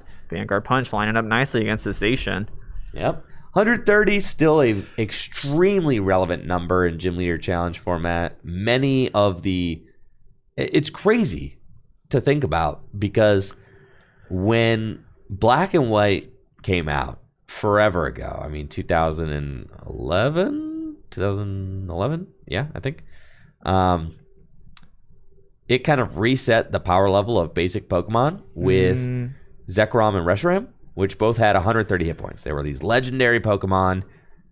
They were non-EX Pokemon or anything like that. They were just big basics with 130 hit points. And that was a huge deal because up until then, Chansey from base set was the biggest basic Pokemon. Wow. 120 hit points. Wow. That was still as big as it got.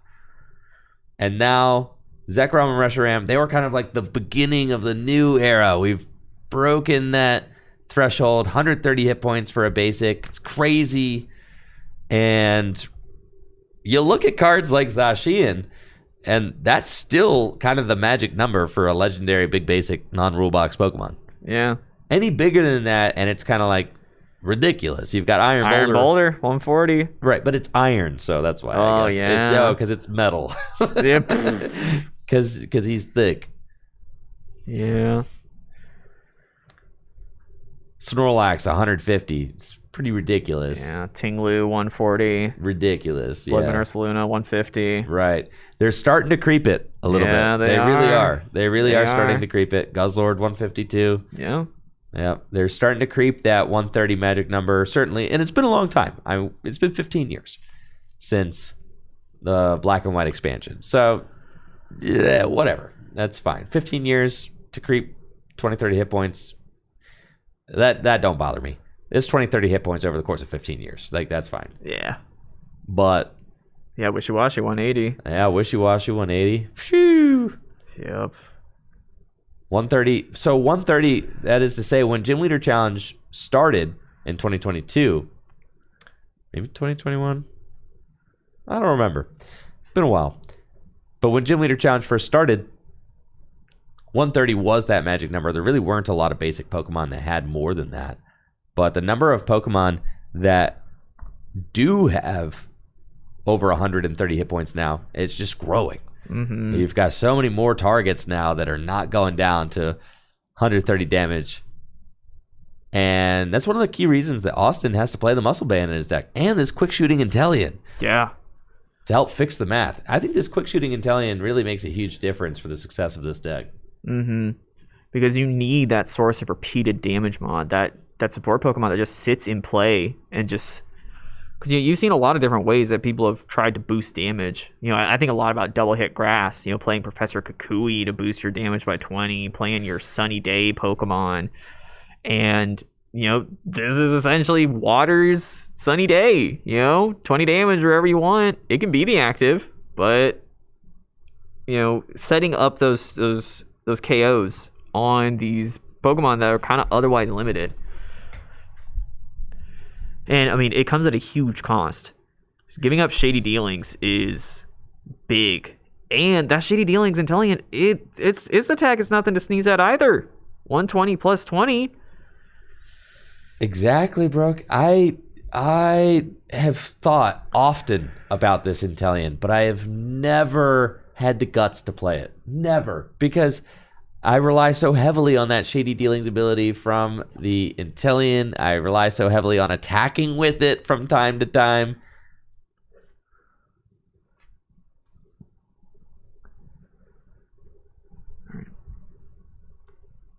Vanguard Punch, going to take the KO.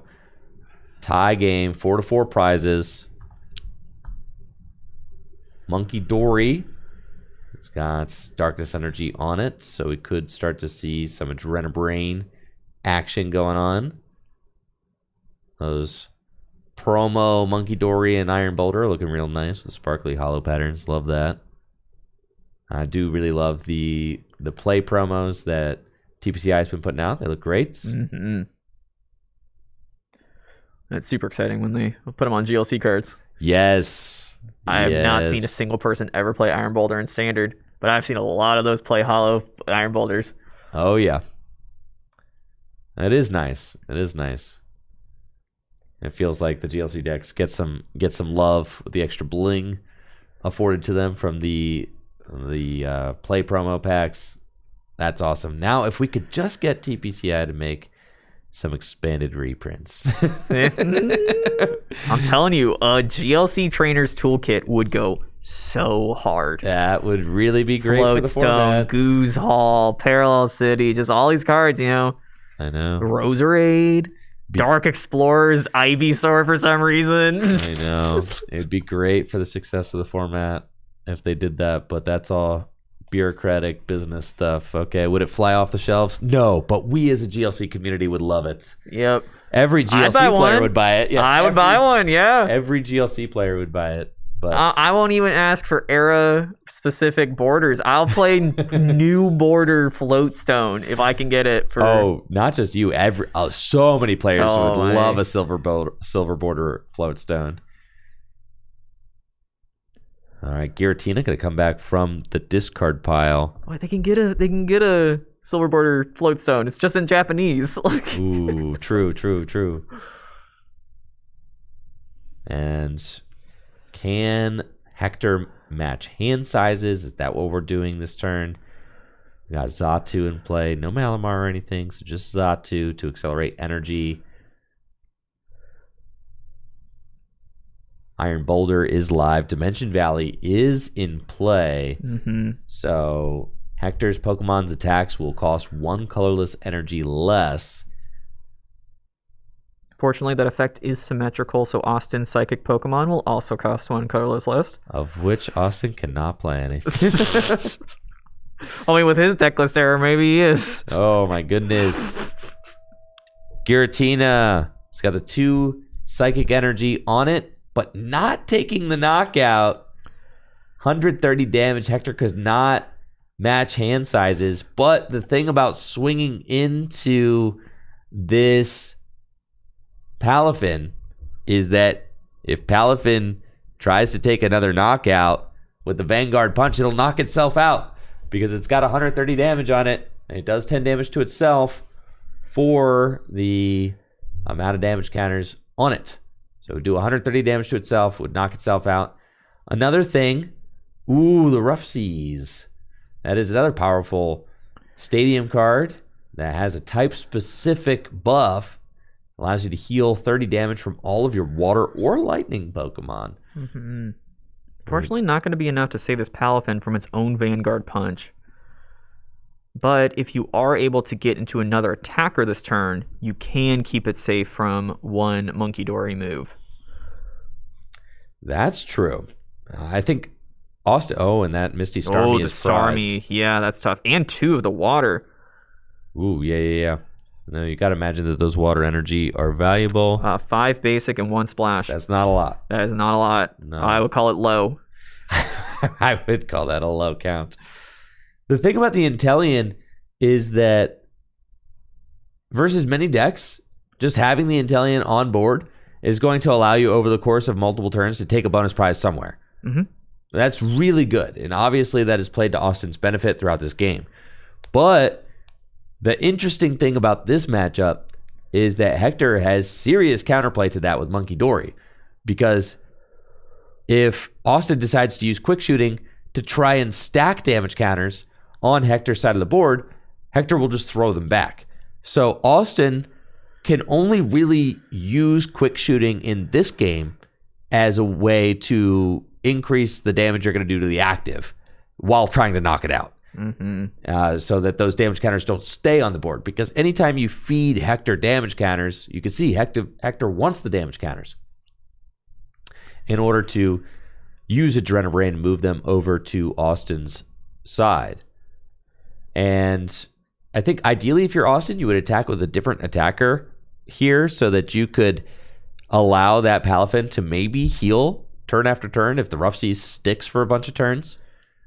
Allow it to heal on the bench. Mm-hmm. But I have to imagine that Hector's next play is going to be with Blacephalon if Austin is able to go to that 3-price turn. Yep.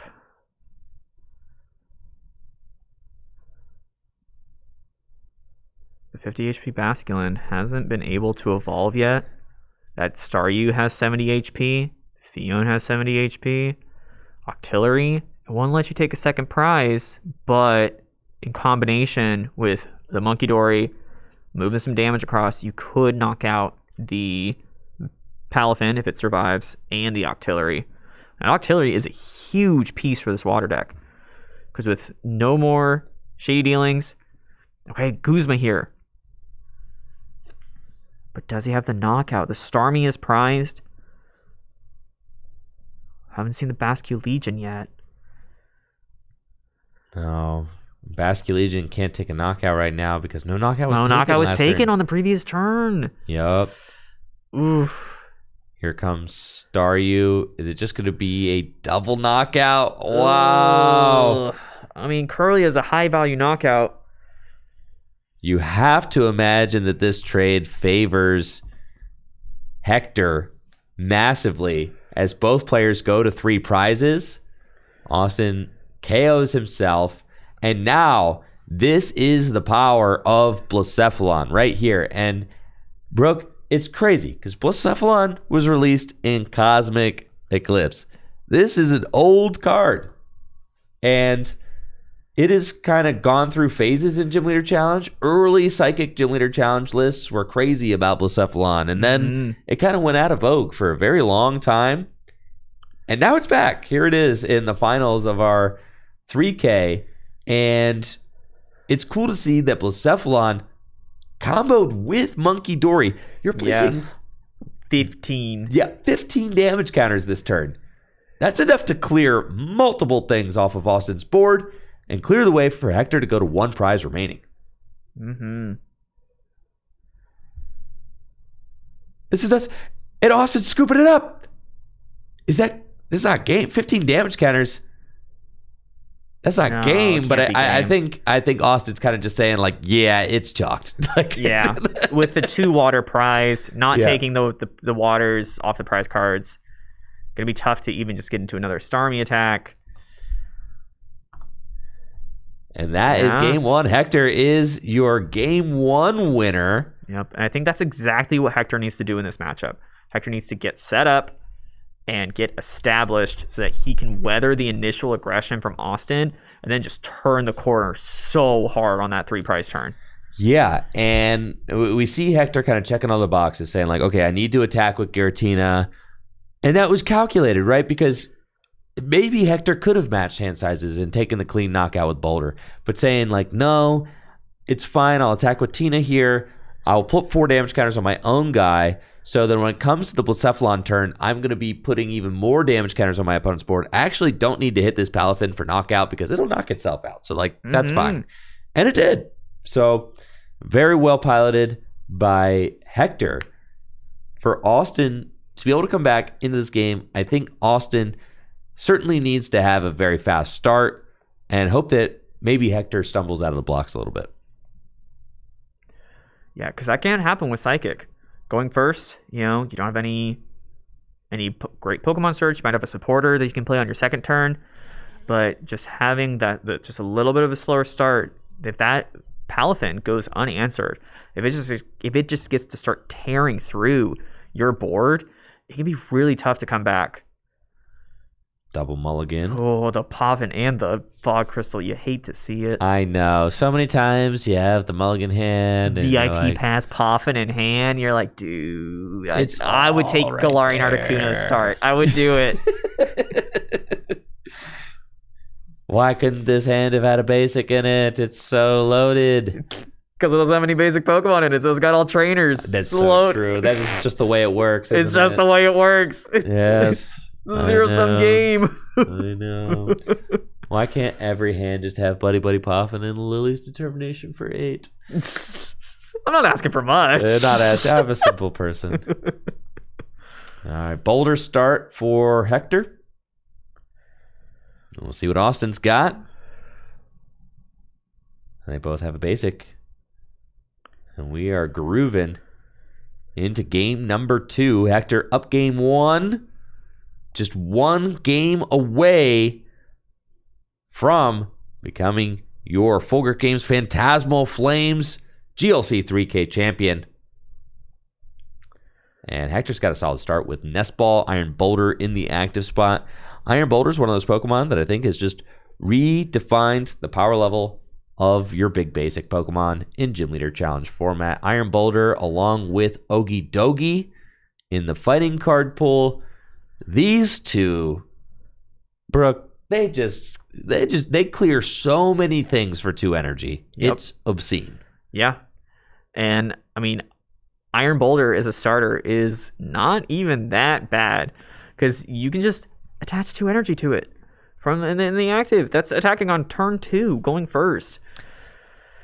And so it's just something that's just like, if you are going into a Gym Leader Challenge tournament, especially one of this size, you need to be prepared for Iron Boulder and you need to be prepared for Okidogi. You need to be thinking about those kinds of cards. How are you going to survive 170 damage, knocking you out, and how are you going to deal 140 or 230 maybe, as is the case in Okidogi? For sure. They are format defining.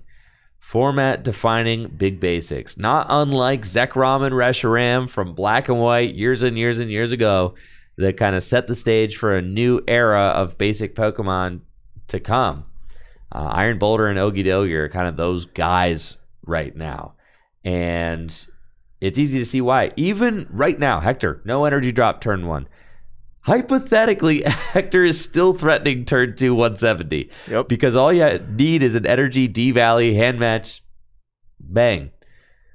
But the one downside of Iron Boulder is that it's got a retreat cost of 3. This thing is hefty. It is not moving. Not going to be easy for Hector to pivot into like a Celebrations Mew or anything like that, unless there is a float stone involved or an escape rope or something. Yeah, we do have float stone, scoop up net as options for moving this out. Guzma, of course, very common switching effect. Yeah, mostly going to be looking for the float stone and the scoop up net. I've really been liking scoop up net and psychic lately. Just so many of your best guys just have these massive retreat costs, and being able to, especially against stuff like the ground crasher Tinglu spreading damage, just being able to clear off a bunch of damage has kind of edged it over the line for me over something similar like escape rope. Exactly. Scoop up net's just such a versatile card. It's a switch, it's a heal, it's everything all in one. Yep. It's like AZ, but an item. It's really an item. good. Like there are, in Gym Leader Challenge format, there are supporters that have this effect. Right. It's that good. Generally, if you can compare an item card to a supporter, it's pretty good. It's pretty good. Yeah, so Scoop Up Net's one of those cards. Obviously, if you have come into play abilities, those are the decks that are like guaranteed playing Scoop Up Net, because you really want to be able to reuse those come into play abilities. Mm-hmm. But Scoop Up Net's just extremely versatile. And Austin, looking like he's having a great opening and has got the strongest lead in his deck in the active spot, that Hisuian Basculin. We did see Hector able to take a quick knockout on that with the new Zacian from Phantasmal Flames just last game. But with the Iron Boulder in the active, Iron Boulder is going to be a little bit more difficult to attack with, having to match hand sizes, does need a D-Valley in order to attack. It's probably not switching to the bench. So we'll see what Hector is able to cook up. Kirlia, certainly a great start. Mm-hmm. Just perfect Pokemon that you want to see on your second turn here. Get a little bit of card draw going, get a little bit of filtering. Evo Soda coming down now as well. Gonna go straight into the Xatu. Evo Soda, an interesting card and being sort of a nest ball for evolutions. Just being able to give yourself just a little bit more outs to the absolutely busted stage ones that Psychic has access to. And all the more better that you can just grab it off of Mysterious Tail. And now an Arven coming down for Hector here. Probably going to see some sort of energy. Maybe the Float Stone as well. Just a way to get this Iron Boulder out of the active. And some, like a Professor's Letter. Oh, no, he's running only the Earthen Vessel. So the Earthen Vessel to get some energy from the deck into hand. Earthen Vessel over Letter, no doubt to help get Giratina in the discard pile. Yep. Just extra ways to discard cards. Very important for getting that Giratina in the discard pile. And then, of course, one of the most unique things about Hector's list, something that we saw him win his top 4 matches, that he's playing the not to with the trait and the blindside TM. The blindside TM gives your Pokemon the attack. Is it Blindside? It's Blindside. That costs 3 colorless energy, does 100 damage to one of your opponent's Pokemon with a damage counter on it, at least one. And the Giratina can help put that damage counter on to one of your opponent's Pokemon so that you can activate that Blindside TM. And Hector was able to use that combo to win in top 4. Didn't need to use it last game, but that is always a threat that Austin will have to look out for. And you can tell how multifaceted this Psychic deck is with all the different options it has to win. It has the comeback potential with the Blindside TM. It's got the Blacephalon and Monkey Dory package to spread and take out support. It's got some of the strongest big basic Pokemon that you could ask for with the Iron Boulder, the Giratina, and the new Zacian from Phantasmal Flames. It's got Gallade for fantastic support in the form of the Buddy Catch ability. Curlia can help to draw cards with Refinement. I mean, just there's so many different routes you have to win a game. Yeah. Whereas Austin's water deck is more so trying to be straightforward, aggressive, get your powerful stage 1 Pokemon into play, take knockouts quickly and efficiently and consistently. We're going to see if Austin's able to do that on the second turn of the game, probably with a Palafin. Hector served up this Giratina, says if you want to knock it out, go ahead. That'll actually put it into the discard pile and allow me to use that Distortion Door ability to place damage counters. That's fine. But then if Austin doesn't knock it out, then maybe a Dimension Valley with a Psychic Energy, and Giratina is using Shadow Impact and going on the aggressive. Yeah, and interesting to note that Hector is actually on the Shining Arcana Gardevoir. An unusual inclusion for Psychic, typically favoring the Buddy Catch Gallade, but having that additional access to energy acceleration and card draw on your stage 2, plus a secondary attacker, is certainly something that pushed Hector in that direction over the Buddy Catch.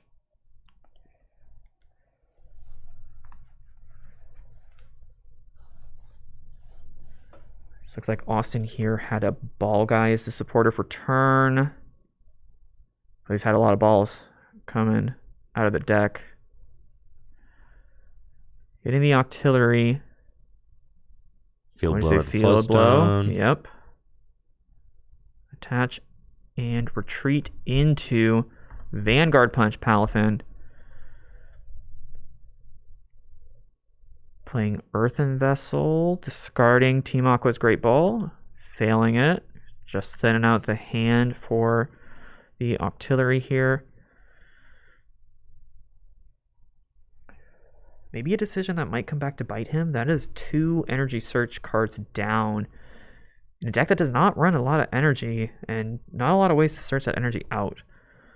But clearly valuing the ability to draw some extra cards here. Ooh, anti-cover fossil coming out.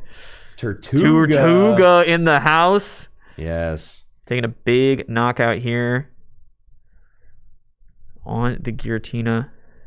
Yeah, this has been a huge boost for the low energy water builds, is this Tortuga. And nope. No, not really Caracosta. Caracosta's okay. It's all about Tortuga. Tortuga has got this ancient seaweed attack, which is reminiscent of the old Trashalanche attacks from Garbodor. And Tortuga's ancient seaweed is a buffed version of that. It does 30 damage times the amount of item cards in your opponent's discard pile. That can add up mighty fast. Just think about it for a second. It only needs to be 5 item cards in the discard pile for Tortuga to be swinging for 150. Yep. I think this is like turn 3 or something, and there's probably already 4 item cards in Hector's discard pile. Yeah. The game has just started. It's 5 to 6 prizes. So as the game wears on, that ancient seaweed just gets more and more powerful. Mm-hmm. The difference here between Trashalanche and the ancient seaweed here is you got to go through the fossil to get into the Tortuga, which is a bit more of a pain to get into play than the Trubbish.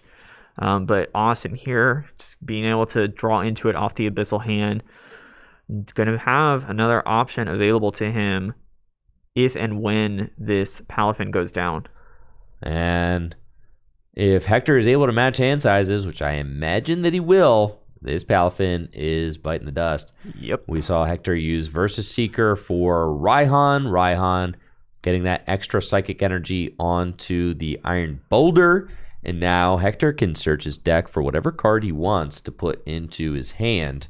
Another thing that Earthen Vessel can do that Professor's Letter cannot do is that it can allow you to make your hand smaller if you want to hand match. On the flip side of that, something that Professor's Letter could do that Earthen Vessel cannot do is that Professor's Letter can 2-for-1 to expand your hand size to help hand match with Iron Boulder, where Earthen Vessel will always have to trade 2 for 2 out of the hand.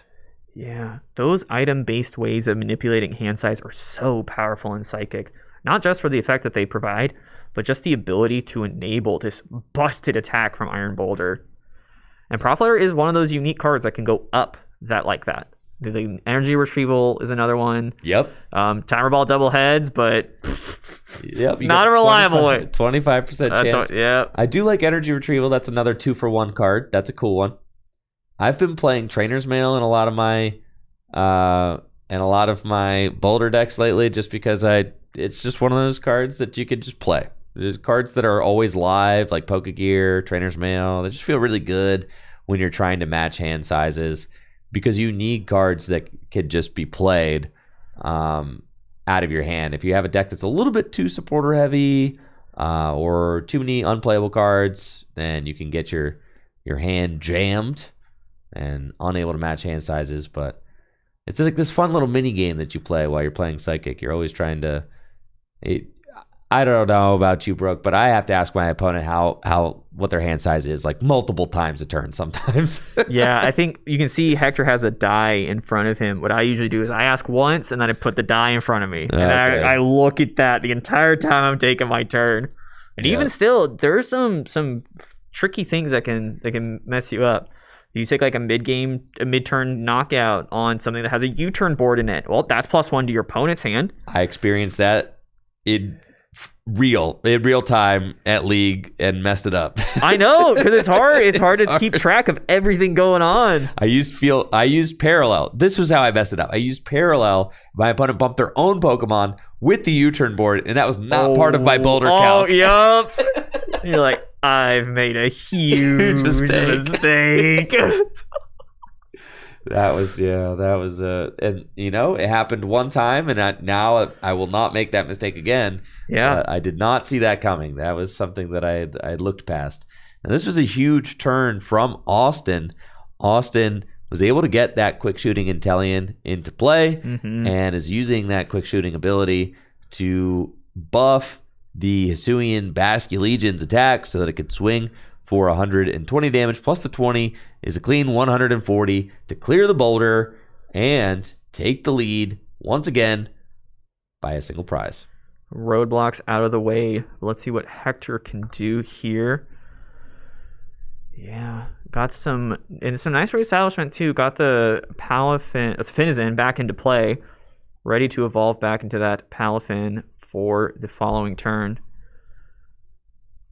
We do see the Giratina coming back from the discard thanks to its Distortion Door ability. Putting a counter onto the Octillery and a counter onto the Finizen. Now we're going to see some refinement.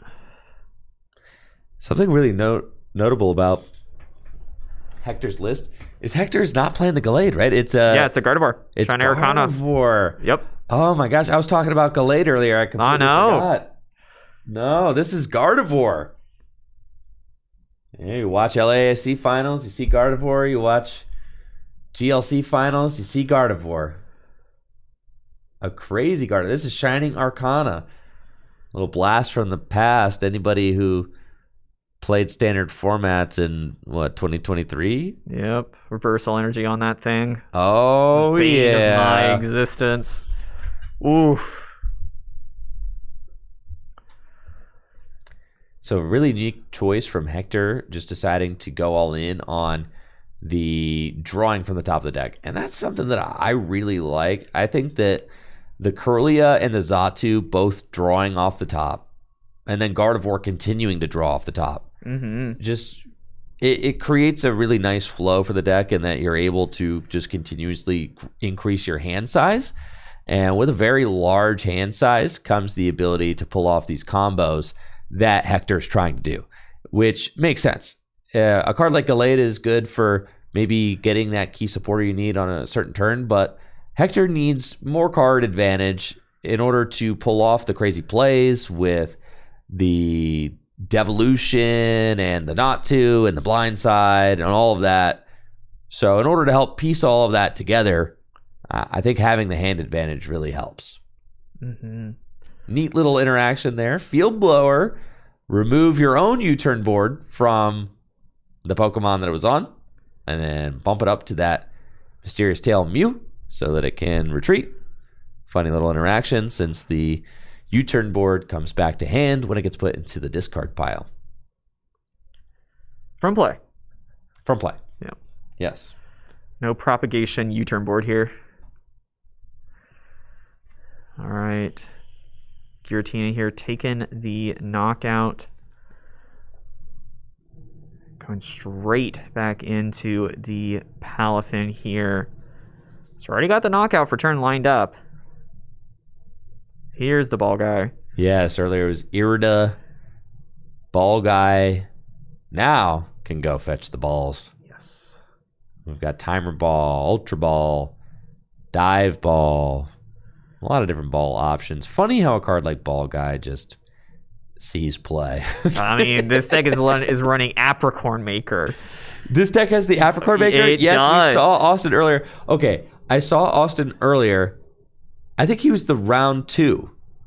And he and his opponent both played Apricorn Maker. What? On back-to-back turns. I felt like I was freaking out. We got Ball Guy Jr. Like, I was freaking out, Brooke. oh my god. Yes, Austin's opponent was a Psychic deck. Played a reverse hollow Apricorn Maker from Skyridge. Oh, I was like, please tell me. Yes! Yes, I had to do a double take. I was like, wait, that can't be legal. The only supporter from back then that's legal is like Copycat. Yeah, Copycat. And then I like leaned in and was like, that is an Apricorn Maker. You've got to be joking me. Yup. Oh my gosh. Yeah. Legal. Reprinted in Sun and Moon. Celestial Storm. Yeah. Yep. So, Austin, this guy's getting his balls out of the deck for sure. You're going to Ball Guy for him. You're going to Apricorn Maker for him. And it makes sense. Those are supporter cards that are flexible because they can go get basics and evolutions. They can get both of them. It's the same kind of reason that a card like Brock Scouting is good in standard format. And Water even gets the additional benefit of getting to run Team Aqua's Great Ball, which Yes. gets you a Water Energy. So now you got Energy Search off your Ball Guy, or Yes. your Apricorn Maker, as it were. Yes. So that makes a lot of sense, right? With the Team Aqua's Great Ball, you can go get a basic Water Energy. All of Austin's attackers attack for 1 basic Water Energy. And the synergy makes sense then, right? Because not only they're kind of like Hilda in a way, right? Like they could get an evolution, they could get 2 evolutions, or they can go get an evolution and a basic, or they could go get a Water Energy and an evolution. The flexibility is what helps this deck to be successful. Yeah. And even better than something like Hilda might do, it also thins your deck a lot. You're basically playing Battle Compressor and getting all the Pokemon you want, because you're getting all these items out of your deck, and then your items are getting further Pokemon out of your deck. Yep. Just thinning out 6, maybe even 7 cards with 1 supporter. Essential for a deck that relies on Octillery to draw. Yes. And that you're going to be drawing into just more of the good stuff throughout the game because you've kind of thinned everything that you don't need out. And then also essential for a deck that doesn't have Shady Dealings in Tellian because you need to be drawing into the juice. Yes. You need your top decks to be good. You need your Abyssal hands to have the stuff you need to attack every turn. Certainly. And Vanguard Punch for the big knockouts. Austin going to 3 prizes, still 1 step ahead. But, Brooke, we have entered the 3 prize turn. I think we're going to see a fireworks show tonight, Andrew. I do think so, Brooke. I think that we are getting ready to see, not you, we're getting ready to see Blacephalon with the fireworks bomb attack. Celestial Storm. Monkey Dory is in play. Doesn't have a darkness energy on it yet, but does have 4 damage counters on it. And I expect to see Hector try to use some of this hand advantage. I mean, look at this. Look how big the hand is, right? Mysterious Tail can find combo pieces. Curlia can use Refinement. We got Evo Incense. Could go into Gardevoir. More energy acceleration. Draw more cards. Scoop Up Net. Sure. Seems like a good one, too. But Hector needs to find the Blacephalon in order to take advantage. Brooke, who are you taking out? Ooh, definitely the artillery. That's always got a target. Yep. But trying to see if you can get another one with it. Because 8 is most of the fireworks bomb already. And unfortunately, you're just a little bit short of putting that Palafin in range of knocking itself out with Vanguard Punch. But if you do get the dark energy on the Monkey Dory, then that opens up a lot of lines for you. Hector is... You can see the synergy. Like I said, Hector is just amassing the hand. Yep. The hand size is growing and growing and growing. You've got the Mysterious Tail adding to the hand size. Refinement adding to the hand size. Xatu adding to the hand size. Gardevoir adds to the hand size. And when it comes time to make these combos work, there's no question whether or not Hector is going to have the Blacephalon. Hector's going to have it because his hand is huge. He's going to have access to it. And here he takes the double knockout. 12 damage counters. Good to knock out. 8 onto the Octillery.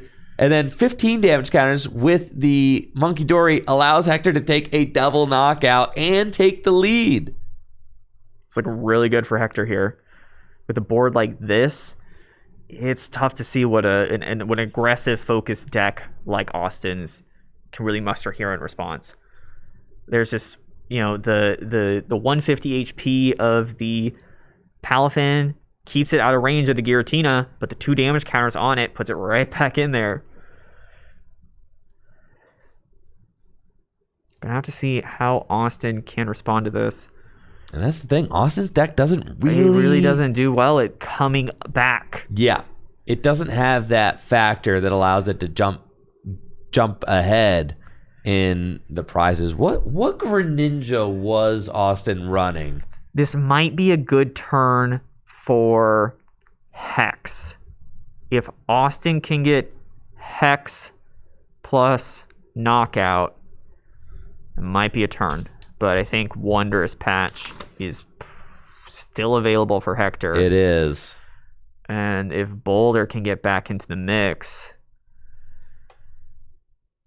I mean, that's just something that's Wondrous Patch is so good for. Yeah, Hexmaniac is in Austin's deck. I don't think we've seen D-Values play it. Okay, we're seeing a Guzma onto the Xatu.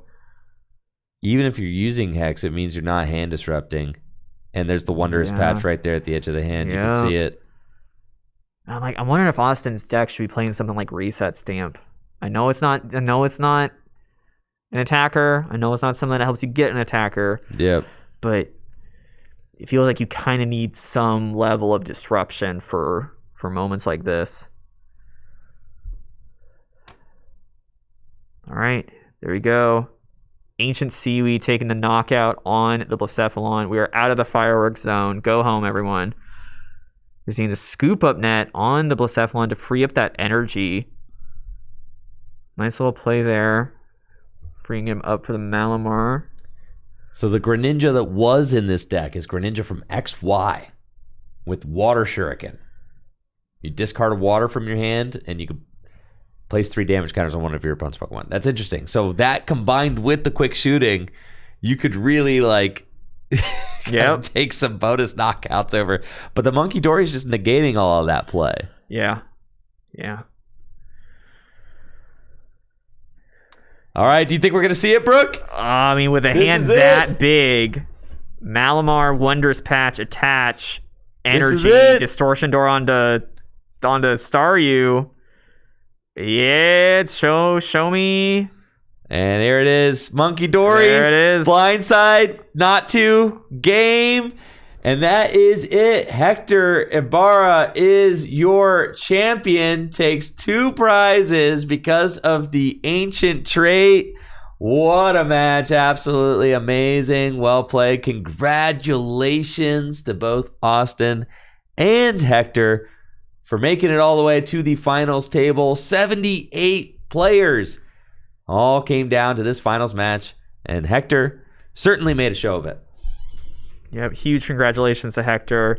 A big psychic W, bringing some respect to the plus not to Monkey Dory, Giratina, and all their friends. Also a huge win for Psychic. People have talked about Psychic being a top deck in the Gym Leader Challenge metagame, but it hadn't won one of our massive 3K events since we started hosting them again. Trey McCartan had won an early one with his Psychic Brew in Gym Leader Challenges early days, but Hector bringing it back with a huge dub with the not to combo. So congratulations to Hector. That was awesome to see. I'm gonna go see if Hector will sign one of the cards from his deck and donate it to me for my Gym Leader Challenge collection. I'm trying to get winners. Ooh. I have a card from the winner's deck, from Ben Morse's deck, signed. Ben Morse's deck, Chuck's deck, and all the winners that we've done since we restarted them. I've got all signed cards. Chucky's Wailord, I've got Ben's Snorlax, and I got Chris's Marshadow. Marshadow? Nice. It's some card. I forget which one it is. Some brown card. It's one of the rock cards. Yeah. Anyways, thank you so much for joining us today, and thank you, Brooke, for joining me to cast. It was a wonderful time. Yeah, absolutely. And you guys all have a great night. Again, huge thank you to Full Grip Games for hosting, Dragon Shield for sponsoring as well. I'll catch you this upcoming week with some more Pokemon TCG action here on Tricky Gym. Really appreciate you watching over the course of this long weekend, the standard event, and our Gym Leader Challenge event today. We'll be back with more Pokemon content.